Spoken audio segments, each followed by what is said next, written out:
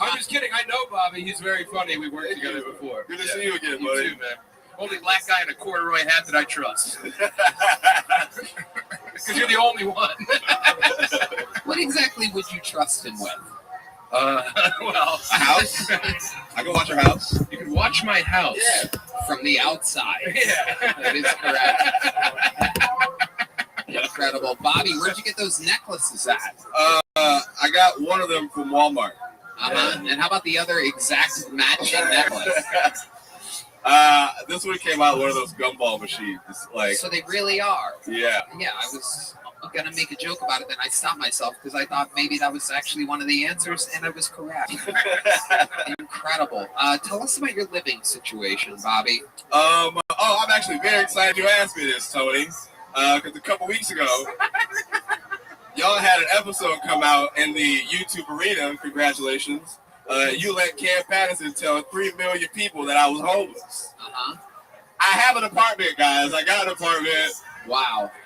Yeah. Thank you, Bobby. I'm going to say this in Tony's defense. No one lets Cam Patterson do anything. He does whatever he wants. Yeah. It's true. I have an apartment, though. It's good. Okay. How many roommates? One. Why the long I don't know. Yeah, it's one. I promise. You promise? Now I really don't believe you. Why would you promise such a thing? How many living roommates, Bobby? Yeah. With a name like Bobby Brown Jr., I definitely don't want to use your bathtub. I know that. That was a great joke. That was a great joke. Yeah. But you are no relation to the actual Bobby Brown. You just like going by Bobby Brown Jr. because it makes people think you might be that Bobby Brown Jr. and it gives you more opportunities and lets you in places that you wouldn't normally get in. Isn't that correct? I know this for a fact. The answer is yes. Yes. Yes. Absolutely. No, it's actually a weird situation. My name is Bobby Brown Jr. because my dad is Bobby Sr. I'm Tony Soprano the third. Yeah, absolutely. I actually just found out like a couple of years ago that I have a different biological dad though. So I'm named Junior after somebody who's not my dad. It's wow. Congratulations, we have a special award, Blackest Guy of the Night. Wait, no, I'm getting word Phoenix is actually the recipient of that award. You have to change your name to Michael Vick Jr. He was a football player. The Dogs. I know. Yeah. Yes, the Dogs. Absolutely. This new apartment, Bobby Brown Jr., how are you paying your rent? I work at the airport now. I push people, old people, and disabled people. I push them in wheelchairs. Ooh, you're a wheelchair pusher. Yeah. Oh, there's someone that thinks okay. like Appreciate it over there. Wow. Hey. Little stupid bitch over there. Wow. Absolutely incredible. She thinks you're doing a good deed. She's probably a nice lady. Okay. Who are the worst tippers? Like what race? What do you? I don't know. What? Sure, let's start there, and then we'll go. Read the room, dummy. Yeah. Can you read that? Oh shit. That's not because he's black, by the way. It's because he's stupid. No, I'm kidding. Tell us about pushing people in wheelchairs. Yeah. The people, I don't know. Disabled people are kind of funny. You know, like I know that first guy was great. Yeah. That's pretty much the whole thing in this show. Yeah. No, they real supportive. I pushed a lady who goes to there's a school for the blind here in Austin. So I was pushing her in a wheelchair. She was asking me about my life. I told her I do comedy and stuff like that, and she was real supportive. Yeah, but one time she's like, not even one time, she kept saying, "I can't wait to see you on Netflix someday." And she's blind. Yeah, that's what I realized. Right. I thought she was being nice, and then I realized after she was blind. So yeah, you showed her though. You pushed her to the wrong gate. You're flying spirit, bitch. Incredible. Wow. So you have blind people. Anything else crazy ever happen at the airport? I mean, homeless people try to break in and sleep there, but that's your thing. Yeah, exactly. That's why you stumbled on how many roommates you have. It's a real house, Tony. Yeah, right. You have your own bedroom? Yeah, yeah.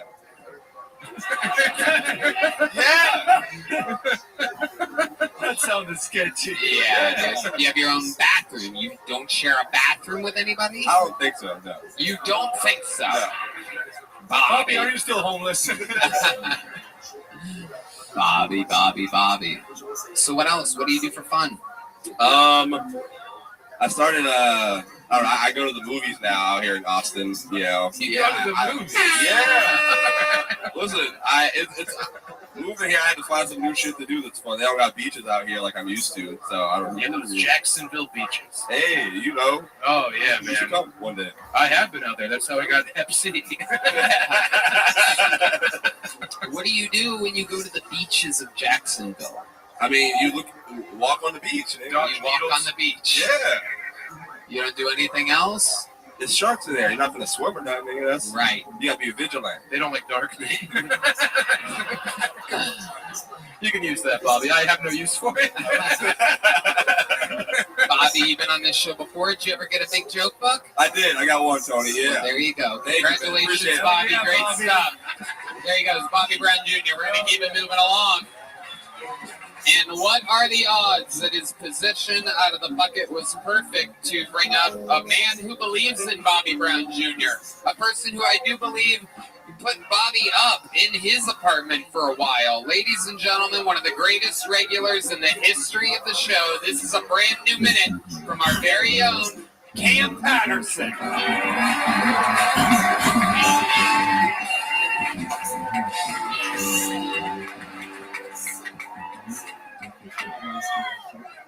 That nigga still homeless. 100%. I recently was in Fort Wayne, Indiana, and I went to a tractor pull. Oh, you've heard of this?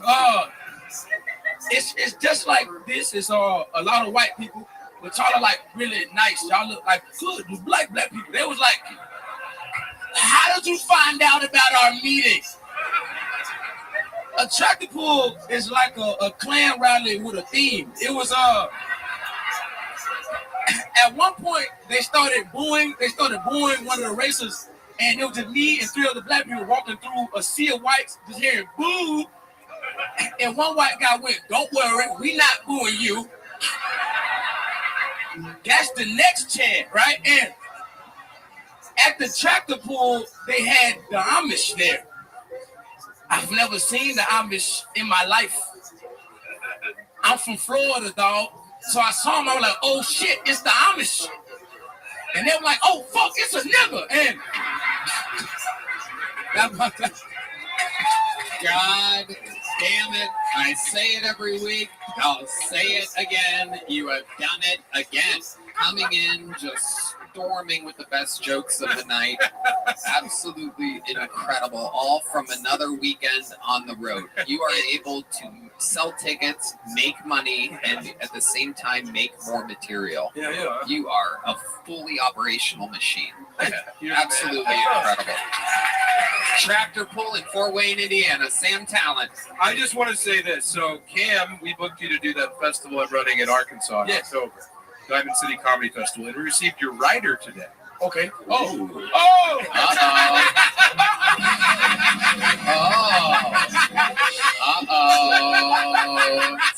Uh-oh.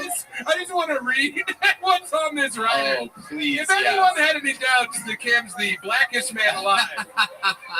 So an adequate amount of bottled water, sure, that's normal. I need to hydrate. An assortment of gums and mints, you know, for your perfect smile. Yeah. Beef jerky, Oh. or as you guys call it in Estonia, beef. And then this is where it gets a bit specific. Homemade Kool-Aid. No, you're joking. No, bro. No way. Oh my God. Oh my God. And hey, Sam, and it better fucking be there, dog. It better fucking be there. I'm gonna make it personal. I need that, yes. And just to follow up, in case that wasn't definitively black enough. 2, and then in parentheses, the number 2, black and mild. Yeah. Oh my God. And it's so garage. There's not even a specific. Even John Dees is confused at your rider, and he has the exact same rider. Where's the chicken, John? Wants to Yeah, know. it usually happen at like the clubs and shit, nigga. I don't got to ask for chicken. They got chicken. What flavor Kool-Aid? You didn't All say the what. Kool-Aid, whatever Kool-Aid you throw. So I'm rating all the Kool-Aids. So the best place so far has been the Mic Drop in San Diego. They made all the Kool-Aids in every flavor, and that was delicious, right? Hilarities was pretty good. And then and when I was in Springfield, swear to God, no lie. When I was in Springfield, there was a black dude with gold teeth and dreads, and he was like, "What's up, nigga? I'm making your Kool-Aid." I never saw him again.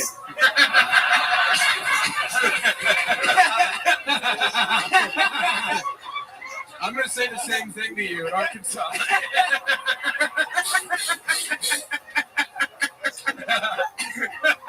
They just hired a Kool-Aid maker, dog. That was it, and I never saw him again. Never again. Oh, no. Wow, that is incredible. So you always drink the Kool-Aid everywhere you go. Yeah, I tasted. What the fuck is Kool-Aid? Whoa! What? You're not so cool. What's the? You don't got Kool-Aid in Estonia, nigga? No. Cam, I'm going to leave it to you to explain to this Estonian man what Kool-Aid is. All right, so Kool-Aid is like a packet, right? That you get like it's like a flavored packet with a little bit of sugar. He's doing Martin Phillips' hand, right?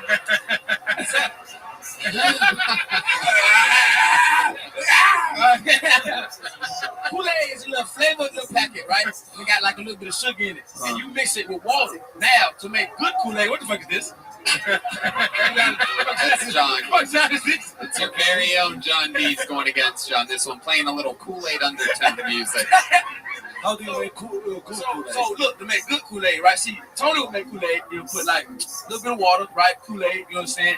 And then a small piece of semen, right? And Because he's gay. this is gay, right? And then You're learning. I have Kool-Aids. and a little bit, just a little bit of sugar, Happy right? Jack I Chick make Kool-Aid, Day. same exact thing, 2 packets. Jazzy 2 Jack. packets of Kool-Aid, Whoa. right? Water, sugar, the whole pack. Lots of sugar. Still feel badly. This is a big problem with the.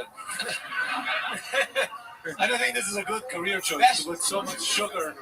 That's not the reason. Oh. It's one of the reasons, but not the main reason. They got Patrice O'Neal. What? That's the expression. He drank the Kool-Aid. Yeah, That is true. Yes. Very good. You learn it. This is So good. this is everywhere you go. They have Kool-Aid. Yeah. Or you won't go on stage. Yeah, no, I won't get up. If you don't bring me the Kool-Aid, I'm not going. Absolutely incredible. And what else when you're on the road? Are there other things you like to do? Was there other things in Fort Wayne, Indiana, perhaps that you did? Or Oh no, I just know one thing. I know one thing. I found out. I want to fuck the Amish. oh, Yeah, don't shake your head, Red Man. I want They to. smell, man. I don't give a fuck. how do you know that? From Ohio, from You're Amish Hey, country. I You're don't give a from fuck Amish either. country Hey, in Columbus, Ohio. That Amish pussy? we gotta fuck Amish. Dude, hell yeah. Hey. They don't know shit about Reddit. They don't know nothing. Listen, They don't even know MySpace. Dog. listen. I'm gonna fuck Amish, dog. Me too. I want to fuck Amish really bad. I want to fuck Amish really bad. But I was thinking about it. They were like, we can get you on the farm. But I don't want to go to the farm. Yeah. They will. Because they stuck in the past. Right. And I don't know what past they stuck in. Oh yeah. Oh yeah. Oh yeah. No Kool-Aid out there in Amish country. You also have to fight through the coarse pubic hair. That's fine. And Amish ladies' pubes look like your hair. That's fine. Okay. That's fine. All right. Well, fuck me, Amish. It's like fucking through chore boy, You know how dude. cool that'd be? I'd be the only black person to fuck Amish. Cam Patterson, Black History, likes rocks, fuck the Amish. Legend. Cam, you're a fucking machine. We love you. There he goes. The legend. The man. The myth. The machine. Cam motherfucking Patterson. We found him out of the bucket in late May of 2023. And there you go.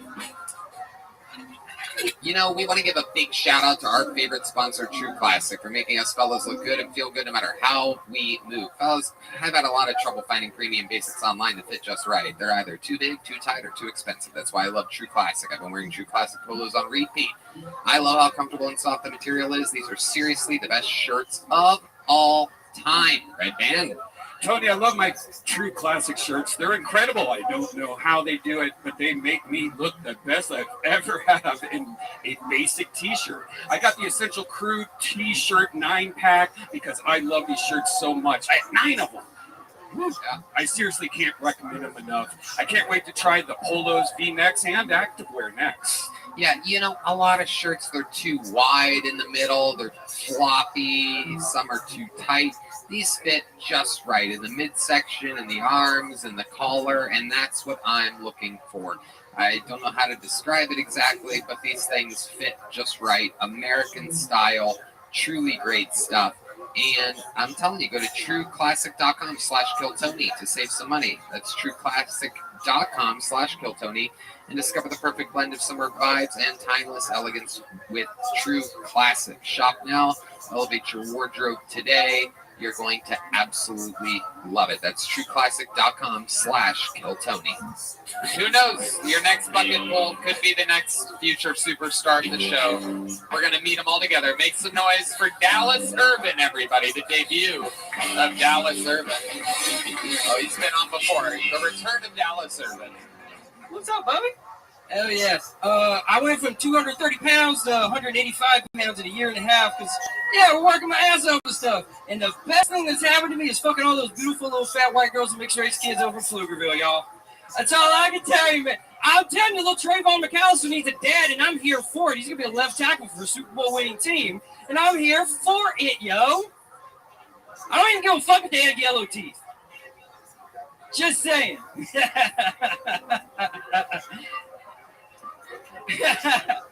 Oh, man. I don't understand how incels exist, man, when those women exist.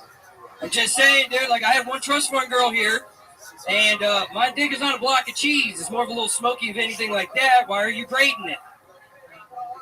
Oh, goddamn, I suck. Shit, this sucks, Tony. I suck, man. I absolutely suck, man. Oh, good Lord. I will. You don't know how... Sorry. This sucks, man. I am horrible, dude. All right, I'm going to stop you there because you're over a minute now. Yes, you sir, started yes, sir. repeating I suck at 47 seconds. Yes, sir. That's my bad. Yeah, no, sir. Dallas, what makes you even attempt this?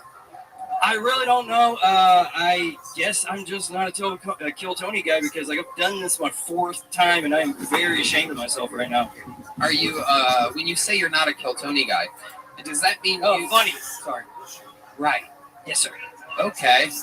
He's stepping on your punchline too. It's incredible. These guys, they just come in and really, he's apologizing silently now. He just mouthed the words, "I'm sorry" to me. Dallas, have you considered getting fat again? It would help, dude. It would fucking help. It seems like It's worked for me. I'm rocking good though.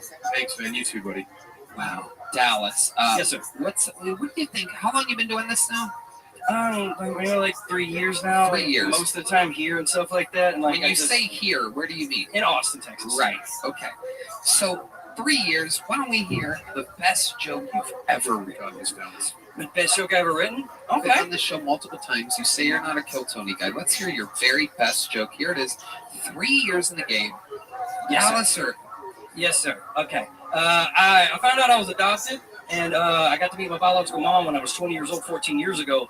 And she gave me 5 numbers to look up, and they were all black dudes. Yeah. That's it. Yeah, that's Okay. it. All right. Oh my Yes, sir. God. Yes, sir. Yes, sir. Yes, sir. That's not even a joke. It's just a sobering reality. I mean, like, they called her salad tosser, and I'm just like, oh, that explains everything about me sexually. So, like, that explains so much, man. Dallas, I'm gonna Yes, let sir. you off easy I tonight. saw There your goes. hair get more gray during the set. He had a lot of confidence when he came out. I thought it was going to go well. He did. I thought so, too. Dallas, you're gone. Goodbye, Dallas Irvin. Yes, sir, there he yes, goes. sir. Put the mic in the mic stand. Can you guys boo Dallas Irvin? There you go. Get it, go, Dallas. Go. Get the fuck out. There you go. Very good. That was a true bomb. That is a no joke book. Do not pass go. Do not collect $200 bomb. Luckily, we have a solution now. When somebody bombs, we call in the fucking bomb squad. We have a superhero that specializes in performing after somebody bombs. Ladies and gentlemen, this is 60 seconds from the great and powerful Drew Nickens.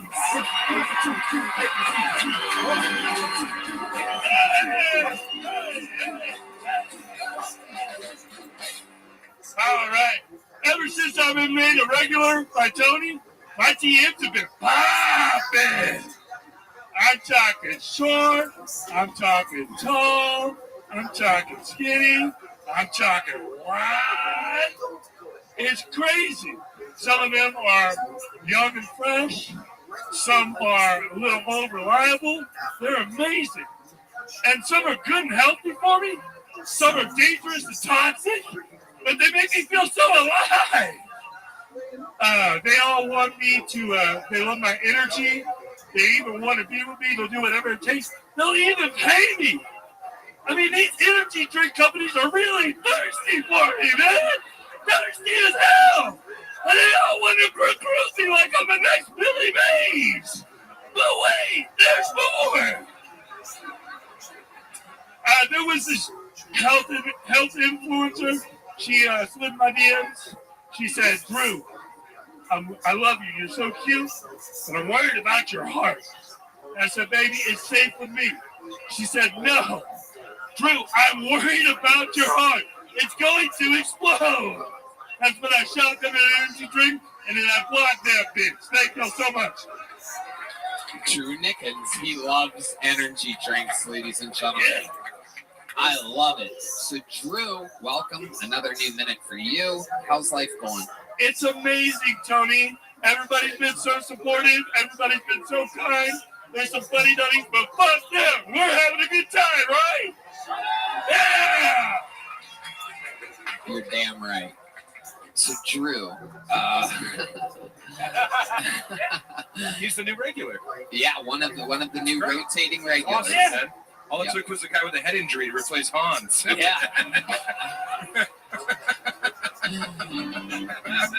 I love it.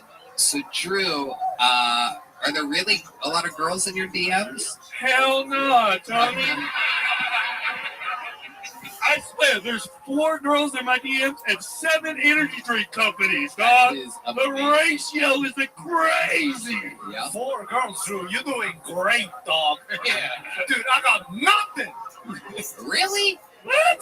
Nada. Purple bacon? Nothing. Incredible. I like your haircut, Ari. Thank you, Drew. This We're is friends. It's so good to be hanging out at recess with you two right now. Yeah, you're the foreign kid who has to be friends with Drew. Yeah. In your I'm kidding. I love you. You're a light backstage. I'm so happy for you, man. Thank you so much, Mr. Talent. I really appreciate you. She's one of the best in the game right now. Let's do it up. Stop. Thank you. Best in the game. Absolutely. Absolutely. So, Drew, I love it. And, you know, you had your first Texas kiss here. Do you go on dates at all? You like girls, right? Yes, I love girls. You get You like nervous? women? Yes, I like women too. Hell yeah, Sam. You been on any dates or anything? Other than the Taco Bell in the car that I ate with a girl, I got friend zoned over spicy nuggets, honey. Ooh. That was an Uber driver, Drew. She didn't have red hair. Drew, what else have you been doing? Have you checked out Austin, Texas at all? Have you gone out? I like to go to malls and go to the outlet malls and find shoes. And then I like to go to the arcade and play Big Buck Hunter. I had the time of my life. I went to one of your ghetto malls here in Austin. I think it's called Lakeway or something. It was amazing. Fuck yeah. You are the biggest 11-year-old we've ever had on this show. It's perfect. We also had a big woman on this show earlier, too. You're growing. You know, Ari, I don't know if you know this, but in your country, he would have been euthanized. Holy shit! Nobody's made it so far. Yeah. I think he survived the euthanasia. And we didn't say it about Cam and Bobby Brown Jr., but I promise you they would have been euthanized as well. It's because I'm black, right? You're correct. You're very good. Wow, somebody's got Kool-Aid on his rider. So one time, Tony, I put 5-hour energy in my Kool-Aid. That shit was amazing! Oh my God. True. It's crazy. True, we love you. You pulled us out of another bomb. That's another new minute from Drew Nickens, everybody. It goes on and on. Can't understand how we last so long. We must have superpowers. All right, your next bucket pool, ladies and gentlemen. 60 seconds going to Chloe LaBranche. The train keeps rolling. Chloe LaBranche. Here she is. Make some noise for Chloe, everybody. I hope you guys don't mind if I start with a light joke. Okay, cool. I went home with this guy the other night and he started raping me. But then I looked up and I saw he had a Yale diploma hanging over his bed, and I was like, nah, he's fucking me.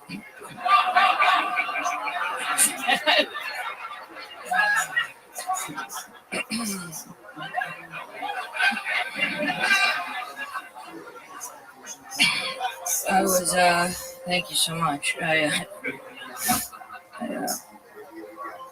was thinking about the women who are fucking the hijackers in 9/11. I feel like women always give men the benefit of the doubt, you know? They're probably like, they're on a boys' trip.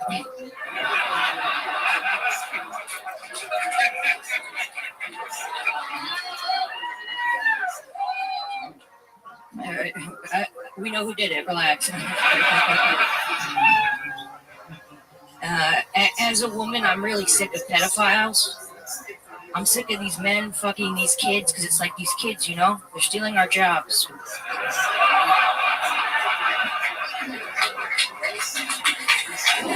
Chloe LaBranche. This is your first time on the show, right? Yes. Welcome, welcome. How long have you been doing stand-up? Like 11 years when I'm not in rehab. I love it. 11 years. And what were you in rehab for? You know, I'm an alcoholic, but like, I'm not a loser. I'll do pills, you know? Right. If you have them, I'll take them. Sam? I love it. What kind of pills were we doing? What do you have, Tony?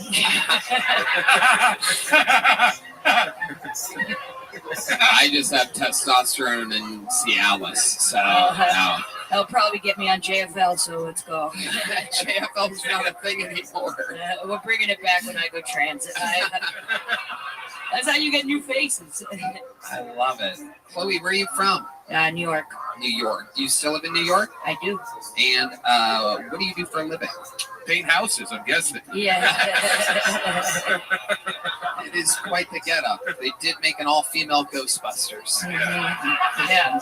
This is the reboot of the reboot. Not going to go well. Hell yeah. At least we know you're not on your period. It's true. Yeah, it's because I'm on Tony's pills. So I don't get it anymore. It's true. Period blockers. So, Chloe, you live in New York. How do you make a living? Relax. I actually work for Phoenix. No, I'm kidding. Hell yeah. I hold her dick on the red carpet. No. It's at eye level for you.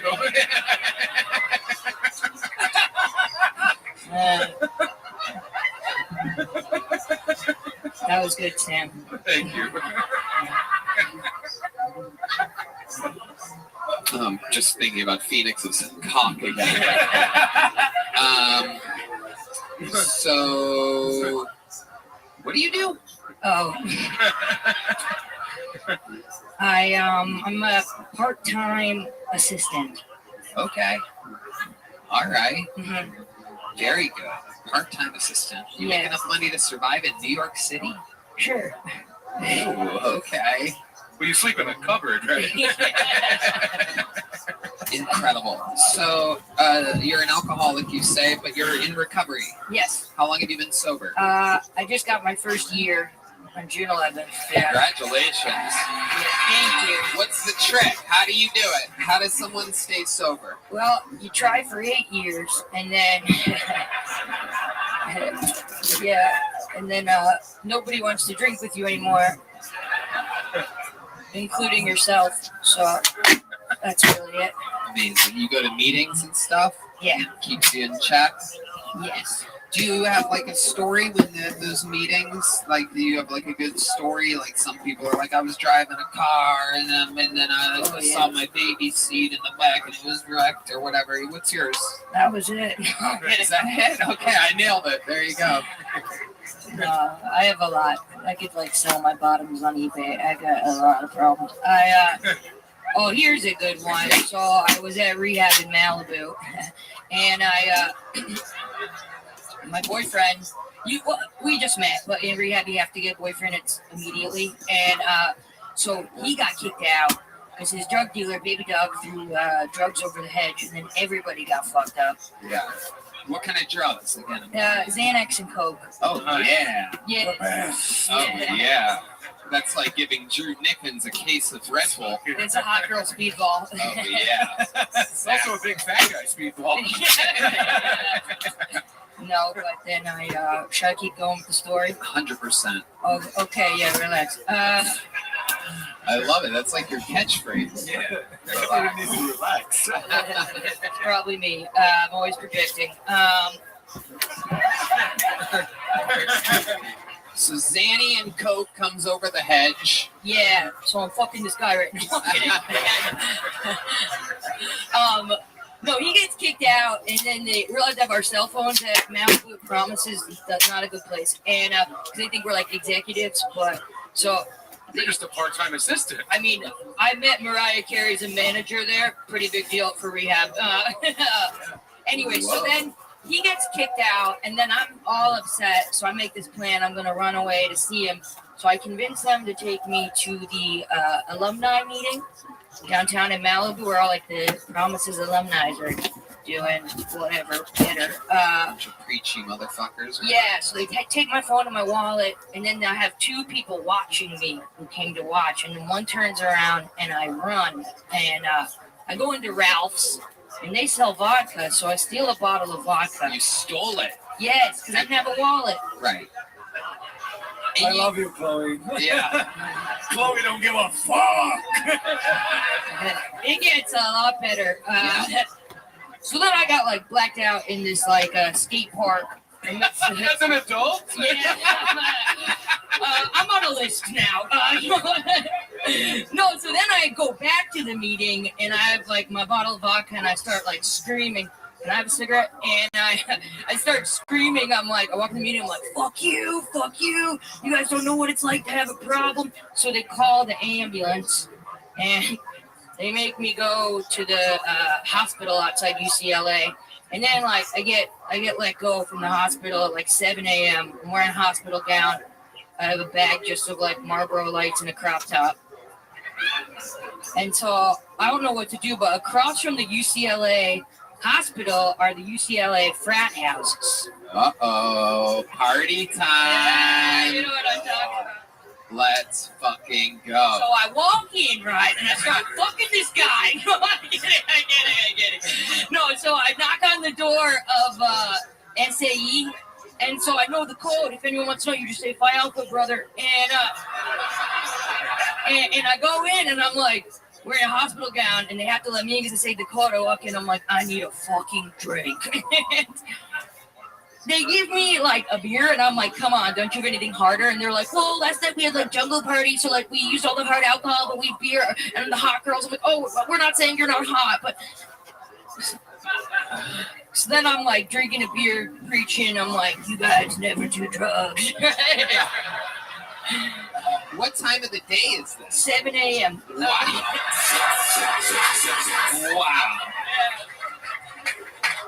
Wow. Yeah, so then I don't have a phone, so I get one of By the way, I boys. can't believe I had to ask. You're blatantly from New York. This is Yeah. incredible. The way you're smoking and telling this story. So then another thing, I went up 7 a.m. I'm in LA. I don't want to be there. Fuck them. So I says to the guy,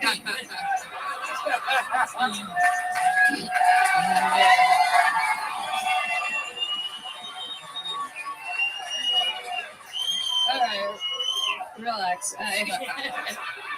Call back. Yeah. Amazing. Chloe, absolutely incredible. So a year sober. I didn't finish the story. Go on. So then I get one of the frat guys. He's snorting Adderall before a test. So And you're like, there's my boy. yeah, I was like, there's a guy I'd like to marry. And I get him to call me an Uber back to Malibu. Wow. What a gentleman. Hell yeah. Spoiled little rich UCLA kid, snorting Adderall, sending you on your way. No sexual interactions. He just got you an Uber to Malibu from UCLA. I wasn't looking too good, Tony. Oh, okay. Didn't want a fucking Indian guy. They could already smell the alcohol in me. I didn't want that too. Wow. Absolutely amazing. Chloe LaBranch. Amazing. What else are you into? What do you do for fun now that you're sober? I like to go to horror movies. I like to play soccer. What are you, the ball? Yeah. Relax. It was like, look at us go, you know? It's like we're like David Tell Ross right here. Yeah. Tim's on a tail. Amazing. Amazing, Chloe. Absolutely incredible. So what brings you to Austin, Texas? I was featuring for Corinne Fisher Nice. at the Creek. Oh, So, awesome. yeah. And look at you now. Another rock bottom. No, I said to Boston, like, I want to go and kill Tony. He's like, as a judge? I was like, no, a contestant. He's like, Jesus. Who said that? Rich Voss. Oh, well, yeah. Yeah. There you go. Rich. Yeah. Second name drop. Yeah. Rich just wishes he could have as good of a set and interview as you had here tonight. Incredible stuff, Chloe. Very, very amazing. And I said it earlier, but we have all different types of people that come here. There's nothing I think is cooler than when a real comedy vet that knows the fucking ins and outs and their way around an actual improvised interview and following a lead and taking the ball and running with it. And you just did that for 11 and a half minutes. Here's the big joke book. It's made of real Texas leather. There you go, Chloe. There she goes. Chloe LaBranch making her Kill Tony debut.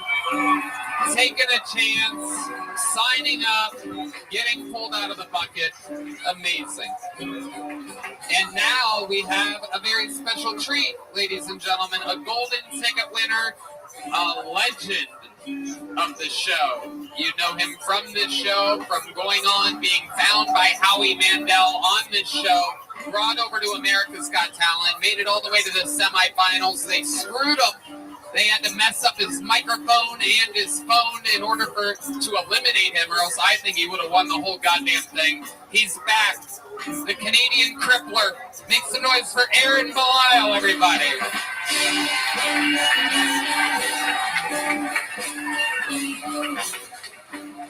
Come on, you can do better than that. It's the return of Aaron Belial.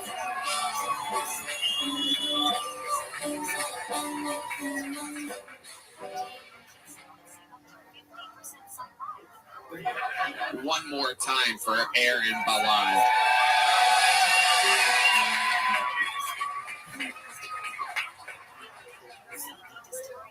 Being disabled, I often run into people who try to recruit Jesus to fix me. I was in a taxi one time, and he pulled over to tell me that he once cured an ear infection by praying. He says he can cure me since cerebral palsy and ear infections are exactly the same. I don't have a lot of options, so I'm like, okay, let's see what you got, big boy.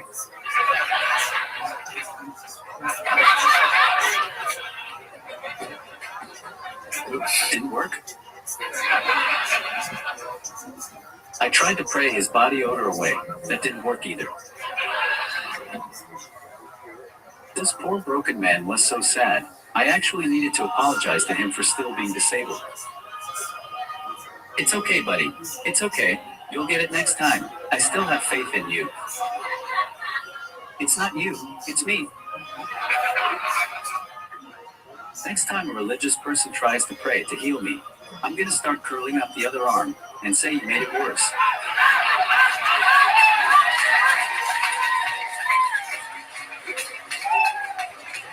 Another new set by Aaron Belial. Very fun. Aaron, always on fire. Ari, why are you laughing like that? The wheels are turning over here. You're another euthanasia joke. You beat us to it on that one. I feel like this guy's into youth in Asia.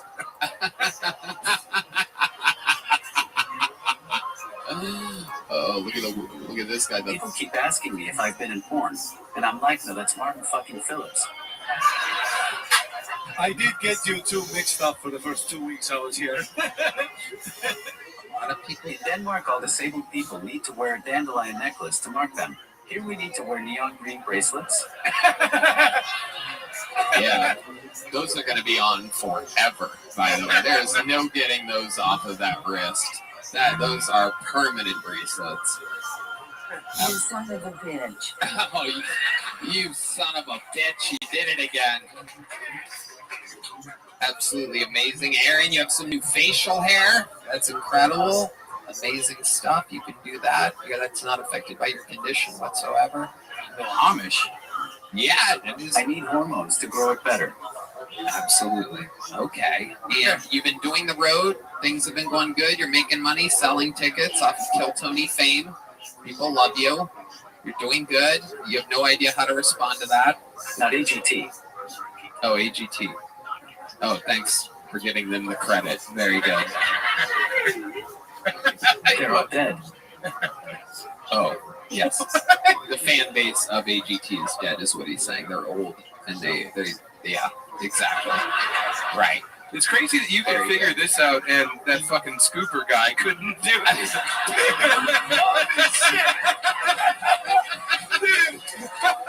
It turns out he just has to have the scooper permanently attached to his arm the entire time. I love your act out. The guy in the front row almost fainted from awkwardness. It was incredible. The poor guy didn't know what to do. Amazing stuff, Aaron. Oh, here we go. I'm not sorry. There you go. Fuck that guy. Yeah. So, Aaron, what else is going on? You're in Austin, Texas. You're dressed I went to Austin yesterday, and tomorrow I'm getting stem cells, so that should be interesting. I told them I only want them from the neck down. If they make me talk, I'm gonna be fucking pissed.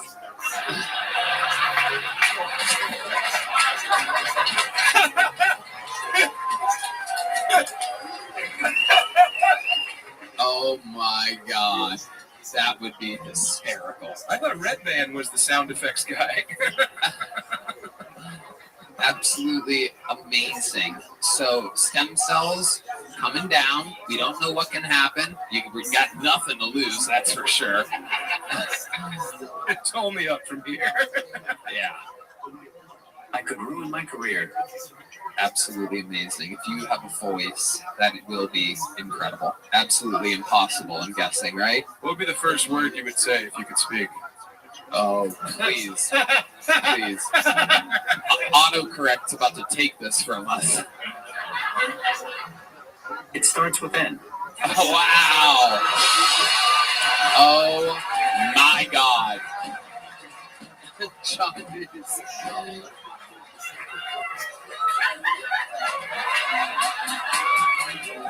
That is the perfect answer. That was the first English word you learned, too. Oh, hell yeah, dude. I've said that more than I've said hello. You know what I'm saying? Aaron Belial. What else is going on? It's Nana. Nana? Oh, And yeah. And also, I'm bombing.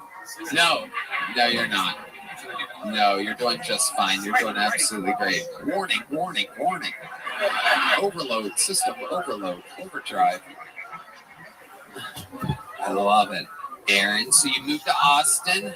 What's going on? What's your living situation? Better than Bobby Brown Jr., I take it? I live in a one-bedroom, one-bathroom unit. I'm living in one of the fans' spare units. Fans? A fan of the show has a spare unit. Absolutely. Speaking of spare units, who could forget Phoenix Provocateur? She has... Uh-oh. Oh, look at him. He's jumping. you could live in her foreskin. I can't believe Tony said he doesn't know how to identify as a woman. That's like me saying I don't know how to fall down a flight of stairs. You son of a bitch.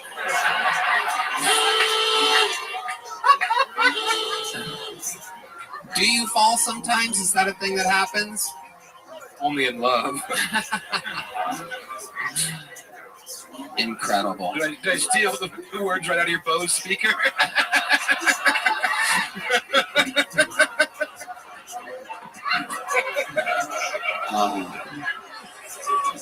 You are amazing. I absolutely love it. So, stem cells tomorrow. Anything can happen. Stem cells famously course through the body and find things that need repair and cling to them and work on it. And my next appearance is going to be crazy. Do you get to choose black or white stem cells? Like, is that like an option? We shall see. Oh boy, that was a frightening tone you had there. We shall see. Throw a few extra E's in there, dude. We shall see. I love it. Well, Aaron, you're a fucking machine, literally and metaphorically. We love you. You've done it again. Anything else? See you scrolling. You son of a bitch. Oh, get out of here. Get him out of here. There he goes. Aaron Belial, golden ticket winner, defender, always a solid set from America's Got Talent semifinalist, still Tony golden ticket winner, Aaron Belial.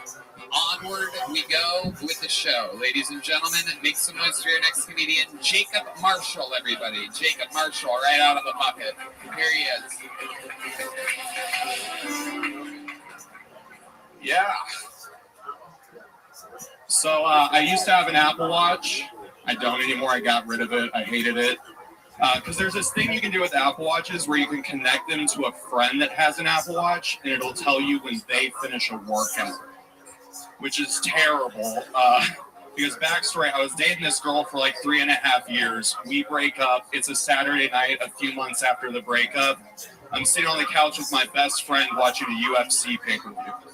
And at midnight, I get a notification on my watch that says, Kylie just finished a 17-minute cardio exercise.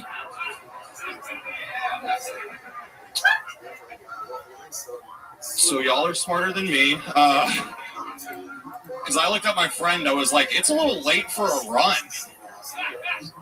He was like, Jacob, she's not running. She's being ran through right now, dude. All right, that's all I got. Okay, exactly a minute. Your ex fucked after you broke up. Okay. What's your name again, bro? Jacob Marshall. Jacob Marshall. Good work. Thank you. How long have you been doing stand-up, Jacob? 3 years. Where at? Dallas. Okay. How often do you come to Austin? About every 3 months. And what brought you here today? Just this? My aunt's in Paris right now, so I'm dog sitting for her for 2 weeks. Aunt's in Paris, one of Yeah. my favorite Jay-Z Kanye West songs. Paris, Texas, right? Okay, so your aunt's in Paris, your house sitting for her, is that what you said? Yeah, how She lives here in Austin. Okay. She have a nice house? Yeah, it's not bad. Okay. Have you noticed Bobby Brown Jr. speaking in of the night? I love it. Okay, Jacob, what do you do for work? I'm in sales.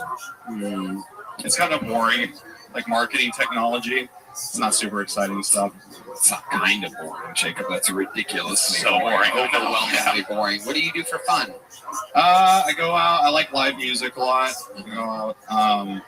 My mom actually recently started like a country music career, so I've been like reluctantly supporting that. Your mom recently started? Did your dad just die? They're long divorced. No, dude, she's 54. She sold her house in Dallas, moved like out to the country, adopted like 8 cats, and then was like, I'm going to Nashville to record a country music album. Oh, so she lost her fucking mind.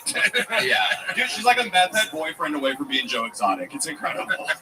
Have you heard this album? What's it called? Where can we find it? What's it called? She's released her first 3 songs. Where at? On It's what? on Spotify. What's it called? Oh, God. Her first Are you song was pretending called- like you don't know your mom's No, name I'm right just now? What's that we're promoting it? It's okay. It's called Kissing Frogs.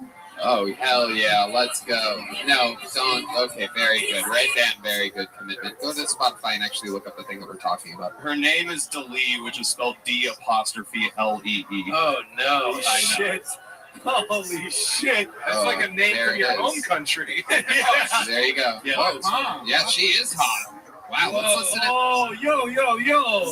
Your mom's banging, bro. You actually do have a ridiculously hot mom. Yo, dog. We are the 1,635th listen on Spotify. 1,635.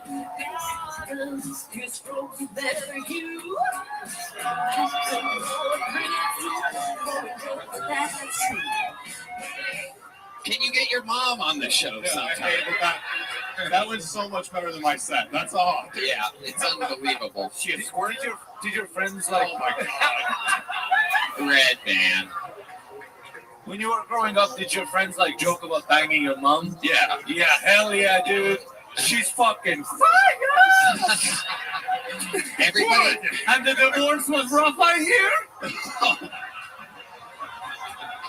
Have you ever heard another man fuck your mom? Oh my God. You got to get your mom a Fitbit, dude.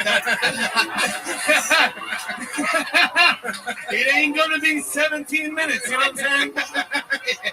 Hell yeah. She's kissing more than frogs out there, dude. Holy shit. So let's... Banging. Oh my God. This is incredible. It's bothering you so much that it makes me just want to ask more questions about your mom. Well, she writes her music with ChatGPT, which like hurts me too. I don't give a fuck. No, yeah. That doesn't matter. Do you talk to her often? Like once a month. Okay. Yeah. Once a month. Yeah. It's up her to talk with her mouth full.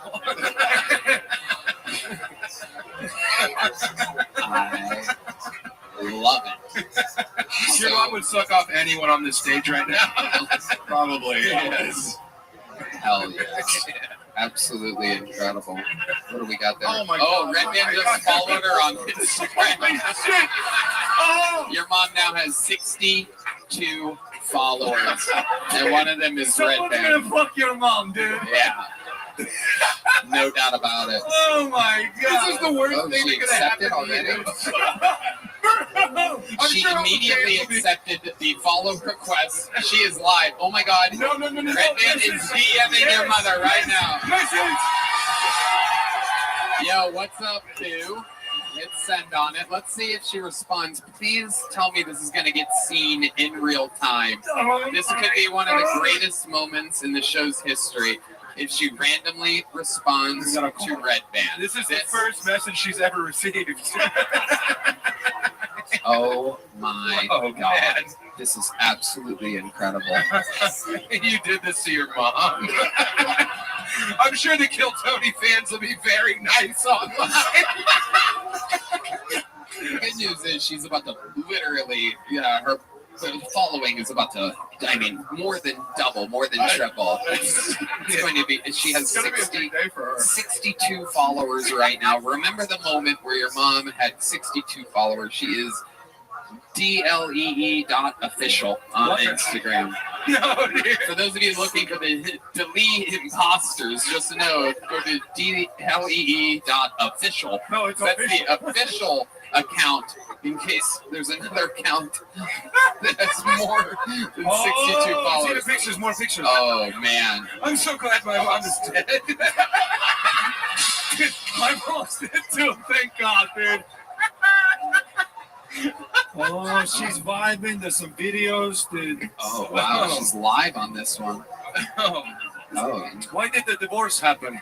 Oh, man. There's Why? a video of this. Why? Nobody is paying attention to her at all. This is incredible. Oh, man. So, how did it make you feel when your mom left you and started her music career in her mid-50s? Not great. It feels way worse now.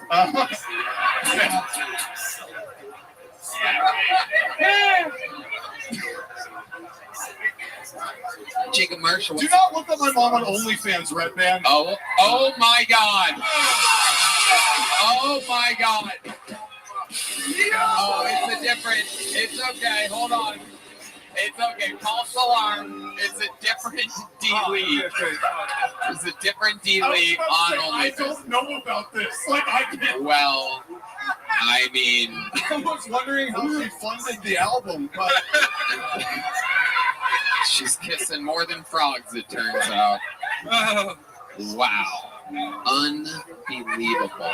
she did buy an Audi recently. I was like, I don't know where this came from. Like, Wow. it's not from music sales. It's not. She's using AI for her OnlyFans avatar also, it seems like. Well, then at least it's not really her. I don't know. Okay. Jacob, before I let you go, most interesting thing about your entire life. Okay, Red Band, that's a different. Red Band just Come started on, watching get out of porn. here. Yeah, exactly. Red Band just went down someone else, some other D-Lee's rabbit hole on fucking. Looking off for me. Just blowing up pictures and zooming in on tits. You fucking pig. All right. Jacob, anything else about you? Your mom really stole the show here tonight. I guess I found out recently I have a boyfriend, Dick. That was. What does that mean? I didn't know what it meant. The girl that told me basically said it's like not too big, not too small, like the Goldilocks of penis. Wow, that's terrible. It was, I was like, it sounds like a really like nice way of saying I have a small Wait, penis. what do you Like, say? This lady said something. It's a thing? it's a thing, It's yeah. a thing? Is this your boyfriend? Dude, guys like that always have the biggest cocks. Oh, yeah. They're not girthy, but they're long. Yeah. They look like a marsupial's tail. All right. Jacob Marshall, you know what? The set was very, in my opinion, kind of just okay. I liked the premise, but you didn't really take it that far or take any real chances with it. But I will say this. Since the interview, you fed us your mother on a hot platter. I'm going to give you a big joke book. There he goes, Jacob Marshall, everybody. All right, one more bucket pull. You guys still having fun? All right. Okay. Make some noise for Tom Feedback, everybody. Your final bucket pull of the night, Tom Feedback. What's up, guys? It's good to be here. I grew up playing football, and football coaches never have anything nice to say. You know, like my coach always be like, "You suck. You're a pussy. Your mom's a whore." Yeah, and that always hurt my feelings because my dad was the coach, and we were in the game. I'm like, "Dad, I'm 9, and it's Christmas, you know, so let me." My dad was tough on me growing up. I feel like dads aren't tough anymore. Dads now are complete pussies. It's true. You know, so I was at the store the other day. I saw this dad with his kid, and the kid was being bad. And the dad just said all the time, he's like, Carson, 1, 2, 1. I was like, dude, you fucking suck, did you? My dad would never have to say my name that many times, bro. My dad would be like, hey, the fuck, and that was it. That's all I got. Dads have to be scared. I'm not saying like hit your kids or anything, but they should be a little intimidated. You know, it's like the scariest thing that my mom could tell me growing up is, I'm going to tell your dad. Yeah, you tell a kid in 2024 you're going to tell his dad, he'd be like, who, Bill? How about this? Fuck Bill, how about that? All right, guys. Thank you. Tom, feedback. Welcome to the show, Tom. How you doing, Tony? Good minute. Thank you. First time on, right? First time on, How yeah. long have you been doing stand-up? Like 3.5 years. Where at? Chicago. And do you visit here often? I just moved here like 3 weeks ago. Congratulations. Thank you. Just out of curiosity, what made you move to Austin, Texas? For comedy, man. I was doing comedy in Chicago, and I was doing a lot there, so I was like, I want to expand a little bit. And you could have gone anywhere. You could have gone to New York. You could have gone to LA, and you picked Austin. Yes, 100%, dude. Yep, smart dude. Just want to make sure people listening from New York and LA hear that. Anyway. It was really good, man. Oh, yeah. thank you. How do you make a living, Tom? Right now I'm doing Uber Eats. Uber Eats? Yeah, it's a terrible job. Okay. Yeah. That's the great job. No, you don't have any creeps in your car. Uber Eats is easy, bro. No, you're thinking of Uber Alice. You could have had a different job. You know that if you lived in Estonia, you would be euthanizing people. He looks European. He looks good. Yeah, that's what I'm saying. Yeah, he's got dominant features, blue eyes. I like it. Yeah. German Italian. Was that an Estonian gang sign you just threw up right there? Hello. Hello. This is the biggest thing to ever happen to Estonia, dude. You on this show? Oh, yeah. Yeah. I know. Yeah. Ever since the wall fell or whatever. Was Latka Gravis, did he claim Estonia? I can't remember. Latka Gravis, Andy Kaufman's alter ego character. At one point he did. I Yes. think it was Estonia. Yeah, he picked like some. And then our famous claim to fame in Chino Man, where Pauly Shore In made the Chino. joke that the caveman is from Estonia. Dude, national news in Estonia. Wow. 1996, 4 years into our country, Hollywood are coming. Brendan Fraser. Brendan Fraser. Oscar-winning Brendan Fraser. That is your boy. Okay, Uber Eats. What's the craziest thing that's happened in your Uber Eats career? Craziest thing that's ever happened. One time I went to take a delivery, and the guy told me to come in the house. And he was completely naked. Oh. Sores all over his body. He just had pill bottles everywhere and piss jugs everywhere. Sam! You bastard! He didn't have to come in the house, but, he came on the porch instead. Why did he invite you in? Did he want you to put the bag somewhere? Yeah, he wanted me to put the bag on his bed. He was like 700 pounds, so he couldn't get out. Oh, Jesus.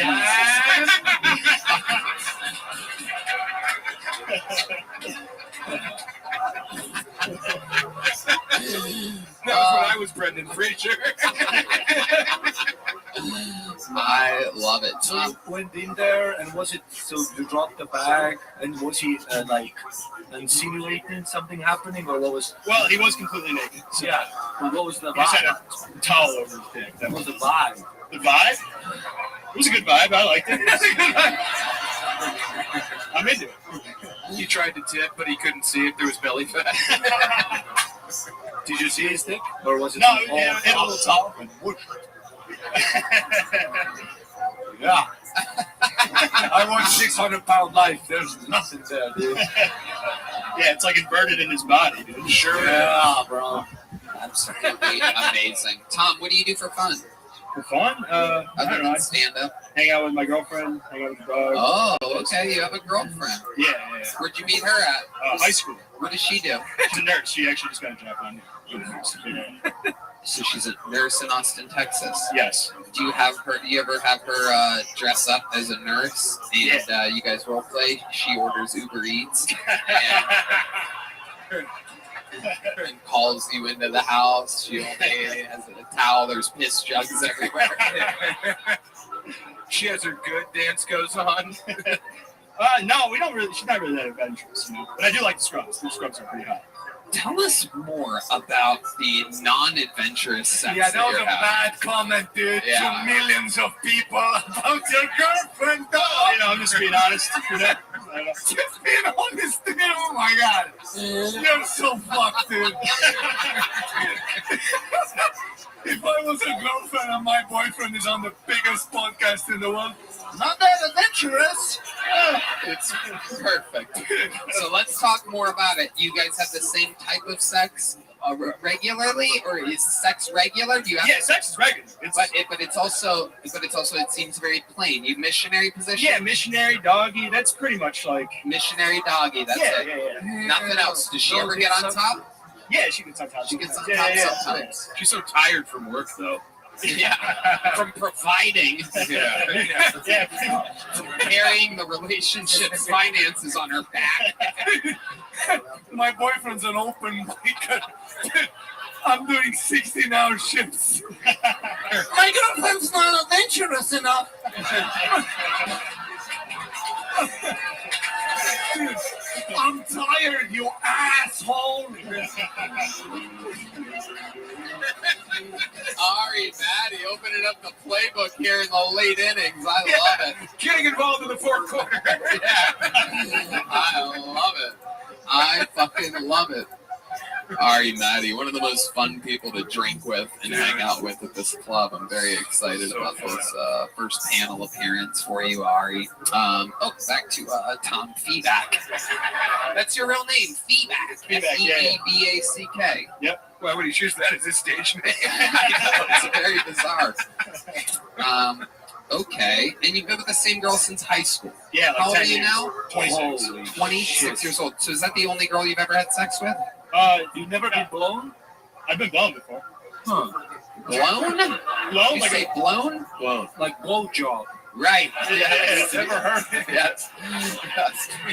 I just never heard anybody say it like that. People blow.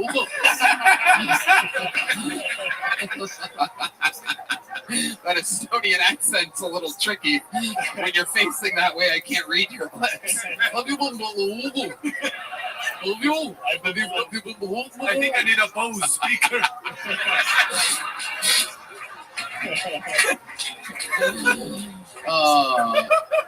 So it's the only girl you've ever been with sexually? I've been with a couple girls. You should Whoa. know that. Whoa. You Whoa. cheat too, dude. You're not cheating. Not cheating. Yeah, that'd be crazy if you admitted that on the show. I've been with a couple fucking girls this week. I want an adventure. I love it. Okay, Tom, anything else crazy we should know about you before letting you go? Except the boring ass sex. I don't know. I think the boring sex is, everyone wants to get like choked and slapped and shit. I don't know. It just feels weird to me. Okay, well, you know what? You should go to Estonia, bro. We'll choke you, we'll fuck you, and suck you, dude. Yeah. There's a GIF on the flag. Really? No. I don't even know where Estonia is. The flag is... Whoa. Hey. Be nice. Be nice. The flag You know is where Estonia is. blue and then white and then black. Blue, black, and white. I have to think about that. Wow. It looks like the black. Sounds like my band. Nice. All right. It's the same colors as the Blue Lives Matter hat. It is, yes. Yeah, which made Very that confusing be- for us. Yeah, I know. Because you guys don't have black people. No. Yeah. Tom, feedback. Congratulations. You got pulled out of the bucket. A very, very, very good set. You'll leave with a big handmade leather joke book. Tom, feedback, ladies and gentlemen. Sorry about your girlfriend. And that, Talk to Phoenix. words of the great Montel Jordan. That is how we do it. And there's only one way to end an episode like this, ladies and gentlemen. It is with the Hall of Famer, the record holder for all-time appearances, all-time interviews, all-time everything. He is the Great Red Goat, the Memphis Strangler, the Tijuana Tarantula, the St. Louis Laredo Lazy Boy, the Vanilla Gorilla, what's the main one? Oh yeah, the Big Red Machine. Ladies and gentlemen, this is indeed William Montgomery.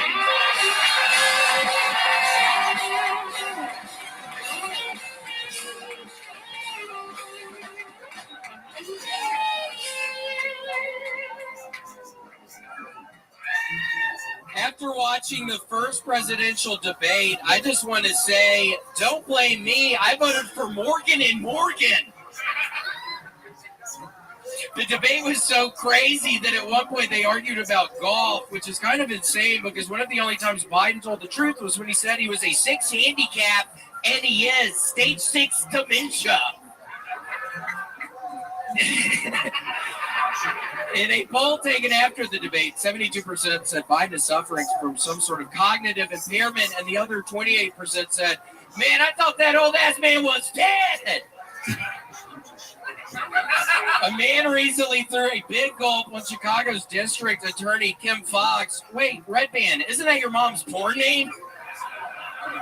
Fucking slut. Hawk to more like Cardinal Sin. Okay, that's right. 59 seconds on the dot from Real the Golden almost Goose. had it, Tony. I almost had it. My goal was 60 tonight. You did 59 seconds. You were 1 second away. The Big Red Riot himself. A beautiful, beautiful man, looking more wizardly every day. Well, it could be, Tony. The air conditioner went out at the apartment this morning, so it was currently 85 in the apartment. So I have been laying around the apartment all day. I got Dairy Queen twice on Uber Eats. I ate 2 different blizzards today. One, it was really great. One had a bunch of toffee in it, and the other one was animal cookies. It was an animal cookie one. Oh, that sounds fucking amazing. It was really good. Yeah, it was pink. It was really good, but that was helping keep the temperature down. Wow. Red Man's AC So is hot. working fine, and he also had 2 blizzards today on the I love how you get so sensitive when William's on stage. You're so sick of it. You're so sick of your mom getting called a slut every week. Well, it's probably because she's legitimately sick right now. Is why he's. Oh, how do you know that? We talk. I mean, that's not a joke. I mean, we talk. Yeah, she's not doing good right now. Do you want to plug your mom's Instagram page? Yeah. Wait, I was never going to say this, but there was one time we were in Mitzi's after this, and we all are looking at our Instagrams saying, oh, what pops up when you put on your homepage? And literally Red Band gets his phone out, and it's a bunch of women breastfeeding. Oh my gosh, it was the funniest thing. It was babies getting breastfed. Actually, I'm the only one. is true. Okay, No, you fine. actually are. And what's funny is that you think other people get recommended this a lot, but you don't know that Instagram's algorithm directly shows you things that you watch all the time. Yes, I mean, it is incredible. Half of the things, there's also George Floyd. What's the George Floyd one? How does he fit into all the breastfeeding videos? Is it George Floyd breastfeeding? I know in Estonia the breast milk is powdered. Okay. I mean, you're... Soviet Union, yes, you fat fuck. You're doing good, Sam. It looks like you're losing a little bit of weight. Are you losing some weight? Yeah, I'm down 45 pounds this year. Congratulations. Wow, incredible. I'm sober like you, bro. I quit boozing. And also Ozempic. Didn't you get on Ozempic a couple weeks ago? No. No. How have you been doing it? How have you been losing the weight? I just quit drinking 12 Miller Lights a night. Oh. Yeah. Yeah, you have been non-alcoholic tonight, and you are normally a heavy drinker. Oh, yeah, I love it. So what made you quit drinking? Turns out I'm morbidly obese. Oh. Morbidly, William. No, you're not. That's one of the worst adjectives. I know. Well, you're working on it. I am. It is. Historically? Yeah. And do you still drink? Have you switched liquor or anything, or are you just sober now? I had some natural wine on my birthday. Wow. Yeah. And also, Tim Dillon made me drink in Copenhagen. Oh, nice. We went to a very fancy restaurant. They had a wine pairing, and he went, "You'll have that. Why wouldn't he have it? It's good. Oh, that's a good Tim Dillon you got. It's good. Why would it be bad?" I like that. Yeah. I like that. Now, you two used to work together in Denver, Colorado. William lived there for a while. You're one of the kings of the Denver comedy scene, talent. Yep. We had a great time. We used to have the best of time. Can I ask you something? Yeah. Did you read the new Cormac McCarthy books? Yeah, I read the first one. I did not read the second one. They sucked. Yeah, it was kind of sad. It's his last book. It was kind of sad. It wasn't great. Yeah. I didn't know this was the time for a literary conversation. I'm sorry. That was great. It was sad. Yeah, we had a lot of great times together. We were still boozing relentlessly. Yeah, we were. I remember being at your house. You lived in that house in that compound looking thing and just getting Waco. out drunk. Yeah, down in Waco. Sam lived in Texas for a little bit in 2016. Yeah. And it got really weird. He did have these people that were following him. At that point in time, Sam and I were good buddies. And he invited me there. And it was so weird watching Sam. He would sharpen his knives. And it was so weird watching him storm in this bedroom one night, just filleting this guy's face while he's still alive. Well, he didn't want to admit that I was the one true. I know. Duh. William, you joked a lot about the debate. Did you watch it? I did watch it, and Tony, I think it is scary for all of us. I try not to ever really get political on this show, but I swear to God, the real losers on all of this are the American people. How do we have two fucking old men up there? What is going on? I want to run for president in 4 years. Whoa! After watching the debate, Tony, I'm gonna run. Wow. What are some of your platforms? Tell us what some of the things that you're going to do to make Get America. fucking Hispanic people out of Applebee's, Tony! Wow. The Hispanic people there don't look excited about this at all. Well, they'll learn to love it! You're just going to kick them out of Applebee's, specifically only Yeah, you're Applebee's? cool with that, dude? Huh? Who's gonna cook the food?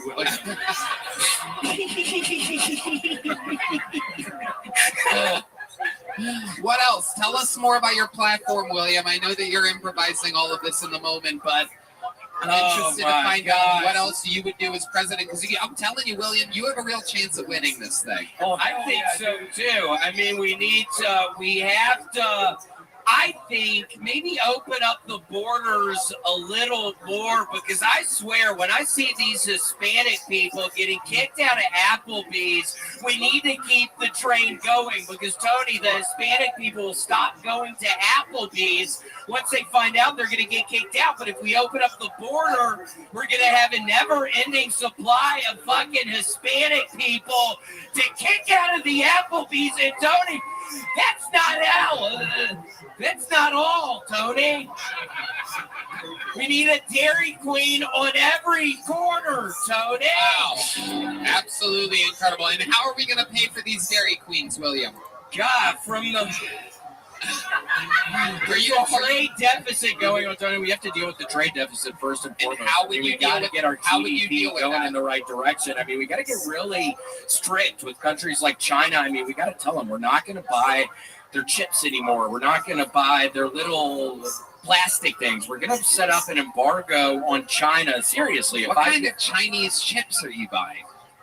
Bringer! All right. I'm sorry. I can't help myself. But yeah, all kinds of stuff. But I'm just really excited about the opportunity. I mean, we'll see. China is a problem. That's true. Tell us more about that. You go ahead. I can't say it anymore. You say it. I read some blogs. It is a huge problem. And the fact that your presidential candidates are two old men with the alternate sounding like Martin Phillips is a big problem. It's a giant problem. I mean, how are we ever going to be to the tip of the iceberg again in the world political, socioeconomic status? Tony, how are we going to get there? It's not going to be with two fucking old guys running for president. It's going to be off in the back of maybe some balding redheaded person that is going to go after. I'm gonna fucking go after. I absolutely agree. I truly think the best man for the job is a balding redheaded person. Thank you, Tony. And I'm just so hot, and it's so hot at the apartment. I'm just dreading. I'm not even kidding. I'm dreading going back to the apartment tonight. Red Man, can I stay at your place? I know I go after you about your mom and shit, but please, you have two places. You do have two places at one? now. Sure. Oh, thank you. Oh, wow. Look at that. Thanks so much. You're welcome. Thank you. Okay. Wow. Absolutely incredible. Yeah, I'm sweaty. Do you see all this, Tony? It's really not good. It is It's all that ice cream. That's literally all I ate today. You've been eating ice cream all day. You're sweating profusely. You're wiping off your hand all over your shirt. You're getting very close to me. I want to give you a raspberry. Do you really want to? I can't think of a better way to. Wait, Sam. Yeah, there you go. There you go. A true raspberry on one of the greatest red berries I've ever Transgender. had on the You're show. really sweating that toffee, buddy. Yeah, no, it's not good. I mean, it's getting worse by the moment. You taste that. Animal cookies. Tastes like Patrice O'Neal's piss.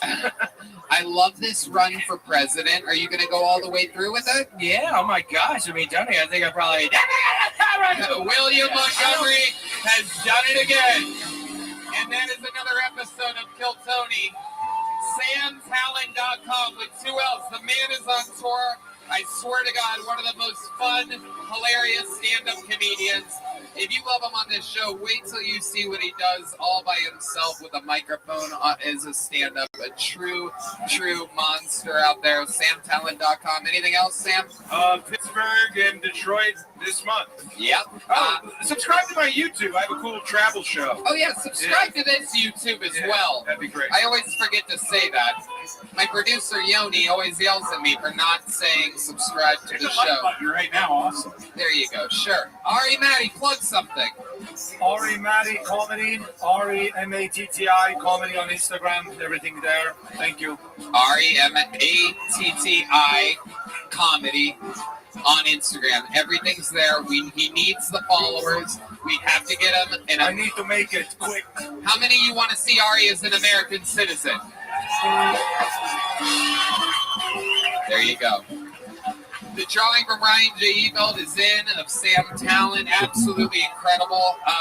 Shout outs to the horn players in Deep Madness who couldn't be with us here tonight. A lot of fun stuff coming up on this show. Incredible stuff. Thanks to all of our regulars and golden ticket winners and bucket pulls tonight. And to you guys, the live audience that comes every week. Fills it to the gills. The hardest ticket in town. Anything else? Check out the Sunset Strip Comedy Club, sunsetstripatx.com. What we got? A lot of fun announcements coming around the corner from me. I'm going to finish my touring schedule strong, so that's going to be announced very, very soon here. It's going to be an easy rest of the year. Madison Square Garden and a very couple other special things coming around the corner. Thank you to our live audience. Go have fun, Austin, Texas. We love you. Good night, everybody. Thank you.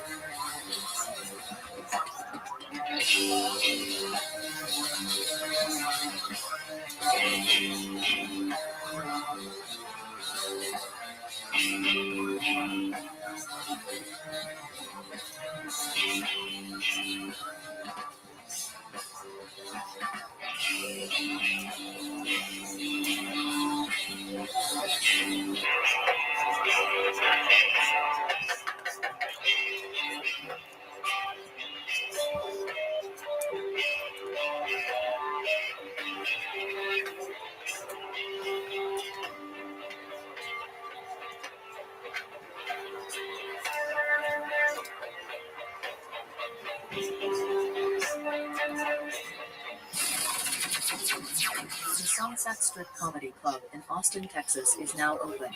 Check out Red Band's secret show every Thursday. Go to sunsetstripaTX.com for tickets.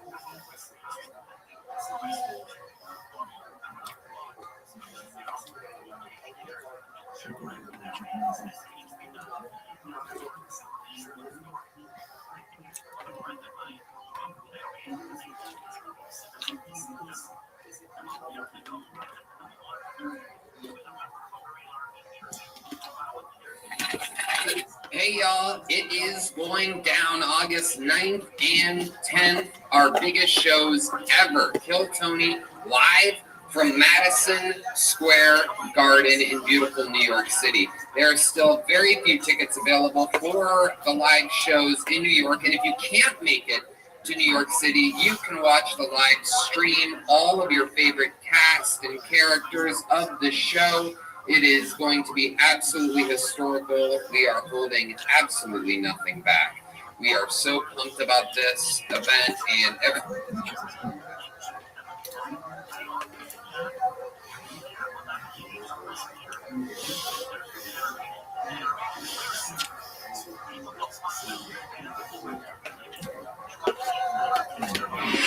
Rise to the city like Renaissance. Mission to get it on. Rise to the city like Renaissance. If you ain't think, please don't give up. And now, Brandon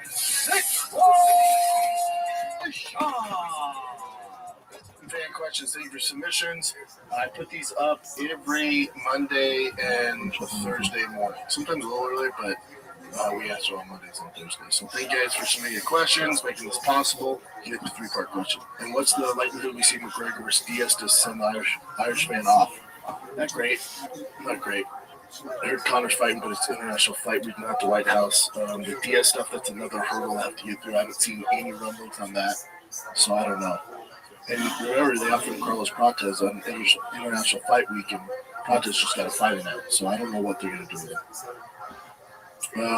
What's some advice for some dad? Just had a first little dude, and you're cool dad you want to be. I think, but I don't know on that. For some advice, soak it in, brother. Soak it in. Soak it in. Everyone's going to tell you, like, oh, man, right away there's this connection. Maybe with the mom, but for the dad, it takes a little bit. So don't beat yourself up over it. And when the kid's sick, that's the most important time. That's where they're going to bond like Avatar. You know how the horses bond to the blue people? When the kids are sick, it's the most important time to be around because they know they can depend on you and just builds the bond even stronger. So, like my little girl is sick right now. Last night, I was there at midnight holding her till she fell asleep. But that makes all the difference. All right, what else we got? Samuel Forneal. Do you feel that the UFC is doing a better job on putting better fight cards together? No. Although that was, what we say, UFC 327 they announced is the best card we've had in a hot second from top to bottom. It's been really watered down since Paramount. It's been really, really bad. Really, really bad. And if so, do you like the direction they're going? And how do you feel about the Paramount deal? Heavy questions. I think initially it's been a rough landing for the UFC. Very, very watered down fights. They're just kind of checking the box on cruise control right now. I think the White House card is taking all their efforts. And I think Dana's a little distracted with Zuffa Boxing. That's his baby. That's his project right now. So he's getting pulled in two different directions. Until he starts focusing more on the UFC, I don't think it gets better because I do still – I know he said in court, I have nothing to do with it. That's not true. For the UFC to get to where Shit, it used to be you need data to give it more attention.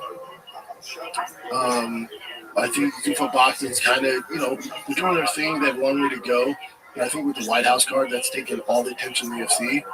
So I would say I'm not willing to beat the UFC up yet about the Paramount deal. It's been a rough kind of takeoff.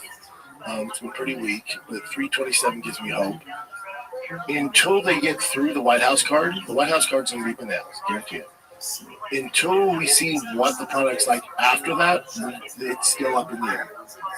Now, after the UFC White House card, if we're still getting these watered-down fight nights and shitty pay-per-views or the main cards, like the numbered events are bad, then that should cause some red flags.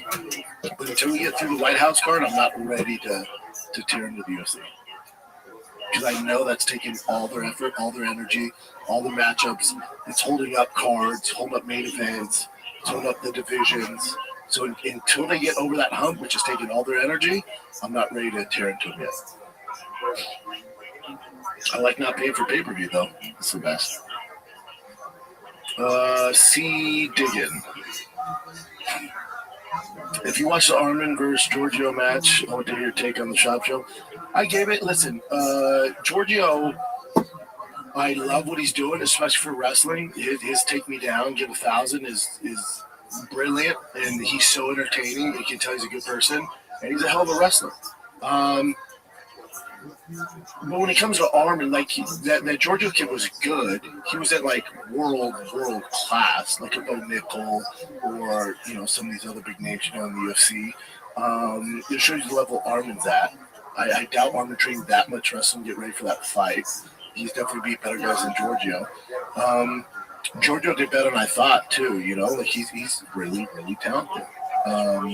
So I like that Giorgio kid. It's him losing doesn't hurt his appeal or anything like that. If anything, this just builds him up. Do I think the fight was real? Yes. Seemed a little quick for Giorgio to be promoting the next match. It looked real in the moment. That's real. It's also wrestling. It's not like fighting. It's wrestling. So you move on to the next one. A question for you for that wrestling match. So Armin kind of ran outside in that circle, and then he took him down. Is that considered a real takedown? I don't know how that works. You mean he went outside? Outside, yeah. Was it takedown outside? Yeah, outside. In traditional, if this is NCAA, no. Okay. And I think because they're in RAF, he's good. But I don't think Giorgio considers a takedown. Yeah. Which is good for him. Keep doing anything. I like that kid. Jakester 2350. If Max beats Charles, would you rather see him fight Connor? If Max beats Charles, okay. Would you rather see him fight Connor for a BMF title, or wait to see if he can get a shot at 155 later this year? No, I don't want to see Max fight Ilya. I would love to see Max versus Connor at the White House, or even an international fight. Max versus Connor makes sense for both guys. I don't want to see Connor versus Ilya. I want to see Max versus Ilya. Ilya's in his prime. He hits like a fucking Mack truck. He keeps taking out these legends. This has got to stop. He's going to do it to Justin Gaethje. I love Justin. He's going to do it to Justin at the White House, probably. So, for Ilya, we got to stop with him just taking out these older legends. I'd much rather see him fight Armin Sarukian. Another guy in his prime, tough matchup. That's who a champion should be fighting. He's done the fights to give him the big name and get the mainstream. Now it's time to fight the real contenders like Armin. And then after that, whatever you want to do, but you got to fight Armin, I think, to be considered the legit 155 baddest man on the planet. And for Connor and Max, BMF title would be a great fight for both of them to go out on. Good fight, both older, both had miles on them. A legendary fight, legendary matchup, BMF, yes. Take my money. Just a man. Any new upcoming UFC fighters you like?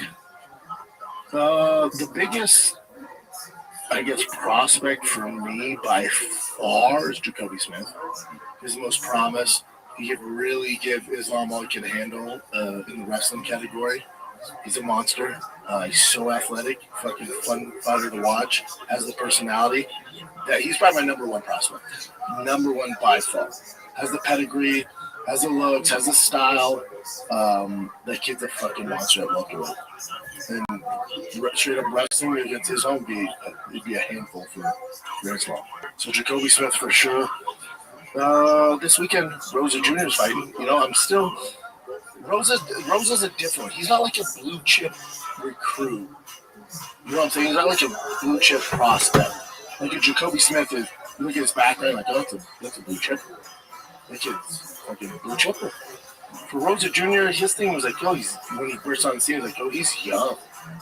There's a lot of upside, like a Chase Hoop or something like that, but they're not blue chippers. You know, he doesn't have like some extensive freestyle wrestling pedigree or anything like that. So Jacoby Smith, by a mile, by a freaking mile. There's a lot of other guys, but I won't get into it on this yet. There's so many coming up. But Jacoby Smith leads the pack. That's your guy. That's who you want. When he fights, you want to dial in. It's just a matter of time. It's going to be tough to beat.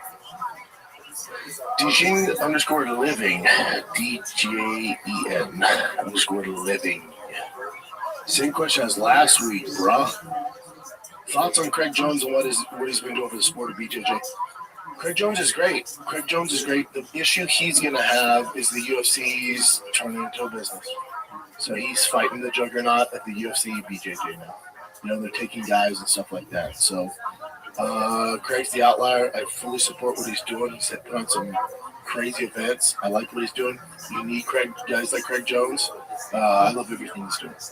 But he's going against the business juggernauts of Zuffa, TKO now.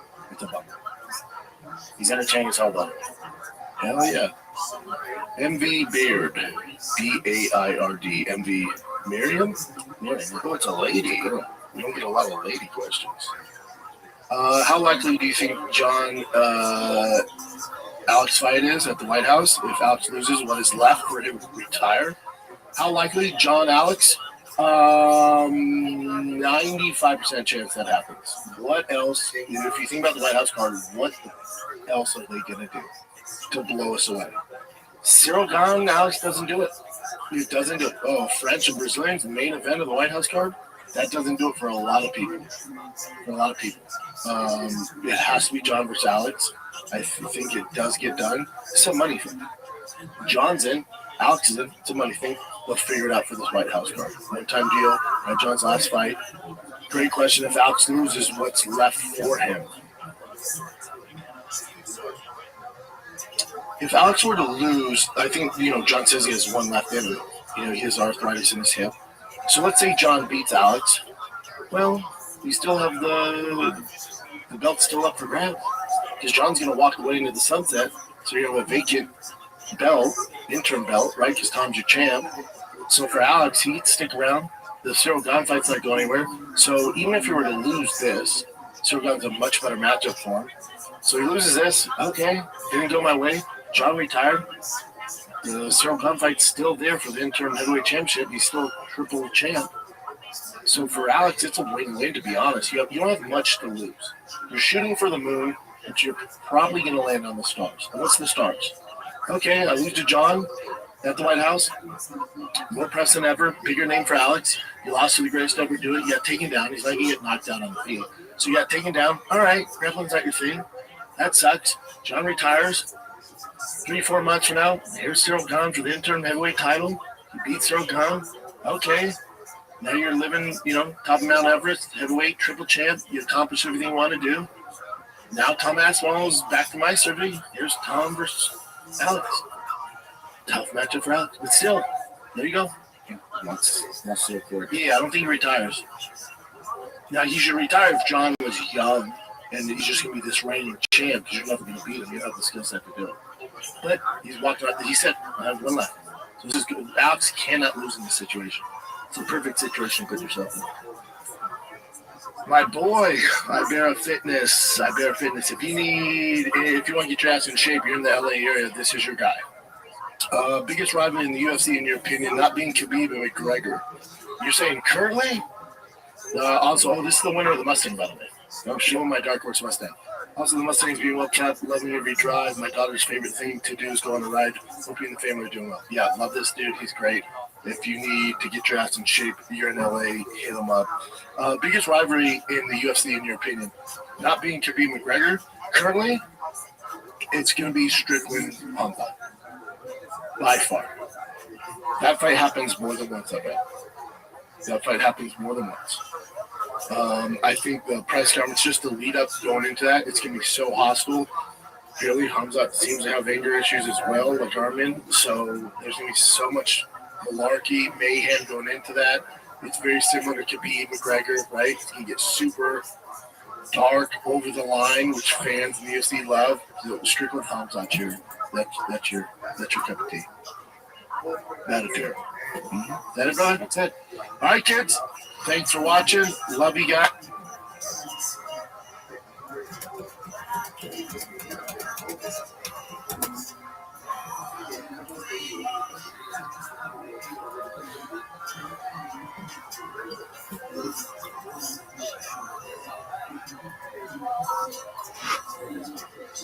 Time for my favorite time to be.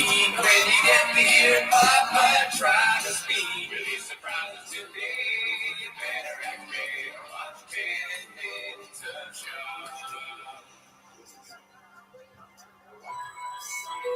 Joe. Now meet me in the snow. You gotta go. Children get slow. You guys like in the snow. Dream stories just like what I got. Shut up, and you could stay shut up. Whiskey and Esther from whiskey. Gonna say my tracks modern. And I'm gonna walk everybody. Call this all the chin and rain. Next to what to say. I made Ringo my baby. Don't got me there. Little bro came to me. UFC, that's why he's our best man. You're right, you can do that while we do. But I'm gonna move to Austin. Make sure friends do everything Rocket says. Trump is super friends. Even though right out here doing these moves and doing it race and hot chip. Sing this and pride skates. Staring at flies and burn and not feeling who to judge. Roses only 250 get buttons. What are we doing? The teams never thought they fucking love. Can I get into this at my club? We celebrate the paper store.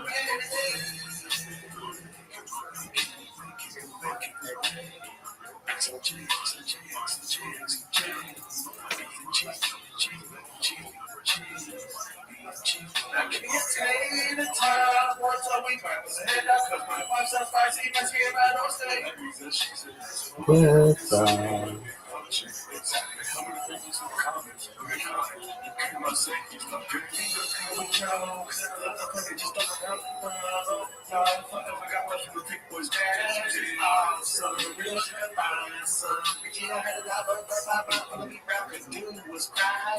Takes a shoulder pain and I miss my listen lies. Yeah, sure, I'm living on stone. I leave my mess at home. Oh, I flip my drug. 2-7 femboys messing with do a femboy. I don't know what's alpha motherfucker about time. What's the opposite of a femboy?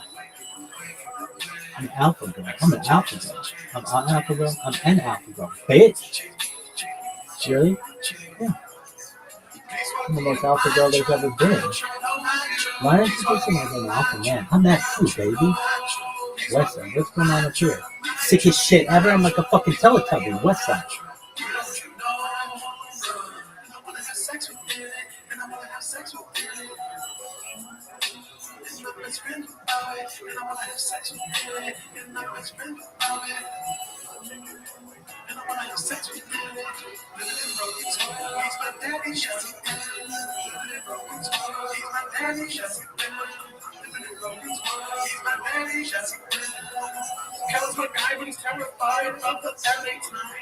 Welcome back to 10 Minutes of Shop. Thanks for tuning in. As always, join the Patreon, join the Reddit, join the Discord. On the Patreon, you get early access to this show. But that is not why you're here. You're here to watch 10 Minutes of Shop. Start the timer. Let you clip. Thank you very much, Mr. Cooney. We are on the Fighter and the Kids subreddit for now, depending on how everything goes. It's been a dark week at Chang's, dude. Oh, it feels like it's the Middle Ages right now, you know? Yeah, you filled me in on a little bit of it. You know, I was modding my truck all day. I turned everything off because I'm trying to get this new Lithium battery? Yeah, I'm trying to get the lithium battery in there and Connected to the supercharger. And yes. And so I have been completely, plugged out, but I'm to the show. I'm on loyal to default. So I want to see the clips and I want to learn what's going on here, see if I can help out Papa. I always tell people that your default is loyal. So your default is loyal. That works. I like that. You know what my default is? It's loyal. Actually. That's what I say in a job interview. It's one of my strengths. Well, hopefully we don't have to watch this more than once because it breaks my heart every time. But I know that there's longer clips of this than this one here. This one's ripped from Unique's channel, unfortunately. And it's called Swab and Chin Admit the Podcast is Miserable from Not Yet. Yeah, it's them. I think this is a Patreon clip, but I don't feel bad because it's everywhere on YouTube right now. Oh, yeah, everybody's seen it. But if we could get some sort of copyright thing, then we'll take it down. Yeah. Everybody's already done it in every facet. Yeah, in any facet, really. Let's see here. Hunter Hero says this. I'm an OG TFAK listener, so I have to be honest. I can tell you and Brian both do not like doing the podcast anymore. Both of you look generally miserable sitting through the podcast for the last couple of years, but definitely since moving to Austin. Brian is too mad at the world and serious now. He's not a philosopher. Brendan, he's obviously is not going to get his light back. So my question to you is, why do you still do it? And does it get annoying listening to Brian complain about ticket sales, but does things like have Andrew Wilson on his podcast talk about Christianity? In all honesty, as a lifelong fan, take a break for a while. There's been no life back. The silence, dude. He's thinking. Yeah. And as Adam says, on the show they're chatting like brothers they are. I don't think they care much for views. They just do it because they love it, and we all who love them and support them along the time should appreciate it. Advice, if you don't like it anymore, don't watch it. Simple. That's him saying it. I like that. That's him saying. That's not me. Yeah, he had to say that because he wrote it. I mean, yeah, it's interesting. This is obvious, right? Is that they've said so many times that they don't read the comments and it makes nothing, right? But I guess maybe now different because it's their actual fans, right? But I don't even know if it is. It's nothing in change is ever real. Well, this is a Q&A on Patreon. Right, but they fucking joined the Patreon. Right. Under Brian West, they joined the Patreon. The fucking, there's no, this is like espionage and spycraft. Like, Chains is Israel, and you don't know. I mean, it's Mossad is everywhere. Yeah. You know, who knows what's real? Is it? Yeah. Is it? We don't know. Going back to the question. Go back. I can tell you and Brian don't like doing the podcast anymore. Generally miserable sitting through it. Brian's too mad at the world. He's serious now, not a philosopher. He's not going to get his light back. God, Hunter, this is a loaded one, Bubba. How do I answer this? I want to be called Bubba, dude. I'm shouting so badly, but what were you saying? No, I was talking to yeah, I mean, look, he hates us, I'm sure. But if I could go back in time and get a chance for him to call me Bubba, you know, that would be a lot. I would do that. That would be everything. Yeah.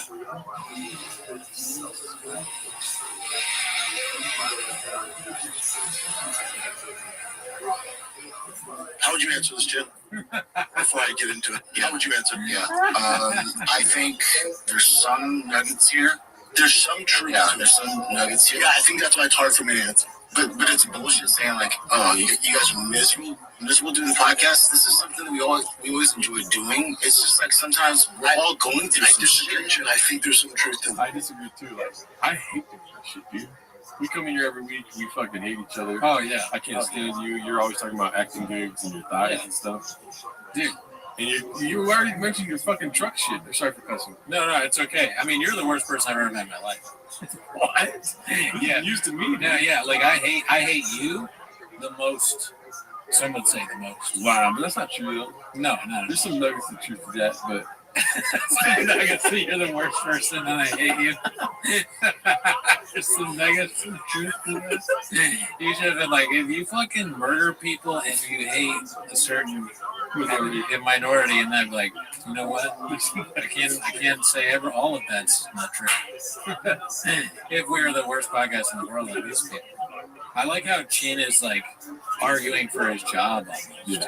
You know, it's actually, you know, it's pretty good. And we're in a storage unit. Come on, this is great. Shab is doing like this fucking like Succession type thing. We'll see if the show continues. Like he's Brian Cox. You know, well, why don't you answer first? Why don't you tell me if the show stays going? I'll grade you on your answer, Chin, and cut you off every 5 seconds. Yeah, classic Shab. Doesn't let him answer. You know, why don't you answer? It's like he's trying to do something from 48 Laws of Power, but he can't do it. The leader speaks last, but he's like, oh. And why don't you answer, Chin? Well, you know, actually, yeah, I agree. There. Fuck, I did it again.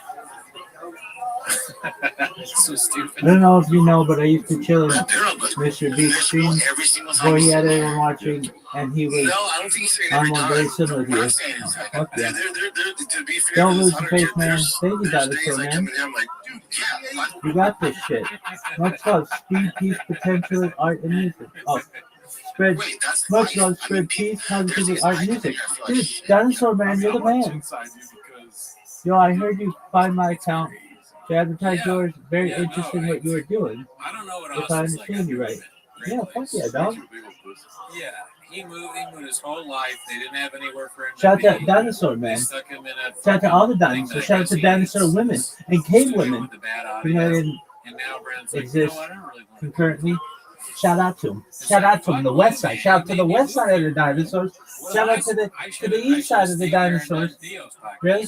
Dog, shout out to everybody. Why?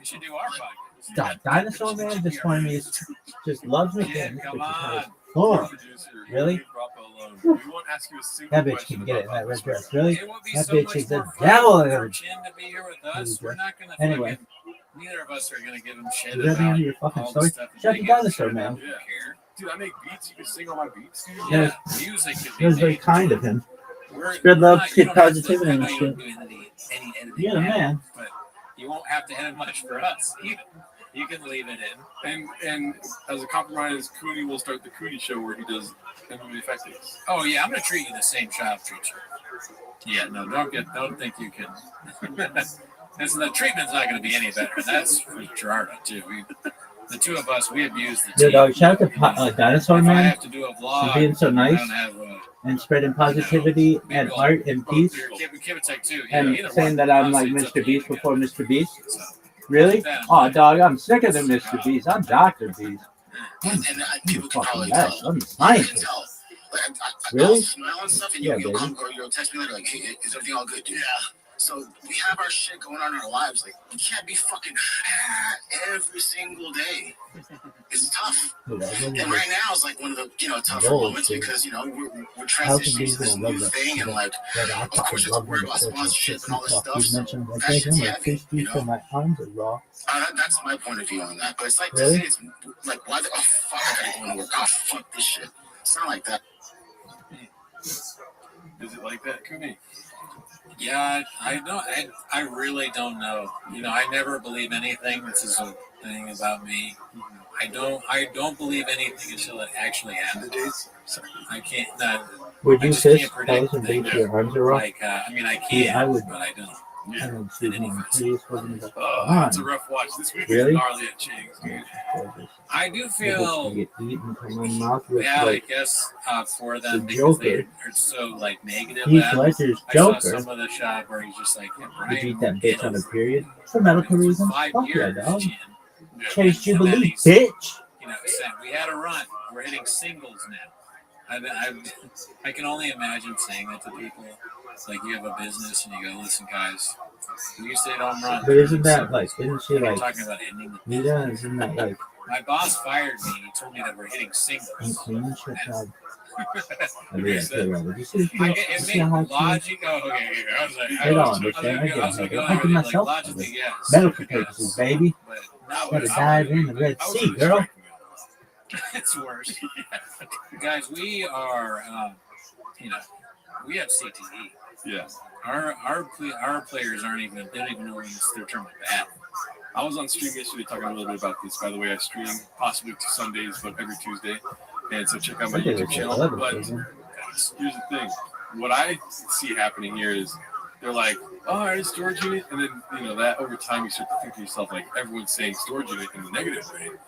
You're like, holy shit, I'm in a storage unit. You know what I mean? Mm-hmm. Next thing you know, you're at baseball practice. You're like, Hey, this I'm in a mode. storage unit. It's just God, like that is very athletic. Yeah, One of the most athletic moves we've ever seen. Of all the moves that we've seen, and all the athleticism that we've They seen, felt it right away. Chin and Brian were like, this is a storage unit, And then you want me to by summarize the this time shit? Bappa gets there, Chin's already got the Goes barn, like and now this. Bappa's Biggest thinking to himself, motherfucker of "They all go time. from a Wait, storage unit to a man. barn?" That's And it, huh? so naturally, in Bappa's head, he's like, I gotta cut this off before the barn. Shit. But I I'd get argue so many that the fucking barn streams could be going. good. The barn could be great for I never thought I'd have this very Barn down. animals It's still and not shit, like, viral, but what's when I that? do It's go just a viral, I'm cow. gonna have Exactly. 69 streams Are on you 24. kidding me, dude? And that's like real funny. Maybe. We're not even talking about like 420, James funny. I'm talking about like animals in the background. What? Pigs oinking in the middle Just of, instead of like the emphasis back up to the back. If you've done chickens this shit, having sex. motherfucker, This is gonna be sick for look the at his podcast. ass. That some bitch wants to fucking That's bite good, my that's butt. great. Yeah, You're like, barn would be calm good. down. You're Chickens like, you got fucking, cake, like, baby. chickens walk up I'm like, and calm down, woman. they're fighting. You like angel food. I You feel like like pound UFC cake. guys. We should bet calcium bet. You like bone cake, Which was son. Yeah, You're like, which calm black chicken? down, woman. She's like, I'm gonna call you Get rid bunk of cake. Brian, dude. I'm gonna keep Get a rid of bunk Sean, cake the fighter in the barn. mold on my fucking wall, just in case I ever want to think about that ass. The chicken's in the second. Damn, girl. They do Bunk like cake mental competition. mold on your wall, bitch. Why? What's Like worse than a fucking barn? What are copper they gonna do? reef, motherfucker. I know. But Really? I'm just saying. Dog, They did the sickest storage shit. unit. I agree with you. That's bad. Now, They go look to at a this barn, athleticism. as promised, but once they're tired of the barn, where do they Oh, go? man. Are you done? A hardware store. Oh fuck! There's so many funny. We should just put them in places. They should have to do the podcast forever, and we every week we change up where the studio is. But we as fans pay for it. They get paid. They get a good life. They can have their mansions. Maybe Ching gets a raise, but every week we're like, all right, this week it's in a hospital, an ER. My cousin used to sing a song. This shit working. She's got peace to This week it's in the fucking, people. Really? a naval base. Yeah. Why? Like gigantic air. Shit's going crazy. I can't work under these conditions. A plane is flying above my Yeah, head. funny as fuck. Skid Really? Row. Skid Why? Row. 'Cause they're Outside. funny. Yeah, they had to record the podcast outside. Your brother Shower. funny? He's funny as fuck, too. Let's see here. Really? This one Yeah, is- but they were this is really the good end funny game because from their here. dad was fucking 990 fucking hilarious. Really? So I can this motherfucker funniest person ever be in my friend's son. And that's okay. But am I still gonna have a job? Yeah, why are you saying they'll never come back? Spicy. We're not a guest-driven show these days. Back in the day, we had a lot of guests. Even when we didn't have guests, the show would do well. Those days are done for a variety of reasons. But if we were to Look at stop this today, man. we've had Folks. a great fucking run. Folks. And we've been doing whatever, 13 years now. Folks. Think of it, your favorite show. Going on for 13 years, it's tough, dude. It's Look at fucking this tough. move. So my whole to wrap all this up, if we decide to Look at stop this doing move. it today, I'm so proud Think of that what shit we've works, son? We're one of the originators. Do you think that shit works, We made a son? ton of fucking money. We've Well, it's inspired, athleticism, made a lot baby. of people laugh. You've been with us on Oh, our that's highs and my- our lows. And it's That's my jam, baby. Look at this by move. every stretch of imagination, this show's a major See, it's success. athleticism. We did it, dude. I can't wait for the second part of this video where it cuts to them in the barn. And he's like, welcome back! You know? Yeah. Yeah, no, you can definitely edit in this thing. I always think of You can imagine that shit goes for he has like It'd an be so- animal in his lap. But Really? the Oh, second sick- part for shit, me is tell always me. just gonna be like he Like says this things shit, like that's this, tight. and then Sight. something I knew that shit was insanely too good to be negative true. to happen, right? Baby. Fuck, it doesn't even matter. I don't care. This fucking sucks. What? Hold on. Like it's like not Look at even this an athleticism, man. Look at this lost move. the house. They're just like crazy shit like His that. footwork. I gotta go. I will fuck you. It's great things. I don't know what the future holds. I do not know, and that's okay. I think the conversation with Brian would be, why are you still doing it? Oh my god, dude. I need a fucking deal. What? Damn, Brian. Brian's fucking up. It's Brian's fault, dude. I agree. And if it's just for money, then we should have a talk. He's paying Brian, and he doesn't want to pay him. Well, yeah, one of the comments is great on here. Let me see if I can find it. The days of triples and some roses, That's his way of asking Brian to work for free. Acting like he's been running a sitcom podcast for 2 hours a week. If you're doing it just for the money, we should have a talk. Massive pay. Yes, I agree. Yep. And then as you can see here, another one of our guys here, exactly. Yeah, I mean, that is, Shab is so stupid that he doesn't, he has his motivations, and he says these things, and he doesn't realize he's revealing these motivations by saying these things. Yeah. It's sad to see, but it is also hilarious. Yeah, it's because we've got this right here, dude. Wake up, babe, and you shoppism just dropped. Attorney only 833 posted this one. Okay with that, and I love doing the show, and I'm loyal to default. Loyal to a default is the land, the land moon name. Moon name? Landing on the moon. We mean the moon landing. Before you know it, all we're gonna have left is Icarus Lives. There's gonna be no more shop shows, no more fucking Fire and the Kids. This show is gonna be literally 1 minute long. Yeah. Well, I mean, it's only been 10 minutes. So. True. So we don't really need that much content, but. And you know what?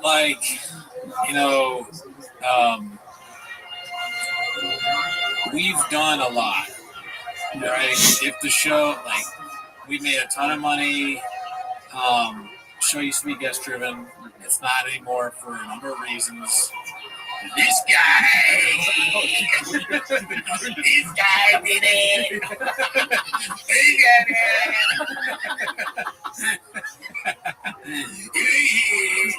it. I'm sorry. But it's not my fault. It's the LA Times. That's the article that came out about me that I blamed on you was rough. Okay, I was accused of doing a lot of things. I said that it was Charlie that did it. So you did. Why are they doing this? Let's see what we have next. What? Icarus Lives. What happens next? Part 21. Man, it was a good run, huh? Let's see this one.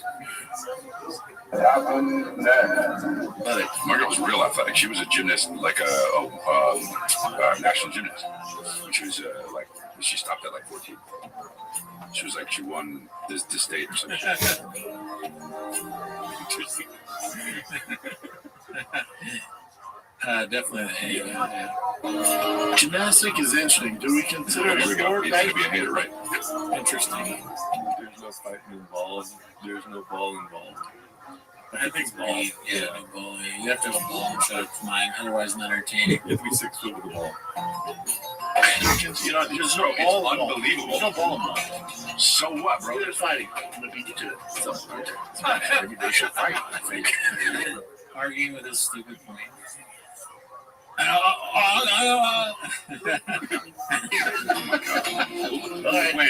His wife, she was Mexican dude. Ninja Warrior the wall to get in. She Ninja Warrior the wall to get in. What? That's what I'm saying. She Ninja Warrior the wall to get in. The scary movie that he was in. I saw he was really like, hold on, don't even tell me. You're talking about Jeepers Creepers. Yeah, you know that. Yeah, dude.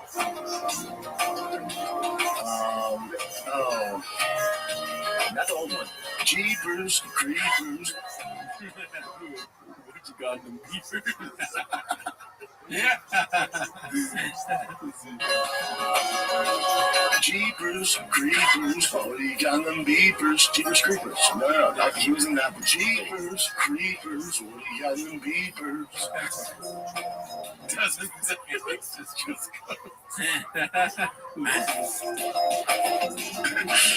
That's from the movie. I don't know why they play that song so it's like Jeepers, creepers, oh, you got them beepers.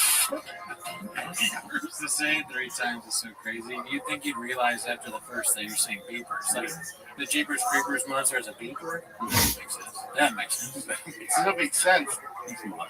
Is he a British comic? No, he's American, isn't he? Wow, nice good actor. Oh, does he be British in it and stuff?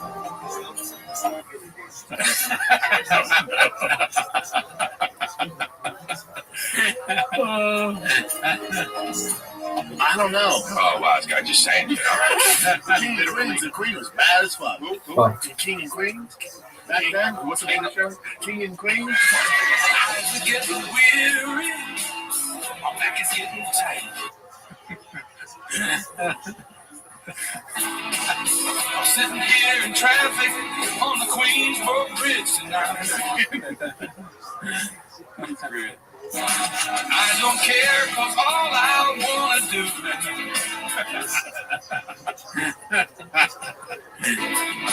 catch my check and drive right home to you. Baby, all my life I'll be driving home to you. You know what? I mean, it's too funny to even have anything to say about it. All that was so good. Classic shop. How could it end with things like this? Right. How could this end? Well, it's good that came up in between the other stuff we got to talk about here, dude. Okay, got it. We got some legal proceedings, including Shab here. This was posted by Lola the Rogan. Is that really what it is? I love the idea of like Shab, he's getting sued and they're gonna lose, but he wins because people are the desire to make fun of him is too great. Yeah, that's so funny to me. BGL versus Tiger Thick with 2 C's labor board proceedings. Neat is testifying against him live. Oh man, Never happened. that would be funny if it did. That's unfortunate. Yeah. He was streaming the whole thing. But yeah, I think this might be a screenshot from. I don't know if that's a screenshot from the live. It doesn't look like live. It's such a like what is my life right now that this is, you know? Yeah. Some random guy that you don't know appears behind you in a court thing where you're being sued that looks like that. Yeah, he looks like the Neanderthal post of Shop. It's got a very long face. Yeah. Weird. Very strange. I might get a haircut after seeing that. Let's see here. Bubba just learned about property taxes and learns about Social Security on ear. Posted by Danny Kaufman too. Never own your house. Right. So no matter what, the property taxes only go up because the property, the value of the house goes up to There you your go. property tax. There you go. So if you watch Yellowstone, the series, the whole reason the family had to sell the ranch, they owned the land for whatever it was, 500 acres. It was like $40 million a year. The profit. So you don't own your land. You never own it. You never own your land. As someone who's always been an apartment liver, this is fucking. No, but it's so. I just learned the hard way moving it. Tax. Yeah, I'm behind. They never forget the spirit of the show, dude. No, they stay true to the soil. Yeah. They don't have a Thigh tax. because they got some big thighs. Fuck. Yeah. That was the unedited version. The Nick guy is the voice of us in the thing. We're apartment dwellers. Oh, yeah. Love it, dude. Don't own any property. Don't need to own anything, dude. Okay. All I need is my motherfucking desk and my 2 big chairs with the net right there. If I want a house, I could get it with violence. Yeah. I'm a fucking beast when it comes down to. I know. I tell jokes. I do. And I'm fully behind the idea of when you buy your So house, you never pay it actually, off. it's never you or No, Alex. and when you pay your house off, when you pay your house off, you should not have to pay taxes after that. It's Like, insane. right? Well, the fact is, look this up, Jen. When you pay into Social Security your whole life, right? Yeah. If you die before you're 65, I believe that money does not go to you. I believe that money just gets sucked back into the system. I mean, it wouldn't really go to you if you're dead. Huh? It should. What do you think? It should go to your family? You've been paying in the whole If time. you're dead, you're not getting. So what? You've been paying. He's being trained in the art of the way to talk. And Brian is like worried about death. He's like, well, some of us have to think about it. Yeah. You right. Look, watch this.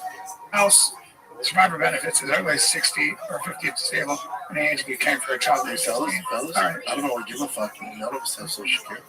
Well, Brian's don't pay into social security. Always. What does Shop think Social Security is? So you will have a social security check when you hit 65. Lit. And then he immediately accepts the reality. He didn't think he was on it. He's told he has it. Great. Wasn't real. Now it's real. Awesome. Alrighty. New court document filed in the Shab case. The contradictions are wild. A must-read. Shab and his minions are facing real risk. I went through this for the show earlier today. Thank you. Not able to read most of it. Just some text messages that are pretty funny. Honestly, I wouldn't mind pulling those up really quick because there is some funny, like, people talking about Shab type things. Dude, what are you doing, bro? Can you do me a favor and talk to the crowd real quick? Yeah, he's gonna pull up some text messages that I guess were in the court proceeding that happened. Not today. No, not today. No, this is for a different court proceeding. Oh wow! He's like Shab has. He's got Bubba Beast lawyers. 500 or so. And that's also the amount of pages in that too. Yeah. So he is. All right. So, sorry, I didn't mean to cut you off. No, thank God you did. Nothing. I was like, so Yeah. Yeah, every day I come in here, it's the fucking drag. I hate the show, but what's it called? It's all your fault too. So here we are on page 66, and it's a conversation that does not involve Shab, but I find it hilarious because they're talking about Shab. Oh, okay. And they say he's really dumb. That sounds pretty good to me. I don't know if we're gonna be able to concisely get through all the times that they do that, but if you go through it yourself, it's pretty funny. Okay. Here it is. This is from Dan. Happy New Year. He has until the 11th to rescind. Let's plan to meet for a celebratory drink on the 12th. Sound meditation, stuff like this. Happy New Year. I won't be in town on the 12th, but I'll be back on the 13th as long as the Southwest doesn't cancel my flight. Let's do the 13th. So these are, as you can see, the reason why I read those two messages, let me turn off my fucking noises, sorry, is because these two are clearly not shot. Yeah, we established that. Yeah. So they're trying to figure out how to meet. M-E-E-T, not M-E-A-T. Brendan knows he's full of shit, right? This guy says, yeah, Lex wants to talk to Peter. So this is the thing. I've never really seen stuff about Peter. And people say Peter Shab is his dad. Yeah. Lex wants to talk to Peter just to make 100% sure they have no risk of any of it. And then here we see this. Brady sent Brendan a very long email warning him that Pavel is bad news and him, Brock, and I are headed to federal prison. What? Right? What? So wait, Brady sent Brendan. So Brady's the one. It's Brendan versus Brady. Yeah, Brady's the plaintiff. Brendan's the defendant. Oh, okay. I got a dick that's huge. Sorry about that. Thank God you explained that. I had no idea. My brain was going all over the place. Yeah. I think they all eat tater tots once a week, meaning they're all white. Okay. Yeah, tater tot once a week. Would love to see this email. Now he's just homeless. You know what I mean? Well, Brady sent this. So Brendan didn't send this, but Brady is probably, people that are Redux can work with other Redux. Sorry, Brady, if you like the show. But he threatens Brendan that he's heading to federal prison. If that was Brendan saying you're going to federal prison, I wouldn't believe it. But if it's somebody else, I believe it more than Brendan. Oh, yeah. Yeah, Lex wants to talk, so he's responding to this one about Peter. It would be better to know this sooner rather than later. He is drawing at straws. So this is what I take from that is that Shab hears these people saying all these sayings. It explains the fucking, what are they called? Malapropisms or some shit like this? Yes. Yeah. He's hearing a lot of lawyers say these things. And he's trying to throw him out to the fall. You know what I mean? It's like his lawyer's talking to him and he's like, got it. He doesn't even understand what they're trying to tell him. Yeah. He doesn't walk away with a lesson. He walks away with content for his podcast. That's what He doesn't want to be drawing at straws because he doesn't use straws. Yeah, it's gay. He sells almost 500,000. nuts. If they're talking about Sean Attorney, I guess. or Peter. Oh, wow. What does he think that 10% is going to do for him now? And so this is also what the dispute is, that he owns 10% of the company. He at a certain date sold his shares, got $100,000 for the 10% stake in the company. Maybe I'm wrong in that. Whatever. And then he was used to oust another member of the company from the board when he wasn't a part of the board himself, because he got that money to not have equity in the company anymore on a prior date. I didn't graduate college, but I did join for 3 years, you know? So I hope you told Lex that all the documents say Brendan already owns the 10%. I'm open for the 7th, so they're still trying to meet up. Sorry, texting, right? Yeah, Lex knows how securities work and that text messages don't actually do shit. Where are the signed documents or evidence of procedure? Where was the shareholders meeting? None of it happened. I'm guessing Peter is OOO. Can you tell me what OOO is?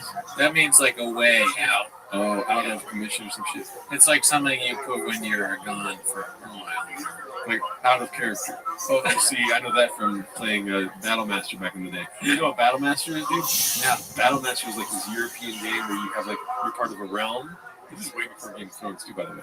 This is when I was like 16, 15 years old, and you fucking, see, by the way, guys, I'm sick this week, so I'm not going to be as active in the fucking server. And then you go back to being, my guy was named, people don't know Juarez. I was a lord of my land, and my adventurers were other Latino names. I bet you the communication you had with them is like way less like hilarious than this. Like, I mean, it's probably funny because you're like, it's funny, but not funny to laugh at. Yeah, like this is. It was fun if you were in it. It's kind of nerdy. I still can't get Pavel. I'm gonna love anyone that comments like, "Bad Master, what the fuck?" I still can't get Pavel to respond to my text requests for a call.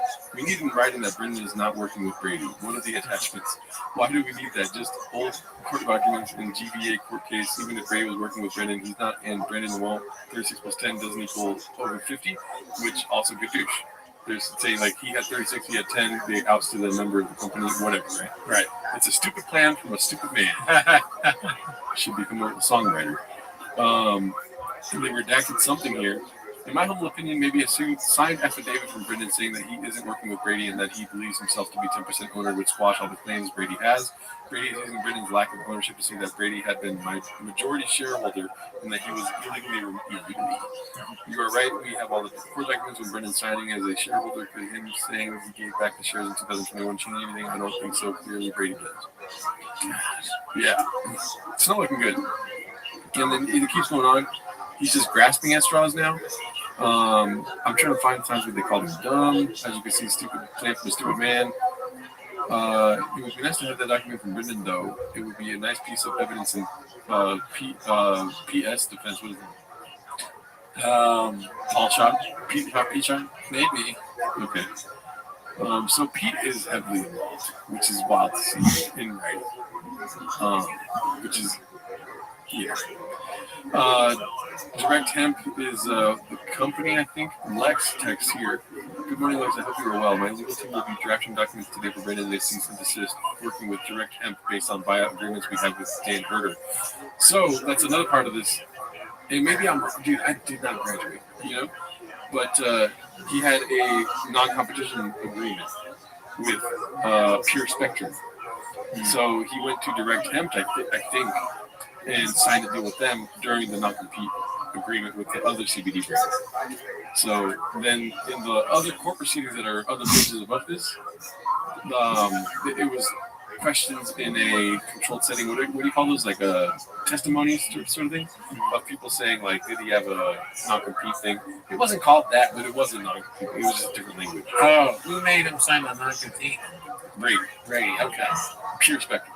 Okay. And he was like, fuck these guys, I'm going with somebody else. He had like passive aggressive text messages to Brady being like, I think we're done for, like, I wish you luck. You know, does it keep kicking ass? And they're like, no, you keep kicking ass, dude. You know, white people speak. You can address any notices to me. Brady, do what you feel you need to. However, understand we will respond accordingly. You can serve me or send certified. Either is fine. Have a good day. Lex is a little fucking monster lawyer, dude. Anyways, so you can go through all this if you want. That's I found it interesting when they call him stupid. So yeah, no, I mean, listening to that, it makes me terrified. Like, it makes me never want to text someone again. Right. And like, because they probably, I guarantee you, they didn't think that was coming out someday. Yeah. But now all of the Reddit. Thick boy saying 20. It's so embarrassing to hear thick boy in a courtroom. Yeah, the judge is like, you thought this was gonna sell the people? Yeah. Who are buying this? The life of a judge must be pretty wild, where you're hearing things like thick boy, tiger thick whiskey in one day, and you're like, when you go home, your wife's like, how was work? And you're like, you know. What if the judge was like so boring? Like he just doesn't. It's like not even interesting. That's the real good douche. It's like anything. You know, usually have such interesting cases. You know, even when they're boring, they're good. No, this guy shot like Brendan Schaub, who does UFC or something. He was being live streamed. Yeah, so we just stop doing it. Because honestly, you can live stream. It's okay. I don't think it's a big deal, but it's just. You got less views. I get more views on my podcast. The judges podcast. Yeah, the judges podcast is like fucking how to run a good courtroom. I don't know. The Judge Brown experience. They gave it to you. Why is no one talking about this? From Dazzling Rabbit 633. This is something else, dude. I'm telling you, it's a busy week at Chance. It's hard to get through everything. These are 20-minute videos we can't watch in 10 minutes. That's facts. Brendan Chop trashes Theo Von, Brian Count, and Kalila, and leaked audio from Mark Carlin. That's the narrative? Yes. Also, though, the most interesting part was him trashing Brian Campbell. Oh, wow. We got to find that. I'll find that audio. That's fucked up. Mm-hmm. I can't stand that. Dead Inside B. There's another one. I'll get to the Brian Campbell stuff later. Okay. We're just going down the top of the week so far, and I like having these little breaks of redactedness. This is posted by Hater990VR. Oh, yeah. They're looking at the views. But I'll look into it. God, look at that. Find the Kid episode 502. Almost 1 million views. 6 years ago. Those were the days. Yeah, man. Why are they doing this? Go back to the times when you were talking about where you drive from. Yeah, my God, we fall off. What else you got? Hold on. Okay. Bean cheese, bean cheese, bean cheese. Isn't that sad? Yeah. That's just like, he meant it to be like a funny bit. God damn it, but it's too real. Yeah, and by falling off, he means in a courtroom. Let's see. From bestie to defendant, lawsuit starts Monday from typical legit. Like, some comments saying bloated much, type stuff, you know. Mark Harley looks the same, really. Sad. Yeah, I wonder what's the grenade thing. Frag Out Podcast.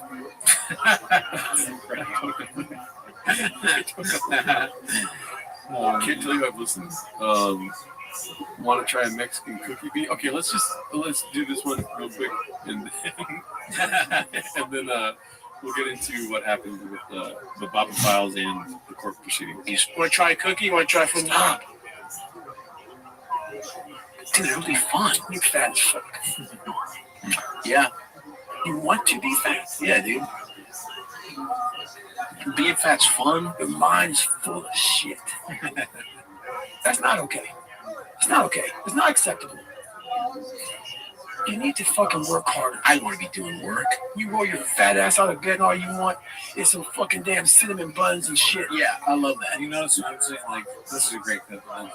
I've seen it. I love when they do this, but you know what I'm noticing about David Goggins, or what's his name? David Goggins. What? Nostrils, bro. Oh, shit. I got some big nostrils. Like Whitney. Oh, wow. If you don't watch Raccoon Tweeties, Gerardo discovered that Whitney Cummings has gigantic nostrils, and he brought it up to her sister, who's also on one of our lives, Ashley, great person, never met her. And Ashley was like, "Oh yeah, she fucking talks about that all the time. How she thinks she has big nostrils. I thought she was crazy." Mm-hmm. Not so much. Not so much. I think where there's smoke, there's nostrils. Let's see. Hey, you are oh my God, those are big ones. That is. Yeah, those are big ones, Bubba. That's a. It's a find, though. What doesn't bother me about these nostrils is that they're kind of equal. They're both one and the same. With Whitney's, you don't know what you're going to get. You're right. They're not as weird, but they are. You can't see them. But not everybody can see nostrils like when you're like this. Right. You can't see. But you can see those. Yeah, you can't see mine. My nostrils are fucking hidden, dude. It's like my tits. You can't see. You can see my TV. There's this Piece of shit. What kind of pussy you are, man? You get off your ass, you start moving. I don't want to work that hard. You're not a man. You're no fucking man, dude. Like, I'm sorry, I can't. Those are Fat big. sloppy motherfucker. Oh, really, sir? All right, let's go to the court proceedings today. That was great. But we've all seen it. From today, here we are. This is Downfall of TFK, updated numbers guide, CJK 610. Everybody loves a graph. I love graphs, dude. This is actually included for evidence. 2 mil, 3 mil, 3.9 mil. And I think this is the most viewed episodes. 62,000, 95,000, 165,000. Is it a graph or a chart? The same thing. Chart graph, same shit. Chart graph, I'll tell you what it is, and good views. And oh yeah, this is why I'm loyal to default. Yeah, this is posted by Dodgers Win 2020. All right, this redact got BGL's case dismissed because they discovered the live stream from Hater990 VR. I like how hard Hater's going. I don't think Unique is a cool guy for doing this. Personally, what do you think? No, you shouldn't record things you're not allowed to record. Mm-hmm. That's just the fucking spicy truth. Yeah. Spicy. I don't hate on the people posting about it in the subreddit because it's just in the universe now. But why even make it alive? Like, you could have just went to the court proceedings because you were allowed to, and then reported back on your shitty YouTube channel. You know? Yeah, you could have done that. And I meant to say tiger fact, not spicy truth. I have my brain short circuited. Spicy truth. I don't know what that is. I guess that must mean a big old pussy. Watch Dummy Neek get the case thrown for contempt, streaming the proceedings on Streamable from Lolo and Rogan. Yeah, Dummy Neek. I like that. So this is the moment. Can you hear me? I can hear you, yeah. Can you hear me? I cannot hear. Instruments, are you on? I cannot hear you. Okay, Mr. Farley, can you hear us? Silence whatsoever. Mr. Farley. How about now? Can you hear us now, Mr. Walden? By the way, he's waiting to testify. They took a break during Luana's testifying because they inputted evidence during the day and they had to take a chance to go look at it really quick. They came back after a little court break, and then this is what happened. It's so funny. It sounds like C-SPAN or something. Mr. Jones, I yield to the person. I yield to the gentleman from Tennessee, Mr. Jameson, Mr. How many chicks do you fuck? Oh, look who the fuck it is. Mr. Sheldon Whitehouse.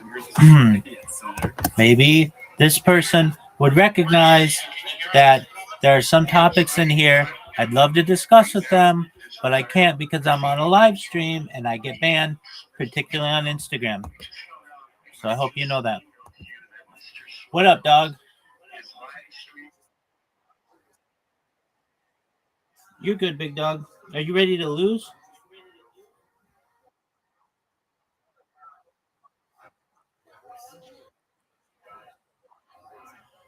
You're good.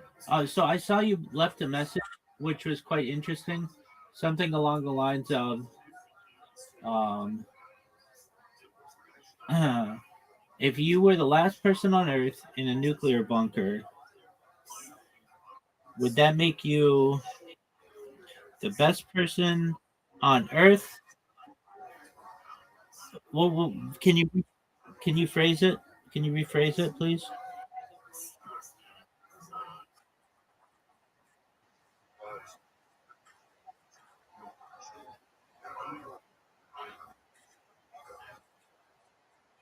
Yeah, I mean, you would be, if you're the only person on Earth, you would, by definition, be the worst person on Earth and the best person on Earth. The worst person in the nuclear bunker and the best person in the nuclear bunker. Does that answer your question? Okay.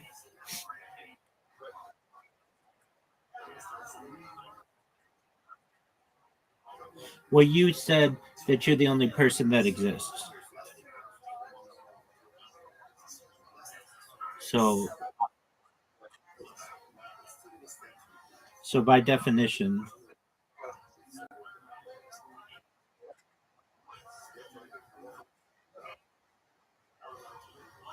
Okay, what are you gonna say, big dog?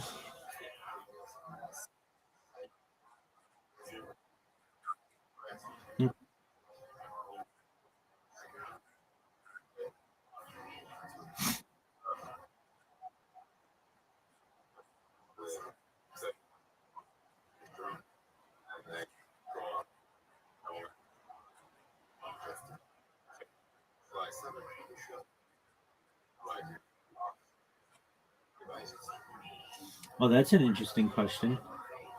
Um, there are similarities.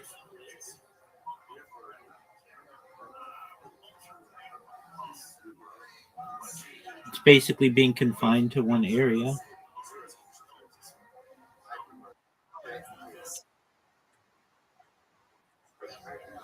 No, I mean there are some similarities, sure, but uh, like I guess, and it depends how you want to define prison or whatever. But usually, you can't be around your loved ones in prison. Usually, you can't like watch TV or be on the internet. Like if you're saying like you're stuck in a 10 by 10 cubic room in a prison and a 10 by 10 cubic room in a bunker.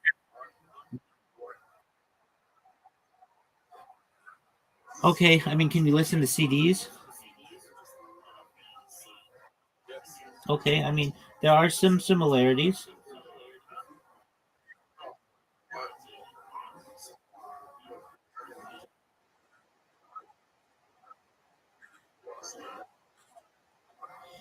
No, because even with a nuclear war, my videos are saved on different servers on different continents. So, like, literally, you would have to have um, like total global annihilation. Otherwise, there are different server locations that Alphabet has and Amazon and others that are basically provide redundant backup. So you could literally blow up like all of North America and it wouldn't have a single effect on my stream aside from killing me.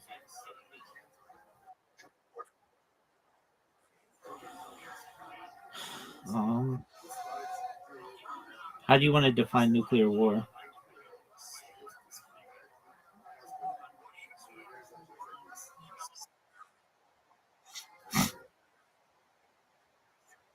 Yeah, that's not how nuclear war generally works, though. Um, if you're talking, what are the nuclear weapons are used? I mean, depends how you want to define a nuclear weapon, because there's like depleted uranium in weapons that we've been using. Um,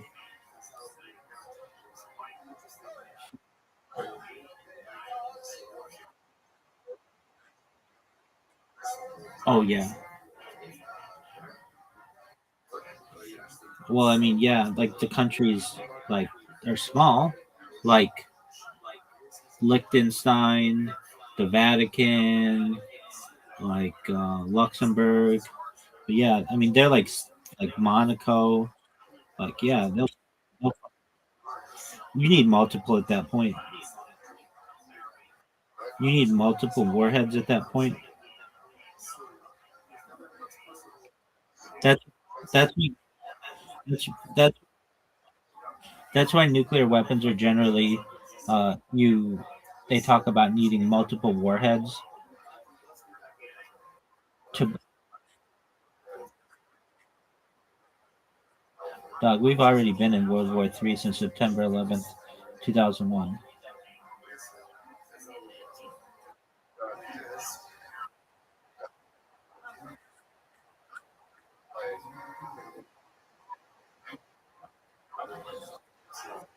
Why is that, big dog?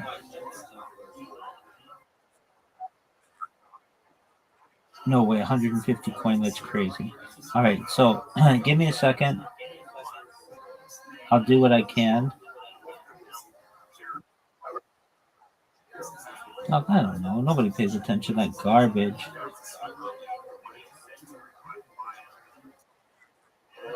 What do you want to buy, Zoot?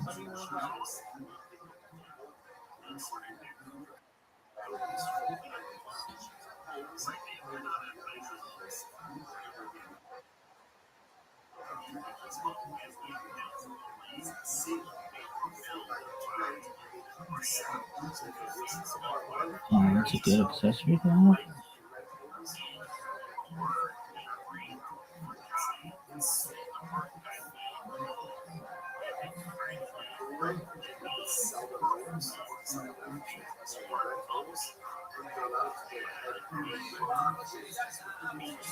What do you mean accessory?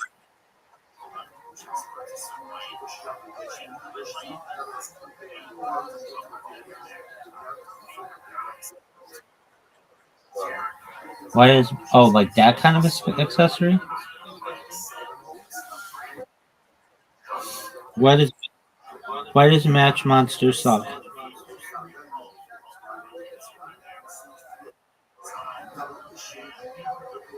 I'm in agreement with you there.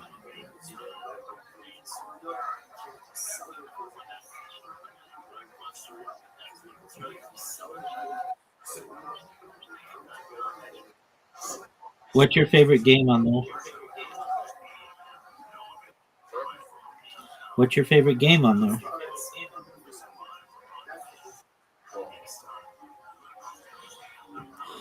Play-Doh.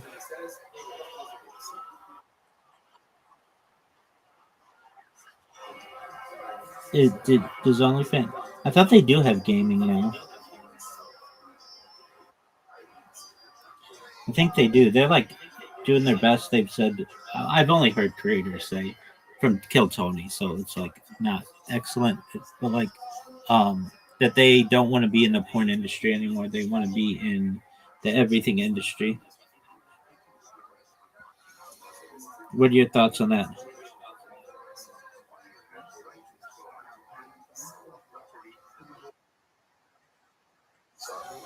How did it start?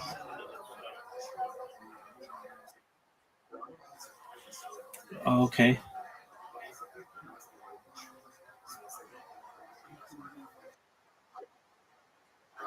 Right.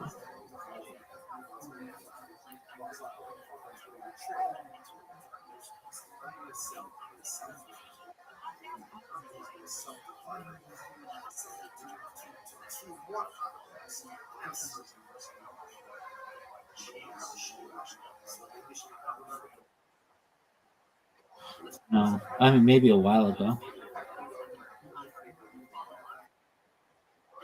Okay. I'm doing something right now, so I can't play anything, but maybe in like 15 minutes or so.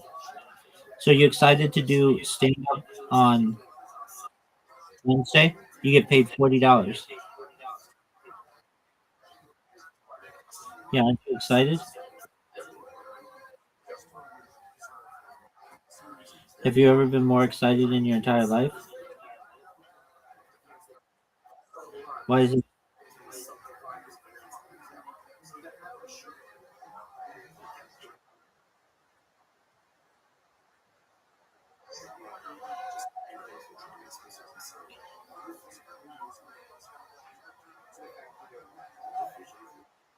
Yeah, what is when what?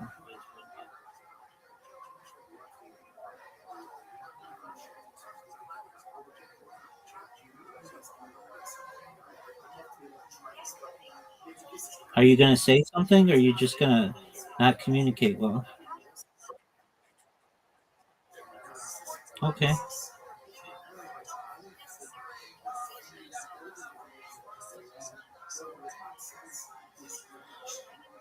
Did you watch Kill Tony last night? You did? Why not?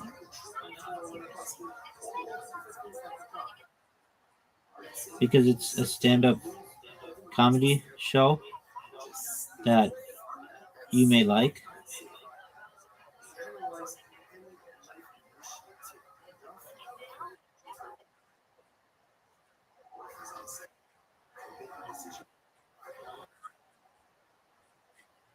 Weren't you going to say that raw comedy was going to like I asked you, where can I watch it? You said, I'm like, is it on YouTube? And you're like, let me check. And then you never gave me an answer. So give me an answer. I don't want clips. I want like an hour and a half shows. Okay, that's fine.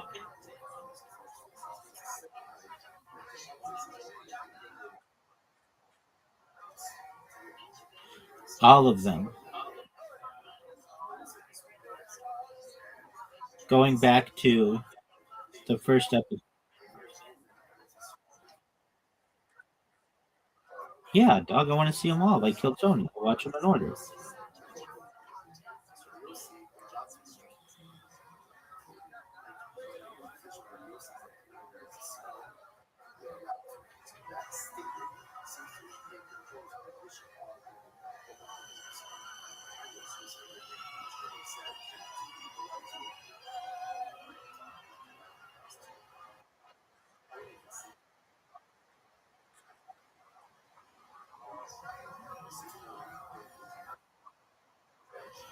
Okay, what the fuck is SPF on demand?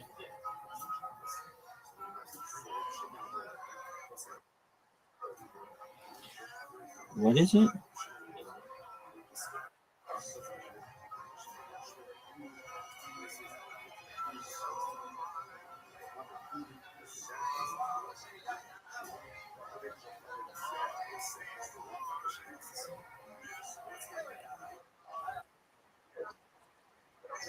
Okay, why is that?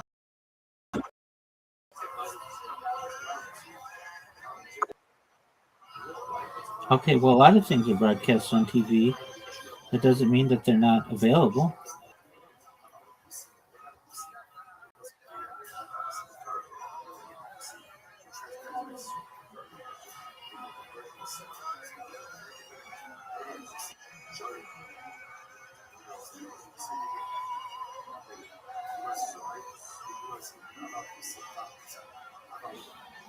How many of them have you seen?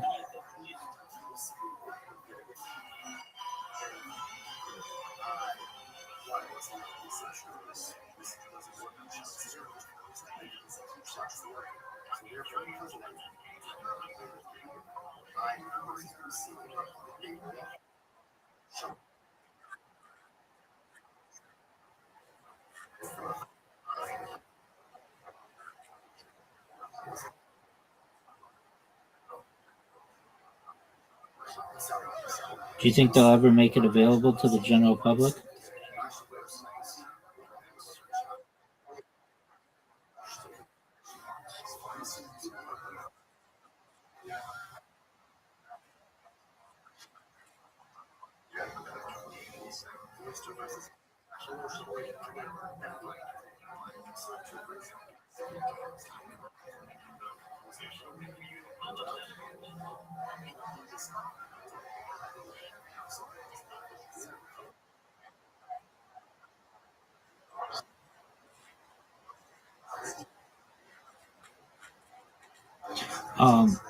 This was a request of yours, so why aren't you doing that, big dog?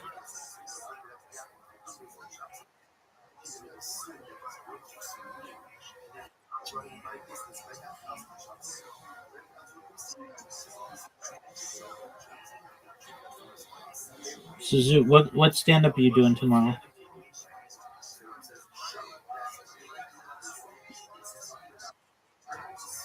What jokes are you doing? Come on, man. You have to do 5 minutes. You're gonna record it? Do you think you think you'll do really well? What does Joe Rogan say bombing is like?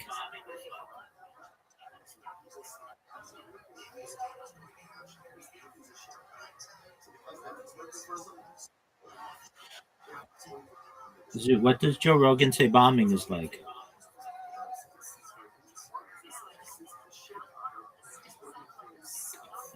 What does Joe Rogan say bombing is like?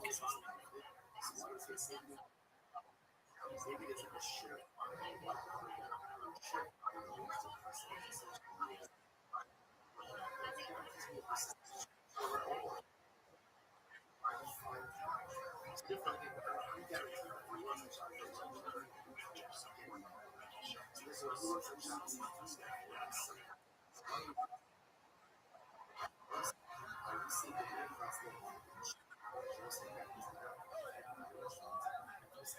you want me to give you the answer?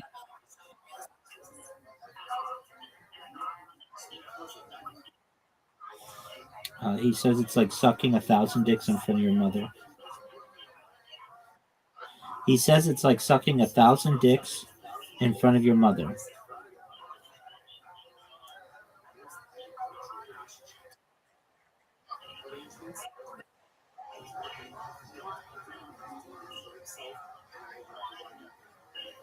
Do you know what number she is?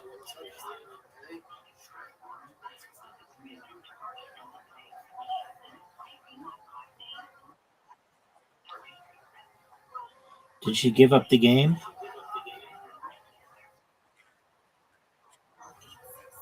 You think she'll do pregnant porn?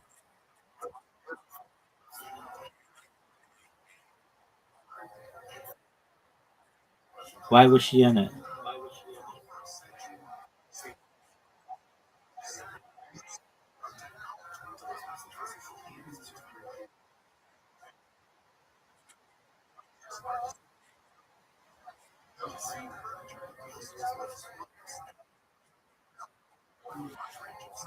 No. What are you referencing?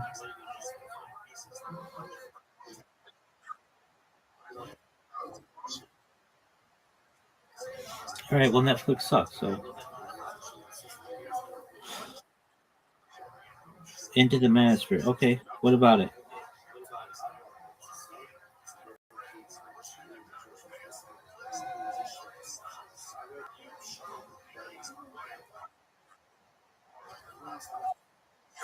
All right. Is it the best thing you've ever seen?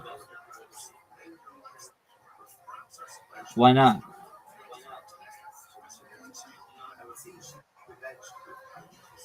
Why isn't it the best thing you've ever seen, dog? Why does it suck, yo?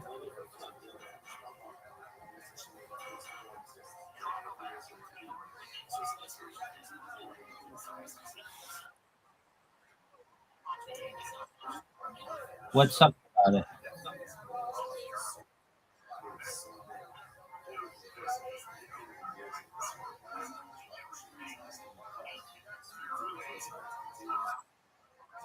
Yo, dog, what sucks about it?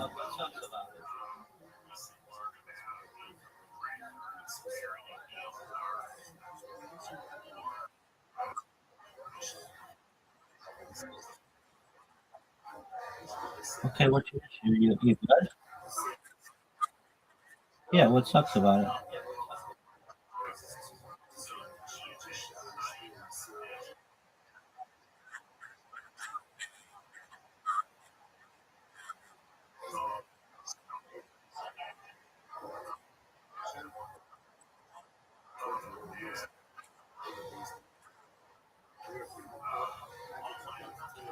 Why isn't his concept that well explained?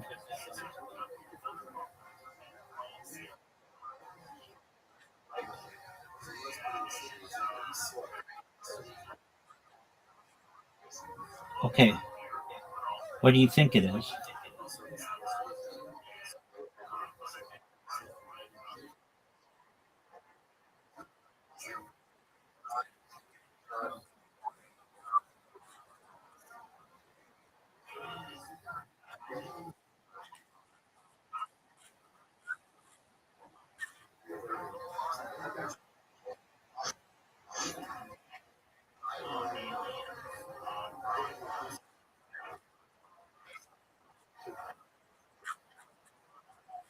Yeah, yeah, dude, I saw this thing. Do you know who Tim Dillon is?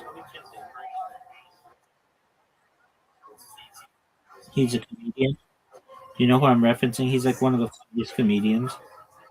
He's like, he's absolutely hilarious. Uh, you don't think Tim Dillon is funny?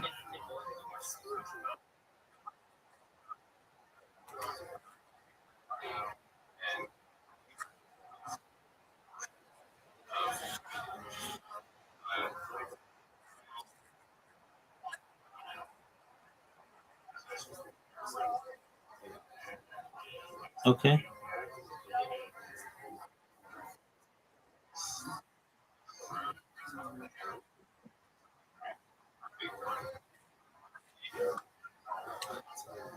Okay. Well, anyway, Timbaland had this thing on of this kick streamer who was like doing this, thinking he's doing a big deal of doing 24/7 for 30 days, which is like a joke. And this guy, he like doesn't. He's like never had to work a day in his life. Uh, Everything's been provided for him, and his daily routine is like breaking part of his jaw so that his jaw is like hot. It's wild.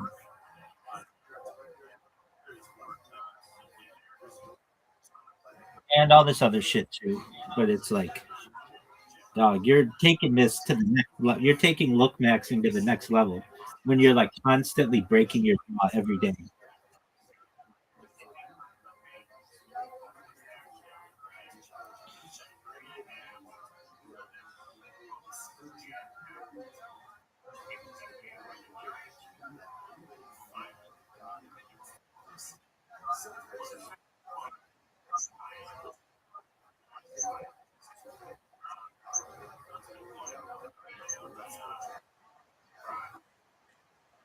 What's wrong, Suit?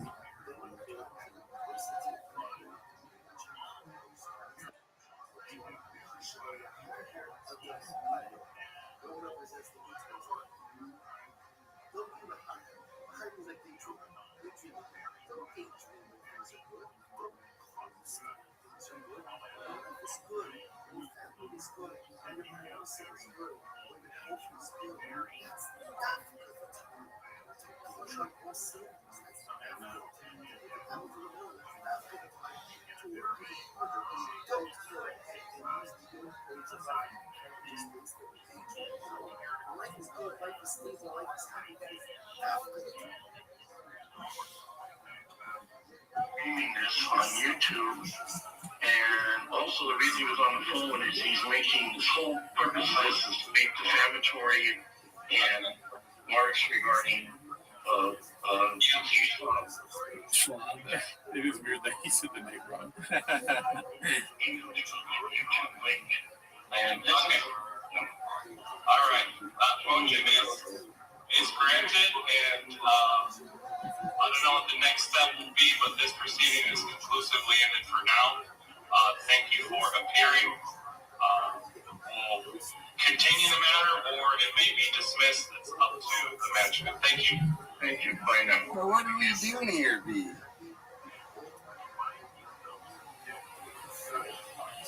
Did I get that in?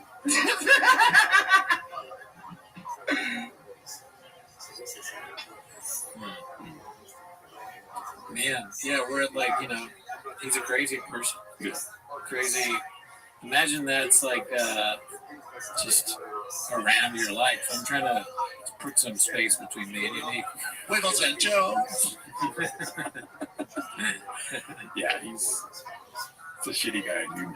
Just, I mean, being black-pilled sucks, but this is a crazy amount of black-pill right here, dude. Mm-hmm. And they're doing it for Reddit, which is kind of sad. The only pill I take is scorpion. Yeah, I take Blue Chew a lot. And that's the difference between us. You're a Blue Chew guy.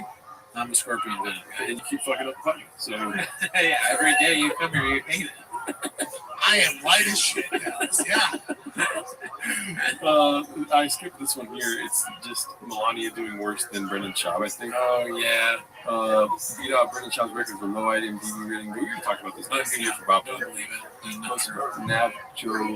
Nav got Gil. Here's the thing, though, about this is that everyone has seen Gringo Poppy. Not everyone has seen this. No, I haven't seen it. Yeah. Is it funny? I saw it.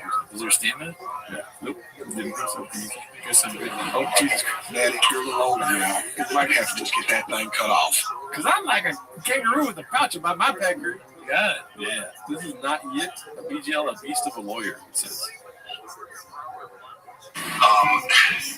Did you witness me travel for work purposes? Yes, a lot. Too many times. This is episode 3 of Hella Toxic right I now. know, it's basically, it's a hella toxic podcast. travel was voluntary Of a judge. or part of my job? That was part of your job. How can you know this for sure?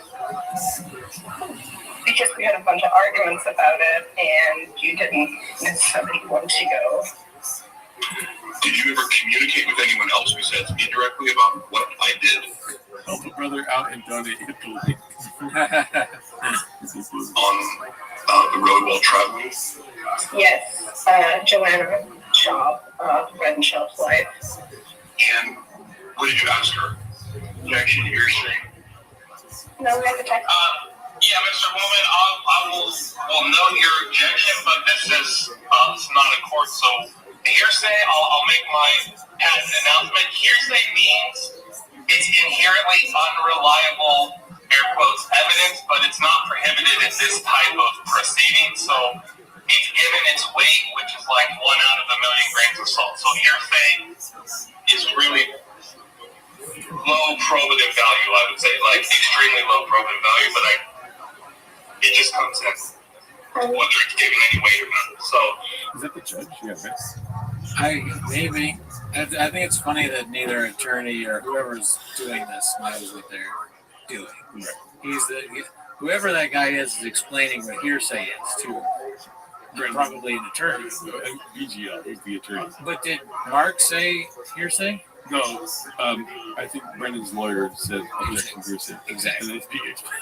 And he's an attorney Yeah. that needs hearsay explaining. He doesn't understand. Well, to be fair for him, he's fighting for Brendan's life at all times. So he's like ready for hearsay whenever he hears it. Brendan was probably like, you have to say things are hearsay. He's like, but you don't understand. It's not that kind of proceeding. And he's like, I'll fuck you up. I'll tell my dad. So it's okay, check the you at next text message. Donate links, uniques. I just sent it to the evidence email link, so there's a screenshot that contains the conversation between Joanna Shaw and I'm going to pause the parts here. You did submit evidence. I don't have any evidence in my record, so basically that's when they take a break because he submitted evidence that morning. See, I mean, he doesn't know what he's doing. VGL explained it to me earlier, and I gave him the benefit of the doubt. He was like trying to submit it earlier, but they didn't give him a chance to, kind of thing, you know? Well, he's not an attorney. Right, that too. Yeah. Talking about professional modeling. I like how this is just today. It's still the same stuff. Turkey State 3981. Shout out to you. I think that might be it. Oh, this is pretty new. Shab's new show, Gearhead's Gone Wild, starting filming today. No way. From Dazzling Rabbit 623. That's good news. Yeah, so there is hope. So in 6 to 7 months, we get a new show. Here, I'm so glad we're almost near the end of the show. There's no chance he's gonna stop. Yeah, I don't think so. I mean, why would he? He's got a big fan. I'm surprised he stopped stand-up. I still have hope that he's gonna do stand-up again. I feel like that's one of the outs. Yes. If he's really gonna lean into it, dude, he needs to stop putting his toe in the pool and jump in, Daddy. Hey, and I also, Shab, I'm speaking directly to you now. Think about us. Right, okay? Think about us, okay? We do a show, just that we donate 10 minutes of our time a week to prop you up, talk about your wins, some of your losses, and discuss it with a huge fan base of people, or fans of you, really, and the Reddit, the chefs, they're fans of the chefs.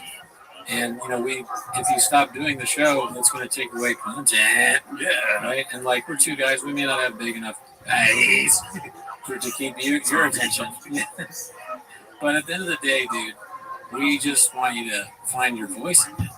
That's what it's all about. It's keto, bitch! Don't you just want to... Driving my son to baseball practice. And fucking... La fregadera no funciona. I don't know where I was going, but you stop it, keep it up. Oh, don't stop. Don't stop it. Keep it up. Yeah, and you know what, Job? Thank you for passing it off to me. Here's the thing, dude. You're great. You're amazing. We love you here. I promise, if you keep doing podcasts and stuff, you keep us alive because we will die if you stop. That's right. So think about that, first of all. A little bit of empathy for us personally as podcasters and connoisseurs of you. And I'll stop calling Brian a rapist in my songs. That's right. I swear. If you don't stop this, I'll stop doing that. And that would start. All right. Oh, we got more to do. Sorry. I feel like there's one more I want to show you. I never expected to see homeless cats on another subreddit from one entrance 4032. That tiger is thick. I'm talking about tiger thick. He never had. He still won't work with me. This is nature is metal. Yeah, it's spreading. Hey. Or he's got a fat hog on him. All right. Never noticed how redacted the name was until a regular civilian said it aloud. Posted by handsome black man. So here's the one I was looking for. Oh, nice. Well, let me ask. What is thick boy production? Yeah, no, it's a good question, dude. You gotta ask it. What is Thick Boy Productions? You have no idea. Oh, okay, and then maybe I could look for the Brian Campbell reference. Okay. We need to see that. I need to see your reaction. You're 40 and you make references to Reddit, you a loser be. Posted by Not Yet. What is this? I haven't seen this. It was like Linky's face, like Sam Rock, you know. And that's what I get from it was like, dude, you're in your 40s, like making constant reference to a subreddit, like in like favorite ways where it's like, if you don't like the manly thing, they would be like, hey, fuck Reddit, shut. Like you're like homeless cats, it's like a PFG, you're like making all these references and shit. It's like, right, and it's like they're talking about Brian Campbell. Okay. Oh, you fucking pussy. You know? And also, like, it really makes the weekend comfortable. Like, every time you get saying, like, oh my god, yeah. No, because, like, it's like, he's making it awkward for me. I just wish you knew, like, you can't, you know, the only reason I do this is shop, right? Right. Like, none of this happened shopping just like, right. It's right. I literally. Yeah. Called Brian and said, you guys really think about the guy? Yeah. And he was like, well, he's a contract, like, weird, like, negotiator, like, what do you make him? He told me, I'm like, hey, I have to be on this. Brian's like, I think we have to touch with see who else we can get. I'm like, I don't know who he wants to work with, but ask him. That's Brian, obviously, and I didn't know Brian then. Brian does Boston for CBS, and they had me and Brian do Floyd Mayweather weigh-in together. Yeah. Because he kept making like these dad jokes, and I was like, that's when the Reddit paid attention to us. Yeah. Yeah. I was like, are we done? Yeah. I was like, we should keep doing this big thing we're doing. And he's like, yeah. I thought you were comedian. Yeah, not even. What were those remarks? I am, but not. I'm funny when I'm not on TV where I have to entertain people. What are you talking about? Is that just a lot of coke there, man? Yeah. But you have to, when you're talking with Shab, you gotta kind of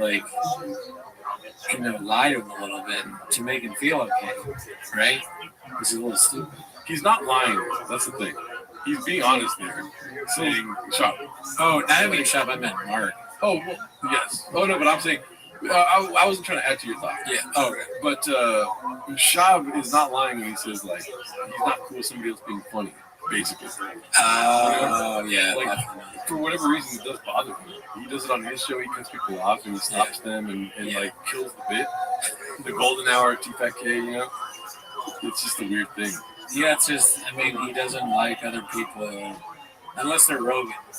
He can't be silent. He has to put himself in every moment. Yeah. It would be horrible to watch the Oscars. Check out Record. Yeah, that's it for us this week, dude. See you next week. Hopefully. Yeah.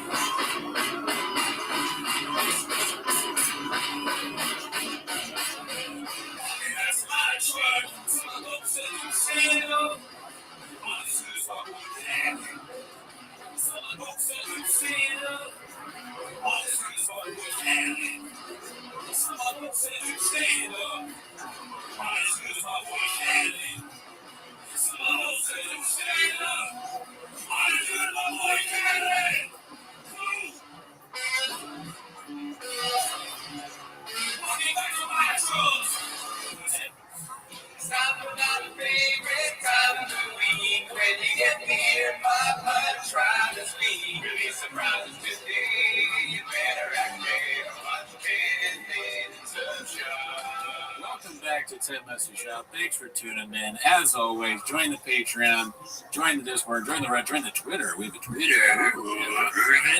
On the Patreon, we just did David Lucas's special, right? And if you want to know how that is, boss, yeah. If you want to know how that is, just put your arm out and have two owls land on it, and it gets wobbly. It's like titties. Like titties.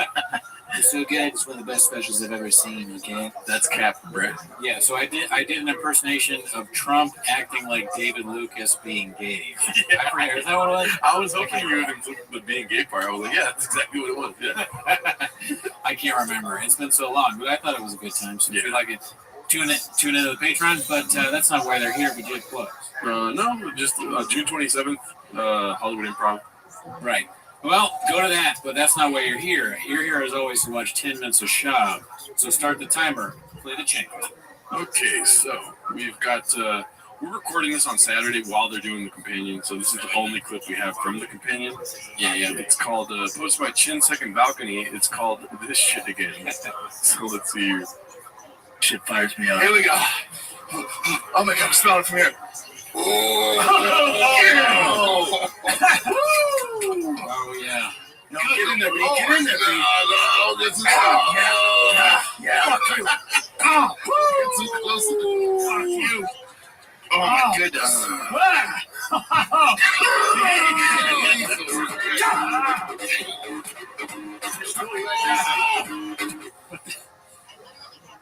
The smelling that, dude, you know what that would do to me? I'm driving nuts! Maybe we ate a Mexican cookie. I know that's stupid what they're doing, but maybe we should do it. What is that? Something kind of salty you do to wake you up and you fight. What is it called? Smelling salt. Smelling salt. That's salt that you smell. I did that on purpose, okay? That was a shop thing. I was impersonating something he would do. I think it's for weightlifting, if I'm not mistaken. Oh, really? Yeah. I thought it was like if you get knocked out or something. They put the salt. So you wake up. Nuts! Nuts! All right, I made Yeah, dog. Nothing you asked for, Brad. You brought this on, and it's early. I was going to wait till at least to come in. Hey, what's this, huh? Dude, Dad, I'm shooting arrows by the other. I'm cool, guys. Good night. Woo! I'll tell you what, that wakes you up before a show. We have the green room.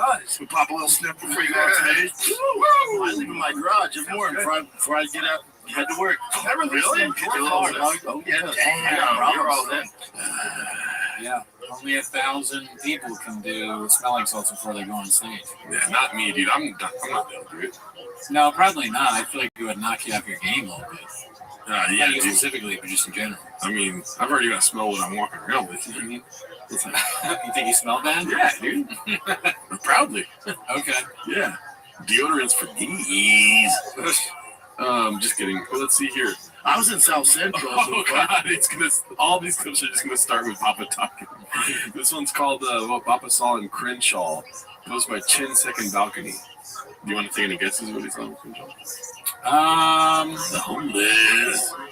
Maybe a really good truck. I'm gonna give him the benefit of the doubt, but how does he say it? I'm gonna beg to differ on this point. Oh, okay. Let's see. I was in South Central doing car shit, and I was in South Central. I was off Crenshaw, and there's a barbecue place. I could see the smoke coming from the chimney, and I was in traffic, and I was smelling. I'm like, God damn, I bet that's good. Oh no, I wanted to go in, but I was scared. Straight up. You have all your stuff Yeah, all my chains. Yeah, I was like, I'm just gonna tuck mine in. Go live and then go in. I'm just gonna tuck mine in. Let's say he gets robbed, right? And he has all this like big boy stuff, like the jersey, the hat, and everything. The Letterman jacket, you know? And they're like, give me all your shit. And he starts taking off and they're like, no, not that shit. Not just the money. I don't want any of that shit. Eat that shit. Big boy, what the fuck? What the fuck is this? They throw it on the ground. You shouldn't even wear that shit around here. Yeah. He's like, why? Because it's the wrong color. They're like, no, it just sucks. You look blockbuster. They know the slang. What are we doing here? Yeah. I'm in a loud ass car. I'm just asking to get robbed. You know, 1 week you can't say you could beat up both of us, and then the next week you're afraid to go into a barbecue place. Yeah, just a barbecue place in Crenshaw, South Central. With the guy who, What I say, every single clip's gonna start with him talking. Yeah, dude. Would you be scared to go to a barbecue place? No, I don't think so. Yeah, I wouldn't. It's if it's like a good restaurant, it's probably just like any other day. Just go to a restaurant, and eat there, and then leave, and then on the way out, you drive your truck home. You know. And then another question you pose all the time is like, what happened before that clip? Like, what were they talking? Why did he say that? I think on these shows they just talk about their day a lot. There's not a lot of planning involved. You know, we don't have a show sheet on our show, but I know they don't have one.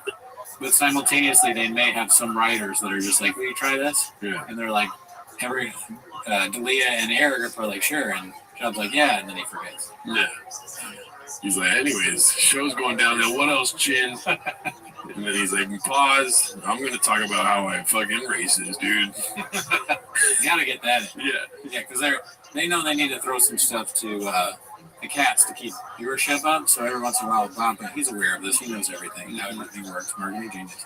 He has to say something racist at least once. Yeah. Well, we got another clip from that same show. Simba's Father Day spelling draws Papa's ear again this year. Posted by Chin's Second Balcony. There's going to be, I think, 2 clips about this, but he hits us with one of the classics, dude. Let's see. With the guy who drew this, Joanna hit up, and he had him draw one of me, Basti, and Tia at the game. Cool. And he made baseballs with Tiger and Basti on it. It was dope. Nice. And then Tiger wrote me a card. The spelling was so atrocious, it drove me. The spelling was atrocious. Why didn't he just fix it? Like how he says it. I don't know. It's funny to point out someone else's flaw while you're saying a flaw. Yeah. You got a word wrong, but you're making fun of the way kids write. He speaks, or he writes how you speak. Oh, we write like right now, you mean? Oh yeah, Tiger writes the way that he talks. Oh, atrocious, dude. That's right. I mean, what do you expect of these kids? They hear them every day. Me nuts. Me fucking nuts. Me fucking nuts. Hey, we saw your dad time at a bad theories on why. I'm so sorry. That's not good.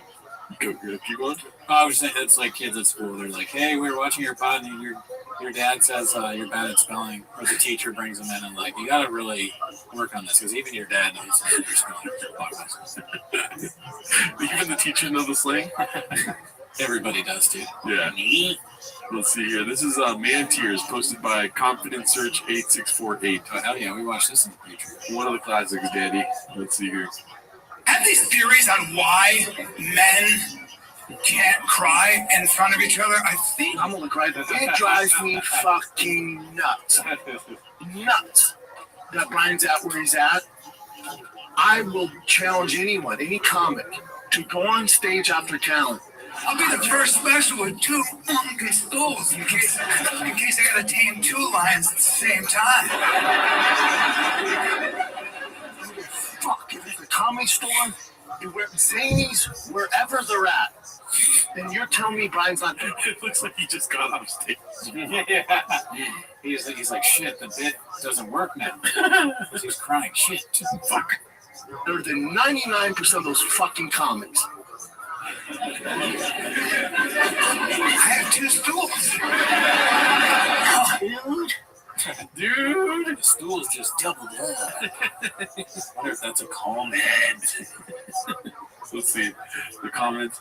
It drives me nuts that Shab feels he can judge other comics.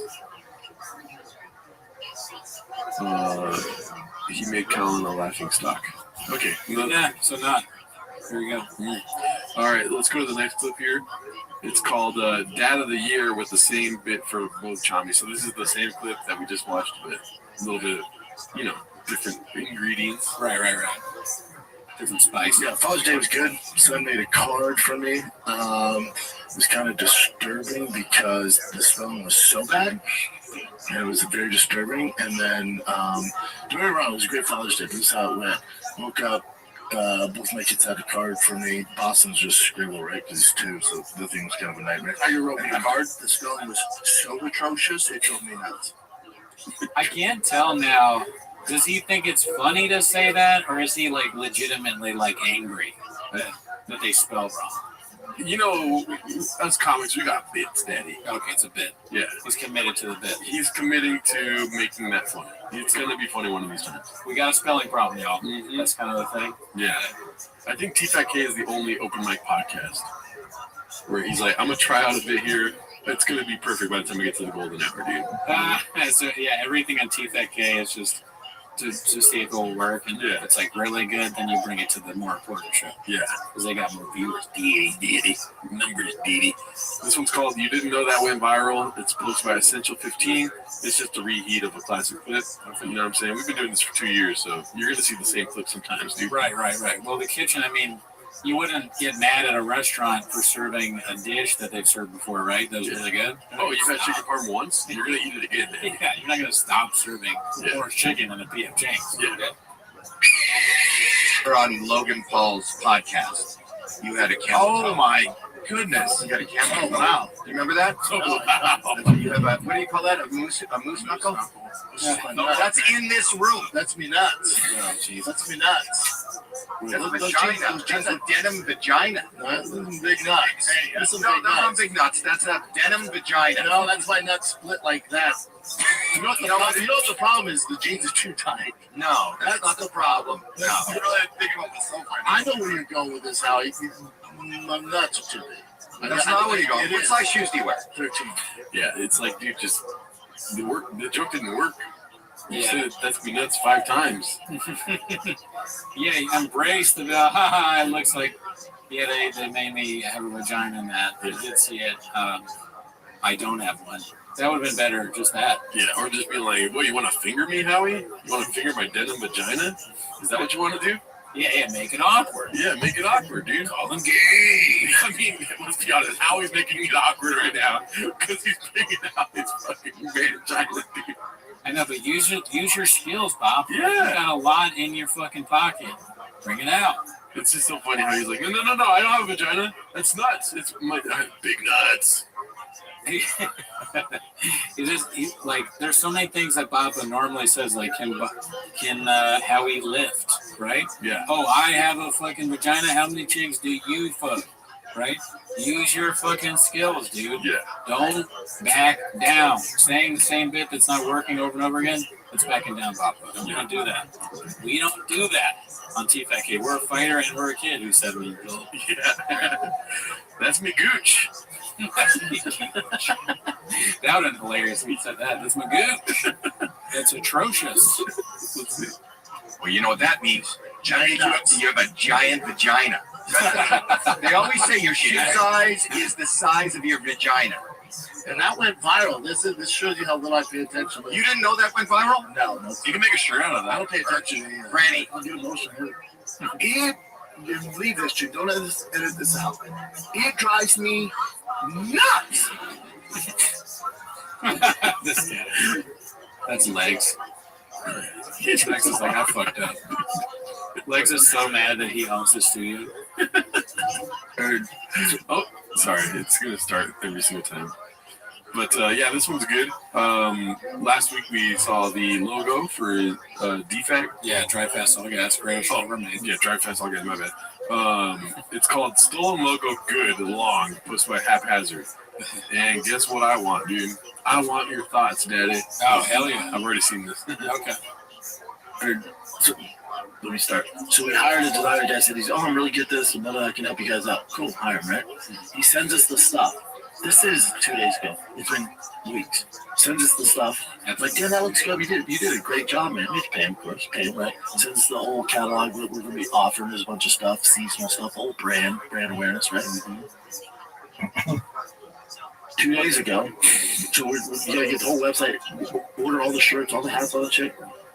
2 days ago, Jay goes, hey man, that logo I've seen before. Oh no. Hey, what? Oh no. Jay goes, it looks similar. Remember that Deuces Macchiato, like in Venice?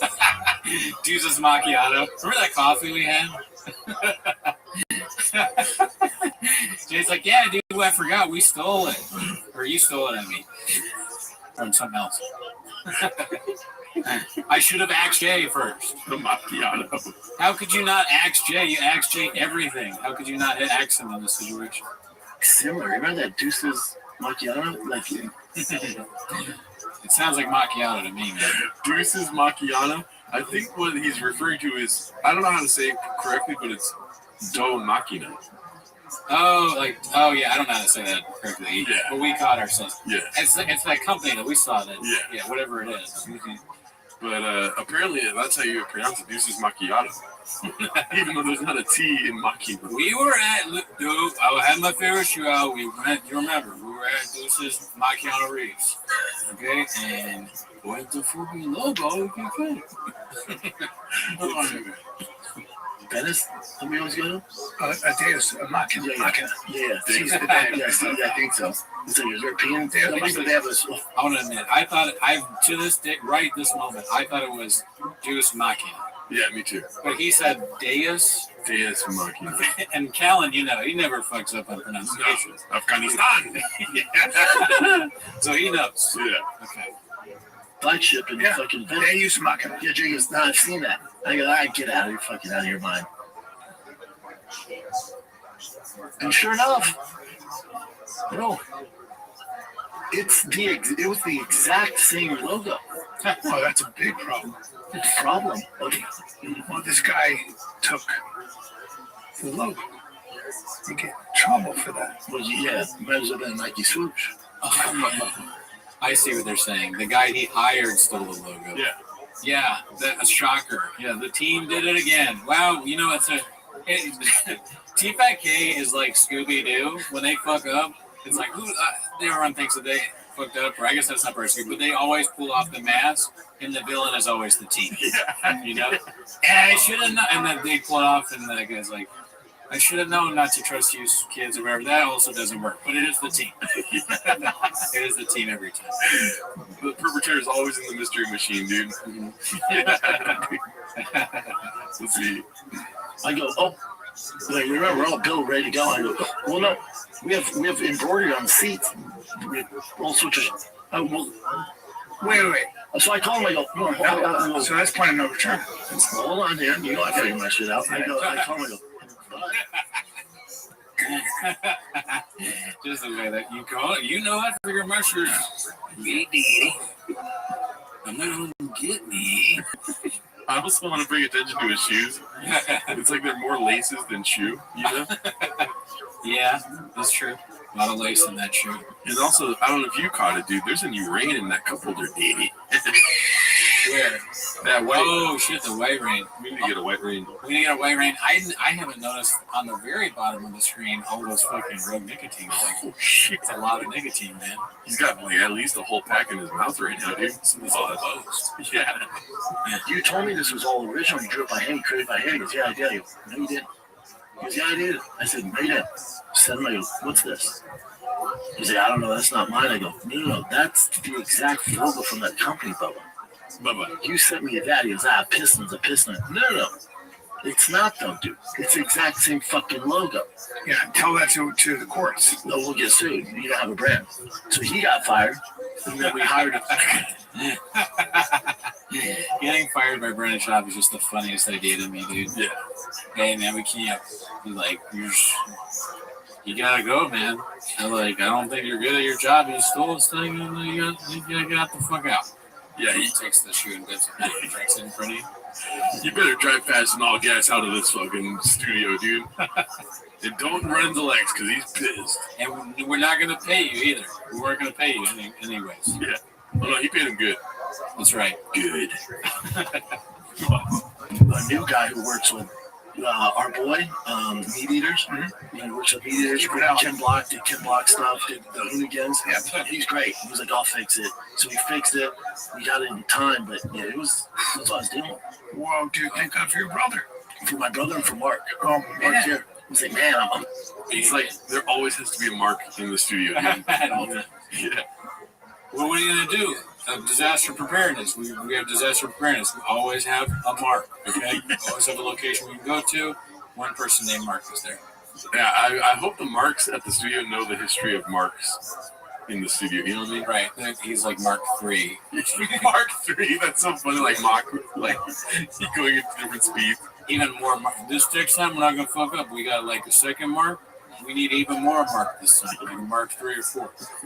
People are like, all right, yep, because he's their boss, and they don't understand what he's saying, but they know they have to do it. And I know everyone at home is wondering, yeah, the guy that's in our studio, his name is Mark. That's true. Hey, what's up, dude? What's up, Mark? Shut up. Don't say nothing. No, we won't pay you. No, we're not paying you. It's internship. Look it up. No. Oh, yeah, I think I've seen it before. Yikes! You know what I mean? I get on like, damn, that's sweet. I'm going on this next thing. Thinking. These people are unbelievable. You know what I did though? I read Jocko's book. I take full accountability. I went, Good. I went, oh, that's on me. Like it's heated conversation, me, lads, and the team. I go, you know what, dude? He goes, I'm so sorry, man, but I'll make it right. I go, no, that's on me. We're not going to work with you again. I said, it's on me. He goes, what do you mean? I go, my bad. He's saying this to the guy you fired? Yeah, I think so. And it's confusing because he said, like, I'm in a meeting with the executives at Thick Boy, which, you know what I mean? The board. Yeah. Are you allowed to call yourself an executive if it's for a podcast or a YouTube show? Apparently, he thinks so. Yeah. There's a CTO. Like, instead of a chief financial, chief truck officer, dude. CTO, chief piston, CVO, chief valve officer. That's fucking good. Yeah. They probably do have all those things. CSO, chief supercharger officer. I assumed when we hired a high-level artist, designer like this, I assumed you weren't going to take it from another company. That's on me. That's what you said? Yeah, I went, that's on me. My bad for assuming that the cost you charged that you weren't going to copy for somebody else. I did. That's on me. I should have noticed it right away, and I did it. That's You charged less, right? No, you didn't charge that. Oh, you didn't charge No. I went, that's on me. He said, I appreciate it, man. That's all good. I said, that's on me. I said, you know what, dude? Thank you for the lesson. Dude, you know what? This is when I have to speak up. The fact that he's literally trying to take the blame and that guy's response was like, hey, Yeah, well, that guy's a piece of shit. give me a break. I don't understand the interaction. It doesn't sound like something that happened. Yeah. Why would the guy say thank you? Look at Brendan's face right now, dude. It's like, yeah, we're doing it right now, dude. That face is so weird, too, you know? Yeah, he's kind of like, I just told this made-up story, and then I've said, He's like, agrees. nailed it. He's a little Trumpish here. That guy's whole life is that. That guy's whole life is that. Come on, He's just dude. duplicitous. He knows what he's doing. Just But the best way out of that is to do exactly what 100%. I went, oh, good. And by the way, and then he's here in a way, it's like, that's on me, you know. But what are you going to do? Fight with him? You're like, no. You want to keep the money? No, all right, cool. I mean, that's Well, that's what my Okay. That's why I say to people who rob me, I go, hey, it's on me, dude. Shouldn't have been here. Yeah. No, it's good. Take the money, okay? I shouldn't have gone to this barbecue restaurant. Now you got all my money, but I'm happy. You know what? I learned a lesson. Never go to a barbershop in this neighborhood because I'm a racist. That's on me. Went to barbecue on Crenshaw. That's on me. And then, you know, another thing, being racist, that's also on me. You know, because I am. All right, so throughout this episode, I want to check in on the GRE because people are making chins as we clip, you know what I mean? Live. Okay, so we got 2 new clips. Let's see here. This one's called Squirrel Shop, hosted by Gazelle Firm 8510. This is the first time in Timo's history we're doing live clips. That's crazy, Chin. Fuck, chitches. Fuck, you know what the word is. You know what it is, Chuck. Yeah. Look at Kelvin. Look at He's Kelvin. the face of He's not tired at all. He's fine. Dude, a guy, because remember, in the UFC, he wasn't a huge name. He was fun to watch. We didn't have, like, a great record. And we're like, all right, he's fun, but he's going to be world champ. Leaves, so I'm going to bare knuckle. And then just starts being the shit out of all these fucking Hall of Famers. It's such a fun story, dude. Bro, you got so many pouches in your mouth, you sound like a squirrel. That'd be nuts, dude. Yeah. See, Joe Rogan. See, people saying Joe Rogan's not funny. We'll check that out. I can't even do this. He's not going to squirrel away. I did say something because I was going to tell you, yeah. And you wait for your question, bro. The most squirrel. Old squirrel shop. Squirrel shop. Oh, D-Rod just let me up to Brendan Squirrel. This is a very good fight. Anyway, give me some of those smelling salts. Oh, let's go. The show is so fiery, it's the small salts to stay away. All right, let's see. This is another clip called "Something's Off," posted by Chin Second Balcony. He just posted this 4 minutes ago, Daddy. Consider ourselves lucky, too. Let's see here. All right, that's all bullshit. You're never getting away from the government. I don't even believe in Signal. I've been talking to these people on Signal, like the guy Moxie who made Signal. What's the matter? That smells funny. Your glass smells funny. I just smell something. I smell something. Does it smell like whiskey? I mean, I smell it like old whiskey. It smells like soap. Like dirty water. Tiger Thick merch of the baby. Right now, finally came in, kiddo. Not kids. It finally came in. Straight off the boat from Japan. Finally, your boy's whiskey, Tiger Thick. Bad name, smells like dirty water. Drink it. Get it in the store for half off. All right, well, we'll check back in later. This is going to be a long episode, Daddy. We've got another clip here from Web Tasty called "Working Over 5 Hours in 1 Day is Such a Beast." How long do you work? No standard. 8 inches. Exactly. Let's just try to. Oh, my bad.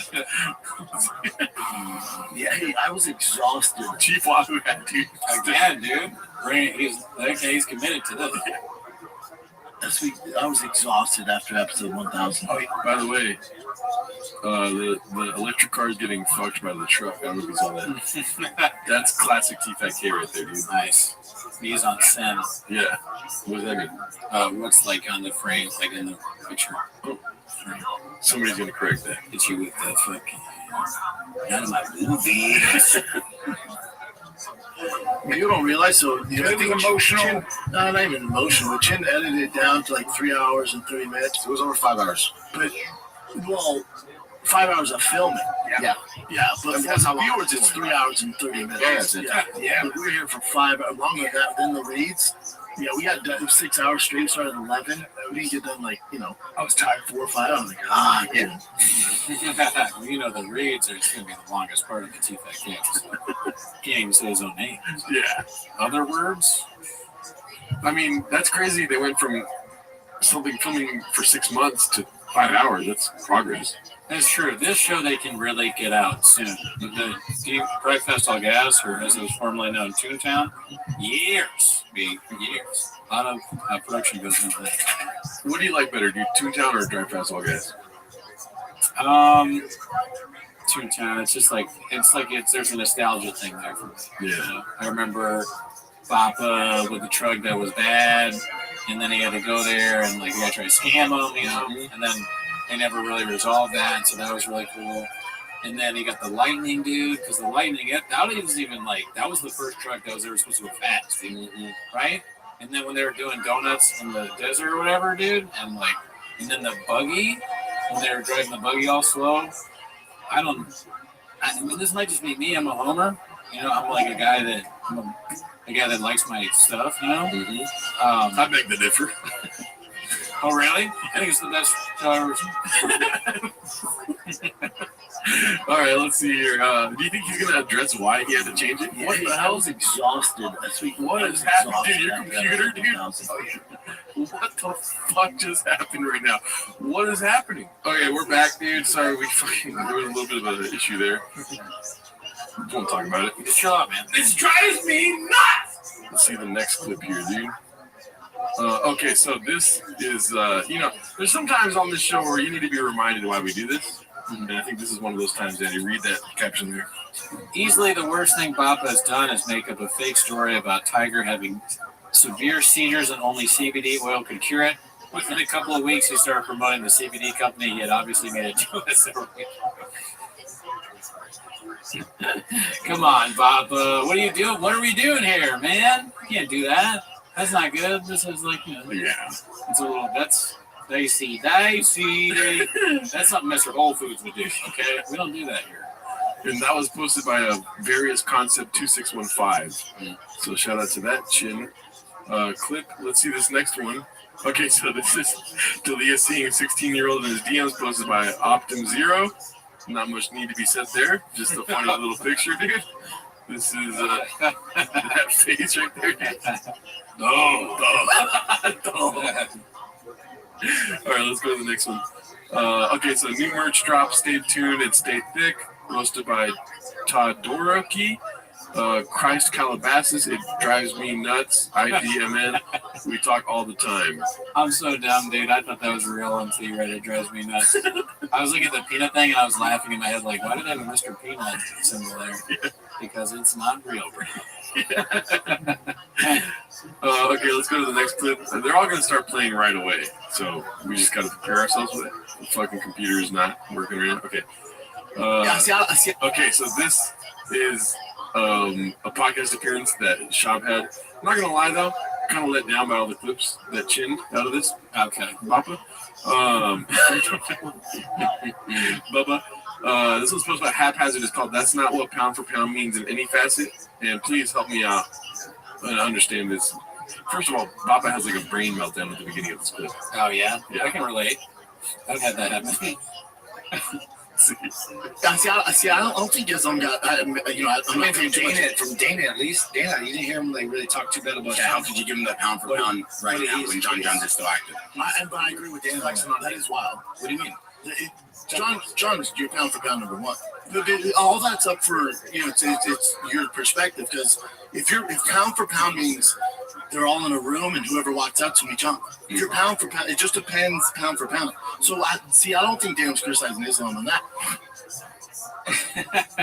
What's the title of the clip? That's not what pound for pound. So I knew I was gonna miss the whole thing. But according to Shab, if you all go in a room together, whoever comes out is the pound for pound.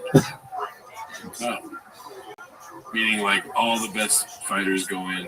Yeah. But that's not what it means, because then it's like, what's his name? I'm not going to say somebody's name. You can't have Jingling go in there with fucking John Africa. You know what I mean? Yeah. No, I see. Yeah, that doesn't make sense. That doesn't make sense.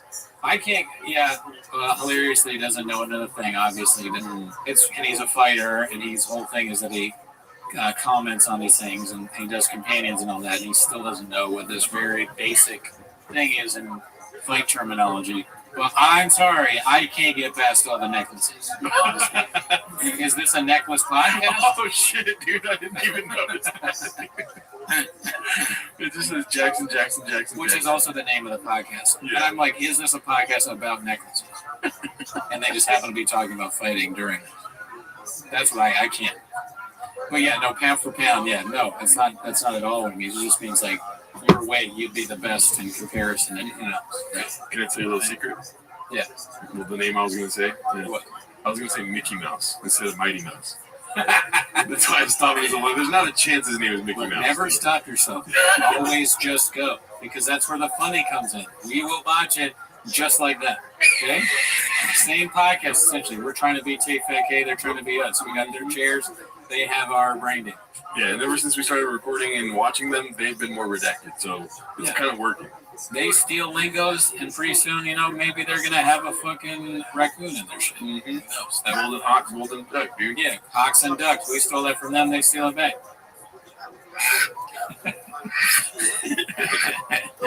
All right, let's go to the next one.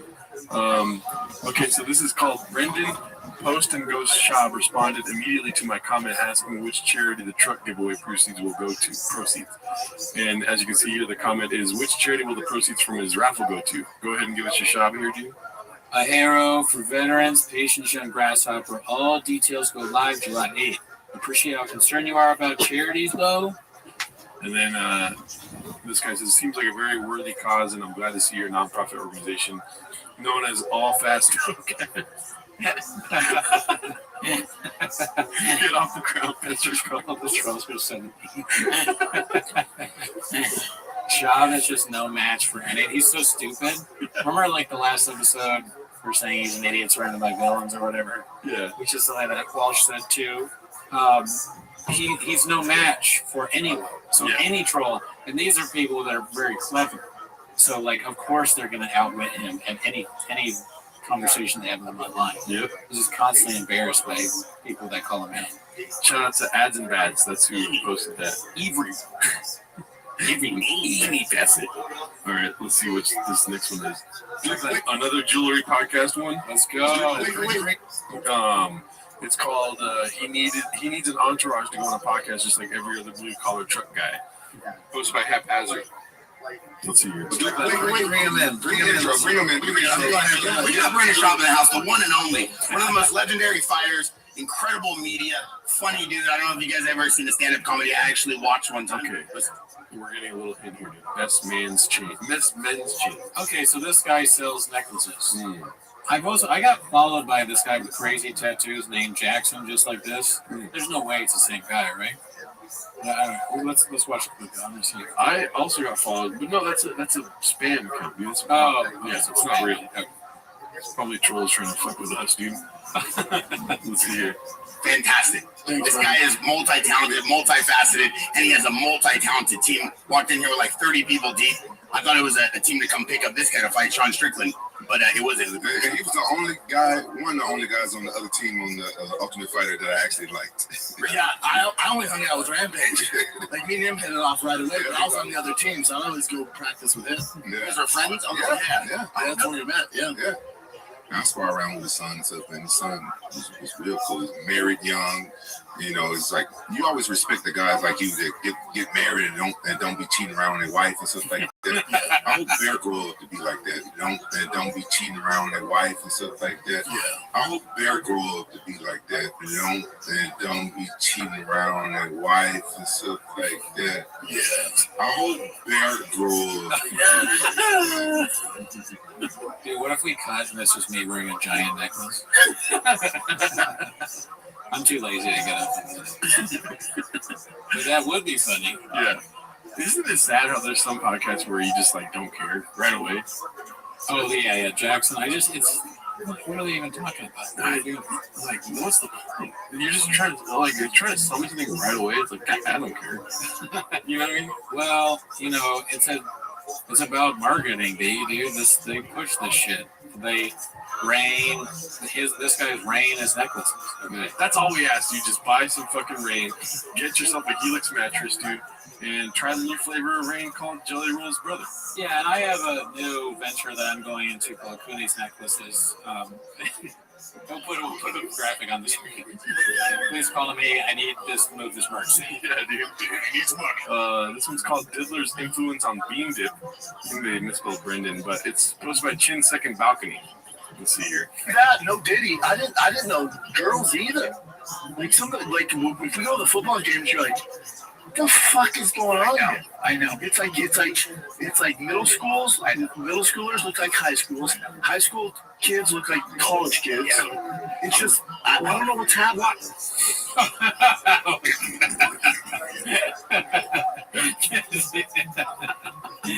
James guys are fucking crazy, man. I'm looking forward to competing on training. There's no such thing as unfortunate women. They go from like 6 to 25. And those days are long gone. They go from 6 to 25. They go from 6 to 25. Shout out to Tavin Smith. He used to make all these. Oh, he probably still does. But he makes songs on like comedians briefly. Oh, okay. Check it out. They go from 6 to 25. They go from 6 to 25.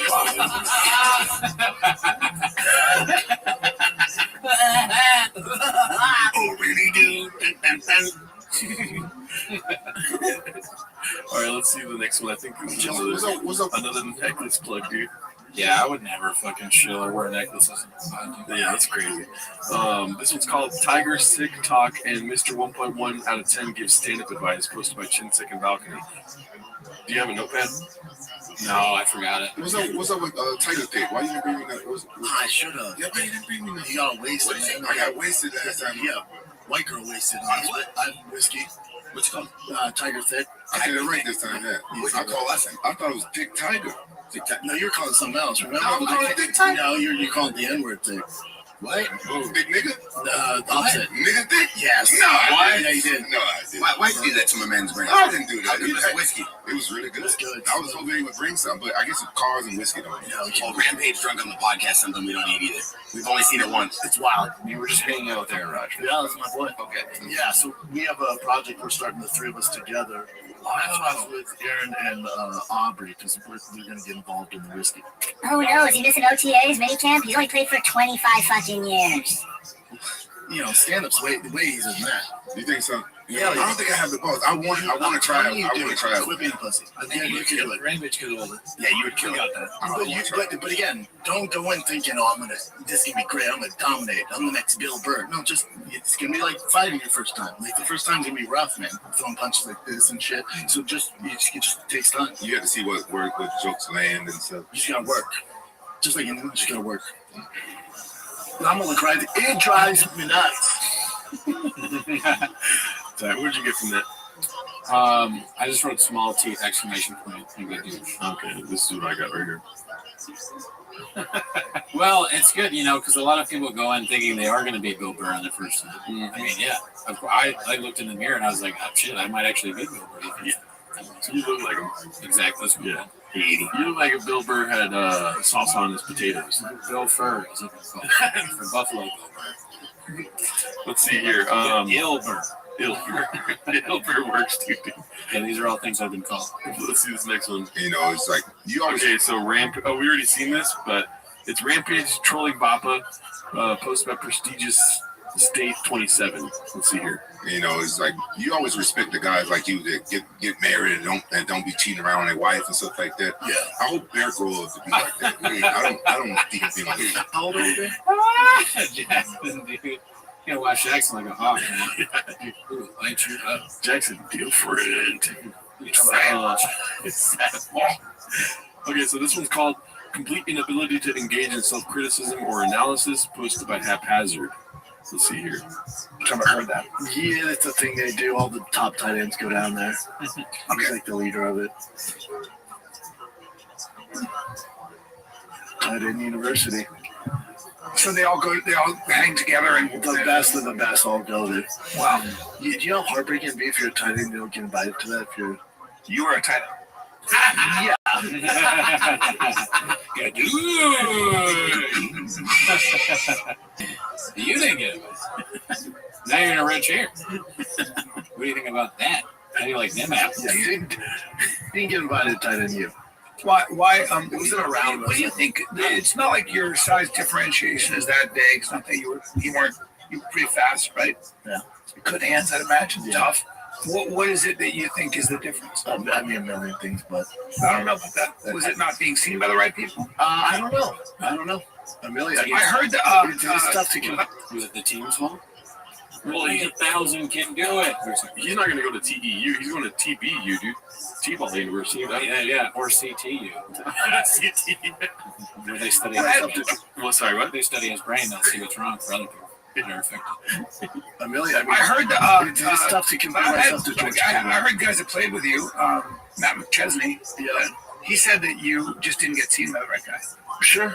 Yeah, but even if I did, I mean, the chances if you made, even if you got seen, it's like even that. It's 1,000 things. Yeah, I mean, George Kittle, dude. Yeah, just different. Yeah. Just different. If you got to cover him, he's catching balls on you. All pro, dude. All pro. Yeah. All pro in the NFL as a white. Well, I was more impressed with this guy was way. Yeah, it's a. You know where I went to? Where? Rain University. Yeah, drink that rain. Yeah, dude. That was a ridiculous, obvious lie there. He said I wasn't around when he was there, but then Brian was like, I talked to the guy. He said he just didn't sleep. Not address. You know where I went? Man class, daddy. Oh, shit. He's better, dude. That's like the Harvard of stand-up special. Yeah, dude. You should go to Necklace University, dude. That's what I'm trying to get to next. Jackson University. Let's see this one. This is called, I call it Shake Shake. Posted by Haphazard. I don't know. I haven't seen the guy. One of our guys. I'm concerned by the amount, or the little amount of tiger thick in here. Only one. It's only one, and he's hiding it. It looks like behind safety shot, which I don't even need. Dude. Safety shot don't get you fucked up. Be Father's Day out there. I'm the only dad in here.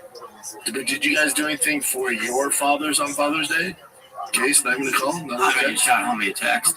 Shot homie a text. Jim? Yeah, my dad came by to our apartment. We just had food. Korean food and Shake Shack. He passed away. He died afterwards. Thank God it was just Shake Shack and not the food that you make. That would have been so disrespectful to your father. You dishonored me. Okay. That's what Chin's dad would say if he made food for me. He's like, you're dishonored me. Condoms are for sex, not food. Why is it? He pulls out a condom out of his food. What is this? I'm assuming Sean's gonna say Shake Shake right now, dude. Because he said that him and his dad got Shake Shack. Yeah. Let's see. Shake Shack, you know? Shake? What do you love Shake Shake?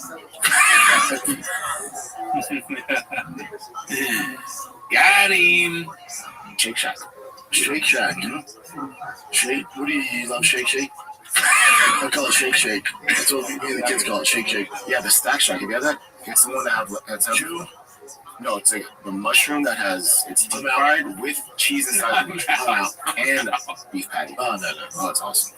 And then I give Shop credit to. He might have had a burger pizza from Chin, and right when he hears mushroom, he's like, oh, nope. Yeah, he's worried that's part of, like, it's not just Shake Shack. It's Chin's creation. He took a burger. What'd you do with the burger? I put it on top of the pizza. Yeah. It's like, no, I'm out. Done. Yeah. Yeah, hey, Shop, come over to my place. We're having Shake Shake. He's like, I'm out. I'm out. Boom.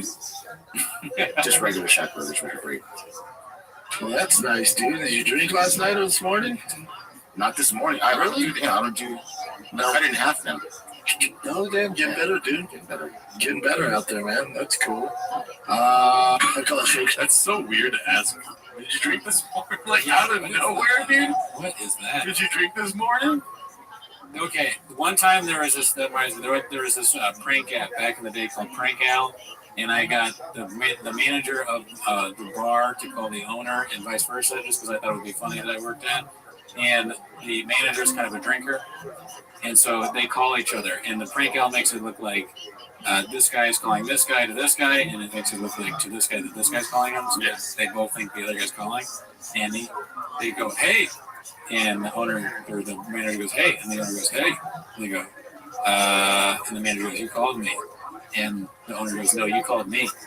And then the manager's like, no, you called me, man. And then there's an awkward pause. You only get to listen to 30 seconds. And the owner goes, drinking already, Sean? I felt so bad. It was also one of the funniest things I've ever seen. So that kind of reminded me of that. That's hilarious, dude. I don't know what the ending of this is. Shake. That's what me and the kids call it, Shake Shake. They do not call it Shake Shake. Yeah. What's the over-under on if they call it Shake Shake? I'm going to say 2080. Okay. Yeah, dude, not a chance. If you wanted to hurt me, you got me, brother. 80-20, I guess, is over-under. Let's see this one. This is Eric Secure in Himself Nowadays, posted by Skirt Dirty. Dude, you've been a guest on so many podcasts, and I can't remember a time where you said anything funny. Keep grinding cross. Fuck. That's fucked up, dude. Yeah, come on. Yeah, that's fucked up. I mean, it is a hot move, but you know what I mean? Be cool, dude. And then you want to read Eric's response? Right? I mean, 20-year career. It's crazy. So many TV shows and movies I've been in. People keep having me on, like, what is happening? You should really hit up Jim Carrey, Ray Romano, Tim Allen, Adam Sandler, and ask them about it. Why you work with this guy, dude? You and me both. I thought it was just me. Anyways, thanks for the message. Got him. Careful, like Sunday. Yeah. Man, don't come at a hawk with dog tendencies, bro. Yeah. Dun, dun, dun, dun, dun, dun. How do they not understand that sharing this kind of stuff just promotes more of it? They don't get it, dude. They'll never. I don't know. Or maybe they think not sharing it is like admitting like failure or something. I don't know. You know what though? It's posting and ghosting, dude. That's the fucking issue here. Sure. They post and ghost, and then they fucking don't know what's happening with what they wrote. Reaction is, yeah. Yeah. Or he just reads that, he sees a message, it hurts his feelings, but he thinks, good. He replies back with a super cringe message, and then he sees it again like this, and he goes, good. Right? It never sinks in. If you always say good to something bad that happens, you're never gonna like realize, like, how do I prevent this in the future? So there are some flaws in Jocko's logic. Oh, there's flaws in Jocko's logic, dude? A little bit. Good. Yeah, even that's it. It's an outlook on life that is unsafe and not good for you to have. Yeah. All right, let's see what's next here. Okay, we got another diamond necklace fucking clip here. It's a show truck posted by Confidence Search 8648. Let's see. Well, like my motor's different than yours now. Like it's in Fort Worth, Texas right now. I just put it on a truck bed on Wednesday. Fully rebuilt motor, bigger blower, transmission. Everything's fully rebuilt. Who did that? Who did that work for you? Chris at Bailey's Hyper Performance. Man, you taking that one off road and jumping in? And No, that's the thing about that. Now it's turned into a straight show car. So that seemed to be everywhere. Dog I killed the dog. No, it's not. No, I didn't do any of that shit. The dog was a show dog. That's how he fires people. Like how he fired that guy that did the logo. Sign. Yeah, he's like, are you firing me? He's like, no. Now you're a show artist. You're a show guy. What is his name? George is like, you're a show intern. Yeah, you're a show mark. No, I'm not. You're a show mark. Yeah, he's the biggest. Yeah, some would say the most show mark. All right, so this one's posted by Dicey Redact. It's called "Doesn't Matter If It's True" with the thinking emoji. It's called "Why Anyone Associates with Brenda Is Mystifying. He's a callous, bumbling idiot. Be cool." Chris and Brian have a letter to bear forever. True or not, having this idiot around only compounds everything. The families that have to endure what completely redacted shit he says week after week is fuck. Everyone around him should cut ties with him, like Rogan, Theo, and many others, or he'll keep lighting you up. B. Happy Father's Day to all you chombies. Oh, everyone should fucking leave him alone, dude. Good. Yeah, I know. That's when you get deeper inside the fucking thing world. Yeah, dude. It's a big, big world. Like we both went through some shit there. Different because you actually went through the actual bullshit, and you gotta realize I basically going through it with my brother. Yeah. Because we're in this marriage, so it was like a double side thing. You go first now. Well, I mean, part of it's losing everything, you know. Like part of it's just going through, like you spend your whole life building something, and then just out of the blue, somebody says something about you, tells a story about you. It doesn't matter if it's from 1999. It doesn't matter what it is. It doesn't matter if it's true. Your whole life. That's what's important. It doesn't matter if it's true. Yeah. Fuck how old it is. Yeah. That's so dicey. I don't even. No, that's so crazy. That's the diciest thing of all time. Next clip. This is the last clip of the day. That's so crazy, dude. Doesn't matter if it's true. Hey, Brendan.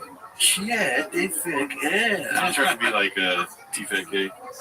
I mean, almost like Brendan's trying to be like, mention the fact that it's not true. You know, he's almost like the voice of reason there. And Callan's like, yeah. That's so wrong, dude. Let's see this next one. Okay, so this is a classic. We already know this one. End of the day on an El Gallo clip, dude. It should be El Gallo. Reheated dishes from the Chang's Hall of Fame. Happy Juneteenth from Thick Boy Nation. Like sometimes you look at UFC tonight and like, is that the best panel possible? Or you should have to check out the boxes. We get it, UFC tonight, Fox. You're not racist. We get it. You have an all-black panel. We get it. Whoa, we get it. We get it now. You know, now I'm gonna ask you again: are those the best brains and speakers for the art, for the general audience? And like sometimes you look at, is the barbecue restaurant safe? He's like, we get it. It has good chicken. We get it. The barbecue sauce is bomb. We get it. They picked up the bag. But is it safe to go inside in this neighborhood? Am I gonna get robbed? This barbecue is nuts. All right. That's our episode. See you next week.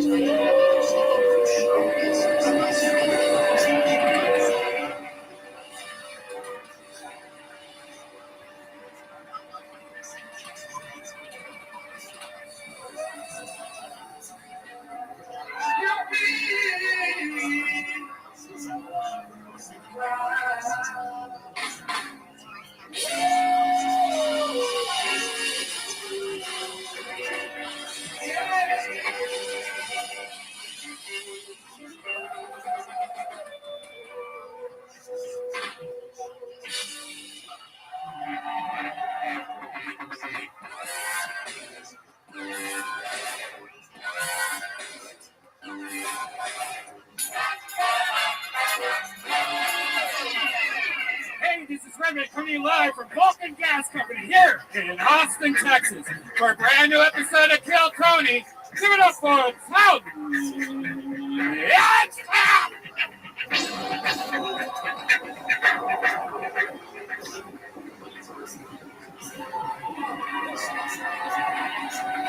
Come on, Austin, Texas. This is a real live podcast. You guys ready to do this shit tonight?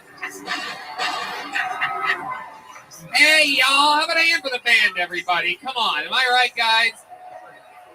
Red Band. Can you believe this? How are you doing? Chaos. These are our friends Matt Muelling on guitar, everybody. The great Michael Gonzalez on drums. And that is our good friend D Madness on the bass guitar, everybody. They are the Screwball Peanut Butter Whiskey Kill Tony band. This is Kill Tony, brought to you by the Yellow Rose and the Red Rose, the two best strip clubs in the world. Just happen to be here in Austin. Isn't that amazing? Oh, shit. Where's Waldo's in a construction zone this week, everybody? Come on in. Come on in, late folk. Hell yeah, this guy coming in from Buzzmill Coffee, just fucking. Hey, what's up? Well, heard this shit is cool. Come on in. Hey. Fuck yeah, welcome. Right on time. Nothing better than 8:24 arrivals over here. You believe this shit? D Madness is the only one not disappointed right now. He's like, what? Why is he harassing these people? Fun stuff, everybody. We have fun here. How many of you have been to this show before live? How many of you, this is your first time like this? This is a real couple right here. Did your son bring you out tonight? Are you guys family? Is that what's happening here? You guys don't even know? Something like that. Love it. Cool thing about Texas is like, you can tell when someone drove more than like half an hour to be in Austin. You know what I mean? Like that guy's got like one of those rodeo vests on that only like real men wear. It's like fucking Yellowstone shit going on over there. You know what I mean? Just fucking, got to be a real man behind that. They always keep their shirts very well ironed somehow. It's impressive. It's like when you're at the mall and you're like, how is J. Crew still a store? That's how. That's it. It's this fucking guy. This Eddie Bauer motherfucker over here. All right. This isn't even how we're supposed to start the show. You're so goddamn charismatic. You got me sidetracked there. I love this shit. We're going to have a lot of fun tonight. Before we start tonight's episode, here's a little bit more about the amazing sponsors that made tonight's episode available for you here right now. Hey, y'all. When you use the bathroom, you always close the door behind you. You don't want random passers-by looking in on you while you're taking a little niggly. So why would you let people look in on you when you go online? Using the internet without ExpressVPN is like going to the bathroom and not closing the door. I absolutely love ExpressVPN because it gives me the reassurance that my entire online sensitive data is secure. You know about this, right, Dan? Yes. Did you know your internet service provider knows every single website you visit? And what's worse is they can sell that information to ad companies and tech giants who will use your data to target you. ExpressVPN puts a stop to this. It creates a secure encrypted tunnel between your device and the internet so that your online activity can't be seen by anyone. I use ExpressVPN on all my devices. It works on everything, phones, laptops, and even routers. So everyone who shares your Wi-Fi can still be protected even if they don't have ExpressVPN. Yeah, I've been going on the road a lot. You know, I bust out my iPad at the hotel and I get a little bottle of hand lotion and a hand towel, and I sit the iPad up against the pillow, and I get ready to get naughty. But the first thing I do is I go to ExpressVPN and turn that on. I'm just some guy in France. ExpressVPN is as easy as closing the bathroom door. You just fire up the app, click one button, and you're protected. ExpressVPN is the world's #1 rated VPN by Mashable, The Verge, and countless others. So, if you're like me and believe your online activity is your business, secure yourself by visiting expressvpn.com/killtony today. Use our exclusive link, expressvpn.com/killtony, and you can get an extra 3 months free. That's expressvpn.com/killtony. Man, I am telling you, it is cooled down here in Texas, but I am still using my liquid IV regularly. It is absolutely one of my favorite things. And now that the weather is cooler, it makes it easier to miss signs of dehydration like overheating or perspiration, which means it's even more important to keep your body properly hydrated. Flu season is in full swing. Proper hydration and vitamins can help make us a strong immune system. Making hydration a priority helps us feel healthier on a day-to-day basis and fuels us to our highest potential. 1 stick of liquid IV and 16 ounces of water hydrates faster and more efficiently than water alone. We have a bunch of amazing flavors. I went to a sauna today, and I used liquid IV. It made me feel great the entire time. Red Band, you know about this stuff. Oh man, I love it. I have one before I go to bed, when I wake up, during the day. Every time I drink something, I use the liquid IV. It's great tasting. It makes you feel great. And, you know, their flavors, they have some of the best flavors ever. Lemon lime, strawberry, watermelon. My favorite, cherry, is now at Walmart because liquid IV is now at Walmart. And if you like pina colada, they got that too. The optimal ratio of glucose, sodium, and potassium delivers water and nutrients into the bloodstream. The company is a great company. They donate 4 million servings in response to COVID-19. So these people actually, they're not just virtue signaling bot foods like a lot of companies. They actually donate to food banks, veterans, active military, first responders. They've donated over 11 million servings globally. Grab your favorite liquid IV flavors nationwide at Walmart, or you can get 25% off when you go to liquidiv.com and use code TONY at checkout. That's 25% off anything you order when you get better hydration today using promo code TONY at liquidiv.com. Ho, ho, ho! The holiday season is here, and with it come the yearly questions of how do I maximize my time savoring holiday moments and minimize my time shopping for gifts? If you're not weary holiday wanderer, Mac Weldon has all the answers. Whether it's an office party, a party with friends, or just a holiday party of you, your couch, and a game on the TV, Mac Weldon has all the essentials to keep you stylish and comfortable throughout the season. And their innovative daily wear system has taken all the hard work out of outfit planning with pieces designed to work together for any occasion, saving you time and sparing you any of extra holiday stress.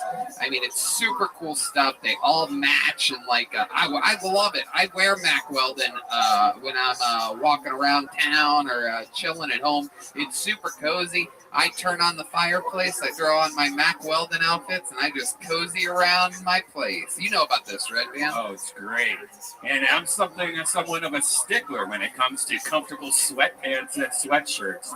I was initially skeptical when I heard about the hype about my Mac Weldon, especially their Ace collection. But man, I was proven wrong. Pairing super soft, high-performance fabric with unmatched style, these have become the pieces I live in, whether I'm hanging out at home or running errands around town. The foremost sweat skeptics has a new outlook. Don't sweat it. Just trust Mac Weldon. Yeah, that's true. And when it gets cold out there, use their amazing warm knit collection. That's what I use. It features shirts, vests, pajama pants, and more. My chilly winter days are behind me, like a dog's tail. Using innovative technology that uses your own body heat to keep you at the perfect temperature, these products from Mac Weldon have me saying something I never thought I would.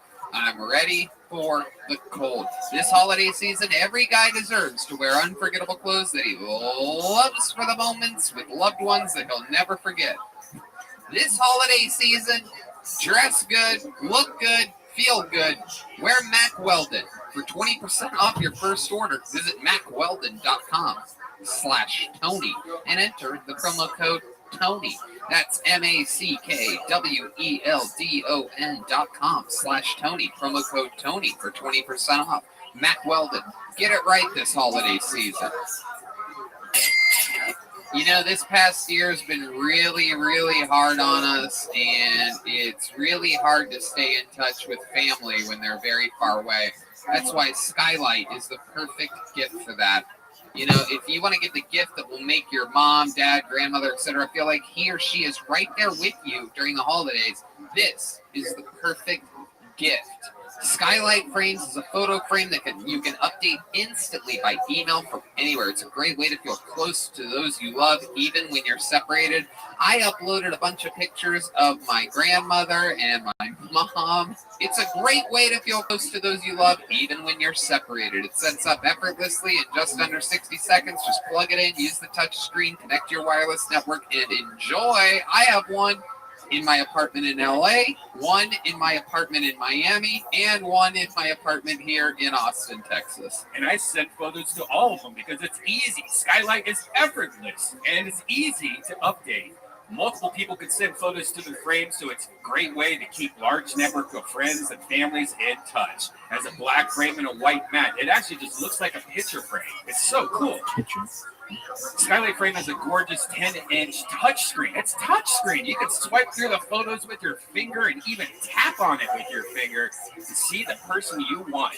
And it has 100% satisfaction guarantee. If you don't like your skylight, then they'll offer you a full refund. Ooh, that's amazing. Now, as a special offer, you can get $10 off your purchase of a skylight frame when you go to skylightframe.com and enter the code TONY. That's right. To get 10% off your purchase of a skylight frame, just go to skylightframe.com and enter the code TONY. That's SKYLIGHTFRAME.com, promo code TONY. You guys ready to do this shit or what, huh? Come on, Austin. You're here. It's a Monday. Trust me. Chaos will ensue. Your guest tonight, one of the best comedians in the entire city, a regular here on Kill Tony normally. This is his second time ever as a guest on the show. And of course, we're very excited about it. Ladies and gentlemen, this is Kill Tony legend, Hans Kim, everyone. He's going to sit up here with us tonight. We're going to see where the night takes us. The great Hans Kim. Welcome back, sir. Thank you so much, Tony. This is a great honor for my family. Hans is the man. Made a regular here on the show a few months ago and absolutely killing it. We had an episode with you a couple months ago. Went so goddamn well. I said, let's do it again. I don't know what I did, but I'm glad I could have helped. I think it was mostly you, Tony. Thank you, Hans. Wow. You see why I like this guy? I love it. Hans, you got a new haircut this week. Is that true? Yeah, I got a little haircut, did it myself, edged it up, and now I'm looking fresh. You really did it yourself? Yeah. Have you ever done your hair yourself? No. Really? No. You have all the time. You take a mirror behind, you have like the third blade, the second blade. That's how you guys end up ugly. I get it. That's cool. I love it. No, that's adorable. Your own haircut. What are you talking? Well, I mean, yeah, really, you got the old fucking Stanhope up there, the old fucking number 2 the whole way around. Hans Kim over here looking like he's about to inherit North Korea or something like that. I mean, that's a real fucking, there's a flow there. You had to switch blades or something, right? Yeah, you can't get this haircut in North Korea. You can't? No, they forbid it. So in America, I have freedom to have this haircut. Wow. Hans, we're going to have fun tonight. You guys know how the show works. A bunch of people signed up for the chance to get pulled out of this fucko. Sometimes we find amazing local talent. Sometimes it's complete chaos, just mental illness with people that think they can be funny for 60 seconds. They're positive of it. They try. You never know what's going to happen. You know their 60 seconds is up and you're the sound of a kitten. You have to wrap it up then or else the angry West Hollywood bear comes out. I'm so sick of that part of this show. I don't know why. You live in the city enough to know where the gay district is. It's by the Turocks or that. I know. I think I left my credit card there this weekend. I know exactly what part of town it's in. I love it. Normally the show is opened up by the great Hans Kim. Normally he comes out and does a brand new 60 seconds of stand-up every single week. But since he's the guest tonight, we had to find a replacement for him. And ladies and gentlemen, I present to you Zhao Ling Summers, everybody. Zhao Ying Summers doing 60 seconds to start the show.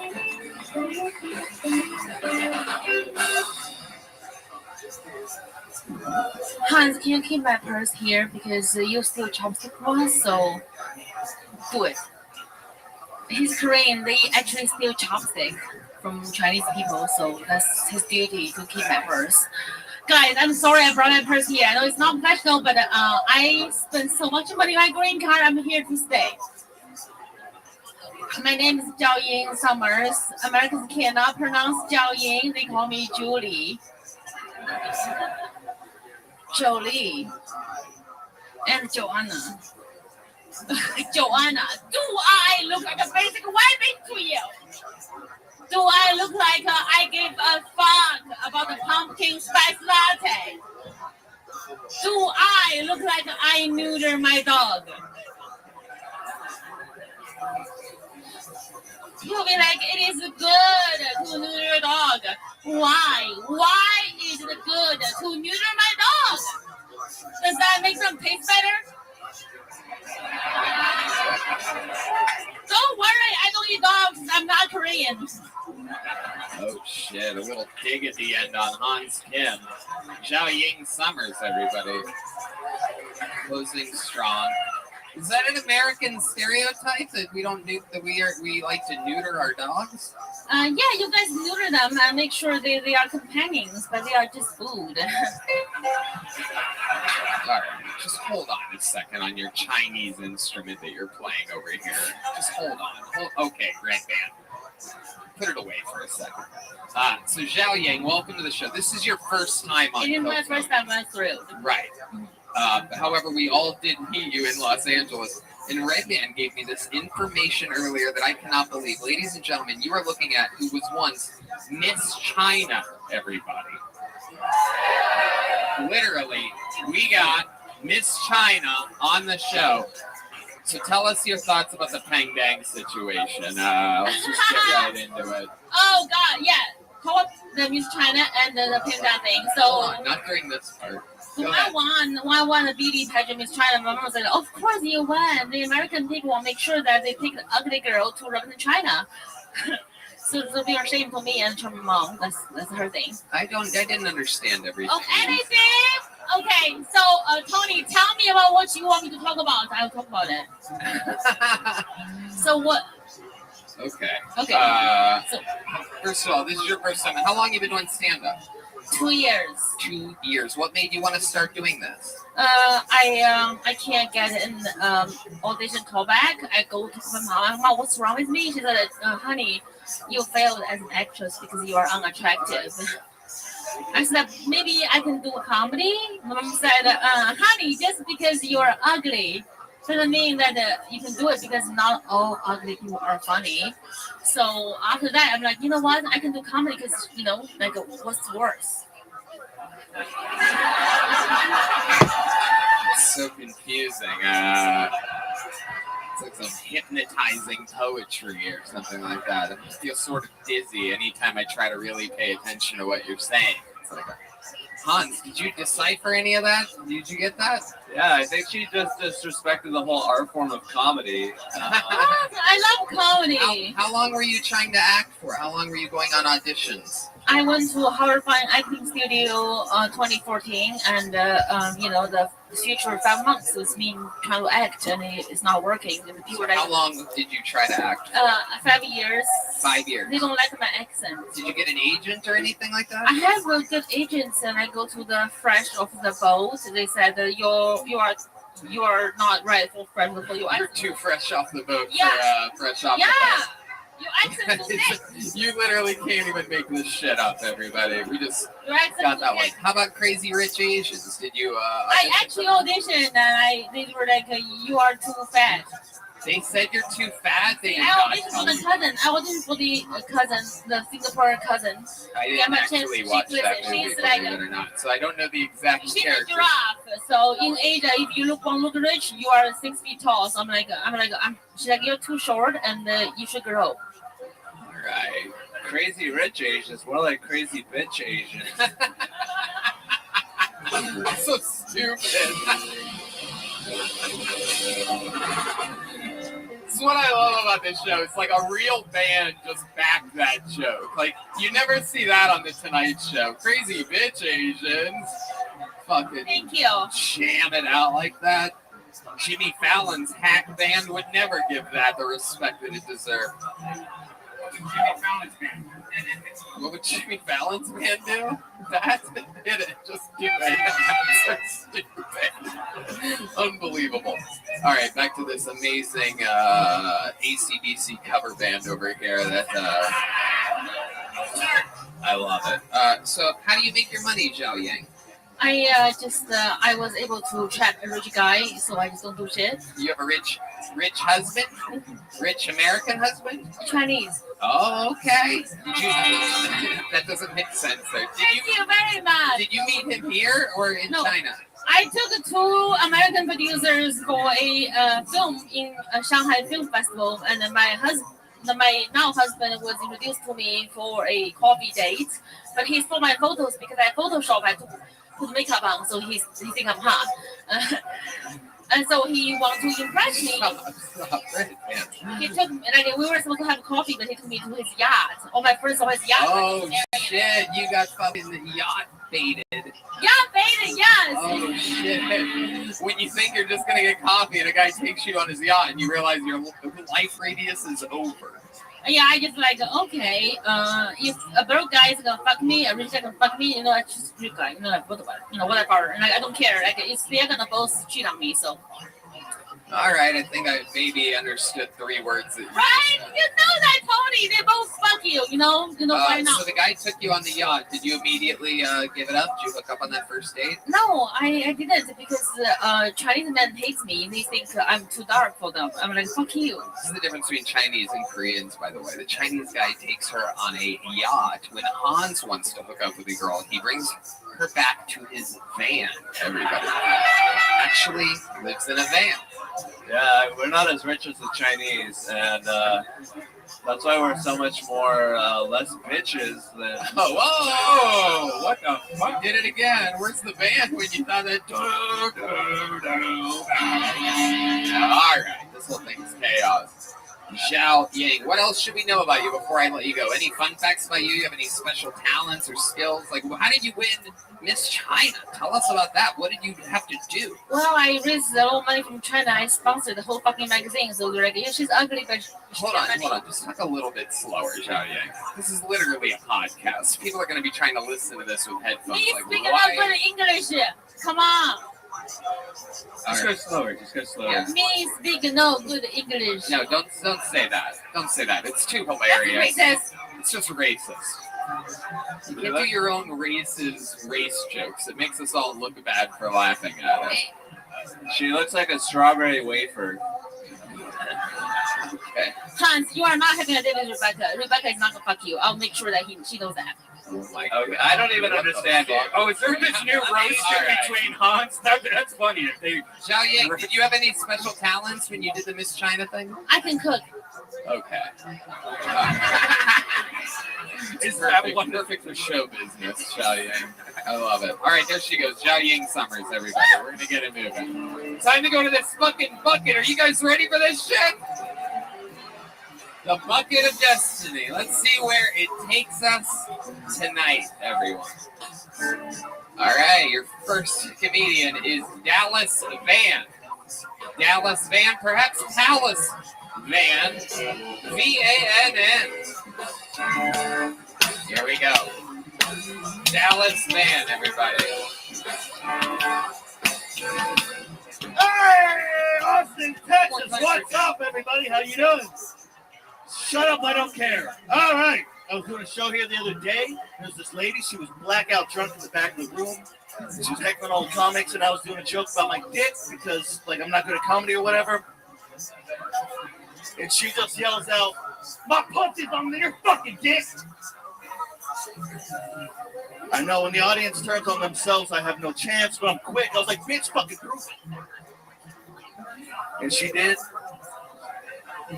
And like it was, but like a whole lot. And this bitch's pussy looked like a fucking urinal.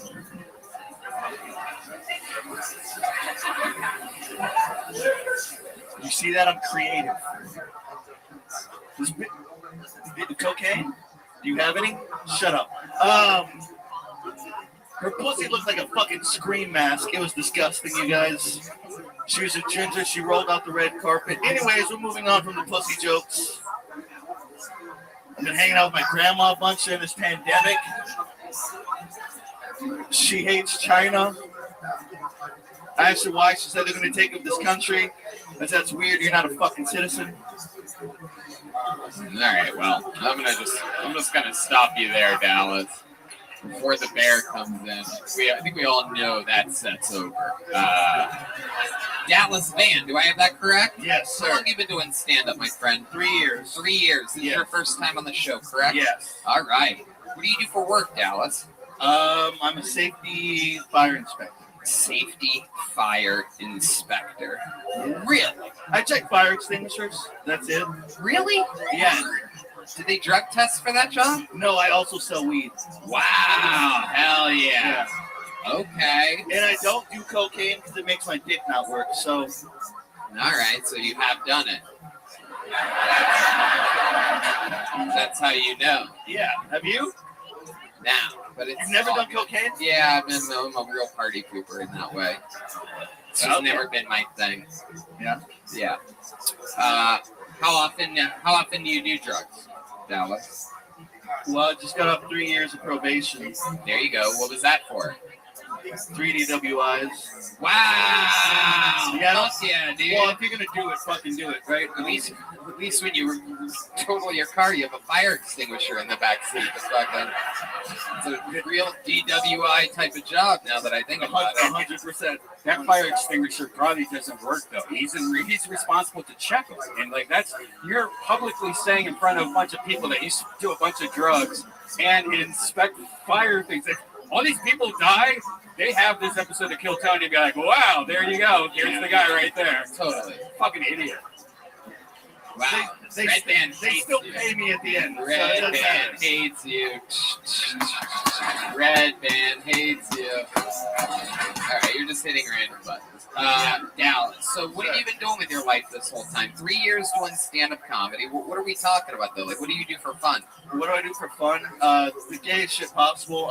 Play disc golf avidly. Okay. Avidly? Avidly. How many? I have a fucking tattoo on my arm. Oh, my God. How many discs do you have? How many golf clubs do you have? Well, the minimal amount. But that's how many I have. Well, why didn't you just say that when I asked you? What do my golf clubs have to do with your discs? Because they're the same thing. Have you ever put a disc in your mouth? Or perhaps a disc in your butt? Is that what you do with your golf clubs? Oh, you son of a bitch. Oh, you son of a bitch. How did you know? Put a little putter in my butter. Anyway, I can't believe how you guys reacted to that joke. That's all right. That was brilliant. Thank you, Red Man. All right. Lifetime Achievement Award goes to me for that joke. Dog shit. Dallas, what's the most embarrassing thing that you wouldn't want us to find out about you? Like a daily routine that you know you sort of shouldn't do. Which hooker do you want to talk about? Oh, you're into hookers? No, I'm not anymore because one yelled at me. Yeah, because I was all fucked up on coke. Yes, I did coke that day. Shut up. Wow. So I was all fucked up on coke, and I called the hooker because coke makes you horny, but it also makes your dick not work. And then she yelled at me because my dick didn't work. Right. But I'd already paid her the money. So she was mad that she didn't get to do the job? No, she was mad that I wasted her time. Wow. But I fucking paid her the money. You paid her the full sum? $150, which is what she was worth. What were you gonna get for $150 if your dick? I don't know. I wasn't thinking about that. I was too horny. Hold on. Okay, stop trying to be funny. Just focus. Yes. Just focus. Yeah. When you paid her the $150, what did you agree to do? You must know that. Sex, I'm guessing. There's no drug in the world. Here, I walked into her hotel room. She never got up her phone once. She was on her phone actively the whole time, to the point to where I could lean over and I could see what she was texting. And she was texting somebody, "Do you have any more H?" Damn, Dallas, your stories are hot death. I swear to God, I can't believe I'm thinking about bringing Zhao Ying back up here again to tell us more about her fucking ultra Chinese life. Yeah. I love it. You close with your family? That's yeah. Me and I was thinking about what I was going to talk to you about. Sure. Like, what's an interesting story? No. That's not what I asked. We know you don't have those. You're asking about my family. Yeah, I'm just asking about like fun facts, like graze over like bullet points or something. Me and my mom set a car on fire for the insurance money one time. Perfect. That's exactly what I'm talking about. When I ask you a question, that's the kind of answer that I like. Looking at all the actual humans in the room, like, what the fuck? Yeah. Fire inspector here, guys. Is that good? How long ago did you and your mom do that? How old were you when you did that? I was 17. Wow. You close with your mom still? Yeah. Really? Yeah. Can we call her right now and ask her about this car that you guys set on fire? Yeah, we'll unlock your phone. Bring one of the phone unlockers over here. Can somebody from my table bring my phone over? What table? You got a table? You know her number? Yeah, call from Hans Kim's phone. Oh, wow. I'm gonna be on the FBI watch list now. Great. Now turn up the volume, put it on speaker, put it into the mic, no one talk. Put it on speaker. Hello? Audrey. Dallas? Yeah, it's your son. Why are you calling me Audrey and why are you calling me from a weird number? Because my phone got locked. We have a question. You remember that one time we set that car on fire? Dallas. Are we 15 again?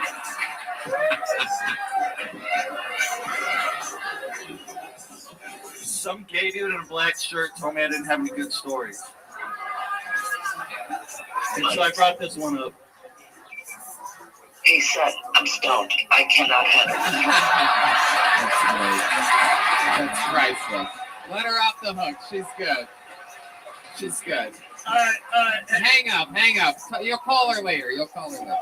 She definitely hung up. That's good. She fucking heard y'all. Yeah. You have a cool mom. You have a cool mom, though. How old is she? Too old for you, apparently. Not really. All right, Red Band. I wasn't exactly going to rush into how old your mother is there. That was incredible. I did think that she would be funnier than you, and she is. And she is. Yeah. Blatantly. It happens. All right, Dallas. Thanks for coming up here. Dallas Man, everybody. Here's a joke book for you, Dallas. Bonsai makes these. Get your first Kill Tony joke book. A little baby one there. And this is a big one. Yeah, you get a big one, too. I wanted to see if he would admit to any other crimes on air. I think we were just getting started. I said bullet points. He's like, me and my mom lit a car on fire. Let's go. All right, your next comedian goes by the name of Jared Nathan, everybody. 60 seconds uninterrupted goes to Jared Nathan. Hell yeah. You guys having fun out there? All right. Hell yeah. One more time for Jared Nathan, everybody. Come on. I think people with special needs should get a free hooker once a year.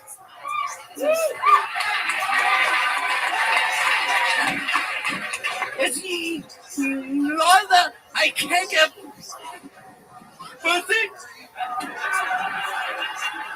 I'm just tired of paying for it. In case you're wondering what my diagnosis is, I'm one puffed up dude. Check this out. My mind has autism. My face has Down syndrome. My body is posy. And I stutter like a motherfucking jackhammer.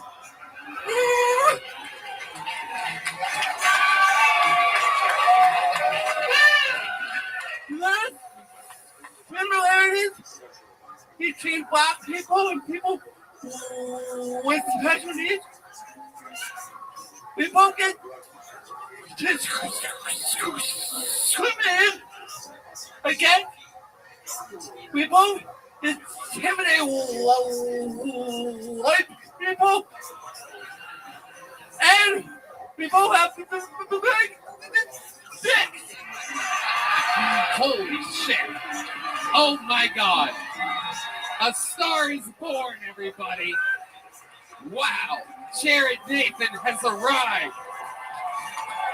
Oh my goodness. Holy shit.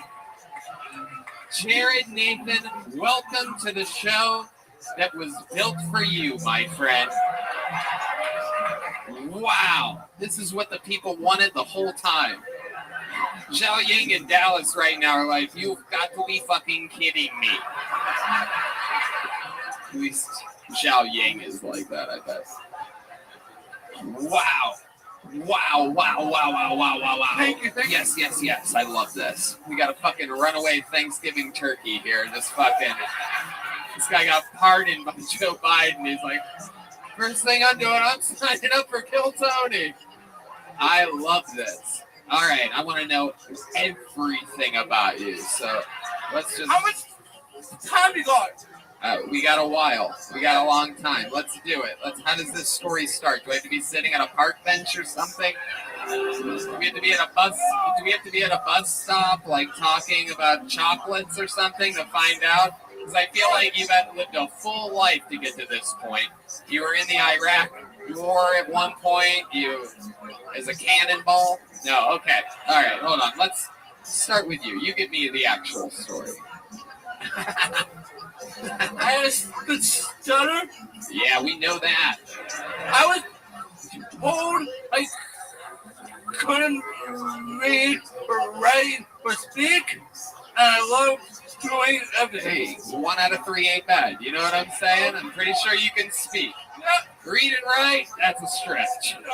No, I'm just kidding. I love your style. Still rocking the Velcro shoes, even though you know how to tie those sons of bitches. I sometimes wonder about people like you. Like, I know you could tie your shoes if you wanted to, but you're like, fuck it, with a face like this, who gives a fuck? Am I right? Yep. I fucking get you, Jared. We're about to talk for the next 50 minutes straight. Yep. Everybody else, the rest of the show for the rest of you that signed up tonight is over. Jared Nathan's here, everybody. We're going to find out Jared Nathan's life story here tonight.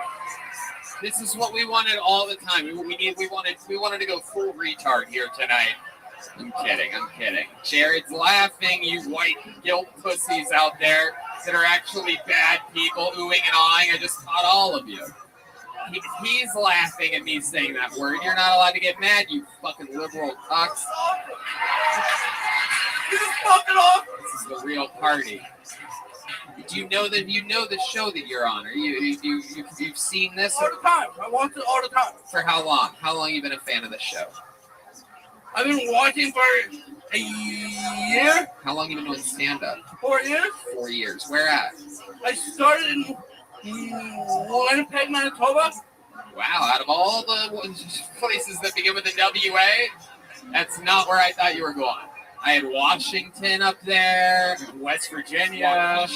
Is a place I know of now because of the SUV that drove through a Christmas parade. You guys see that? Yeah. Waukesha, it turns out, folks, not a Tyler Perry film. Just a fun fact. It's a city in Wisconsin. Okay. Winnipeg, what did you say? Did you say Winnipeg? Yeah, I did say Winnipeg. Right. Yeah, that's a WI, which really, that's a big misdirection you threw out there. So Winnipeg, born and raised. So you're escaping from Canada right now? Yes. Wow. How long have you been in America? Since Wednesday. Well, Wednesday? I love that. Yeah. Hell yeah. Hey. Fucking love it. Wait, what's your favorite thing about being in America? They show me respect. Wow. How dare those Canadians not respect you? Hey, you're trapped here now, aren't you? Is it a new COVID variant? I think they closed all the borders. Good news. I don't want to go back. There you I go. want to be trapped here. There you go. We'll take you, Jared. We're going to adopt you here in Texas. We like you. You ever shoot a gun before? Yep. Wouldn't you love to? Who wants to go shooting with Jared, everybody? You're all crazy. You're crazy. That's the sound. Hey, someone get Jared the AK-47. I wonder how this is going to go. That would be the assault rifle before the rail gun. Shooting lasers everywhere. I can't believe it. Wow. What are you into? What do you like to do for fun? Do you drink? Do you do cocaine? I smoke a lot of weed. Okay. All right. I love it. You have a bong or a bowl? How do you smoke? You seem like a guy Bong, pipe, anything. Let me ask you this. With a life like yours, do you have to smoke more weed to get fucked up? Like being a little bit special? Like is it like you're already sort of buzzed all the time? Like how does that work except? All right, you know what? I see how you're looking at me. Why don't you figure out a better way to ask the question I'm trying to ask? You assholes. You think I get this all the time? The only difference between this guy and everyone else that signs up for the show is this guy knows he's retarded. Right. That's the only difference. When was the last time you kissed a girl? That's a great question. If you had to guess when the last time you kissed a girl on the lips was, how long would you guess? There's a lot of girls awing out there. You hold your horses. It's been a while. It's been a while. It seems like a lifetime to me. I don't know. If you had to guess how long it's been, would it be like more than a year? More than 2 years? Yeah, it's been a while. Is there a girl out there that wants to come up here and give Jared Nathan a kiss? It's been a while since we've done this segment of the show. So let me just explain. If there's a girl out there with a, oh shit. Oh shit. Whoa. Wow. Oh my God. An angel. This is the Kill Tony fan base, the best in the world. That girl gets it right there. But Tony, is there another girl that would want to kiss him? No, that's enough. That's enough. Except poor kid already came in his pants. We can't get another girl up here. Jared, what were you showing us? The hair on your arm? You had to pinch yourself to make sure that this is real. Grab that microphone. Grab that microphone, you son of a bitch.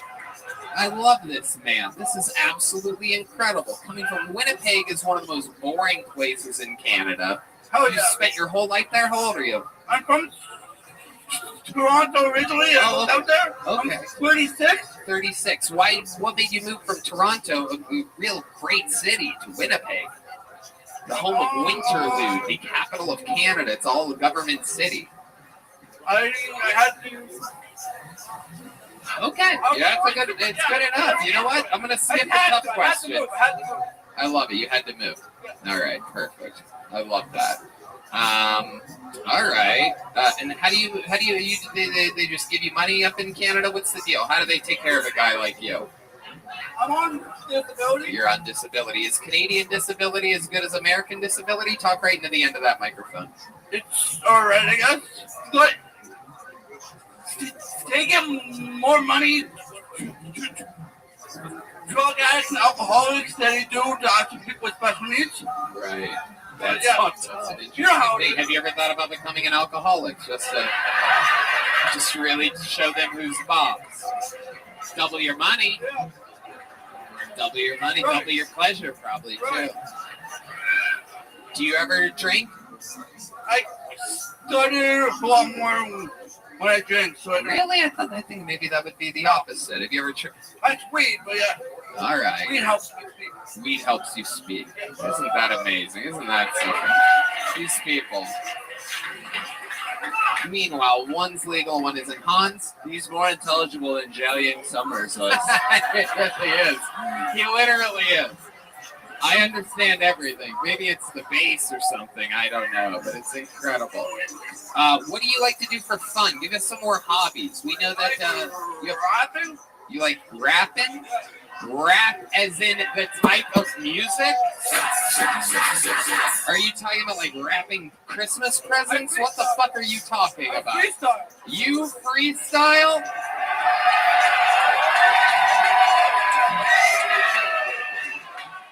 You gotta be fucking kidding me. Well, ladies and gentlemen, there's only one thing.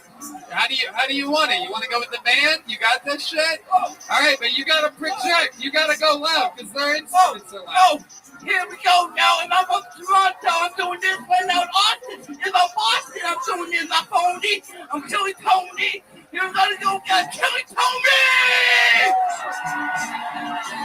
Wow. Oh my goodness. Okay, I'll cut it.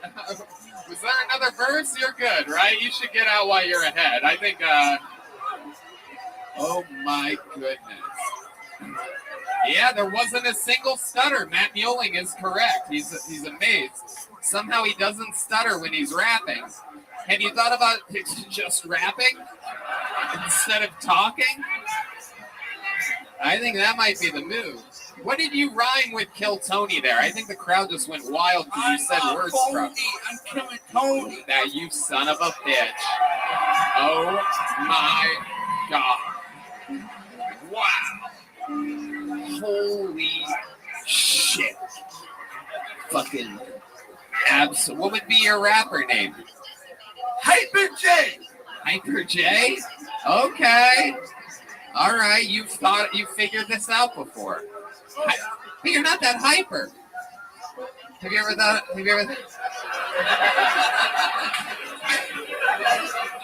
I like that. Old name. I used to be hyper.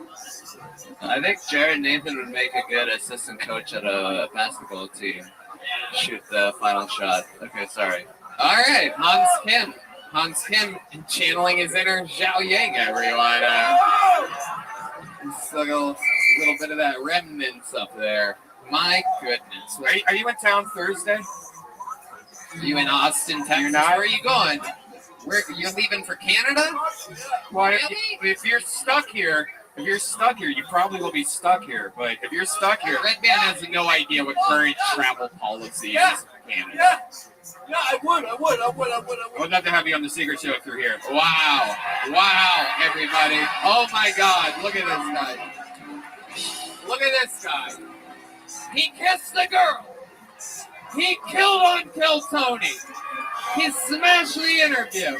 And he got booked on a real stand-up show in the United States of America. Here's a big joke book made by local artist Bonsai. What a guy. What a comedian. What a story. I'll fist bump you. Very soft. If you're wondering, very soft fist bump by him. Yeah, it smells like applesauce. Incredible. He's pointing at the guitars. He's going in for a fist bump. Straight to Matt Mule and Jared Nathan, everybody. Absolutely. It's not going to get better than that for the rest of the show. So we should just end the show now. Wow. Jared Nathan, what a force. My God. That's insane. I might bring Jared back before the end of the show. We might not be quite done with Jared. No, you go sit down somewhere, Jared. I'm sorry to get you excited. Go back. I'm going to pull another name out. I might have you back up later. See how much we could do for Jared. We should, try to buy him a house in Texas or something. Get him married. You have an extra shed, don't you? You want to let this? You got somebody working for farmland. You want to do? You got a new ranch hand.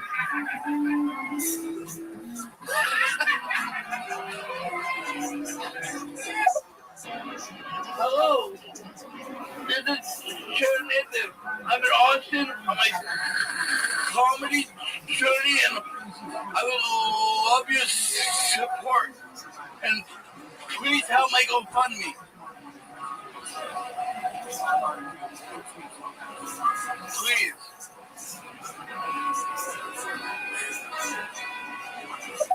All right, this young lady's been on the show before. She's very funny. Make some noise for Christina Mariani, everybody. Here we go. Oh, so funny. It doesn't get better than that, Tony. No, it really doesn't. All right. Any movement back there? Come on, Christina. Where? All right, here she goes. Hey, here she comes, everybody, for the far stretches of the building. One more time for Christina I love her Mariani. awkwardness too. She's beautiful. Hi. I'm tall, so people can't pick me up during sex. I think that's why I like those videos where there's a cute short girl, and the guy can pick her up and nail her against the wall. But sometimes she survives.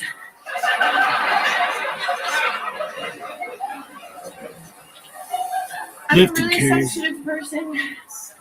Yeah, I am. I'm really sensitive. I'm one of those people that cries during movies when my favorite character dies. Like when Leonardo DiCaprio died. I cried so hard they had to kick me out of Django Unchained.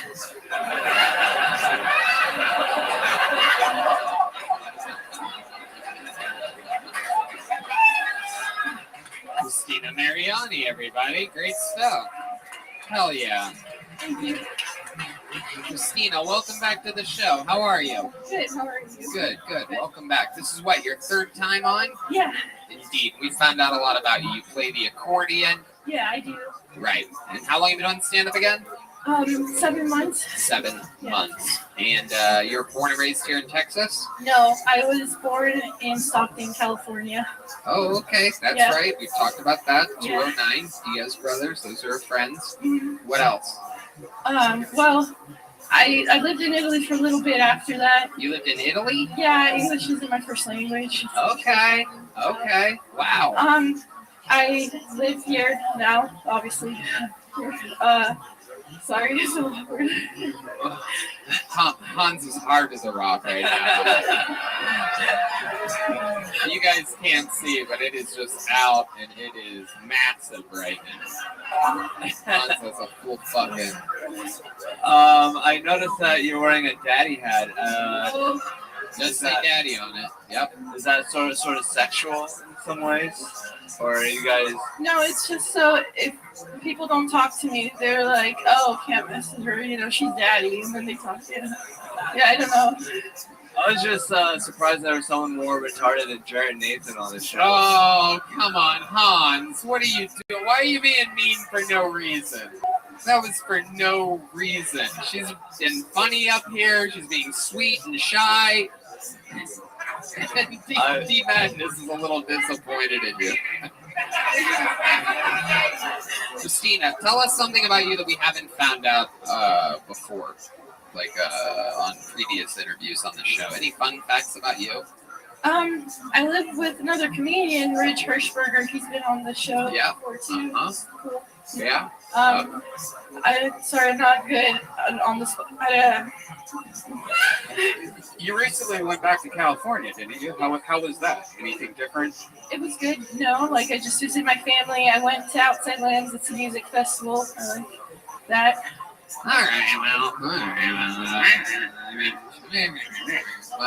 right. We know that you play the accordion, but we've never heard you play on the show. There's not one close, is there? There's one in my car. How far away is your car? Creek in the cave. Okay. That's a little. It's not that far.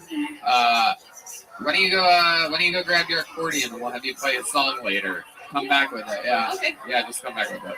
Okay. There you go. We're gonna keep it moving. We're gonna have some accordion. Can anyone smell the big close of the show? Oh yeah. A retarded guy dancing to an accordion. Everybody. Adding up. Hello. You see how I write it in my head? You lucky fucks. You're going to have fun trying to half explain to the people at work tomorrow exactly what you did the night before. I went to a show. Oh, what happened? I'll have to take you some week. Your next comedian goes by the name of Wesley McElhaney, everybody. Wesley. This looks like a new name. I don't think we've had many Wesleys on this show before. The Mars Volta is using the restroom a lot tonight. I don't know if you guys noticed that, but there he goes again. Any movement? Nothing? Wait. Here he is. Someone coming? Yeah, here Is he that is. him? Why are people coming from Yeah, why are upstairs people tonight? upstairs? Taking too long. All right, everybody, here he is. One more time for Wesley McElhaney. What's up, motherfuckers? So, I read an article recently, and I'm not really sure how I feel about it, and I hope you guys can tell me. It was about a mother and a father who they were trying to have another baby, and they were successful, and about 3 or 4 months in, the dad came in the mother's pussy, and the baby died.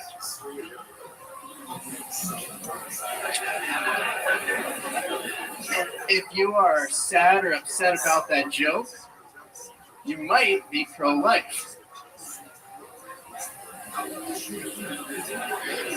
But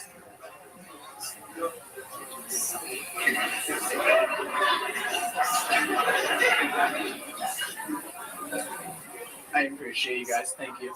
Oh, hell yeah. A bombing like none other tonight, ladies and gentlemen. Wesley McElhaney. What happened there, Wesley? Step back up to this microphone. What's going on? How are you? What happened? First time doing stand-up? His first time, everybody. Look at that. That's how hard it is. It took Jared Nathan 3 years to get where he's at tonight. Who knows? One day Wesley could be one of the top young special needs comedians in the world. Wesley, welcome to the show. How are you? It's your first time doing stand-up. Welcome, welcome. How old are you? I'm 24. 24. All right. And what do you do for work? I'm a machinist. Okay. What exactly does that mean? You don't look like Christian Bale. Stupid. I make molds. I just moved here about a month ago, and my last job, I built molds, plastic injection molds that for like military and like magazines for AR-15s, like medical parts. Okay. Where do you live? Here? No, I live in Pflugerville a little bit. Pflugerville! Uh-oh. That's my guy. Look at that. That explains what appears to be a vitamin deficiency. Those of us who don't make over 100. You guys all have that same fucking little whatever. It's hard water. Get used to it. It is. Green tint you guys have coming from Pflugerville. It's actually beautiful. The air smells actually like air. You don't like the 6th Street sulfur smell that we have going on down here? Why do you think I'm here? All right. I don't know what that means. So, you are you. What do you do for fun?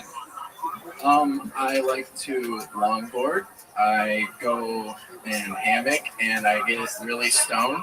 You like to longboard? Where do you longboard at? Your set seemed long and I was bored through the whole thing. That's what I was. All right. Rare longboard joke for you. That one's for the people that have been listening since the inception of the show. Since I just moved here, I wasn't able to afford to go back home to visit my parents for Thanksgiving. So you weren't able to afford to go to Pflugerville? Where are the parents at? I'm from Pittsburgh. Okay. My parents moved to Florida, and I had an opportunity to move anywhere I wanted to, and I chose Austin. What made you choose Austin?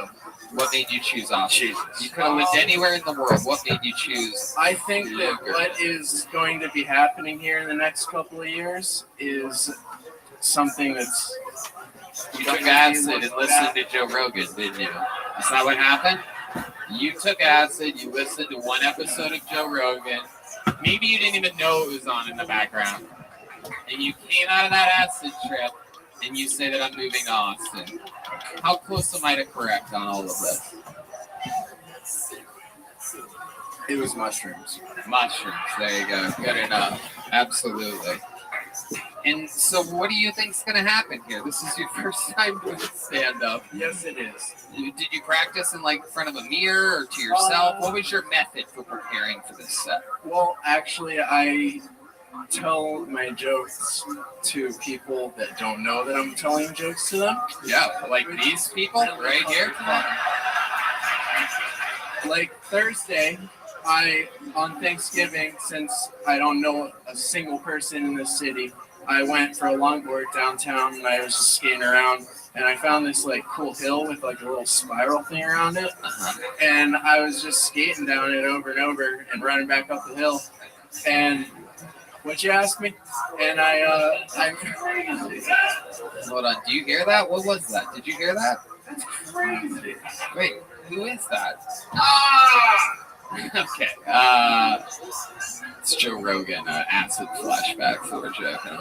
D Madness is back, everybody. He takes a bathroom break every once in a while. I like to call him P Madness when nobody's around. Can I get a fist bump?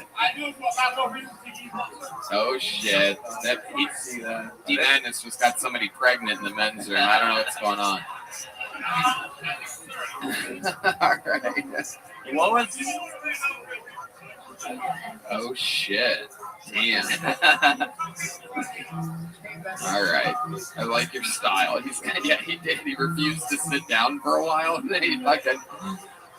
All right. So Wesley, what's something crazy about you that we would need to know before letting you go? So a real fun fact that's going to win you over in everybody's hearts and minds right now. You once accomplished something, right? You once did something. You once saved somebody's life or something like that. Anything, something. You're famous for something. You ever see a dead body? With a Geico caveman? No. I'm known for rolling a really good blunt. That's about it. You roll a really good blunt? Yeah. Really?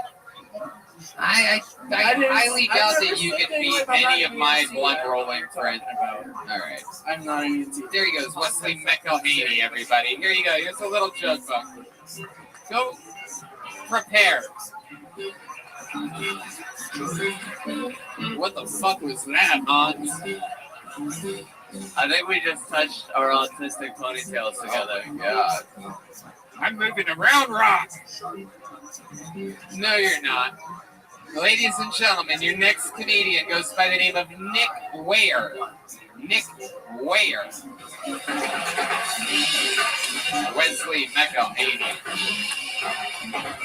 Here he is. One more time for Nick. Hello, Austin. It is so much fun to be here.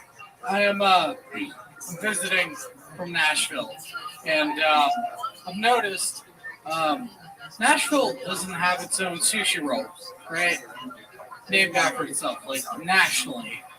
So I like the Philadelphia roll is salmon, avocado, cream cheese. I feel like Nashville's roll would just be hot chicken and the dash of tears-filled country singers. There you go. So yeah, I mean it. Hey,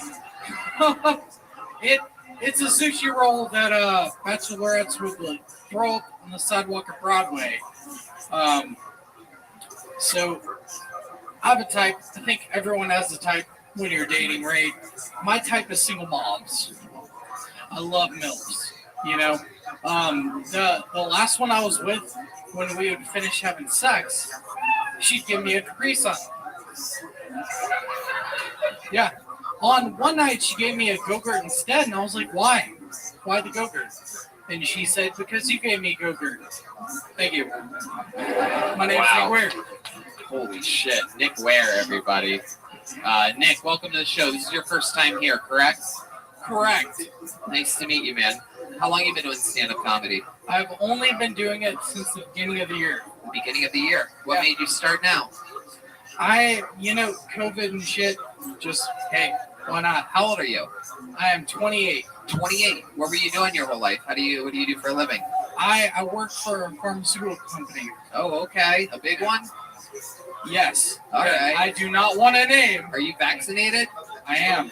Are you really vaccinated? I am vaccinated, baby. I heard that the CEO of Pfizer isn't vaccinated and he couldn't get into Jerusalem because he wasn't vaccinated. So they. No, I'm serious. It's not true. I'm dead serious. I know you heard it, but it's not true. I have never heard that. But honestly, I don't care. Like Pfizer, in my organization, Pfizer is like the worst to work with.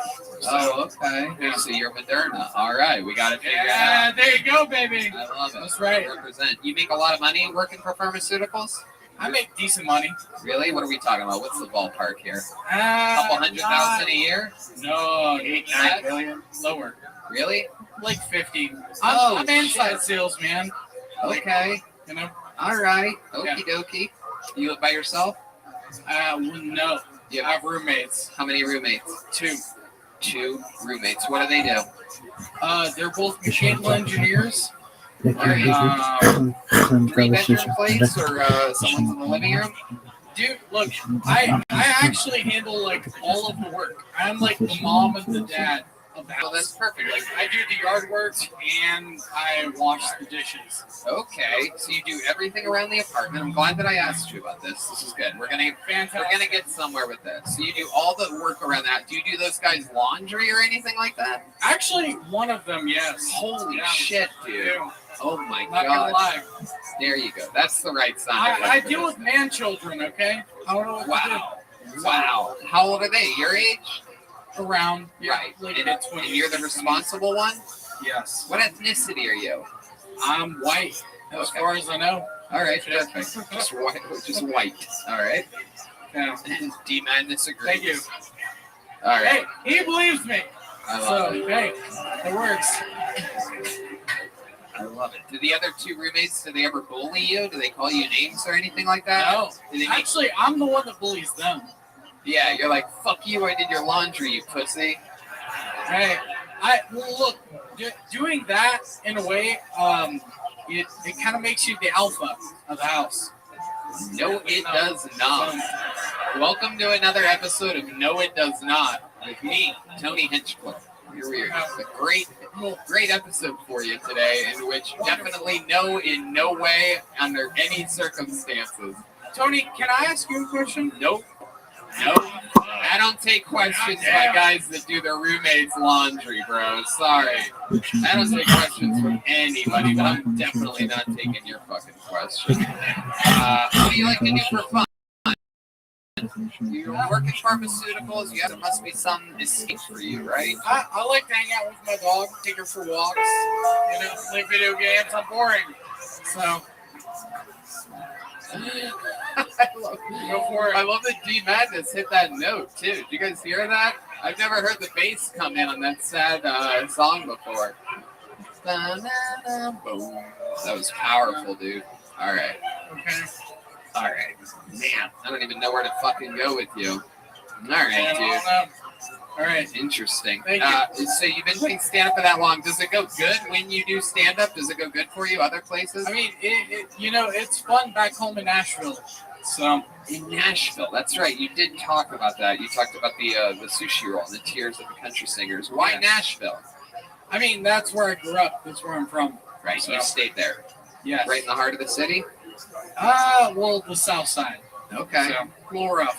All right, Little Rough. That's near where Lil Jon lives. Am I correct? No, I don't think Lil. Anyway, okay. All right. Good. You might not know that part of Nashville. All right, Nick. All right, thank you.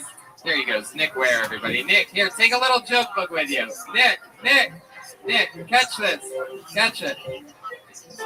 Oh, Nick. It hit you right in the chest. Oh, shit, dude. Shit. That's crazy. To think that this special needs guy stole the show tonight, it's just amazing, right? These other people are like, fuck, that shit's hard. Not Jared. Jared Nathan came in here. When you don't feel anything, you don't have nerves. Okie dokie. Ron Martin is next. The real Ron Martin, everybody.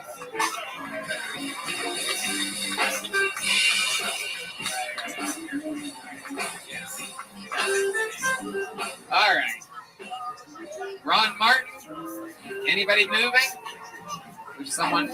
No? Yes? Oh, here he comes, everybody. It's Ron Martin, everyone. Hell yeah.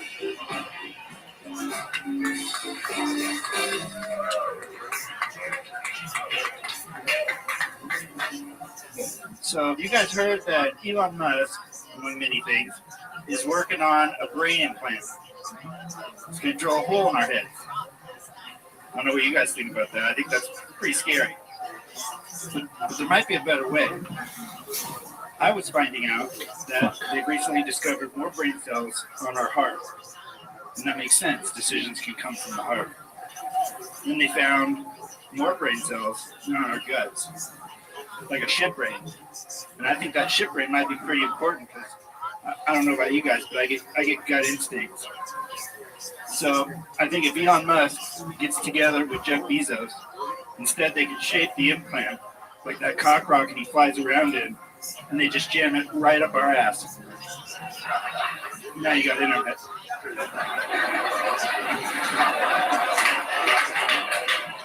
All right, put the mic back in the mic stand. I like it. Took us a while to get there, but I guess we got there in the end. Ron Martin, fuck yeah, I like your style, dude. What's going on here? What are we watching? You've been doing stand-up a while? I've been doing stand-up just a little over 1 minute now. 1 minute. So that was indeed your first time. Wow. Very exciting. What made you want to do this tonight? You seem like a very smart man. You seem like you're too smart for this room. It's just the glasses. The whole time I was thinking to myself, this is going to be good. Yeah. I was wrong, but like you have that on stage presence where it seems like something really great's about to happen. He's like an engineer. He's about to give like an Apple speech for the new iPhone. Yeah. What do you do for work, Ron Martin? I'm an Uber driver. Oh shit! Really? Yeah. Damn. You do early mornings, late nights. What's your jam? Yeah, I do a lot of the late night. Uber X? Yeah. What are we, a Subaru? I have a Hyundai Sonata Hybrid and an Expedition for doing XL. Oh, you have an XL as well. Yeah. Holy shit! So you're a pretty legit driver. Yeah, and I like the Expedition because if I get enough people, I can practice my jokes. Yeah. Oh shit! So you're just bombing in the Expedition. Yeah, that's right. When I get an Uber XL, I tell them to shut the fuck up. You know what I mean? Yeah. Like, it ain't happening today, guys. Roll the window up. They don't have one of those windows in Uber XLs, but I say it anyway. It gets my point across. Roll the divider up. So, Ron, how long have you been driving for? About 2.5 years. Okay. What were you doing before that? I was putting windshields in cars. Okay. Yeah. Okay. That's an interesting gig. Is that like the family business or something like that? No, just paying the bills. Okay. It's rough. All right. Hans Kim, what do you think about this whole situation? I like that he used to put windshield in cars and now he has windshields on his face. Hans, I swear to God, I'm going to beat the shit out of you if you make another joke like that. How many of you think I should beat the shit out of Hans right now? No, I'm not going to do it. I'm not going to do it. The looks on some people's faces of concern out there, just priceless. Real humans here tonight. Ron, you're a real guy. Do you have like a family or something? You look so proper. Yeah, I got a small family. One brother, a cousin in Arizona, a cousin in Florida. Okay, that kind of family. All right, hell yeah. You a fan of music? Have you seen a lot of bands? Have you seen a lot of live shows? No, I've been coming here most Mondays, and I've coming where? To see your show. Oh, okay. Yeah, I've been here about 4 months. I moved from Dallas. Oh, sweet! You just moved here. Yeah. Oh, great. So I haven't really done too much. What do you like about Austin that's different than Dallas? So I had a guy in my Uber, and he was telling his friends about different towns in Texas, and I didn't really know what he's talking about. I knew Dallas, that was it. So I heard him say San Antonio was a real clean city, but the girls were ugly.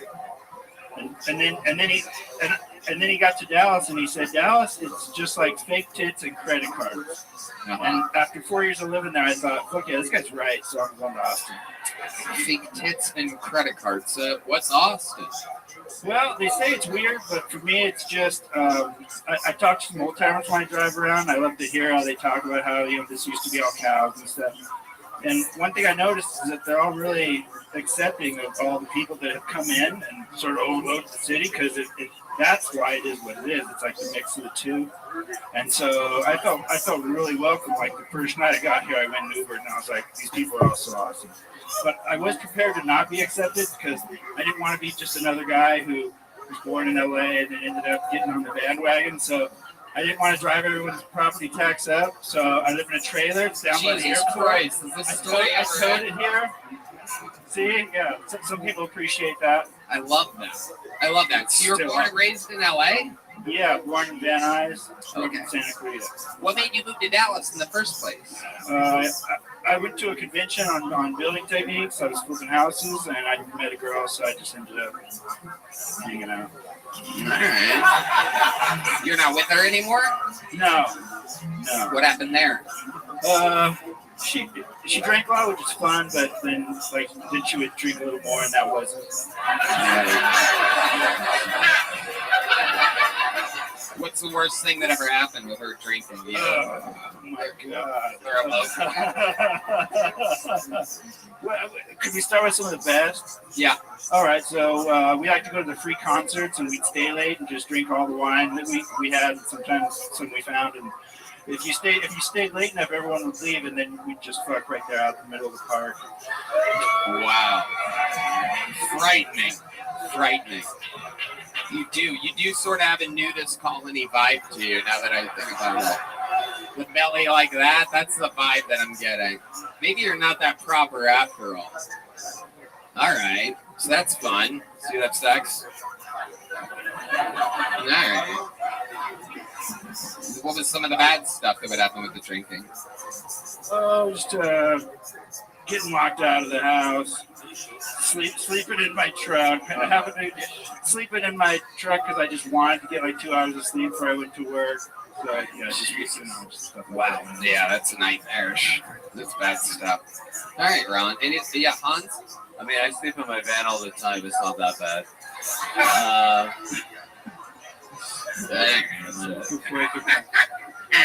Okay, Ron, anything else crazy we should know about you before we let you go? Any fun facts about Ron Martin?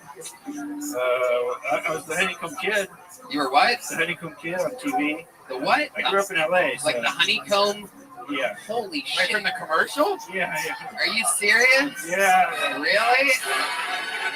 Like if we looked up the Honeycomb Kid, your picture would pop up? It's on YouTube. Yeah. Well, there's like a lot of us. Oh, there's a lot of them. Oh, I thought it was like a Gerber baby thing or something like that, where there was just one. The Honeycomb Kid.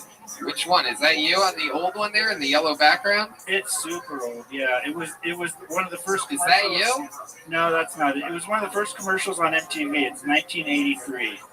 I told all my friends in high school that there was going to be this TV show and it was going to be all about music. And they said, do you even hear yourself? And so then like a year later, it came out and I was like, see, motherfuckers? And I was on it. But wow. Yeah. Look at that. Growing up in Van Nuys. This is you playing baseball? No, you can hear the music. It has cheesy music. All right. There's too many of them. I'm sure someone will fucking find it. And, all right. Well, Ron, you're adorable. Congratulations. You made it on Kill Tony. Sign up. Do it again. Take a joke book. Ron, take one of those. Put that in the expedition, my friend. What do you guys think? Should we go to this bucket again, huh? All right. Seems like you sort of want to do it. Yeah, we're going to get to that. We're going to get to that. Ben Bankus is next on Kill Tony. Let's see what happens here. There's a little pop from the comedian section there. That's usually a good sign. Here he is, everybody. Put your hands together one more time for Ben Bankus. Yo, what up? I'm from Canada too, but I'm not retarded.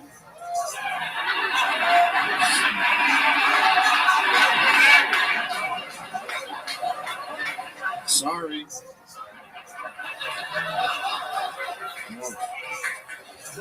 Yeah, we got legal weed in Canada, which is, it seems good, but it's weird because we have like warnings on the label of weed. Like I had this weed that said may cause schizophrenia. I was like, this is some good shit, dude. This is some schizophrenia kush right here. I had this other weed that said pregnant mothers who use cannabis may contain THC in their breast milk. I was like, I want to suck on this bitch's titties. That sounds incredible.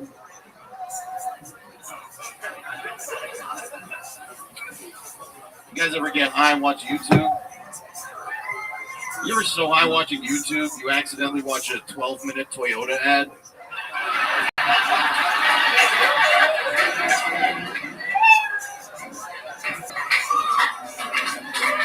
That's fantastic work.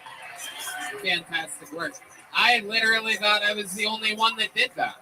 And it turns out, I guess, everybody does that. That's wild. Yeah, wise observation. It's always a sign of a really good joke is when it's something like that. How long have you been on stand-up? 10 years. 10 years. Fuck yeah. I get it. I could sense that. Absolute control of the room. Acknowledge the fucking incident from earlier. What part of Canada are you from? I'm from Toronto, Canada. Absolutely. Toronto. Big booming. It's the only place really in Canada. Very fun. Yeah, absolutely. Jared's my little brother. Vancouver's cool too, right? And Vancouver's cool. It's kind of gay. Yeah, it's charming in some ways. But Winnipeg, you can admit, you've been to Winnipeg, right? Fuck no. You've never even been there? Fuck no, dude. Wow, that's wild. It's like a more expensive flight from Toronto to Winnipeg than to come here. Yeah, fuck that. And there's nothing there. Right. Except Jared's family. That is it's just a nice family. That is true. I love Jared. He's my good friend. You guys are friends? Yeah. All right. Awesome. Yeah. man. That's great. Absolutely. What do you do for work, Ben? Comedy. Right now, I kind of escaped the country. I got a Patreon. My girlfriend has a job. I don't know. She's paying for shit right now. That's great. What does she do? She is like the host of a financial news show. She like interviews billionaires. Wow. Casually in the living room while I fucking jerk off with the door closed. Damn. Look at that. Absolutely incredible. What a life. What do you like to do for fun? Oh no, I fucking since I've been here, I've been making sketches. We did a sketch with Jared, and I did a sketch where he's the Omicron variant. Oh fuck yeah! Yeah. Wow. How did people find that? Where would people find that at? On Instagram, you can go to my Instagram at benbankus2. I had my first Instagram deleted by the Canadian Chinese government. That's B-E-N-B-A-N-K-A-S. Yeah, B-E-N-B-A-N-K-A-S. The number 2. The number 2. Right. Okay. He also has number 3. I assume. I have a number 3 just in case. There you go. I already know what happened the first fucking time.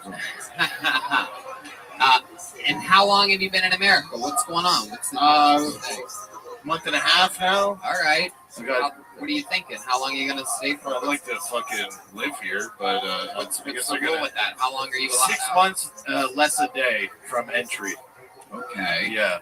So I'm working. What happens if you show up on that 6-month day after the day before? Then I'm banned from America for 3 years. Oh shit. Yeah.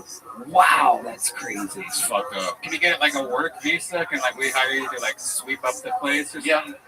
I mean, I'm half Jewish, so I did speak with a lawyer earlier today. That is, and he said that is a possibility. Wow, look at that. Yeah. Gotta love it. All right, Ben. We had Ben actually on the Secret Show last week. He fucking destroyed. And I would like to have you back this week. Oh wow, look at that. Look at that, Ben. Another great appearance. Have a joke, folks. This is from the Great Bones Eye. Sweet. It's priceless, especially in Canada. So yeah, we don't have boats. Yeah. Ben, thank you so much. Unbelievable set. Ben Bangus, everybody. He's on social media at Ben Bangus.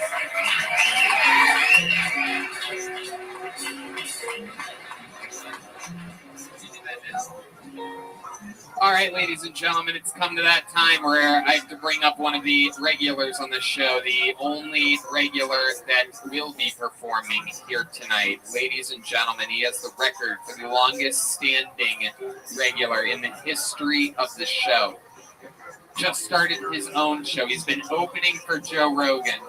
He's been opening for a bunch of great comedians. Ladies and gentlemen, this is the Big Red Machine, William Montgomery, everybody. A brand new minute from the great William Montgomery.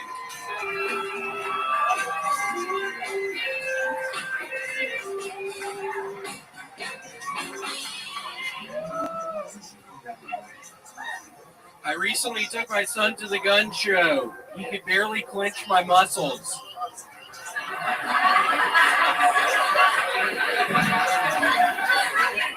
Y'all know that scene in The Godfather when the guy wakes up next to a horse's head? Was that a real horse? I've started chaperoning proms across the country. Normally my favorite part is when the DJ plays Adam's Song by Blink-182. I'm kidding. I actually just work at a Chuck E. Cheese and play Adam's Song when I clean up at night. Probably one of the hardest things about being in high school is pretending you like the Red Hot Chili Peppers. I'm kidding. I'm actually just trying to form a bond with my high school age coworkers at Chuck E. Cheese, and they all really like the Red Hot Chili Peppers. You've heard of Mr. Steal Your Girl? I'm more like Colonel Abduct Your Baby Mama. Okay, that's all I got. William Montgomery. Joke. How are you? Absolutely great. Good to see you, sir. Nice to see you too. How's it going? I love that. Things are really actually looking up. I was kind of down last week. I just downloaded Grand Theft Auto San Andreas. Oh. And I've played it 16 hours in the past 2 days, I would guess. I fucking love it. Just riding around with my gang members, just shooting everyone. Are you playing the storyline version or the live online line? I'm playing the storyline. Okay. Yeah, just getting in my fucking car that I've modded out, just with my gang members, just fucking shooting everyone. You've joined a gang on the game? Oh yeah, I'm pretty much the head of a gang. Shit. What? It's really exciting. We just fucking all pile up in the car and fucking just start shooting people. What types of people are in your gang? Is there a specific ethnicity? It's mainly African Americans. Oh, wow. Yeah, it's pretty cool. I'm pretty much the head. And you're the leader of this? Yeah, I'm the leader of the gang. It's like all these black guys, like all these really tough black guys. I'm getting a tattoo later tonight, I think. Yeah, I'm pretty sure I've saved up enough money where I can get a tattoo tonight, so I'm going to do that immediately after this. What are you going to get a tattoo of? I don't know. I think a big weed leaf on my chest. I'm thinking. I'm really excited. I might get a gold chain. I noticed a gold chain in one of the stores last night. I didn't have enough money. I think I'm going to buy that when I get back to my house. I think I'm going to get it. I mean, it's a lot of work being the head of this gang. It really is. There's all these people I have to keep up with. It's kind of a fucking nightmare some of the time. But I swear to God, when we get in that fucking car and start shooting motherfuckers, it makes it all right. I mean, it's so exhilarating doing it. I can't even begin to tell y'all how exciting it is for me. It's really brought some purpose to my fucking life. I really needed it. I've been at a point in my life where I've really needed some excitement like that, and I fucking found it. Being the head of this fucking all-black gang. How were you able to convince these black men to let you be the leader? I point a fucking gun at their head and say, motherfucker, I'm gonna fucking shoot your goddamn head if you don't join the gang. And sometimes I fucking shoot them. Sometimes they don't join the gang. You have to fucking shoot them. I don't like doing it, but I do it. I shot 10 people yesterday. I don't like doing it, but I do it. I shot 10 fucking people yesterday. I couldn't go to sleep last night. Seriously, it haunts you. People don't tell you about that. You start murdering everybody, it haunts you. I can't fucking sleep at night now. I couldn't fucking sleep last night. I'm tired as shit right now. But yeah, I think I might get the gold chain when I get back. So you're literally having trouble sleeping at night from the people that you're killing on Grand Theft Auto San Andreas? Yeah, pretty much. Now, have you played like the latest Grand Theft Auto game, like Grand Theft Auto 5? Red Man has a very great point that there are Grand Theft Autos that came long after San Andreas.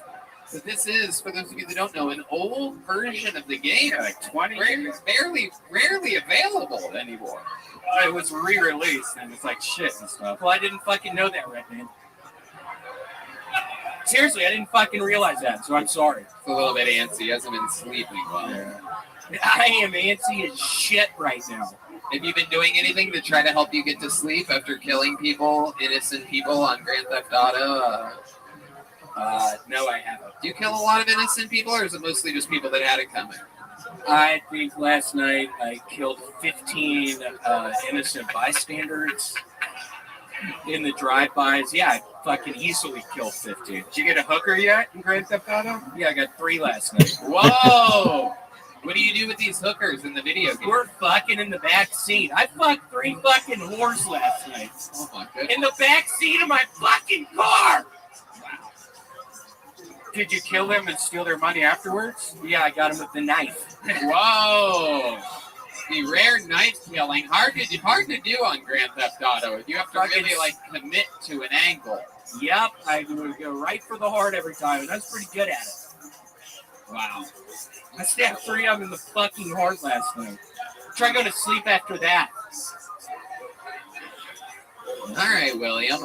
So for those of you that don't know, William got sober. I believe it was 6 months ago now. That's what, 6 months. Wow, 6 months. This guy was in shambles. 6 nightmarish months. He got off the alcohol and became addicted to raisin bread. How much raisin bread have you eaten since last week? Since last Monday's episode? Since my hemorrhoid issue, I felt it earlier when I took a shower before this. That's right. We found out last week he has a hemorrhoid problem. I actually couldn't do the raisin bread. I've started drinking a ton of prune juice. Okay. That shit is so expensive. I said that last week. That a bottle is $6 fucking. So you still have the hemorrhoid? You haven't popped it yet? Yeah, I still have the hemorrhoid. Yeah, I still have it. Yeah, there's still a hemorrhoid on my ass. I still have a hemorrhoid in there, right there. What the fuck are you talking about, right there? Seriously, I don't know what the fuck. Why would you ask me that in front of all these fucking people? Wow. You gotta love it. I'm sorry, William. Thank you. Hans, William is your brother in crime. You guys have both been sharing duties. Cold opening for Joe Rogan, one of the biggest touring acts in the world right now. What's it like? Your life with William? William is such a nice older brother. I respect him and I love him to the utmost degree. It kind of concerns me that you're doing Grand Theft Auto. I just hope that you don't have any real guns because I think that could be a problem. I actually do have 2 unregistered pistols in my truck right now. Oh, wow. Where'd you get the unregistered pistols? I think I told you I was under a bridge. I found this very nice van and bought 2 fucking pistols. It cost a bunch of money, but I need protection now. There was a second there. I noticed that my ranch guy over here had a real serious look on his face. He was genuinely concerned. You're such a character that sometimes you can fool these newbies out here, William. You know that. You know what? Do you really think I have a fucking gun in my trunk? You think I have 2 fucking unregistered weapons in my trunk? I'm a felon. I can't have 2 fucking unregistered guns. I'm a felon. What are you a felon? What were you convicted of? I was stealing stuff. Oh, wow. My goodness. What did you steal?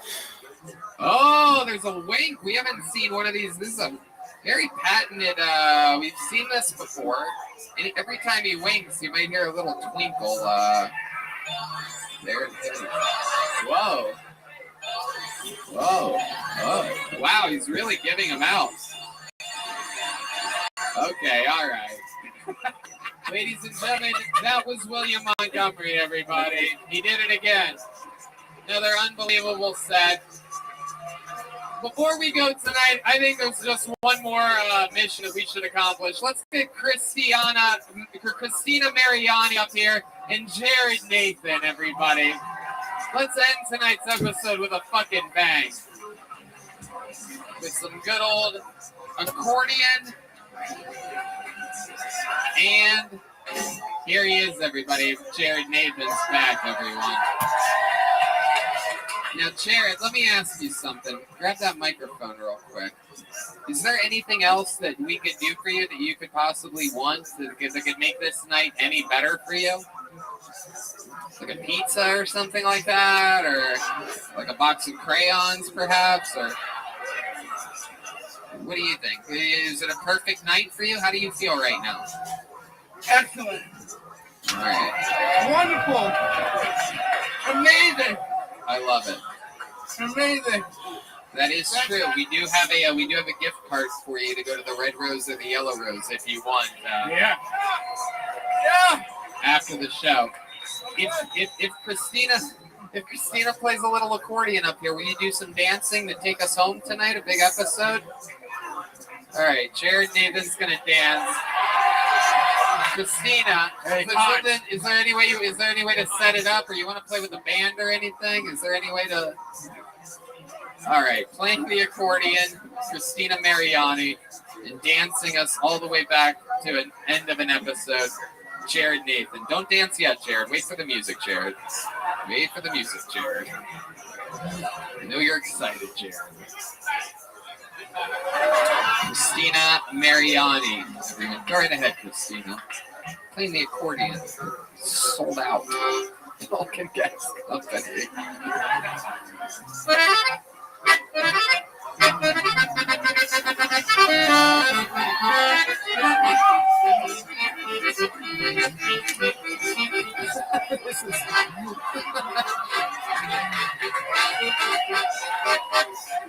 This is Kill Tony. If you're wondering what a perfect end of an episode looks like, this is what it looks like. This is what it sounds like. A little bit of accordion. A little bit of, oh, he's doing the punching bag over here. He's doing the fucking speed bag. Oh shit. Oh shit. Wow. Uh-oh. Oh, he's out of breath. Oh shit. The fake jump rope. Oh, the bow down. Oh, I believe he's smothering a woman, everybody. I think he's smothering the pillow over her head. Dixon Snoop. Oh, that's the I'm peeking through your window. Oh, okay. Well, I guess that's that. We did it again. Christina Mariani. The great and brand new debut of Jared Nathan. Jared, one more question for you. Jared, what is there something you need back in? What are the odds of getting you to stay in Texas? What would it take to convince you? The guy before you earlier said that you get 6 months off if you want it. How would you get that? Do we need someone to send you a check from Canada? Call my mom. Call your mom? Call my mom. All right, that's the saddest possible answer that I've ever heard. I didn't think it was going to come to that. You take chances at a live show. Should we call your mom right now? What?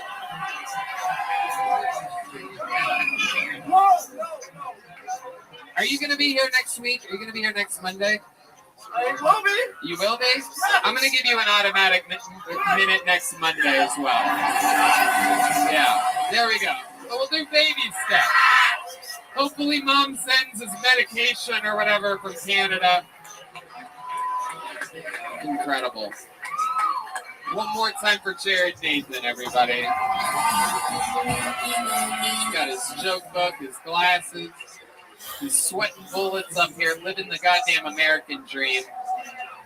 Looking like if Dave Attell was a drowning victim. How about a hand for the great Hans Kim, everybody? The New Jersey Hotel. Follow him at Hans Kim. What's your social media? Tell these people. DJ Hans Kim. DJ Hans Kim. And how about one more time for the band, everybody? The Screwball Peanut Butter Whiskey Kill Tony Band. Matt Yoli, Michael Gonzalez, and D. Madness. And, yeah, we did it. What'd you say? Oh, yeah, the great drawing from Ryan J. Ebelt is in. It's Hans Kim with all of us. Super, super cool. All those prints are available at ryanjebelt.com. And, yeah, thank you guys so much for coming out, Austin, Texas. We'll see you guys again soon. Thanks a lot. Good night, everybody.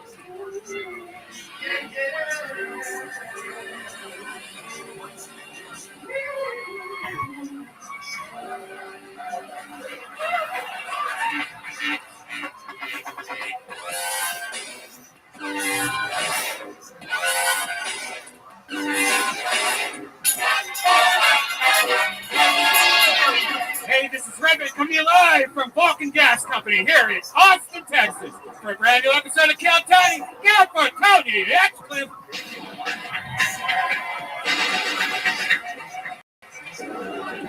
Austin, come on, this is a live podcast. You have to make a bunch of noise. Are you guys ready to do this shit tonight? Fuck yeah. Another day at the office. It's noise for Red Band. Hey, everybody. Creator podcast. How about a hand for that amazing band, huh? That is the Phil Tony Band, brought to you by Screwball Peanut Butter Whiskey.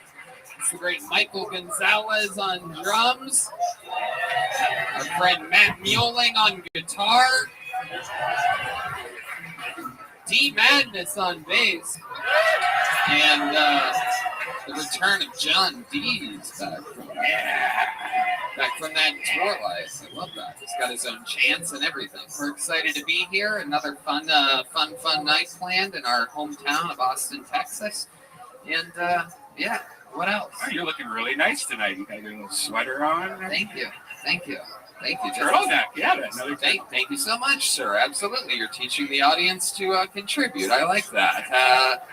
Yeah, no, this is actually the episode that's going to air on the week of Christmas. Yeah.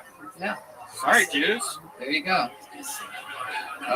Yeah, blibbity blah. Before we start tonight's episode, here's a little bit more about the amazing sponsors that made tonight's episode available for you here right now.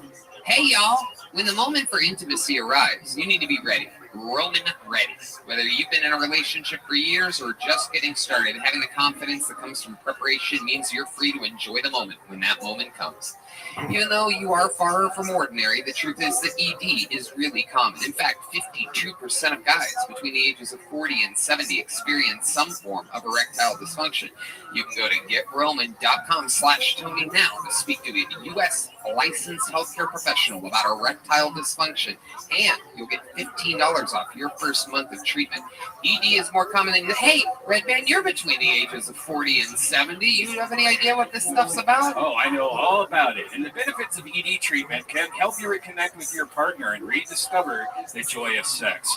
Roman's system is completely confidential and totally discreet. When you get your package at the door, there's no big logos or labels on the packages. With Roman, you can get a free online evaluation and ongoing care for erectile dysfunction, all from the confidence and privacy of your home. A U.S. licensed healthcare professional will work with you to find the best treatment plan. If medication is appropriate, it ships to you free with 2-day shipping. The whole process is straightforward, convenient, and discreet. Ooh, getting started is simple. Just go to GetRoman.com/Tony and complete an online visit. Take care of your ED without leaving your home. Complete an online visit today to connect to a U.S. licensed healthcare professional and take care of it. Go to GetRoman.com/Tony today. And if you're prescribed, get $15 off your first month of ED treatment. Make sure you're ready to have the confidence and control this fall. Roman ready. Spread the word, you friggin' turds. McGruber is back. After rotting in prison for more than a decade, America's ultimate hero and uber patriot, is released to take on one final mission.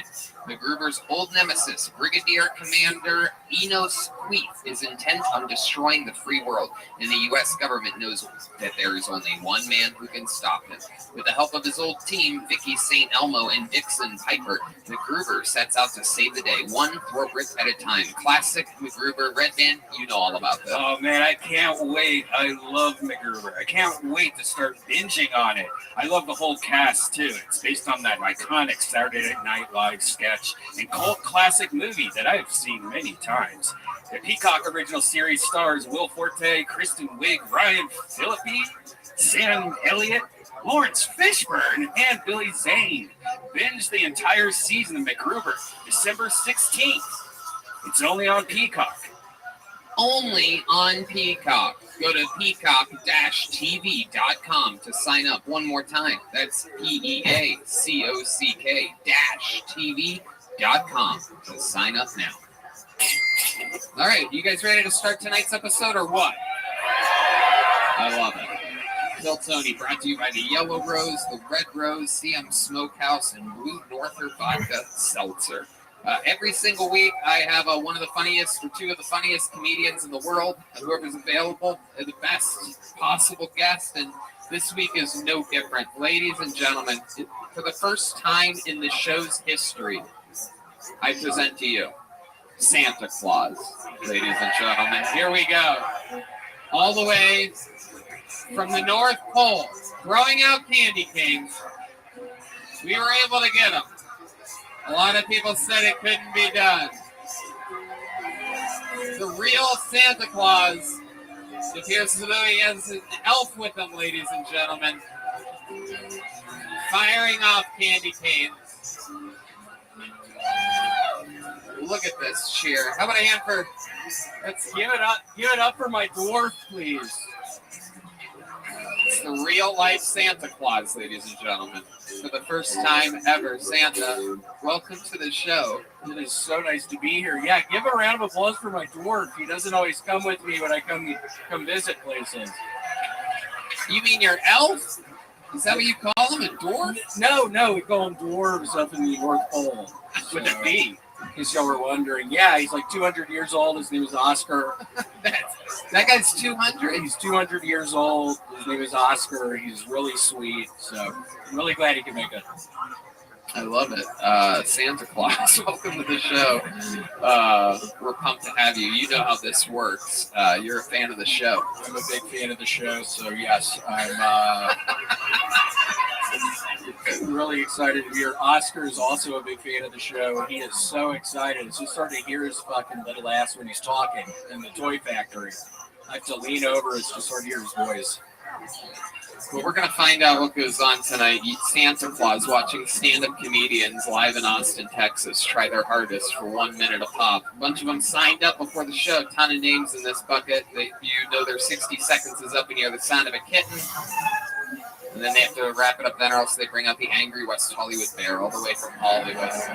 It's a real-life bear that comes out as they go over their time. You guys understand where you're at? It's a stand-up comedy show where there's time limits.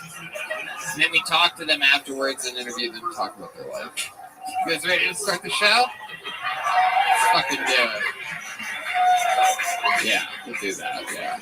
To start tonight's show, one of our favorites, ladies and gentlemen, a regular here on Tony, made a regular here in Austin, here with another brand new 60 seconds. Ladies and gentlemen, Hans Kim is here. Here we go.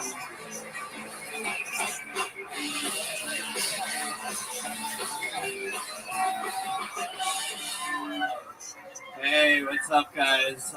My name is Hans Kim, and I'm pretty sexually active right now. Hey, why do they call it scissoring? I've never used scissors like this. They should call it stacking chairs or storing tweezers. I used to really love Chinese food until it started a global pandemic. I'll stick with Mexican food from now on. Burritos have never prevented me from seeing tenant in theaters. I feel like people are afraid to blame China for the coronavirus because they don't want to appear racist, but I say let them have it. They deserve it. You know, Chinese people love wet markets so much, they even put their Uyghurs in them.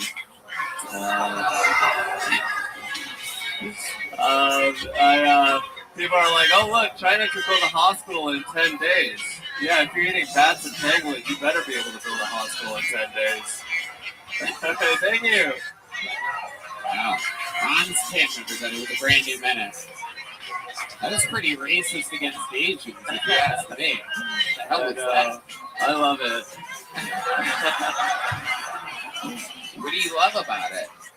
Just the rawness and how it's so sharp and pointed, and it like gets everyone, reacting. All right, you just described the sword, which could be the most Asian thing you've done since you got up here.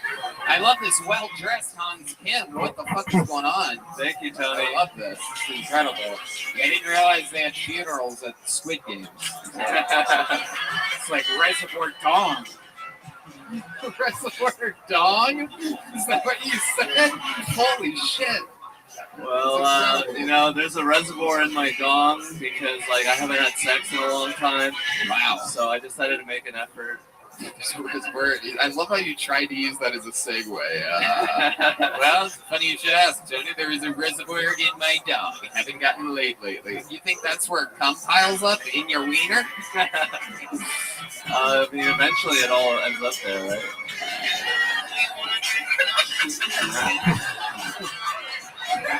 I mean, it doesn't really get up there. It kind of just uses it like a gutter or something. It doesn't really just go into your dick and stay there. Yeah, it's kind of a mess down there.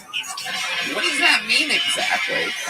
When you say that it's a mess down there, what do you mean? Deep Madness is plugging his ears. By the way, that says a lot, because that's pretty much like 80% of his sentences.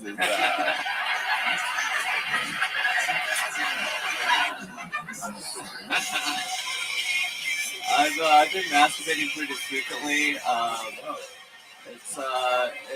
It's seen a lot of action, but it's not like sort of the action that I want. So when you masturbate, you use your cell phone. You're in your van.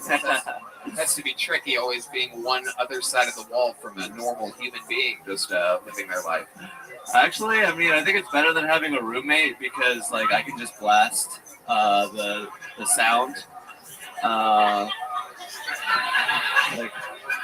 Is that what you were gonna say? Yeah.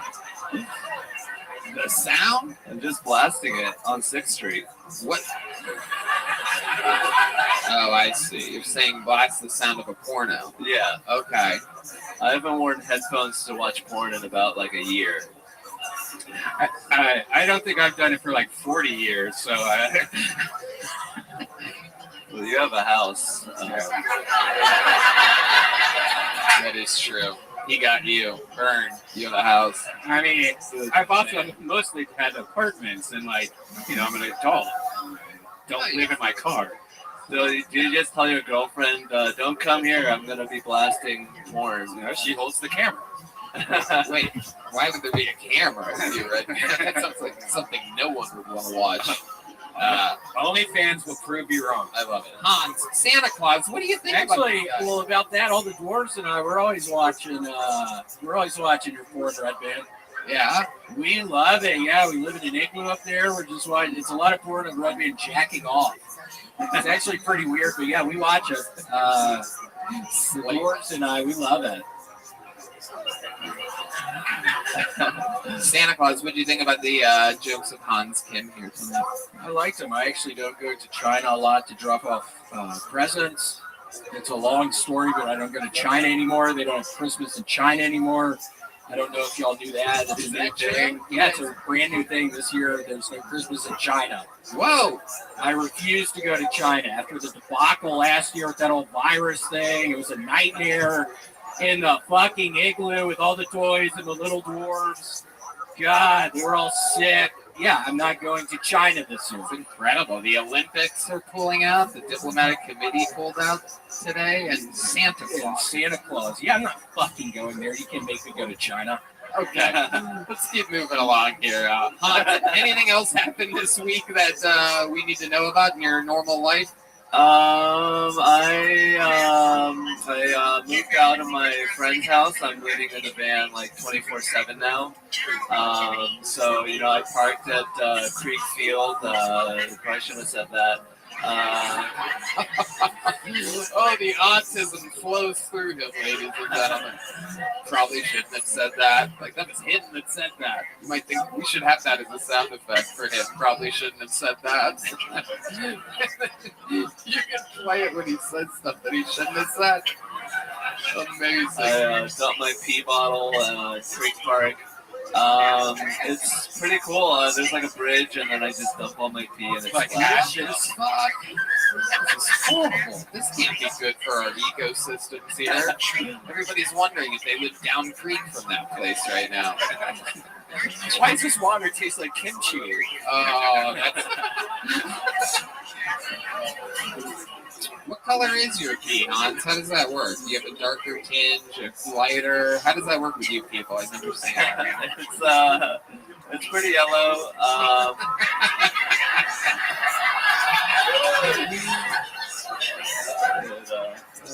I usually get a detergent can. I feel like those have the big mouths that can fit the girth. Jesus. Wow. And it makes it smell better, probably. Huh? Yeah, it has a natural coating of detergent. How about number twos? What are you doing for those, dude? What's going on out there? I recently got a free trial membership at Castle Hill Fitness. So probably shouldn't have said that. Would you like to give out your phone number or perhaps your social security to this audience? My phone number, probably, yeah. So I have 7 free days of shitting in a normal toilet, so I'm going to take advantage of that. 7 free days, and then what happens? And Hans, then why are you so poor? Don't you have Asian parents that send you money? I like to save money, and I also like to just have independence economically, and it's just like I can do a lot of things that I might not be able to if I had a job, like tell people I dump my pee at Creek Field. What a weird mentality to have. How much are you saving? A lot of money? Yeah, I have like $15,000 right now. We shouldn't have said that. I probably shouldn't have said that. I have 60,000 in my name. My PIN code is 3433. My credit card is in my back pocket right now. Probably shouldn't have said that. All right. Saving money. What are you saving this money for? What can you get with 30,000 that you're not getting with 16? I mean, a rainy storm, just in case the Omicron might really, take away the toilet papers again. I don't know. I don't like to spend money, and I'm happy in a van. I don't. Gee, Santa sounds like this guy celebrates Hanukkah. You know what I mean? Yeah, what the fuck is going on here, Hans? Live in a van with 16K. Come on. God, I'm getting all depressed sitting here. I'm supposed to be on vacation. I went to see the fucking bats earlier come out from underneath that bridge. It was cool. It was really cool. I was talking with Santa earlier. We went to Terry Black's earlier in town, and he said that he's actually thinking about moving here. So he's following the ways of Elon. Yeah, well, I'm thinking about it. All right. I know. Music coming from? Is that you? All right, that's Santa. All right, Hans. Fun times. Another brand new minute. We absolutely love you. You're Thank you, Tony. So-called assassin. And the show has begun. Hans makes it look easy, though. This bucket, you're going to find out if you haven't been here before. Things get treacherous real quick. Some local talent, a lot of first-timers, nervous comedians that have been doing it in their hometown and just moved to Austin. A lot of fucking unbelievably hilarious characters. You guys ready to start this fucking thing? All right, here we go. Mario Tonti, ladies and gentlemen, is first here tonight on Bill Tony. We know Mario. He's been on this show before. Oh, this is awkward. Ladies and gentlemen, one more time for Mario Tonti, everybody. Thank you, thank you. I'm hosting an edging party later, but none of you can come. You're all invited, though.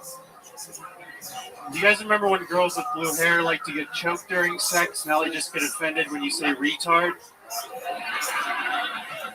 Like, is there anything worse than a tattooed white girl with dreadlocks wearing a shirt that says we're all immigrants? Like, go back to Africa, bitch.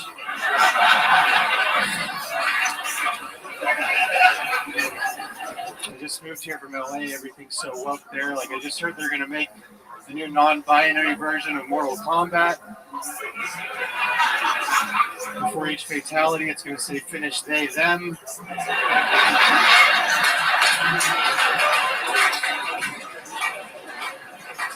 It's also not going to allow male and female characters to fight each other anymore. So now if you want to be a man in a video game that beats up women, you have to play Madden 21.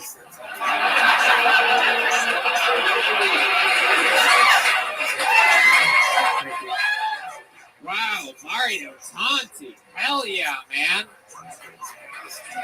That was fucking great. Now, we know you from Los Angeles. We've known you for years and years and years. And that seemed to be my favorite set I've ever seen of yours. Thanks. That was my best set, everyone. There you go. I love that. Right? You feel that way, right? What? You have like a certain confidence right now? How long have you been doing stand-up? About 2.5 years. Okay. And how do you feel about it? You seem like a smart guy that does this because... I'm not too smart. Really? Yeah. I'm kind of dumb, but... In what ways are you dumb? Can you explain to us? We're just meeting you. That was a stupid thing to say. I don't know why I called myself dumb. I need to stop talking bad about myself. That was a great set. That was fun. Thank you. You were all fun. Don't clap, Tom. The attention makes me feel weird. All right, Mario, relax. Take it easy. 2.5 years. You seem like a polished comedian. You like the cons? Are you living in your van? What are we talking about here? What's your living situation? I just moved here a few months ago. I lived with my girlfriend a little up north. Yeah, I just moved from Los Angeles.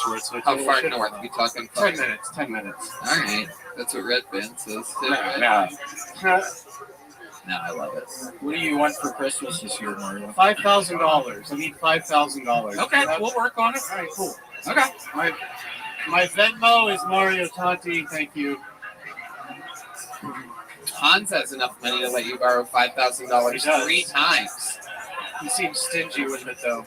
We should know that, but we do. So you can ask him 3 times if you want to. Mario, how do you survive? How do you make money? I work at CM Smokehouse. Whoa, I love that. I'm just here to plug them. That's all. Yeah, no, they're fantastic. I go there. Everybody goes there all the time. It's amazing. How long? What do you do there for them? I make food. So if you've ever been there, I've made your food for you. Ah, all right. I love it. And this girlfriend, how long have you been with her? Since that's going on 6 months now. Okay. So did you meet her in LA or? No, I met her here when I was visiting back in March to scope out the scene, and we just kept hanging out. And now we're together. So.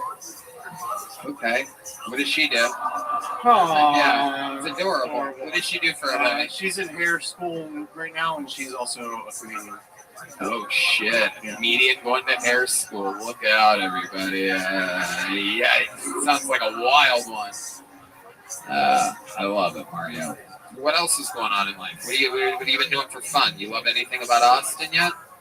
It's a lot cleaner. It's a lot less chaotic than LA. I don't miss the traffic. I've just been exploring the city and just seeing what it has and different food and drives and stuff like that. Just exploring around, seeing what it has to offer. Have you seen the bats yet? I have seen the bats. I have. Have you eaten any? Pretty cool. Yeah. Well, we do in our igloo, sometimes with the dwarves. Okay. I love it. Wow. Mario, of all the times that we've had you on this show, what's something that we should know about you that we've never talked about before? When I was 14, I sent my cum in the mail to a girl on AOL. Hell yeah! Wait a second. You sent that was a loaded sentence. In the mail?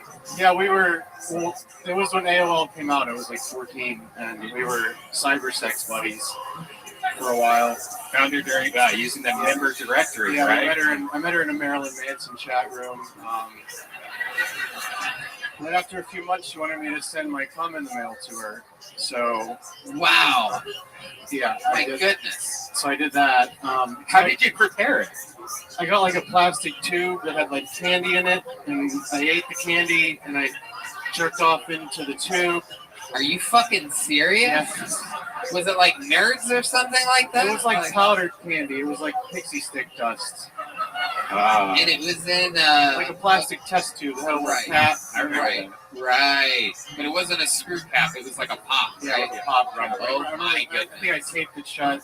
How did you did you just shoot it straight into the candy box? Yeah, or, I think so. Yeah, and then I you wrote didn't use like a funnel or anything? Yeah, you didn't drag it with your finger and try to Right. Did it all go in the way you wanted it to? Because sometimes things can be a little off target when it's a tiny little candy tube like good that. size load.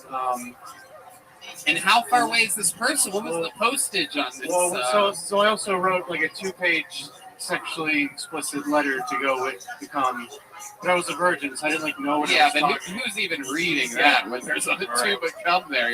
She's already busy playing with the tube of cum, dude. So I put... Nobody's reading that boring-ass letter. So I put the cum in the envelope with the letter, and I put a stamp on it, and I sent it to Carrie Ann in Georgia. Is that the city? Well, it was like Atlanta area. Douglasville, Georgia, to be specific. Jesus, I feel like there's not too many people that could be. Yeah, you can probably find her on Facebook still. But all right. So when you're 14 though, you don't know about postage weight, So one stamp wasn't enough, and it got sent back, and my mom opened it. Oh! Get the fuck out of here! Are you fucking serious? I wish I was making. Do you ever talk about this on stage? Yeah, all the time. Really? Yeah. Okay, good. Did your mom say this candy tastes like shit? Well, so I came home from school like 2 days later. I came home from school and she was sitting there at the kitchen table, just like ready for me. And as soon as I walked in, she was like, "Who's Carrie Ann in Georgia?" And I was like, "Oh my god!" I was like, "What are you talking about?" And she was like, "You sent her your cum." Cool, that's Are you fucking serious? She read the letter? Yeah, she called it cum because that's what I called it in the letter. So. Oh my god! We've never talked about it ever again.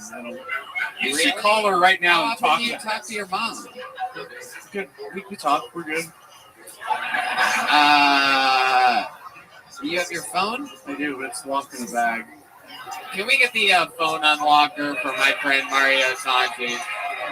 I think this is one of those situations where we have got to call his mom, everybody. There he is. David Flores, the phone unlocker.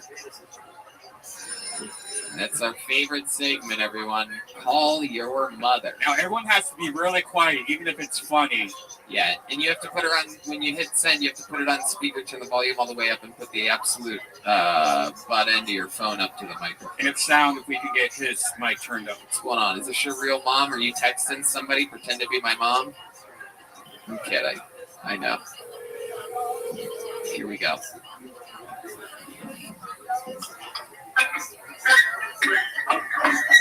Hello. Hi, Mom. Hi. I'm on a live podcast right now. Can you hear me? I can hear you. Hi. Hi. Somebody wants to talk to you. No. You say, remember the time? Okay.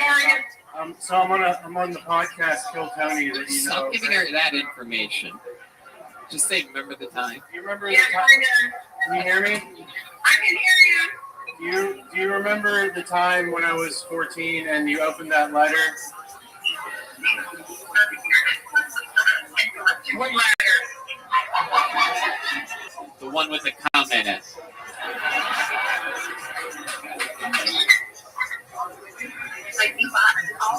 Hello?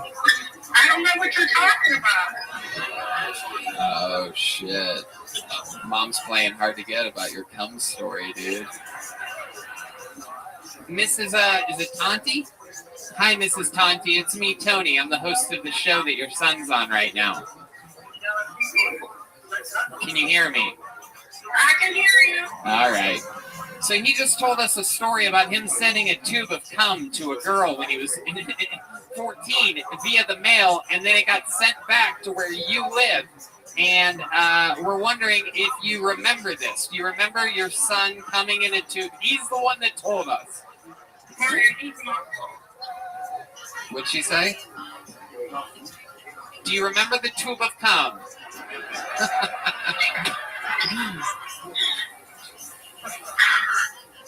All right, well. Poor mom.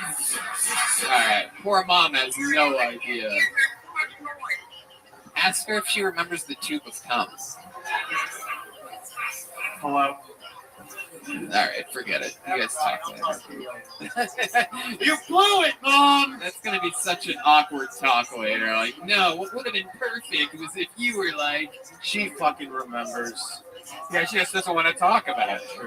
Sorry, Mom, I'm sorry. Very shy. She's more of a shy lady, not like the craziest sense of humor on her, right? Yeah, not so much. All right. Well, Mario, absolutely hilarious jokes. So much fun. You already have a big joke book, right? I don't. Okay, well, now you do. Mario Tonti, everybody. There's a big joke book from the Great Bonsai. We got through it. Thank you, thank you. Mario Tonti, everybody. Fun times. He's actually going to be on the Secret Show next week. Oh, wow. Look at that. All right. You guys ready to do this again? Here we go. Back to the bucket we go. Michael Ivy is next. Hell yeah. Michael Ivy. Can I get a Jack and Diet?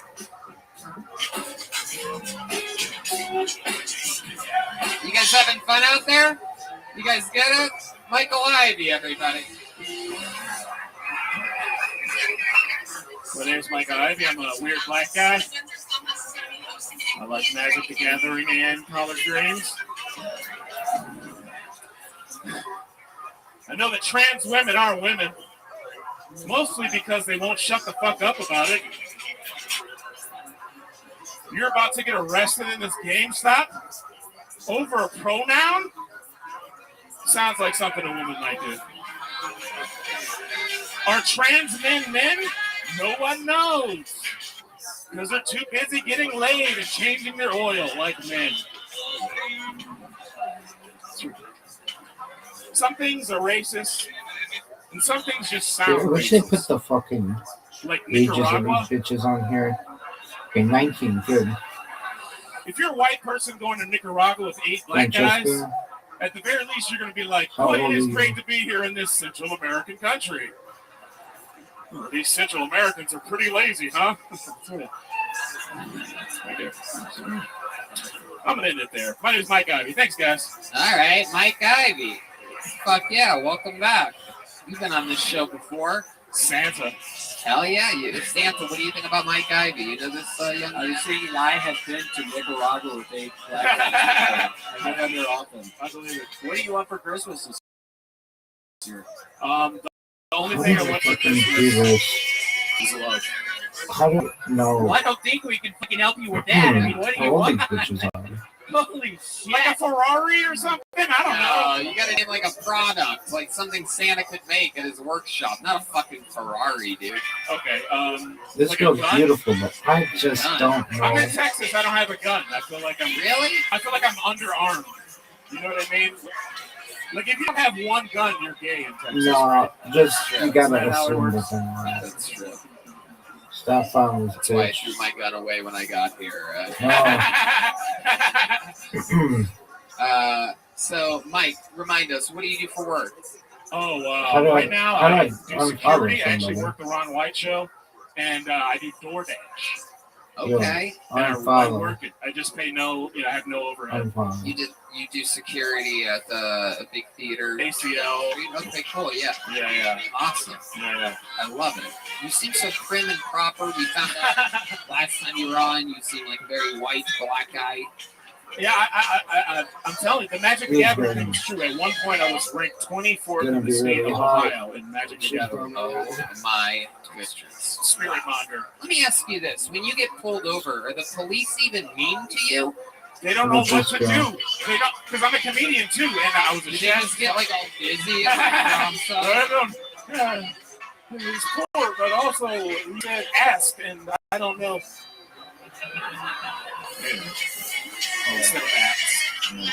I just like that the dude like music videos. I think that shit's tight as fuck. Oh, it's happened once or twice. Yeah. That's like 3 times. I used to drive around Ohio. I got really into the deep parts of Ohio. I did an open mic out there somewhere. It was all fucked up. You remember the names? What the fuck happened here? I try to forget it. I think maybe Novelty.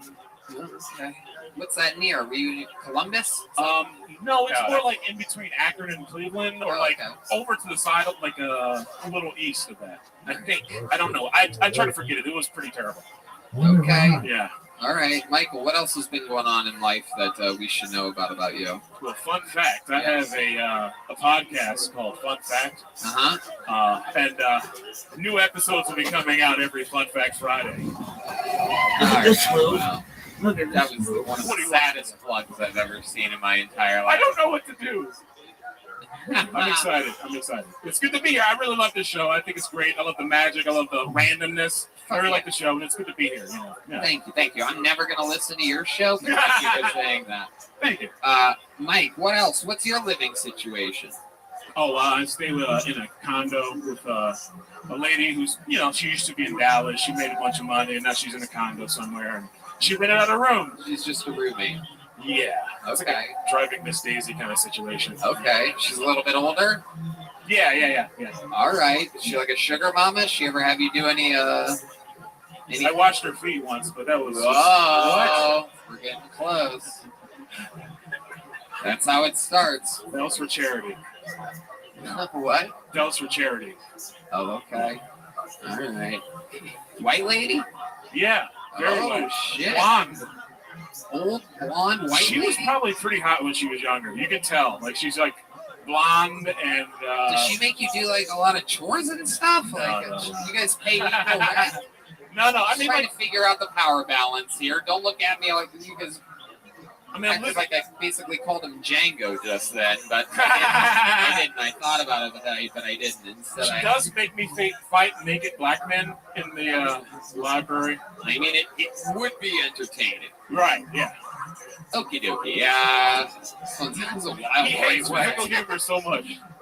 I love it. Mike, what did we find out about you last time you were on the show that's interesting? Last time, that I bought this, I drive a Scion XB, and you roasted the Scion XB because it's a terrible car. Right. Even D Madness would drive that into a fucking wall. It's true. I love it. All right, Mike. Well, I mean, you've been on the show before. I love that you keep signing up. It's great stuff. Another fun new minute. Show's great. Here he is. Mike Ivy, everybody. Let's keep it moving. A lot of familiar faces so far here tonight. Nathan Guevara, everybody. This looks like a new name. How many of you like it when comedians do good on this show? How many of you like it when comedians do bad on this show? Ooh. It's a bloodthirsty audience tonight. Here he is, everybody. Make some noise one more time for Nathan Guevara.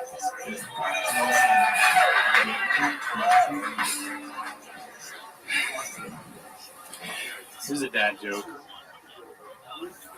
I think my memory foam mattress is developing Alzheimer's. And I don't know what to do with it because it's already in a home. Here's another dad joke. My father was a drug addict. Thank you. But he wasn't a substance abuser. He was a substance nurturer. He never forgot to pick them up.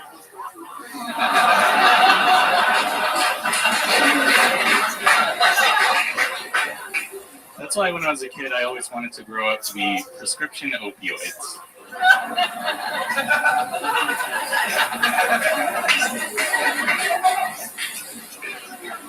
All right, let's lighten up the mood.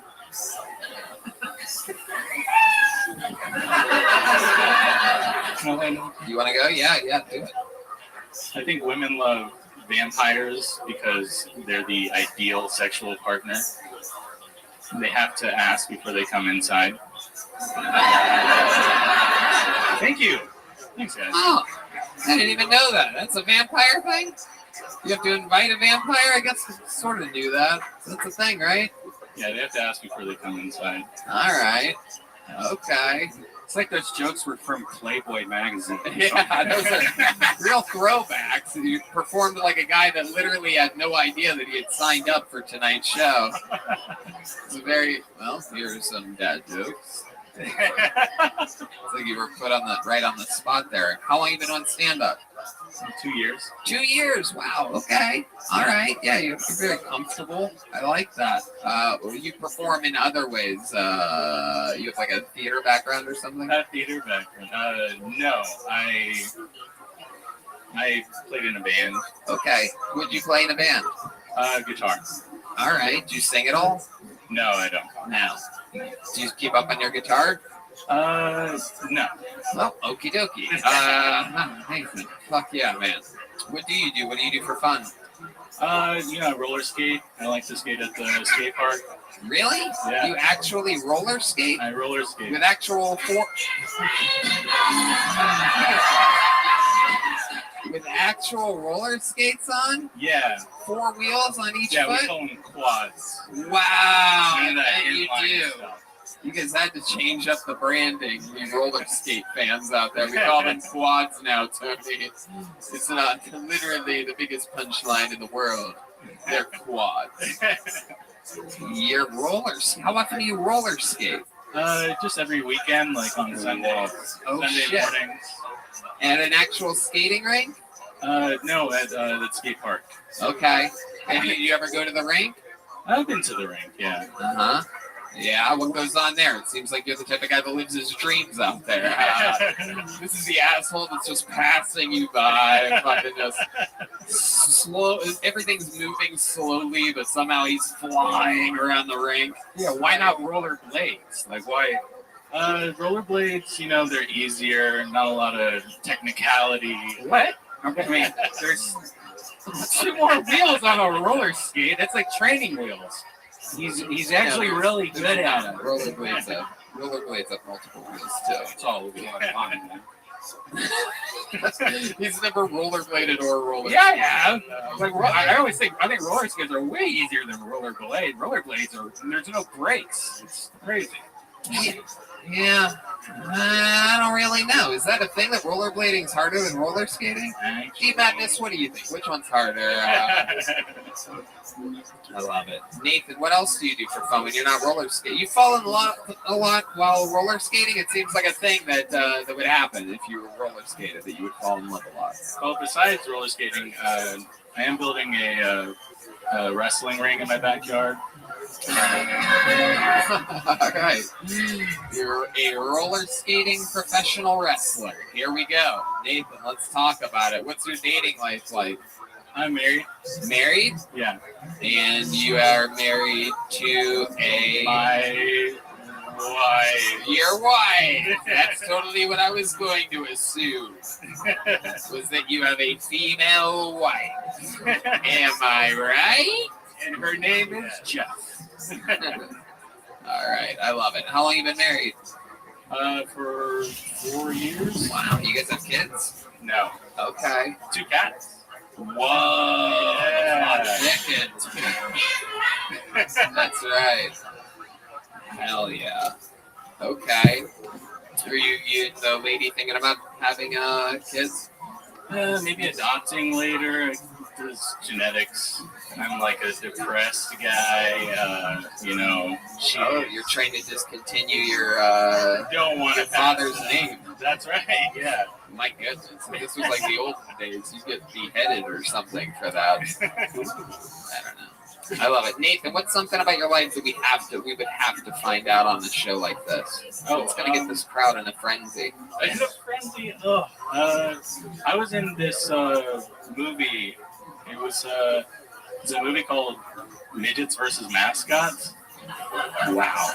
My God. I was so hoping you were going to name a movie that we all knew. I thought you were like Mighty Ducks or some shit like that. Oh, this girl is I 18. thought you were about to drop. Like, So they have a it felt like fucking he was gonna store? Name drop like the biggest movie Oh, ever. this girl's banging. Titanic, and instead you went with midgets versus mascots. Dude, I think you were all being. Gary Coleman was in that movie. That's true. Yeah. Did you meet Gary Coleman? Indeed. I'll do what Red does. Yes, indeed. I can't believe it. I remember now. It's Scottie Pippen and Jason Hughes. Yeah, but no. Midgets versus. Oh yes, the 2008 comedy mockumentary. No, what I knew about this movie is this is Gary Coleman's last movie. Like he died during this movie. So Gary Coleman.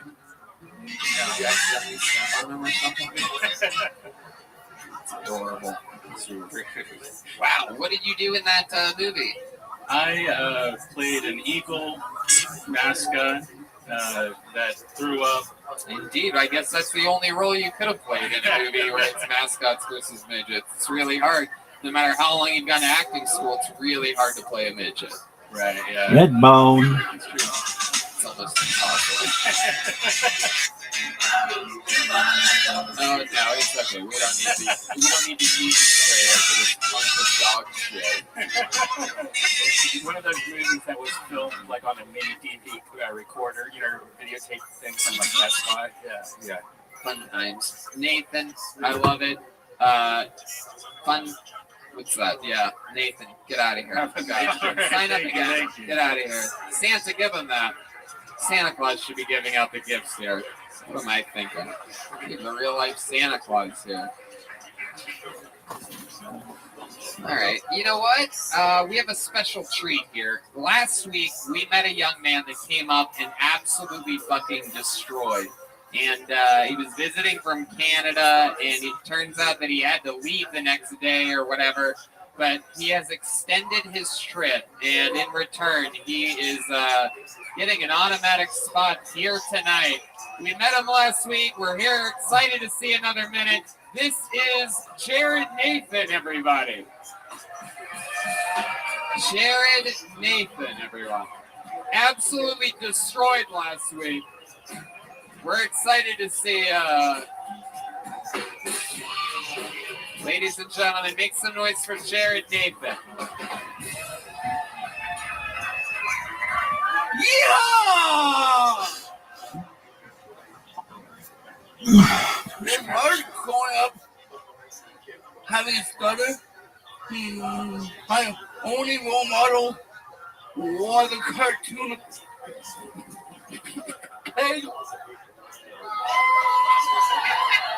I didn't wear pants until I was 14. The school called my mom, and my mom said that was at least of his problem.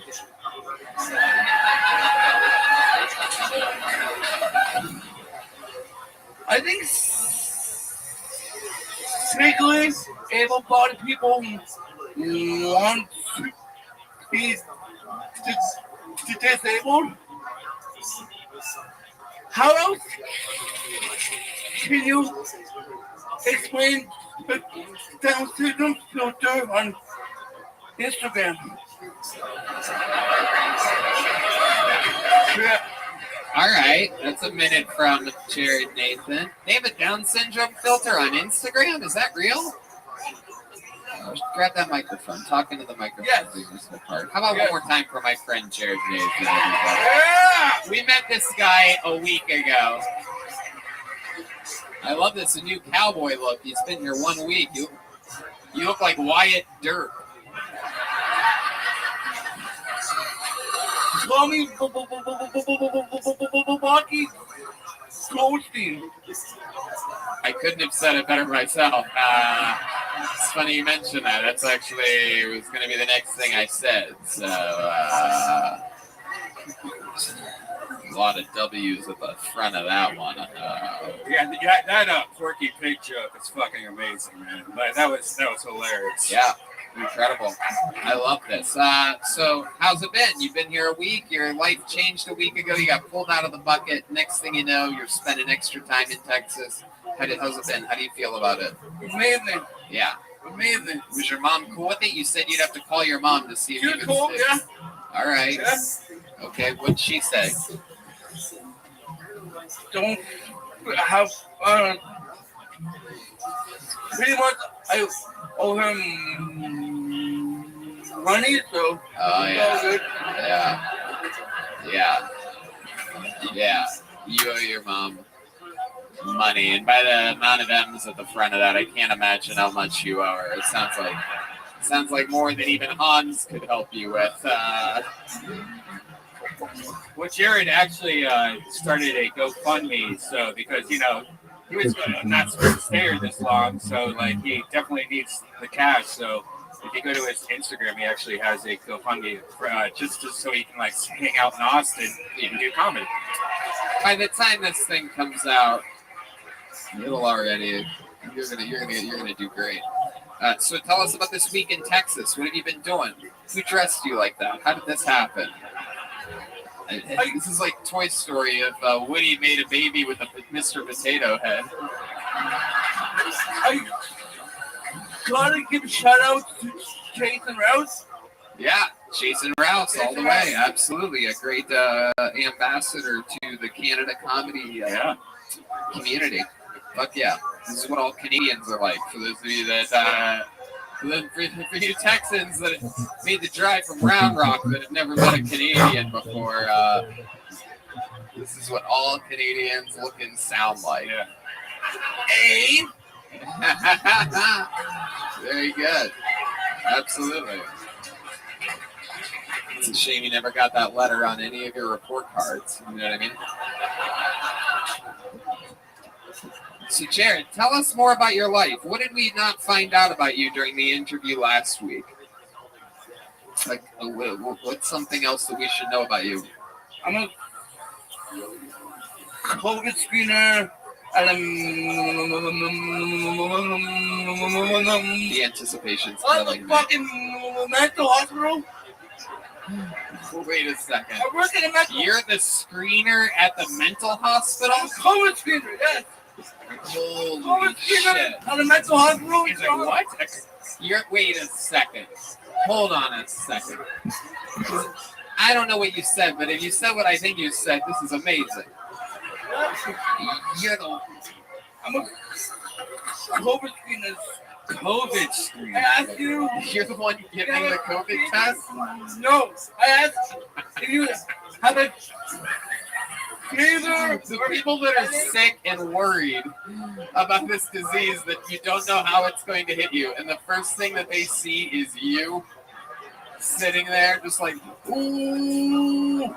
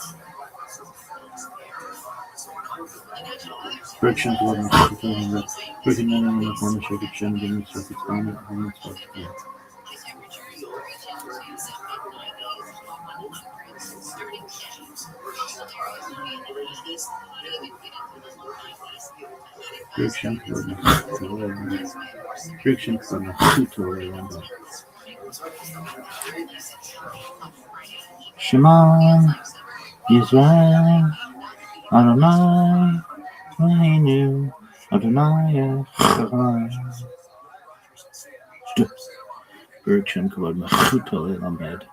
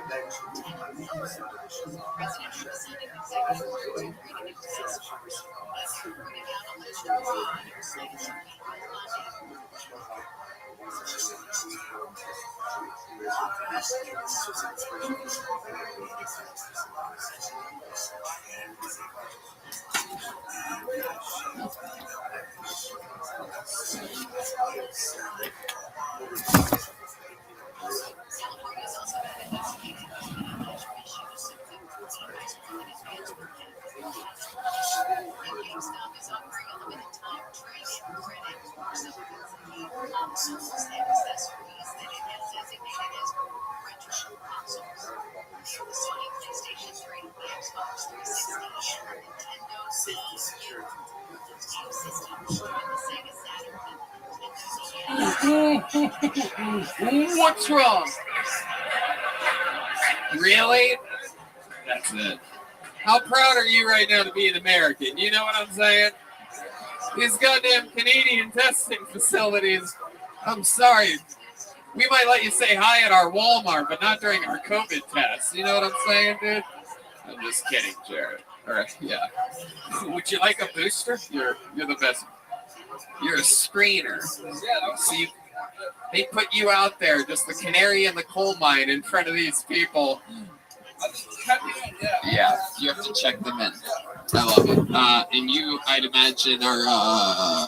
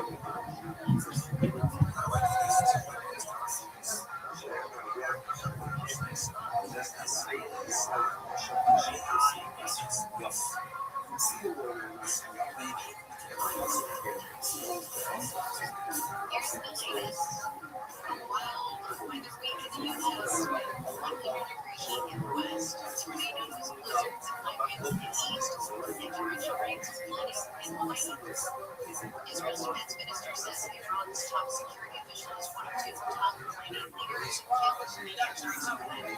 Its saturation controls via threats of California starting this afternoon looking for urgent care for the those stories and more coming up at the top of the hour. Rabbi weather center argued regional business offering in Asia. Sunny and hot highs in the 80s and beaches in Inland Valley, 90 degrees in Denver.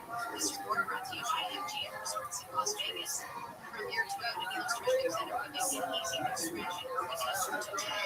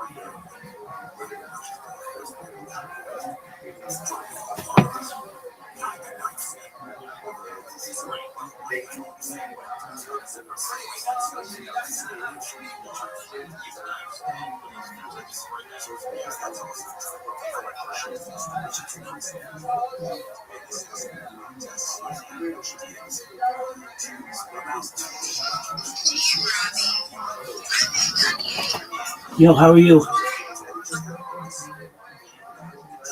What's good, girl?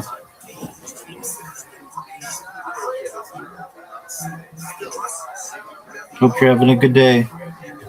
Shout out to people beeping their horns.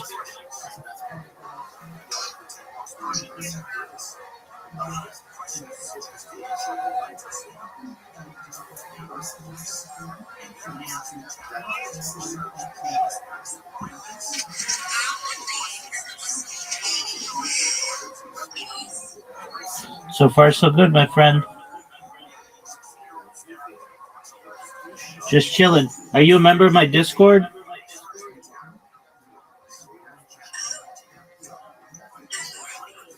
Yeah, I hear you. Are you a member of my Discord? Join my Discord. The link's in my profile.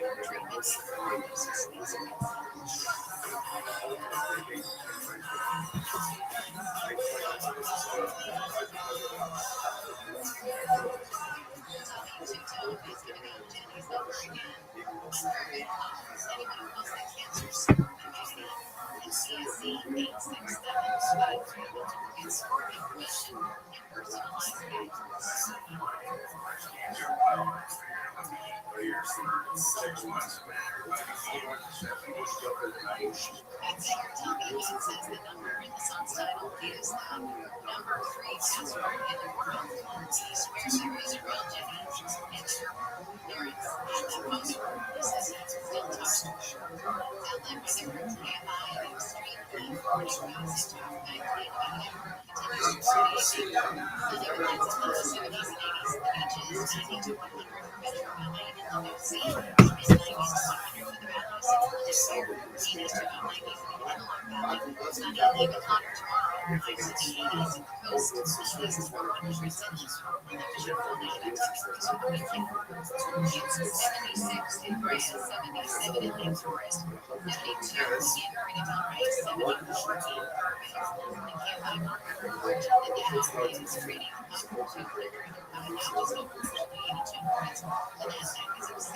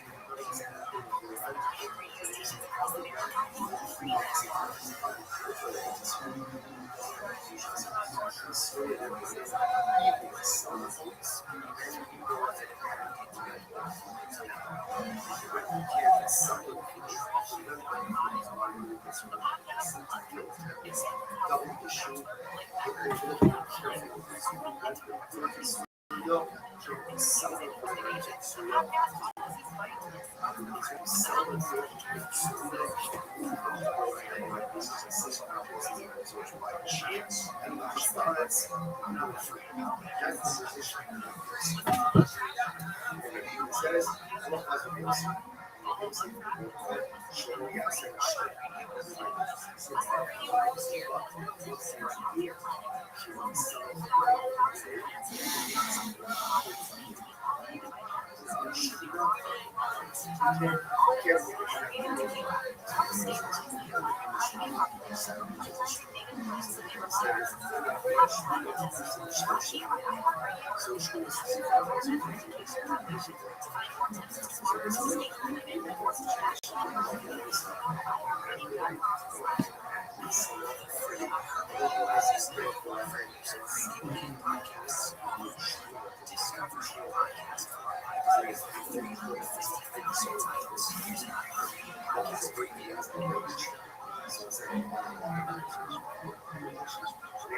just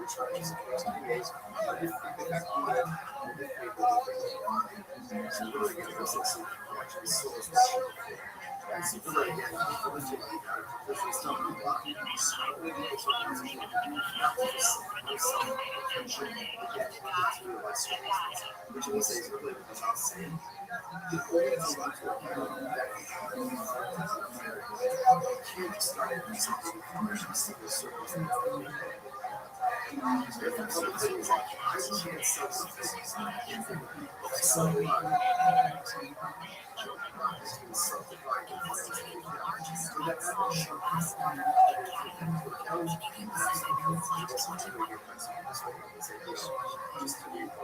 pounds.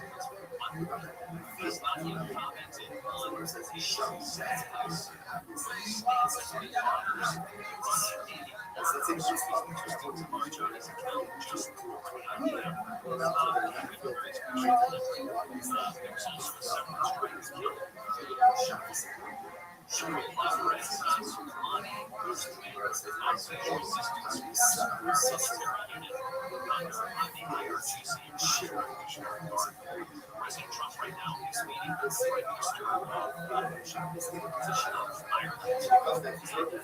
Questions about what's going on with Iran, and he's still discussing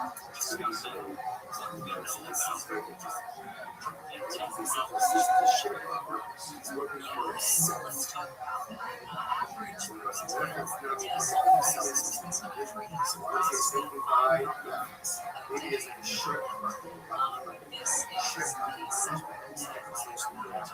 $5 a gallon for like a second time. The only other time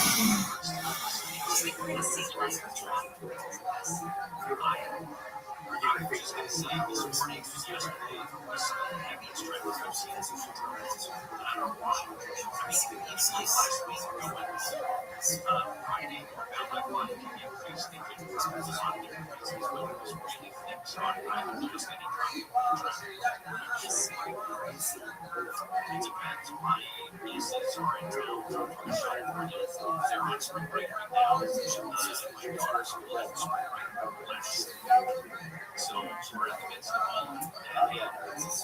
Easter comes up on English.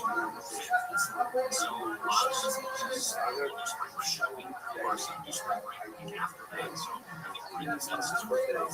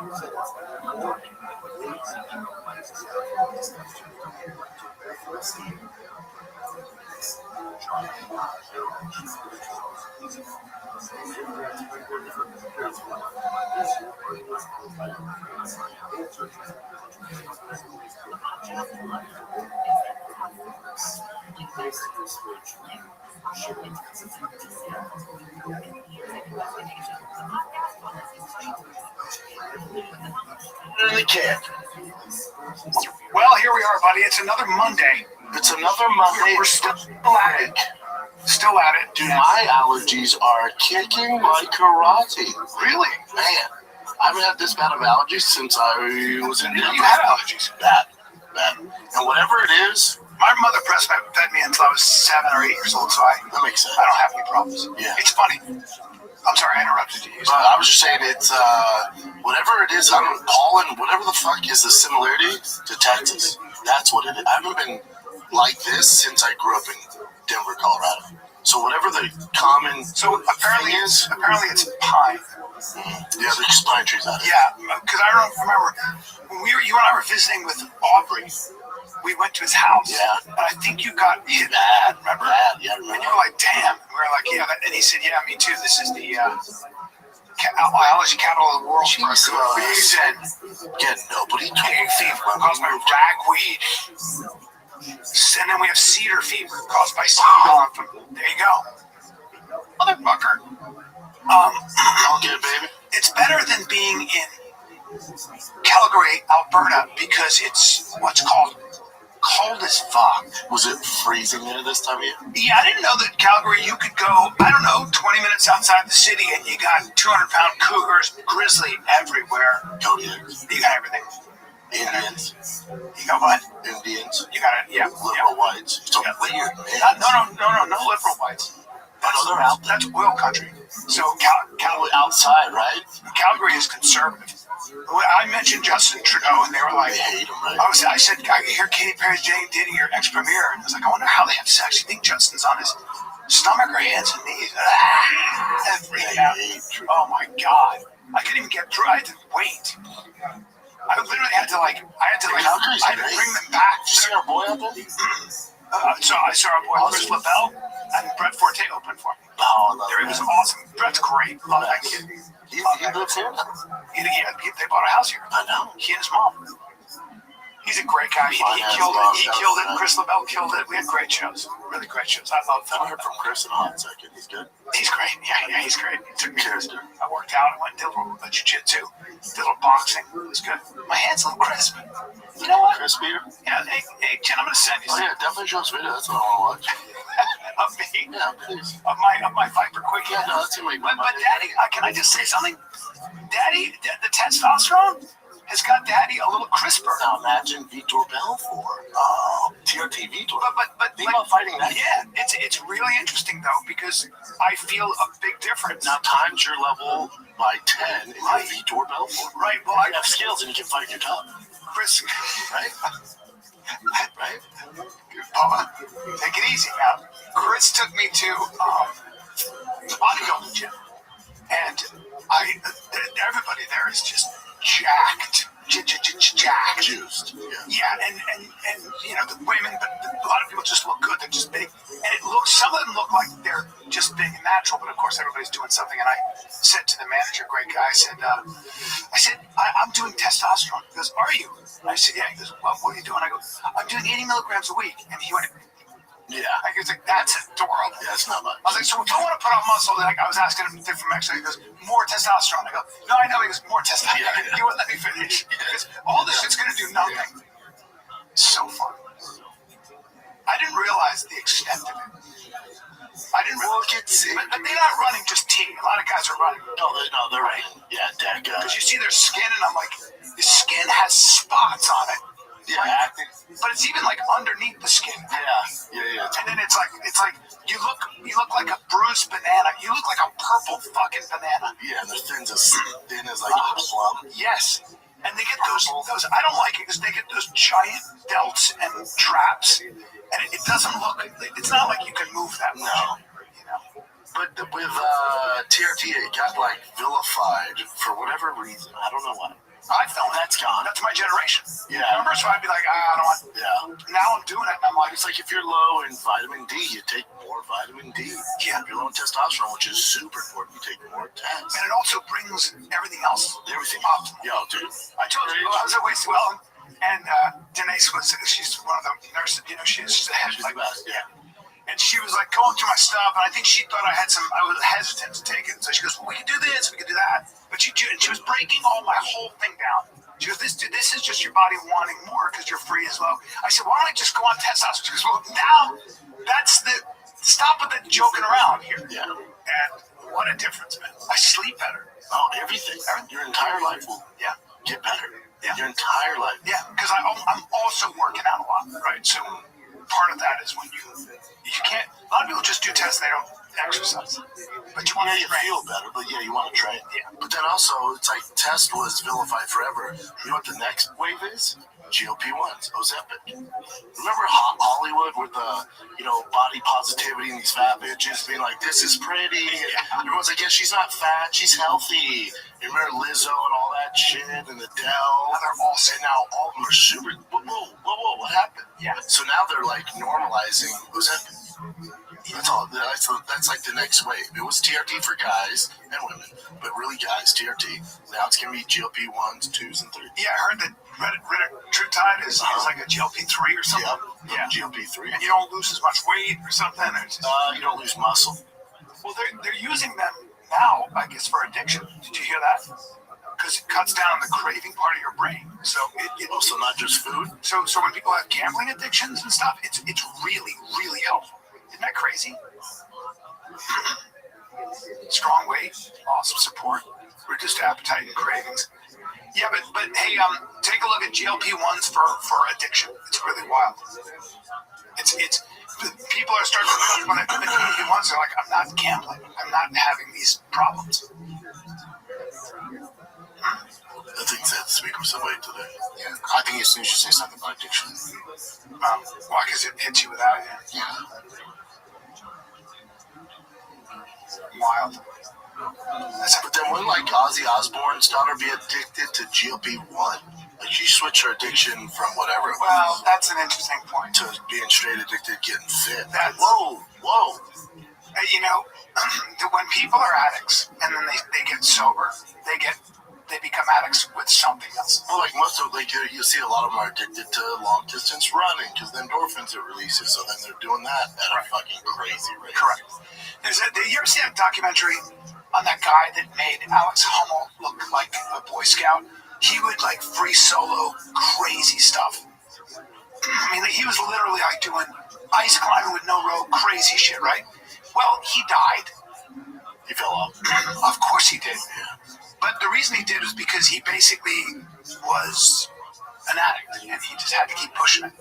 He was a drug addict before that on the street, and then he found climbing, and he's like, oh, I can do this without a rope. I'm addicted to that. You'd rather go that than sticking fentanyl on your veins? Like, at least you went out doing something healthy. Yep. At least you went out doing something healthy. How about your boy has a big week. How about Austin Rodeo's in town Thursday? Is it really? Have you been to a rodeo?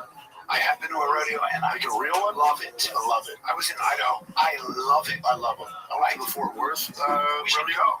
I'm going. Are you? Yeah, I got tickets for the Our boy Shane Steiner, his nephew. That's right. He's like world champion. World champion. Those boys, here's the thing about that. Sid Steiner. Bring up Sid Steiner. Sid Steiner was the world champion steer wrestler. Those boys get fucked up. Those boys are thick. His brother's a thick old boy. Get rid of that hair. I know it's cooking. Right there, Sid Rock. I love it. Get rid of that hair. Stud. Get rid of that hair. Nah, he looks like a stud. Oh, he's a stud, dude. He's a stud. Sid the stud. Oh, wow. Come on, dude. Wait, is that that kid grew up. Shane's son? That's Shane's brother. Oh my God, they look exactly. Oh yeah, those boys grew up wrangling cattle. So they grew up with money, but you'd never know. You know what's weird is a lot of Brazilians in rodeo. It's all Americans, Brazilians, and Canadians, but you know why? Because they have huge areas of ranch land. Well, that makes sense. Oh yeah, just cowboys. Brazilians do well. Yeah, going to the Fort Worth Stockyard Rodeo. There's some Brazilian out there too. I thought he died. There's my boy Shane. Look at these kids. Look at Shane. Look at him when he was young. He was a country movie star. Oh yeah.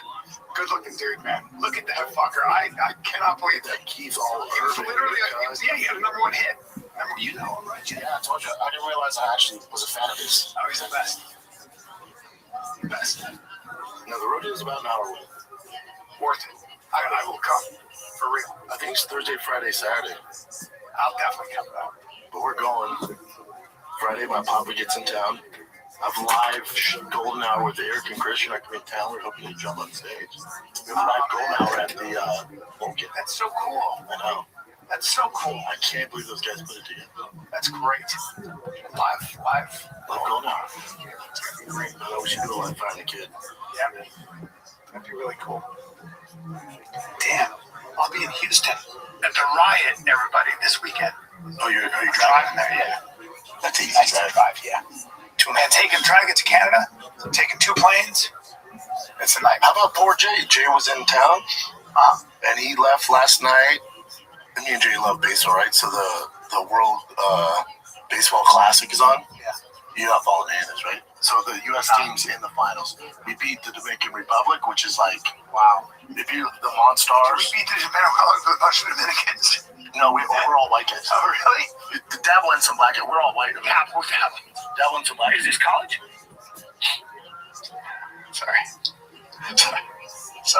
No. Take it easy. No, it's not college. Take it easy, man. It's the best baseball players on earth have assembled to defend the honor of the United States against the goddamn Dominican Republic. League or something. It's 3 or 4 years. We have Aaron Judge, Bryce Harper, Bobby Witt Jr. We have the best players in the world. Best players in the world. Yeah, man. And you're Italian. Italy plays tonight against Venezuela. Italy is not. Now hold on. Italy's about as Italian as Little Caesars.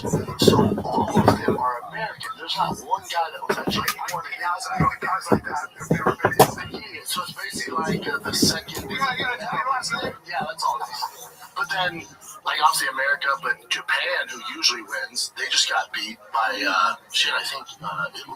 Japan got beat. It might be the best way. So in that case, Otani would be on that team. Otani is on that team. Yakamoto's on that team. Like Japan's loaded. They got some. Japan, Korea, Venezuela, DR, Brazil's terrible at baseball. Yeah, soccer. Yeah, we beat the shit out of them. But no, we beat the DR. It's a big deal. Paul Skeens pitched, best pitcher in baseball. Played at LSU, was in the Air Force. Of course. He held him to 1 run, buddy. We won 2-1. Good night. Way to go, America! Yeah, I'm pumped about so that. good, dude. You gotta get me excited. So good? Yeah. Yeah. Good. I don't know what brought me up on that, but I don't know. It's good though. but tonight Italy plays Venezuela. Whoever wins that plays the United States tomorrow for the World Championship. It's a big deal. It is a big deal. Huge deal. Pumped. All right, let's take a little break. I want to talk to you guys about Babbel. You want to learn a language? I actually have been using Babbel forever. I used it when I wanted to learn Spanish, and I was amazed at how quickly I was starting to understand Spanish. I used it to keep my French up to par. It's really, in my opinion, as somebody who's used a lot of language apps, it's the best without question. It can feel so overwhelming though. Like I need to learn Spanish because all my family speaks Spanish, but I'm like, what am I gonna do?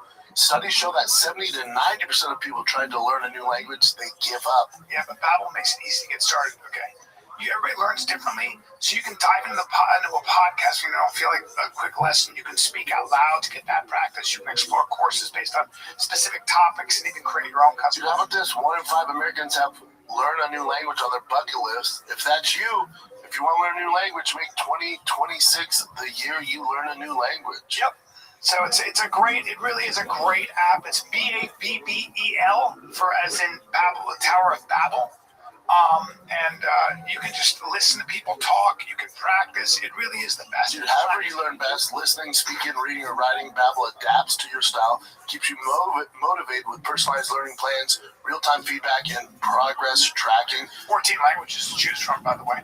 Over 25 million subscriptions sold worldwide. Think about that. 14 languages to choose from. Every course comes with a 14-day money-back guarantee. Here's a special for 500 Kid listeners and viewers. Here you go. Right now, get up to 60% off. That's 60% off your Babbel subscription at babbel.com/FATK. Get up to 60% off babbel.com/FATK. Spell BABBEL.com/FATK. Rules and restrictions may apply. Babbel. Now, let me ask you a question. Were there any fights on this weekend that I missed? Yeah, Josh Emmett fought. Lost again. He got destroyed. Yeah, but I really bad. The kid he fought was giving the fucking title win. Really? At 45? As a fight night, I keep having issues like streaming with Paramount. Like more issues with streaming with Paramount than ESPN. Have you seen? Dog, I'm just liking him. I'm not liking this shit. I'm just gonna follow him. And they'll be fucking 55 years old, dude. Josh Emmett, 45 or 55, I can't remember. That's one of those guys looks really old.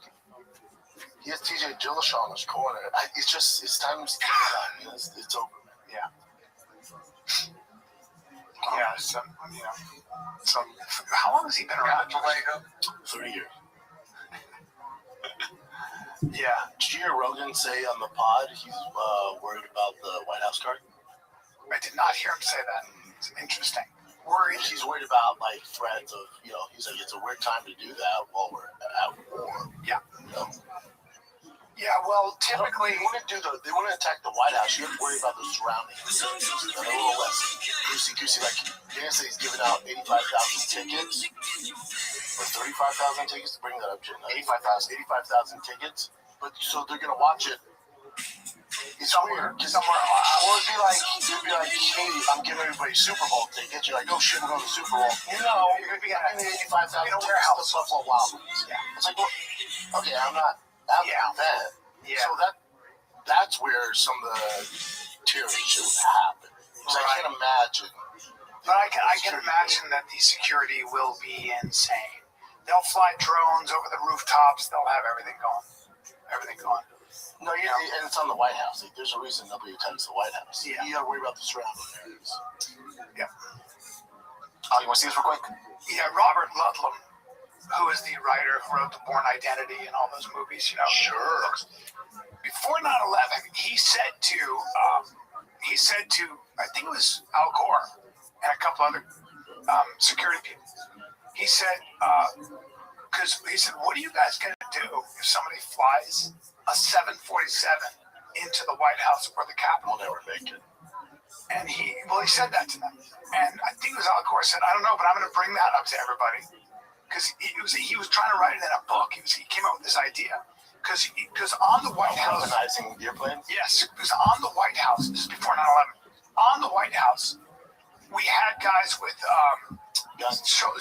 SAM missiles, shoulder-launched missiles. So you have somebody who has a shoulder launch for that very reason to shoot it out of the sky, kind of idea. But they have all that guaranteed. Yeah.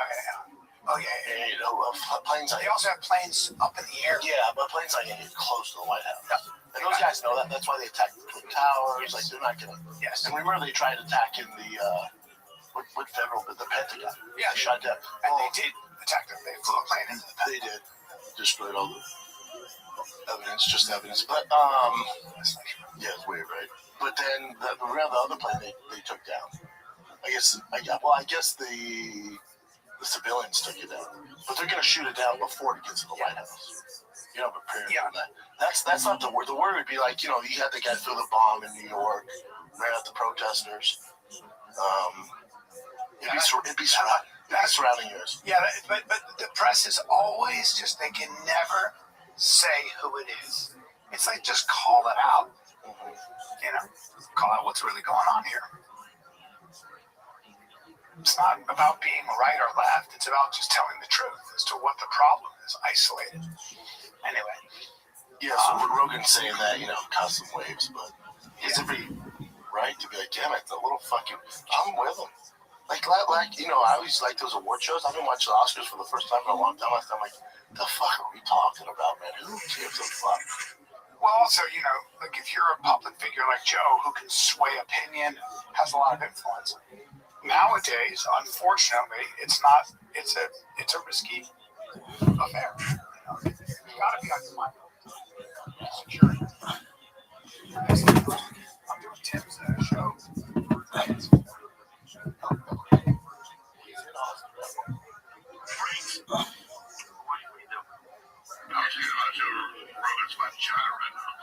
That's a weird way to introduce yourself, Alex. Well, Joe's like, I love Joe, but like, oh my God, we're not having an event. The terrorists might get us. We just give up and go away. They can't have a meeting because the Iranians might stick to the TikTok news. Joe's afraid of the Iranian TikTok. You're a Joe Rogan commentator professionally. I like Joe a little bit here because I'm surprised by Joe saying that. Like, oh, listen, I mean, the CFS, the Iranians might get us. I mean, I'm against the war, let's be clear. But let's keep the buses and the trains and the airplanes on time. Let's not fucking, the fucking Iranians might get us. So I'm already swearing. And I'm already swearing. No. Here's Joe. Let's hold this high Joe Rogan's in China. And I'm always saying this. Good day, Alex. Join us. Okay. I like Alex. Alex is a character. Joe's not having fun. He's getting upset. Also, Joe never said let's not have the fight. He said it's a little bit weird. I said have these fights at the White House while we're currently involved in the war. It's fair. To me, that's fair. You're in a war. The other thing you gotta think about is I'm less concerned about the White House. The surrounding areas. Remember, the UFC does so many fights over there. That's what you have to be worried about. Those aren't going to happen. That's not happening. So a lot of those areas that they're having fights in have been bombed, have been attacked. The UFC's not doing that. So now you have to reschedule those, replan those. That's what you should be worried about. The fights, boxing, Super Bowl. The UFC is going to have to recalculate that.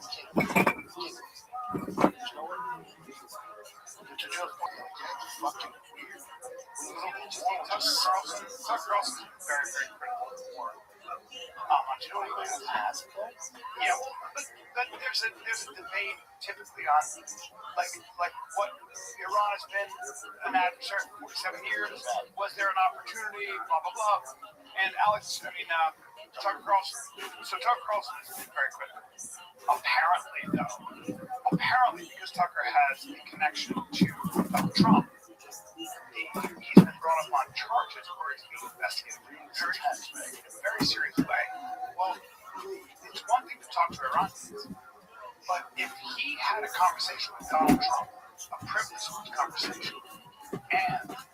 somehow some of that privileged conversation would be able to be Iranian Republican Guard and the IRGC. I think that's. Can you look at what IRGC stands for? I think it's Iranian Republican Guard Command. If that's the case, that is a very serious charge. But how's Tucker responding? So because Donald Trump did that with taxes and with phone calls. Help me understand. It was on like Revolutionary Guard Corps forces. So Tucker Carlson's not sending this to Well, so he was essentially, he's a podcaster, a journalist, and he's talking to people in Iran, like, to get. He's got so anybody like that. contacts Contacts in the CIA, you have contacts with the administration, you have contacts, and you gather information that way because people will text them.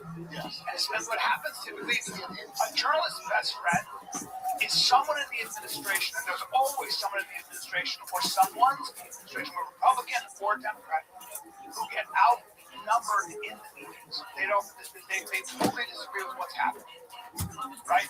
So they'll be there and they'll be like, I don't think we should go into Iran. And everybody's like, you're stupid, we're going in. That's always the case. Well, everybody has either a grudge or they have their word. And they put the rest. That's what's called.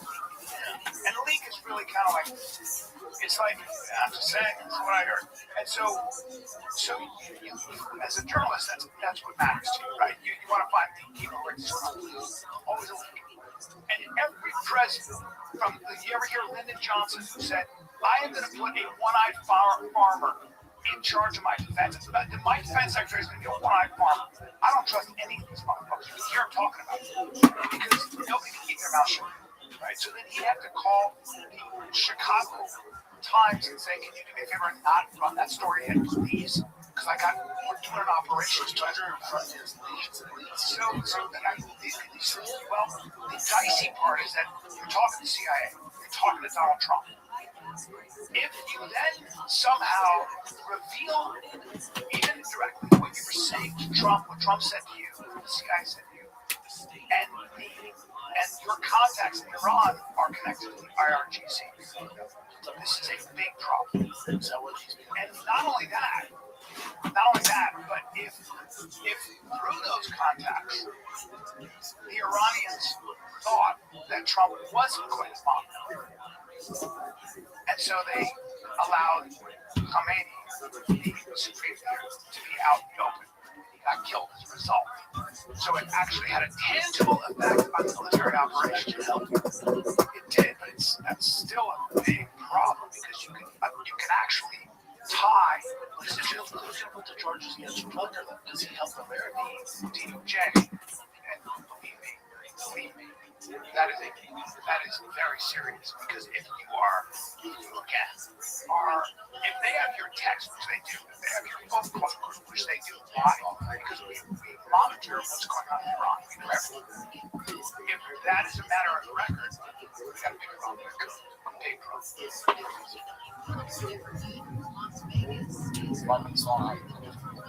Discover the CIA reading your text in order to make it for a crime.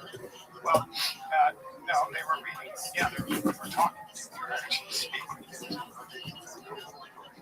Of course, they're monitoring everything done in Iran. And you can't be that. Tucker's not in Iran. You can't have conversations with the president, not with CIA contacts. My only thing is if he's ready to Trump before,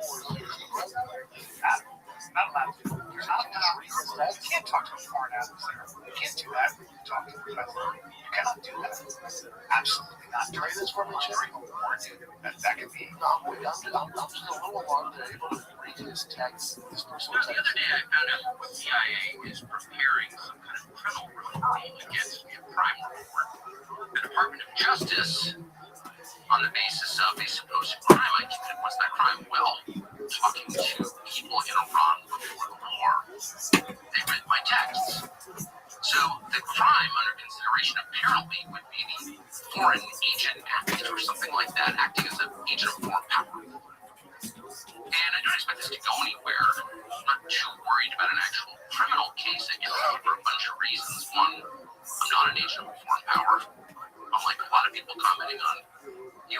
politics and global affairs, I have only one loyalty, and that's the United States, and I've never acted against it. Its interests are the only interests I care about because I'm from here and I have a lot of kids. So that's not a concern. I've also never taken money from anybody. Don't need it, don't want it, and that's proof. And moreover, it's my job to talk to everybody all the time and try and figure out what's happening around the world. That's literally what I do for a living, and I'm not going to stop doing that. Or should I? I don't think. I'm also an American. I can talk to anybody. I have no secrets to divulge. So, legally, I think the case is ludicrous, and I doubt it will become a case. I'm bringing this up for a couple of reasons, though, and they're pretty obvious. One is that countries tend to become more authoritarian in wartime. It's just the nature of war. People are dying. The stakes are high. People's emotions have risen to a very high point, to a crescendo. And so there's much less tolerance for any kind of dissent in the homeland. The irony, of course, is the United States fights wars on behalf of freedom, but there's always less of it here in our country during war. So that's a widely recognized phenomenon, and it's likely to happen now too. Another point to make that is worth knowing is that the USIC, the intelligence agency, spy on Americans. They probably knew that, and it's been revealed a lot, including by Julian Assange and Ed Snowden, who are threatened with death for revealing it, that everyone knows. But it's probably a little more widespread than most people understand, and it's outrageous. There's no justification for your government, which you own, you're a shareholder in it, you pay for it, to be violating your privacy like this, but it happens all the time. That's a misnomer. We've always spied on the FBI. There are firewalls, but we've always spied on people we think are going to commit terrorist acts and things like that. Right? So this is no, of course not. I think Tucker makes a good point here. But if you're talking to Iran and people in Iran, we are monitoring. CIA is monitoring all of that. Let's see if he says that is within the legal bounds of our government. In fact, one of the reasons that CIA, or people within CIA, just to be clear, it's a huge, sprawling, disconnected agency. What it does in a specific case doesn't represent what everybody in the building thinks, but there are some people who are mad at me for my views about Israel. And they have some latitude. And one of the reasons they pass on criminal complaints, in effect, to law enforcement is to justify warrants for spying on Americans. So that is an absolutely real thing. But the main reason they do it is to leak the existence of the investigation, such as it is, to the media, and then humiliate and terrify the subjects of this op. And that's, of course, happened to me repeatedly, many times, including in famously 2021 when I was still at Fox News and trying to set up an interview with Vladimir Putin, and the NSA I had heard from someone there had grabbed my text messages with an American citizen and had linked them to news outlets. Those texts were basically my attempts to set up an interview with the foreign head of state, and they linked them to the New York Times in order to stop the interview, which they successfully did, by the way, and they admitted that they were spying. I mean, this is not fantasy, it actually happened.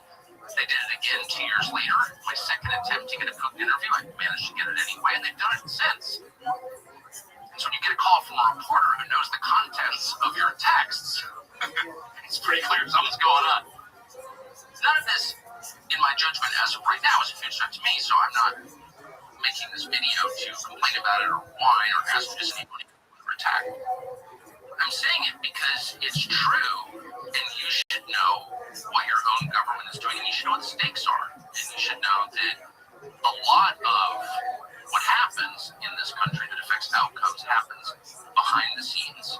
Some of it is legal, some of it is not, including what I'm describing now. But it has an effect. And the intel agencies, again, not everyone in the intel agencies, because there are decent, hardworking Americans who work in the intel agencies that are Americans, just like there are decent, hardworking Americans who work at the DMV. But there are also people with agendas and grudges and no sense of restraint who are happy to misuse the power they have granted them by our elaborate secrecy laws to hurt fellow Americans for ideological reasons. That is entirely real. That's a story of rushing in. And it's likely that things like that will begin to happen at greater scale now. So you should just know that going forward. Thanks. Yeah, so I think Tucker's like I listen to Tucker's podcast. I listen to a lot of podcasts. There's a lot of what he says. There's a lot some I agree with. Tucker, you need people in the American landscape like Tucker. You may disagree with him.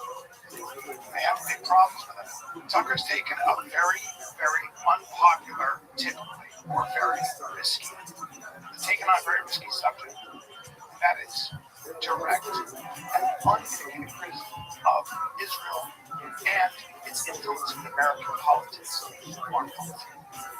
That was always something that we talked about. And it is what it is. It comes with its own. It's going to come with its own backlash. It's going to come with its own price. And he's just whatever the case. That was something that I think what he's trying to say is that there are people that really don't like have a big run. Even when they stopped it in 2021, but our government says no, we can read your tax because it's actually a state. So when you're talking to those people, when you're talking to foreign quote-unquote adversaries, the CIA 100% has jurisdiction, and so do 16 other intelligence agencies, NSA especially. NSA is a giant. They have jurisdiction because they are monitoring everything that comes in or out. So part of the reason for that is that you might have, for example, like these two Afghans in Pennsylvania, and they make a bomb. Well, they have to they're on the internet looking for how to make a bomb. They're getting materials. All of that stuff is monitored, tracked, easily tracked. Usually, by the way, I believe you don't want the CIA's for foreign adversaries, as the FBI is for internal. We had these firewalls. Now there's a protocol for when the CIA gets to talk to the FBI. Okay, that's what you have. Department of Homeland Security. They're in the middle, and so all that information goes there, and then the Department of Homeland Security handles it. I'm giving up there. There's always a middle ground, so we create those firewalls. So we don't have the CIA spying on Americans, but that's where things get real great, right? Because now Tucker's talking to Iran. We see everything because he's talking to Iran, and if you're monitoring them, you obviously are monitoring Tucker. So it becomes this weird gray area. I don't know if he's going to see me. No, but I think that, what to his point, if you're going to take on certain American foreign policy agendas, you're going to get it comes with people who are going to do whatever they can, and then again, if in some ways it's proved that he actually gave sensitive information, if he divulged something, even indirectly. Well, when you're a journalist, it's hard to avoid something. He's aware that this is getting compromised. Sure. I use smart. Yeah, highly doubt. But people make mistakes, right? There's indirect. Like his lawyers would say, hey, this guy is not a foreign agent. He's an American patriot.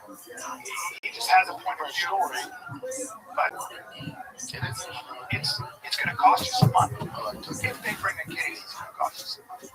Let's take a look right here. What's softer than cashmere and warmer than wool? Alpaca is an animal, okay? And the wool is the warmest you can get. It's an all-natural fiber hoodie. Everyone knows we love some alpaca. We love a nice soft alpaca. So soft. Alpaca makes outdoor lifestyle apparel with alpaca fiber. It's fantastic, one of the world's most sustainable and natural fibers. Their best-selling hoodie is softer than cashmere, warmer than wool, and super breathable. Built for real life, thermal regulating, odor resistant, durable, and made to last. You cannot find any man-made material like alpaca. 250,000 people have already picked up alpaca hoodie. They're the best hoodies ever. If you think about leveling up your hoodie game, tools Paca, right? Grab your Paca hoodie. Go to www.pacaapparel.com. That's www.pakaapparel.com. Interesting, right? Yeah. A lot of stuff goes on, man. A lot of stuff goes on. You know, we'll see. Like, you ever see him break down before we went to Iran? He said, we're going to war. He knew. I know, you call it. And he broke down all the ramifications of the Straits of Hormuz. You know, just so you guys know, the Strait of Hormuz, I keep hearing this, nobody knows where it is. It's just the Persian Gulf, okay? So here's Dubai, Abu Dhabi, Oman, Qatar, Saudi Arabia, right? It's here. On this side is the Red Sea. And if you cross the Red Sea, you get to Egypt. On the other side, okay, on the other side, on the eastern side, is the Persian Gulf. Now, the Persian Gulf goes here. There's a 2-mile stretch, 2 miles, where at least 150 ships go through a day, okay? That's the Strait of Hormuz. Why is that so important? Oh, I don't know. 30% of the world's oil goes through there. 30% of all, so 90% of all Iran's oil, crude oil, goes to China. You know, I think it's about 4% of our oil. Yeah, we make our own oil. We're oil independent, and we export oil. Yes. But it used to be. But by the way, the price of Europe, China, everybody gets their oil through the Straits of Hormuz. Korea, Japan, everybody needs it. Everybody, all of Europe. So when you went, so make sure that you try to shut that down. It's a problem. How much oil is from Iran to the United States? They're like 4%. Yeah. But how much oil do we get? But it's not just oil. All our fertilizer, all the sulfur, like something like 50% of all the sulfate or whatever of sulfur comes through the Strait of Hormuz. We grow our food with all those chemicals. We don't get no oil. But we get our gas prices. It's not just Iran, though. That's Iran's the oil. On the other side is the UAE, the United Arab Emirates. That's where Dubai is well. We said that's for sure. 9% of Iran's oil goes to China. 90%. Of course, we're basically trying to control Iran's all the power, all the power. There's 1,000 things. That's how you keep them from being Taiwan. You just cut them off from. So it's pretty crazy. But I think Iran, my feeling is that Iran will come to the negotiating table in a very weak state. Trump says not willing to negotiate right now. Yeah.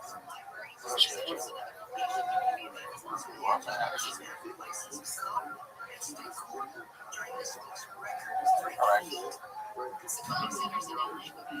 This guy, I believe he's Spanish, and he was doing a live stream in Japan, and then he yelled out amiga, that's a friend, like for a female.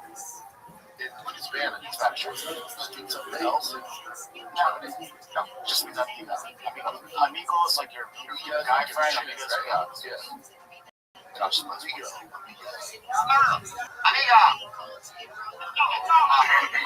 I'm staring out that he's in the look here in Japan. This black guy overheard him, so then he approaches him right here during the stream. Oye, no, bro, my family is in my little no fit, bro. There's no fit.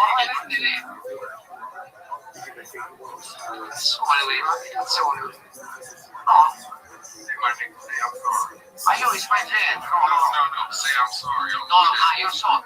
No, you're sorry. I'm sorry. You're sorry. Saying my name, right? No, this is what I don't like for bad. It's not. Right, you said my name. No, you said I'm sorry. I'm sorry for saying my nigga, right? I don't. No, you do speak. You said my nigga. I heard you say it. No, it is short. 5 seconds to apologize. No, overhead. No, right. Where you going? Say I'm sorry. Sorry. Say I'm sorry. Sorry. It's no problem. I think it's my first ever or no? Ciao. Grazie, That guy is Reddit. Say sorry. Yeah, he might have thought that's what he said. Or he just actually thought he said that, but it's like It just seems like it's dumb. But also nothing happened. yeah, well, You know, like he didn't do shit. He's been fucked up in his lap. He was like close to getting slapped. yeah. And did you see? There's a documentary on Netflix. This British journalist, he's hilarious, like my age. Oh, with the manosphere? He goes and looks at the manosphere. And it's so interesting. It's really interesting. I watched a clip where that guy was like, so you're going to put out this spaceship? He's like, well, gee. It's a one-sided democracy. It's like, this is where, I'm going to take shit. Like, you gotta watch it because you'll be like, oh, it's so crazy. You know what it is? All those guys. Well, all those Manosphere guys are. It's a reaction to the war, right? And so that it becomes this old school traditional thing. Well, I'm older, so when I see these young men who are doing their best to navigate life, who have a following, some crypto, and I knew it. I called it before I saw it. Every one of them had a dad who was never around. Their dad left them, not just yet. Yeah. And you see these guys, these young men, and they've made some money, and they're driving Ferraris, they're wearing suits, and they have their philosophy, and they do this thing, the Matrix, amputate, hold their hand like that. And what I see, because I understand the anger, I understand the man shit, I understand it. Like I understand those guys. Like we all do, right? You see those guys, you're like, but all I see is a guy. In a lot of ways, he's hurt. He's hurt. His dad was never around. It sucks. It breaks my fucking heart. There's a weird one. These two girls that worked at a Smoothie King. They denied service to this couple because they don't like the fact that the guy, I think, was wearing Trump symbol or some sort of Trump shirt or outfit. This has to be, This video has gone ultra viral. Now, this is the Smoothie King behind me here on Jackson Road in Ann Arbor, where all of this went down. What we can tell you is the couple that says they're victims in this case recorded the exchange they had with those two now fired workers. Listen. We were just finding a smoothie, and you literally looked at us, and I asked you if everything was okay. You said we don't feel comfortable serving you because of my husband's hoodie. That is discrimination.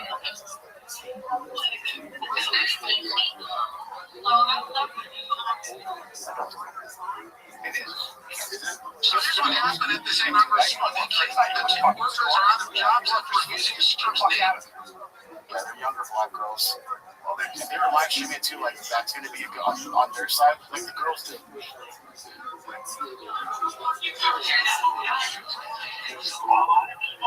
should find out that the constitutional freedom of speech does not apply to private businesses, which means private businesses can discriminate based on political viewpoint. If you refuse service to somebody with a MAGA hat, or you can refuse service to somebody. Yes, but you don't own those smoothies and their work. It's just the law. Now, yeah, but Smoothie King can buy this without any counsel. So like, well, we don't have laws protecting political speech, including in the public venue. Michigan is not one of them, and the Constitution itself, freedom of speech, does not apply to private businesses. So they got fired. Okay. I just don't just make the even if they walked in with a Kamala Harris T-shirt and they refused service. I don't believe that. It's like you're right. I've got like I got to tell you that. I got a friend I've been for 40 years who no longer talks to me because he's a suit guy. Right? Fucking like give me some credit that I'm a nuanced person that is responding to a friend. I know. Did you hear you say something? Let me talk. Okay. All right. Okay. Right. All right. Right. I don't like to You know me. You know what a fair-minded person. You know me. He knows me so well. I'm a very fair-minded person. I'm not on anybody's fucking team. And there's a lot of that. I just think it's ridiculous. You go no contact. A lot of the left does this. A lot of the left is like, I'm not talking to them. They go no contact. They say, Yeah, and it's like, okay, that doesn't make the world better, man. But did you find out through the podcast you said something, or just He did like some of my posts. They were funny, and some of my posts he thought they were like making fun of the people that I did something that made fun of some woman who was mad about Trump getting elected. She was talking to her kids, and I'm like, she's bringing her 3-year-olds into this shit. She's an asshole. Anyway, yeah. And I was joking. I'm a comedian. Fuck off. Okay, on a lighter note, this is a Russian wrestler. This is one of my best goals I do. So it's called the Flying Squirrel. I've never seen it before. Take some balls, even a 10, and you will pull up. That could have gone bad. Right? That's crazy. It's the last thing. You get that once.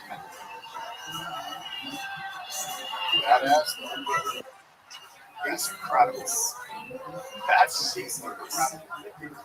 That's got to win that, dude. I mean, it's that way. What up, Mr. Aquarius? How are you?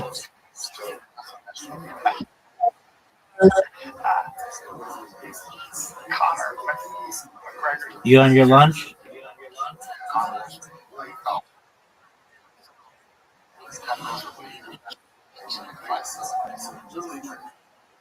Connor's curious his take on the whole attack on the I'm well, thankfully. How are you? Thank you for asking.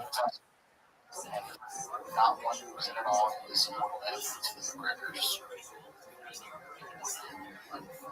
Take a little break. This podcast is brought to you by Progressive Insurance. You ever find yourself playing the budgeting game? Huh? Like everybody, shifting a little money here, a little money there, and hoping it all works out? Well, name your price.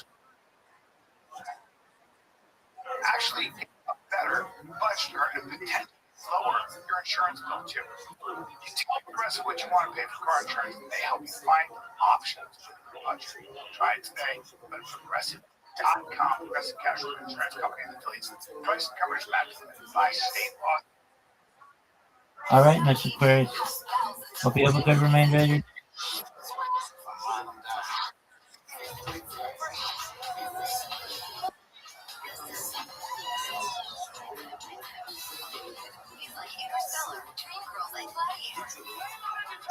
And TV shows like Survivor, SpongeBob SquarePants, The Fairly Odd Parents, and Ghosts. Pluto TV, always Pluto TV, stream now, pay never. It's like a rumble. Now, hold on. Yeah, so Atlanta gets weird. Atlanta it's Chocolate City. There are a lot of gay black men in Atlanta. And it was the one part of the South where gay black men could go have a life and not get, have to do all the ignorance. So, Atlanta, I shot up with Atlanta. Atlanta is a place you see a lot of there's a real entrenched professional, like black people who are dentists, doctors, black-owned businesses. So there's a real shit. Sorry? Ride-along, yeah. There's a real gay parts. Real. You see men, you see dudes in high heels and dresses. It's like keep Austin weird, keep Atlanta weird, the parts of Atlanta. And one of these guys is wearing a thong. A thong? Oh, we got some. Oh, shit, I just got tagged up. Oh, homeboys getting beat up. Who's going to jump by? They're fighting like girls. That's a hammer fist. Oh, no. The big guy cannot fight. He can't fight. Big guy's really bad at fighting. Yeah, he's probably a big sweetie. He's trying to stop the fight. Yeah. And he got caught in the chin. He's a big sweetie. And that one dude, that bomb, he's getting down. A lot of hammer fisting. Wow. What are your thoughts on this? Wow. Most watched UFC broadcast on my TV.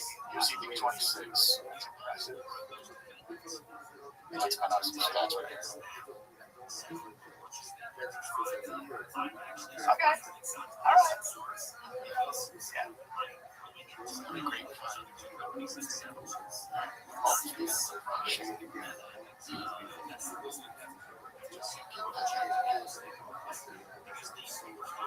That one.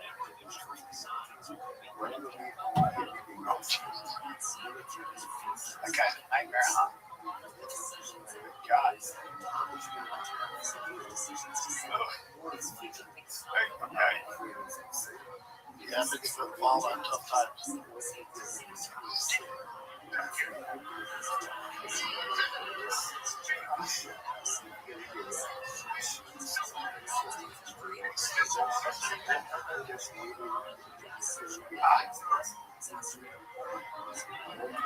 Oh. Yeah, that is really good problem. Damn, it's problema.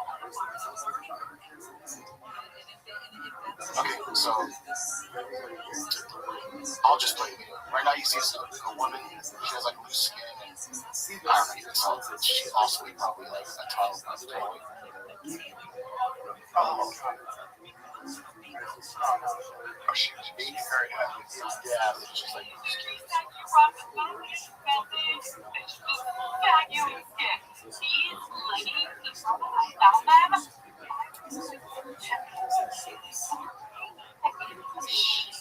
My entire lower body literally reaches for friggin' days. Like, that's a one percent there. I could, like, eat all this thing. It's got a freaking show. Plus, it has tummy control support on the front, double stretchy pocket.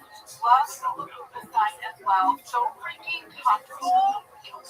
These are so good. I am 150 pounds. I did Rabbi size medium. I love the level of stretch and fit of these.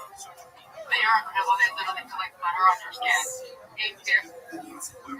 So the whole point is, there's that thing where they get rid of the skin in here.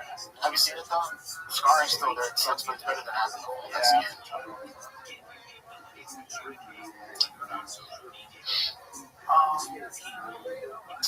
Here's one you want to watch. I hate this. It's not a girl dog. It's awful because the dogs do so much damage. Yeah. Alright. Let's see more of the stuff. Yeah. This is a Korean military getting criticized for this girl showing up and dancing. It's to help their morale out, it's help them to get the troops riled up, but they're getting like issues for it.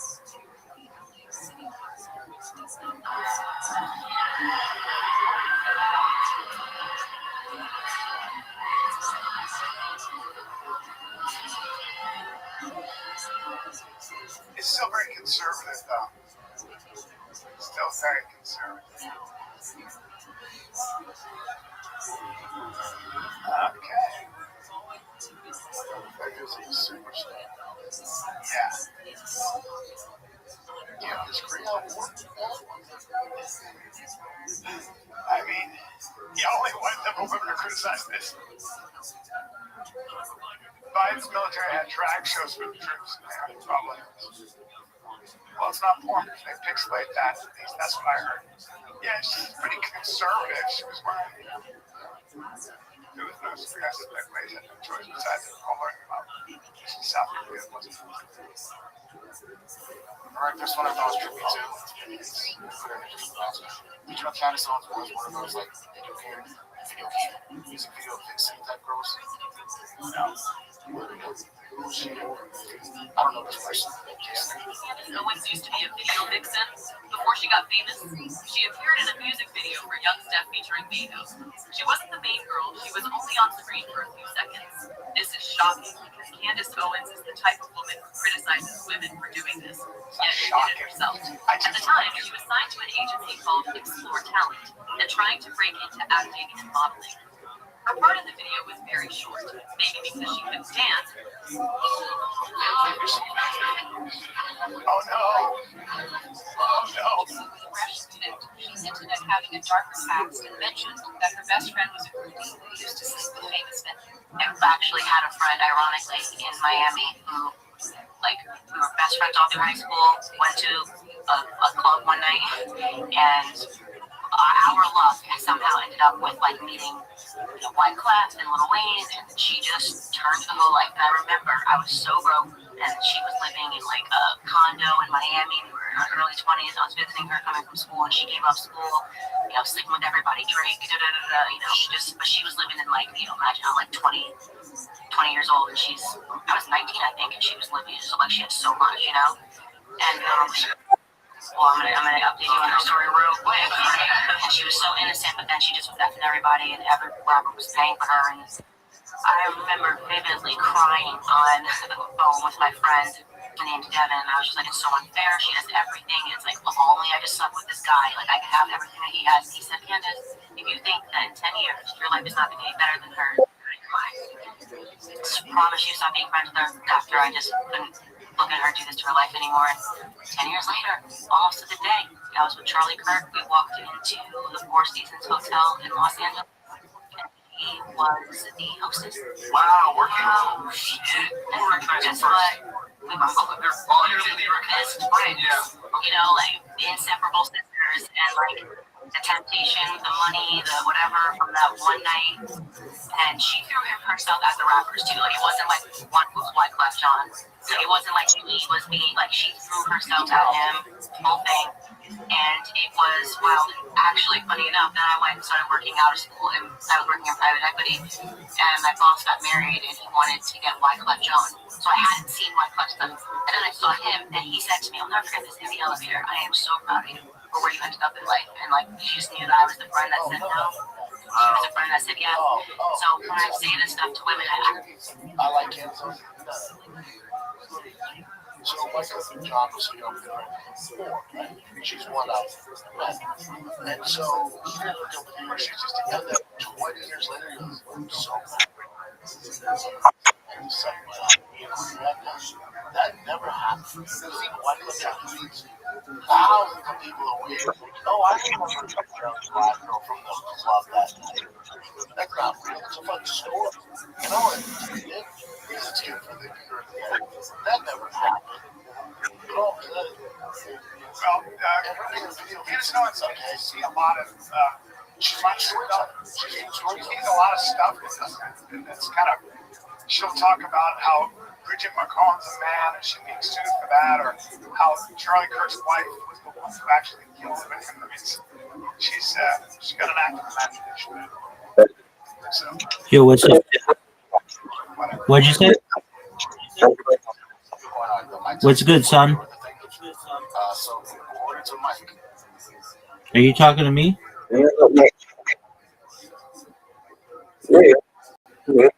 Excellent. How'd you find out about me, big dog?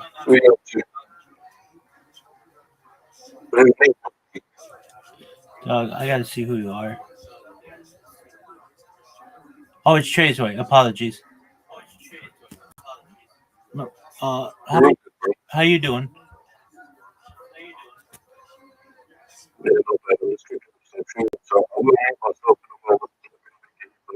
Excellent. Let me know when you want to play. I'm down for you. I'll whoop your ass. Excellent. You got it.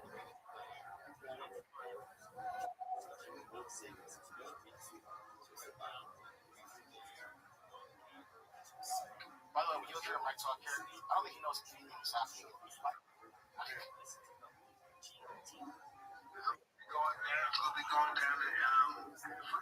Is it still happening on April 25th? I believe so. Okay.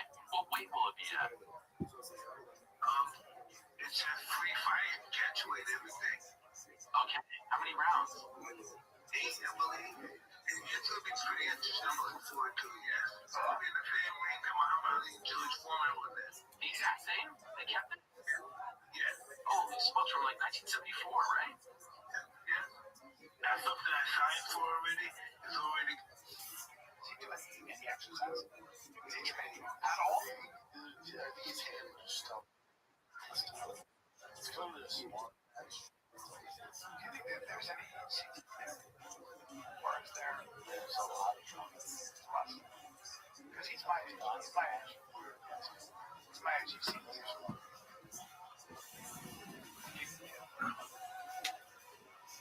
This is old, but it just keeps popping up on my feed these days. I'm sure a lot of people have seen it.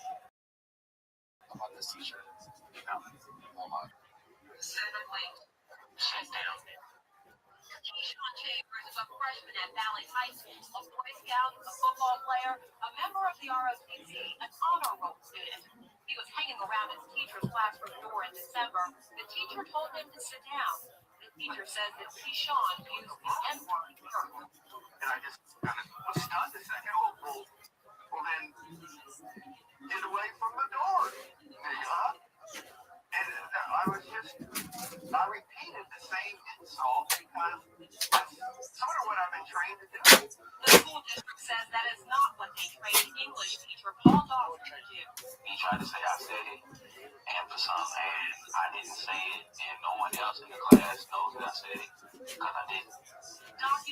The school investigations show that several of the students interviewed from Valley did not hear Keyshawn say the N-word first. Dawson says that students use the slang version of the N-word at Valley High School all the time. He says N-I-G-G-E-R is a racial slur, but says that students use N-I-G-G-A as often as they say dude or hey man. And Dawson says as much as he does not like the word, he still uses the slang version to feel more comfortable with students. Why is this word used so well, how long ago is this? I just don't understand. And I'm trying to understand it. I need help. Yes, I've used it. I admit it. I've engaged on a damn side.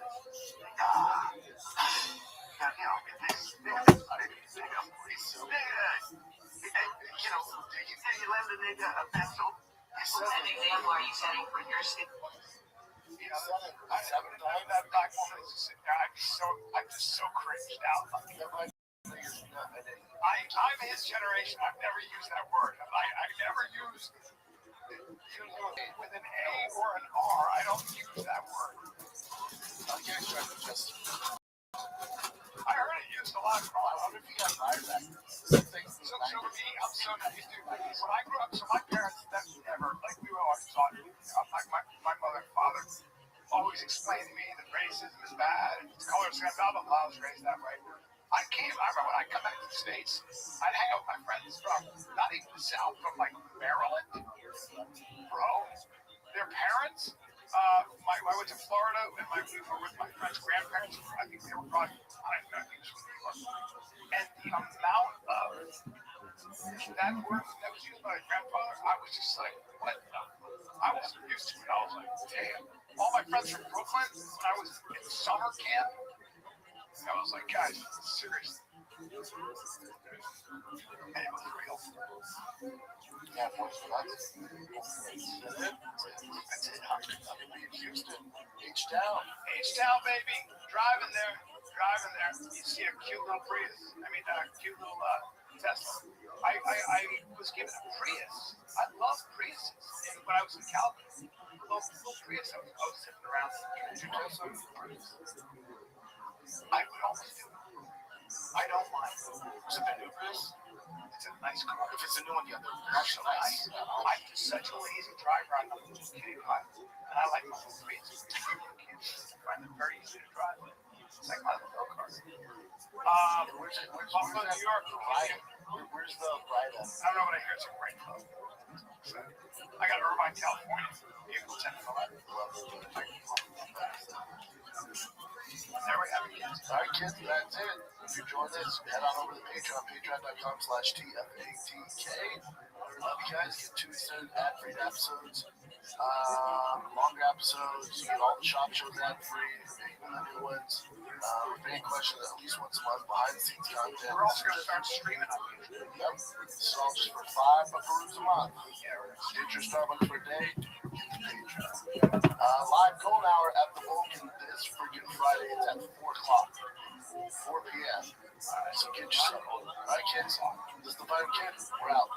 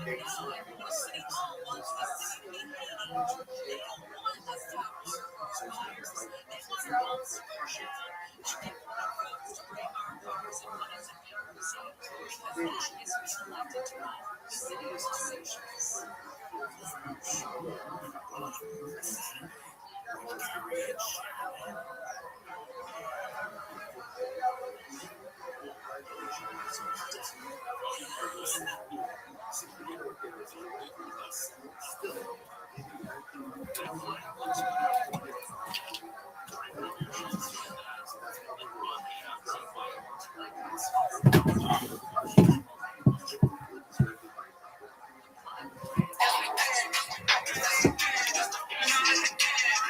is really the fight of the kids.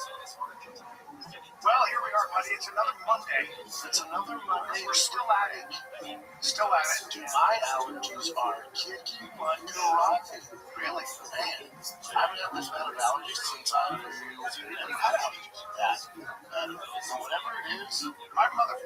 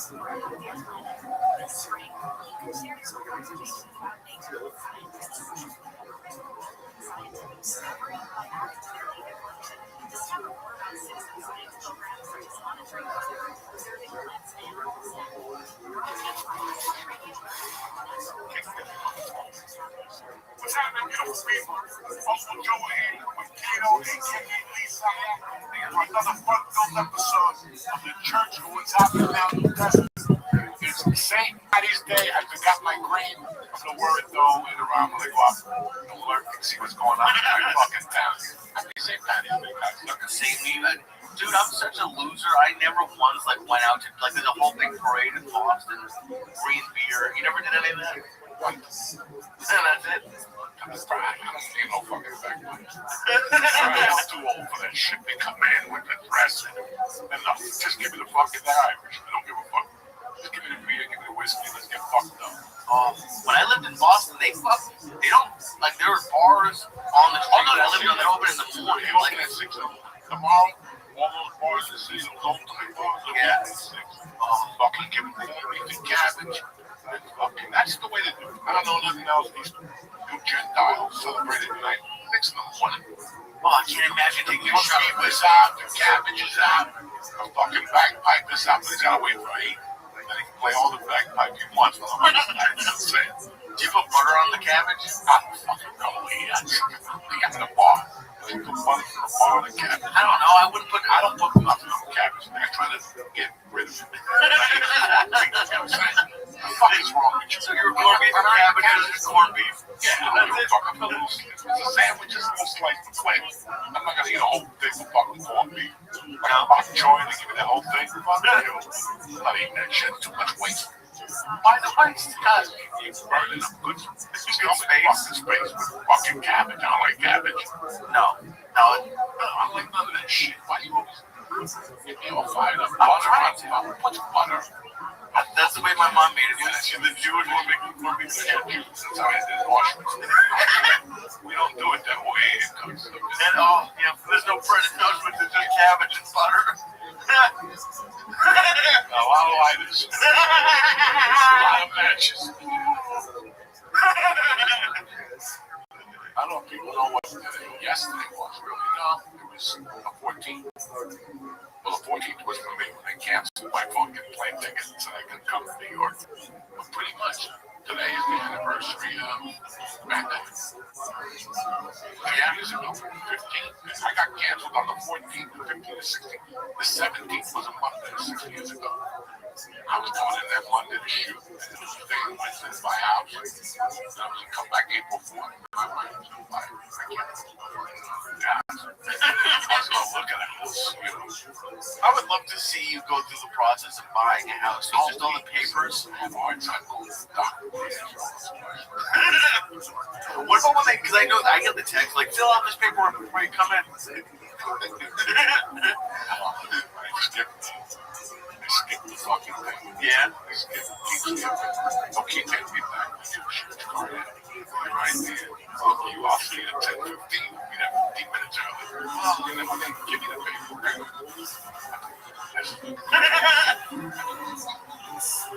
Always find a way to get out of this shit. That's going through the process being considered.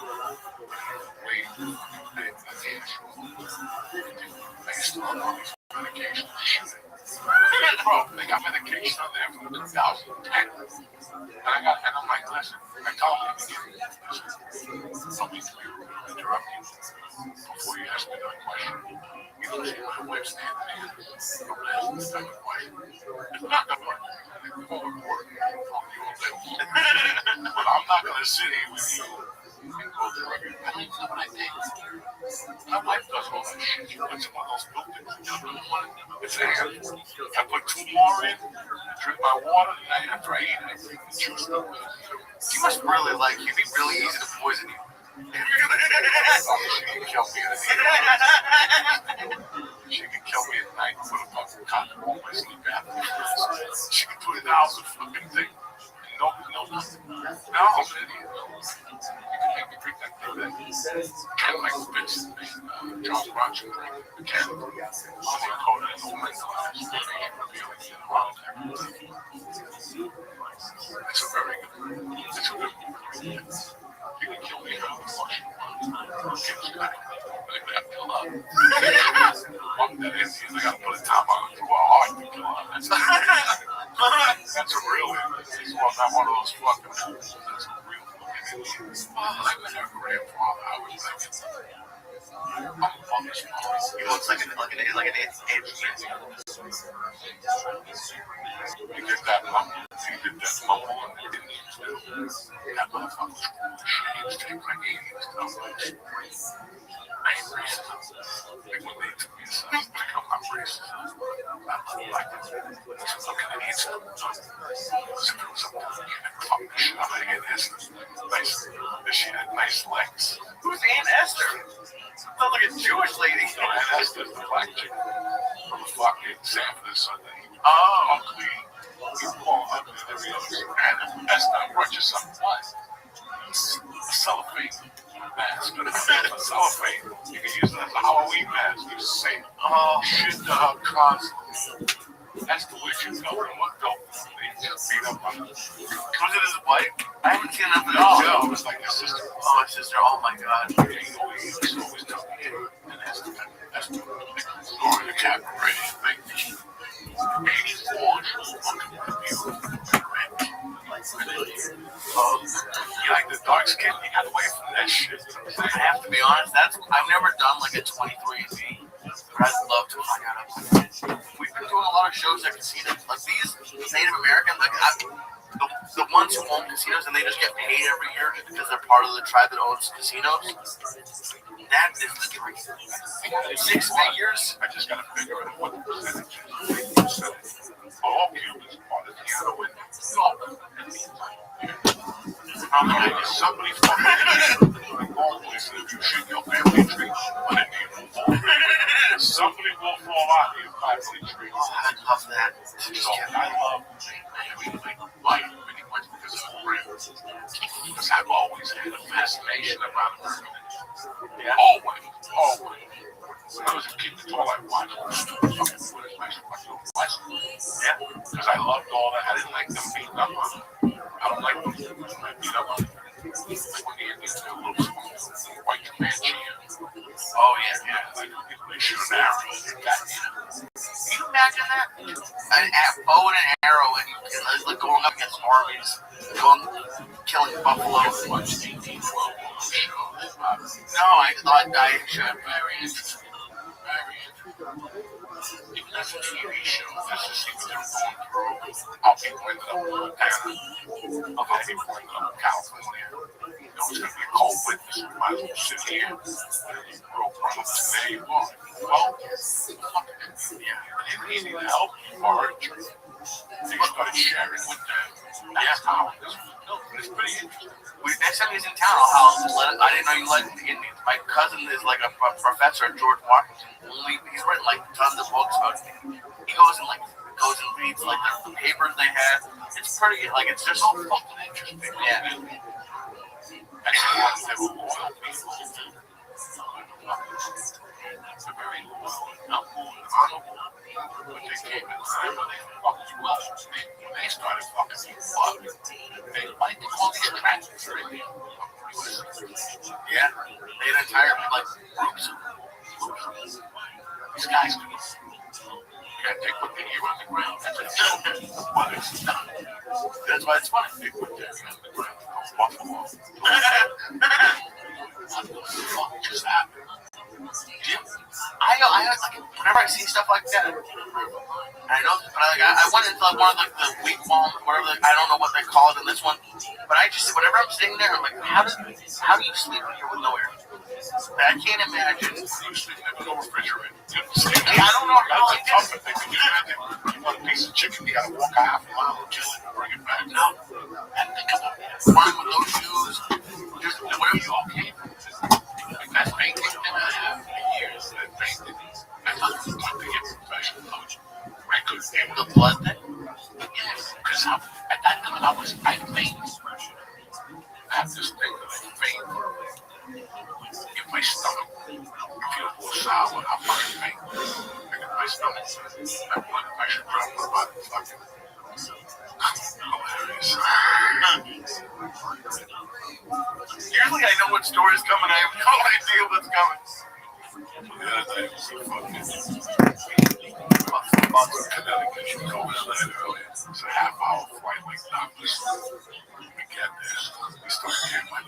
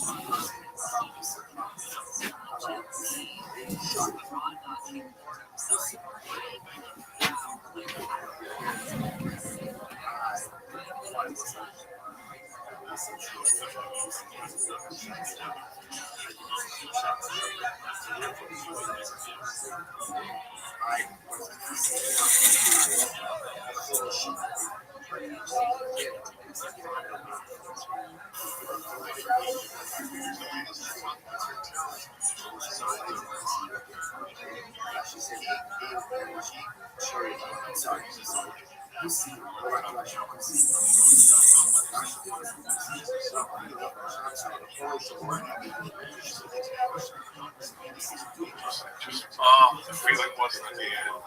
Like everything all right on the front, the world was all right. I don't know if the world was changed. Fuck it.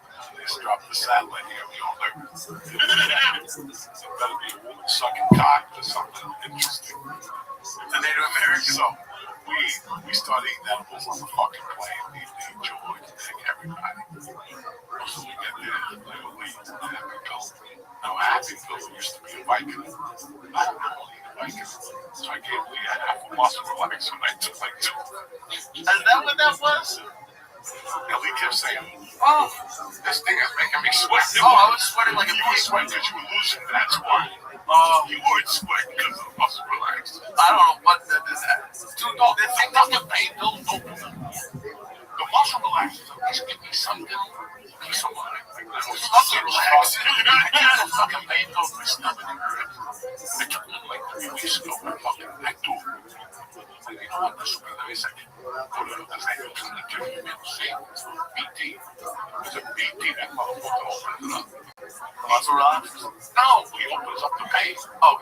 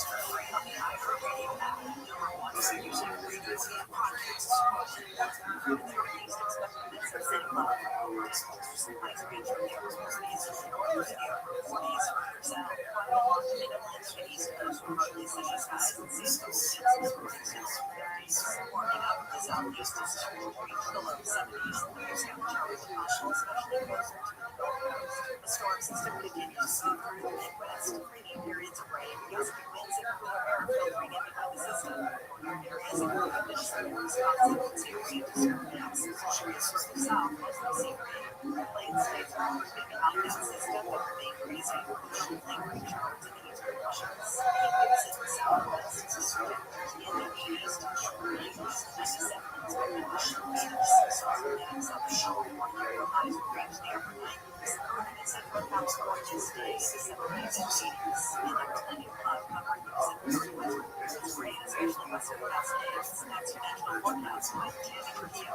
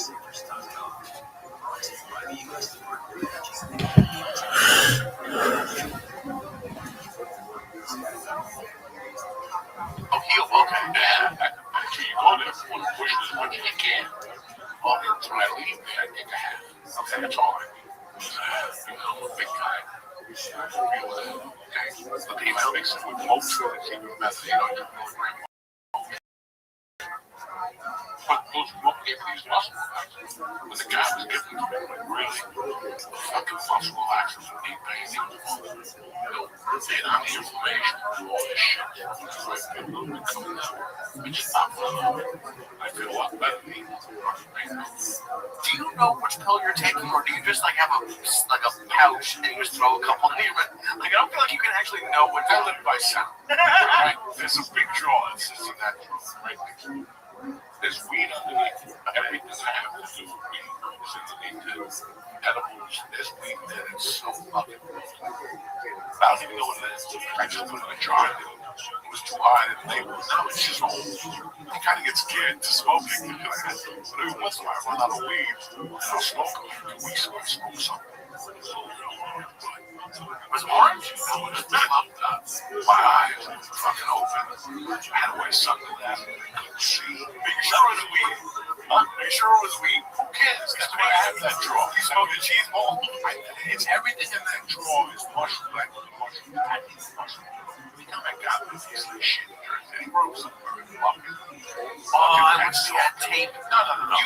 these jerseys were saying about the shit. They all taste like shit. No, the ones I was getting from California. No mushroom clean. They all go like garbage. Get the 2 slices. Mushroom bread on the pizza. Oh my God. You should have made them in those type of mushroom thingy. And I put them in and folded meat I was going off myself down there alone, driving around at night in the back country. How many grams is it now? It's 24. What? Do we eat 14 grams? No. I would eat like 3 or 4 and nothing would happen against this because I put like a system. But at that time, I had 4 pounds in the house. I had a little bit of each alternator and give some away. Alternator. You always got to alternate shit. So I was taking the big legs, the Cuban African, I had like 4 different. You just mix them. And then I ate like 7 in one night because I was weighing. I ate like 7 one night. I'm like, I'm gonna die today. I'm excited about dying. I'm taking a new car with me and everything. And fucking like a half thing. I saw one thing, so I go, we're gonna start this with 10.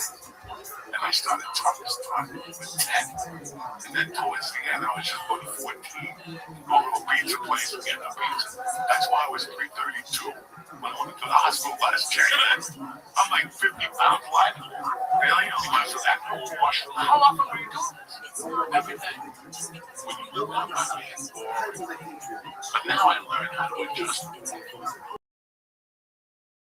It took me time. Because I no matter where I go, if I go to Vegas, I will be just that if you guys aren't around, I'm not gonna stay out all night. I'm at the some TNT, read something really interesting. For people who don't know, like most people take like 2 or 3 grams and they're like lean outer space. What are you talking about? 14 grams? Oh.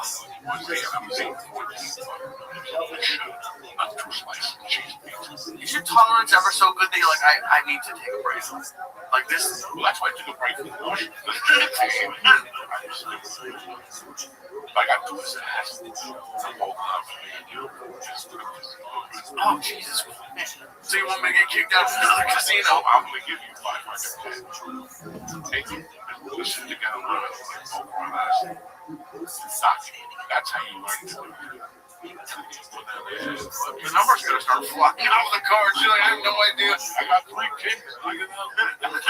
They're talking. Oh, I told you it was a kid. Oh, what if we're really good at it on acid? We keep doing it. You're better at all that shit if you're hot. You don't even realize it. You think I'm easy. No, I can look at people for 55 years. That's what I do. I don't know this. I know that when you're uptight, nothing will work. And something happens and it triggers a little like he's got that. He starts making two noises. Why? You created and cured the Jew noises? You created it and cured it. Yeah, we got. I love you guys, and I'll play blackjack with you guys forever. But there's certain nights where we go. It's like, okay, let's find the $15 table because we played so bad that the dealer started talking shit to us. We played so bad that we were making moves, and the dealer went, "Wow." Like not hitting on 15. Someone, I don't want to throw anyone under the bus. Like it was a 13 and they stayed against like an 8. It wasn't. Well, you did some. Oh yeah, she was having a hard time with you. She just kept looking at you going. It was and the dealer was trying to help you. Sure, I thought it was bingo. All of us, we got so high in the play, we were just looking at the numbers like, I don't like. And by the way, I love you, and you're so good at numbers. But put like 3 or 4 cards in front of you, you start looking around like, can't do this. I know I have to be looking at her hand, and I don't. I'm not going down to the Olympic. I'm not going down to the wrestling body. I'm going down to the choice. You know what? Tell me about 3 weeks we're going to be paid. So before that happens,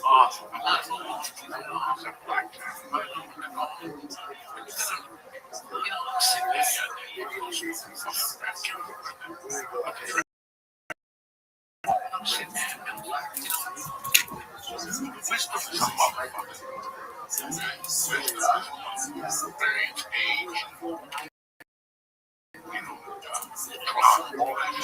When you sit there and now at this age,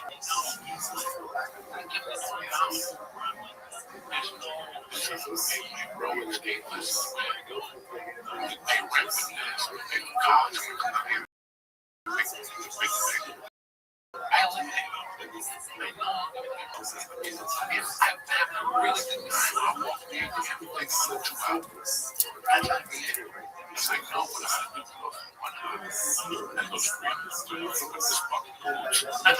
days a week. No, just tell you the truth. That's why I did cocaine. Because I wanted something. I wanted to go. See you. Poke him in the eye, whatever the fuck. You know, I always say that. That's just me right now. Just one hour. Yeah. Make sure we think you're fucking. Regular job is actually now. Initially, they about my girlfriend. They set you up first. Listen, life has a way of setting you up. It's all this. When you can cope with first big times, operators, then fucking God forbid somebody some shit there. He'll never come down to it. It's not first big time. It's a fucking ring. When you gamble, there's not always motherfucker. The first time he gambled, he didn't win. That's the night you say black 360. You put the fucking little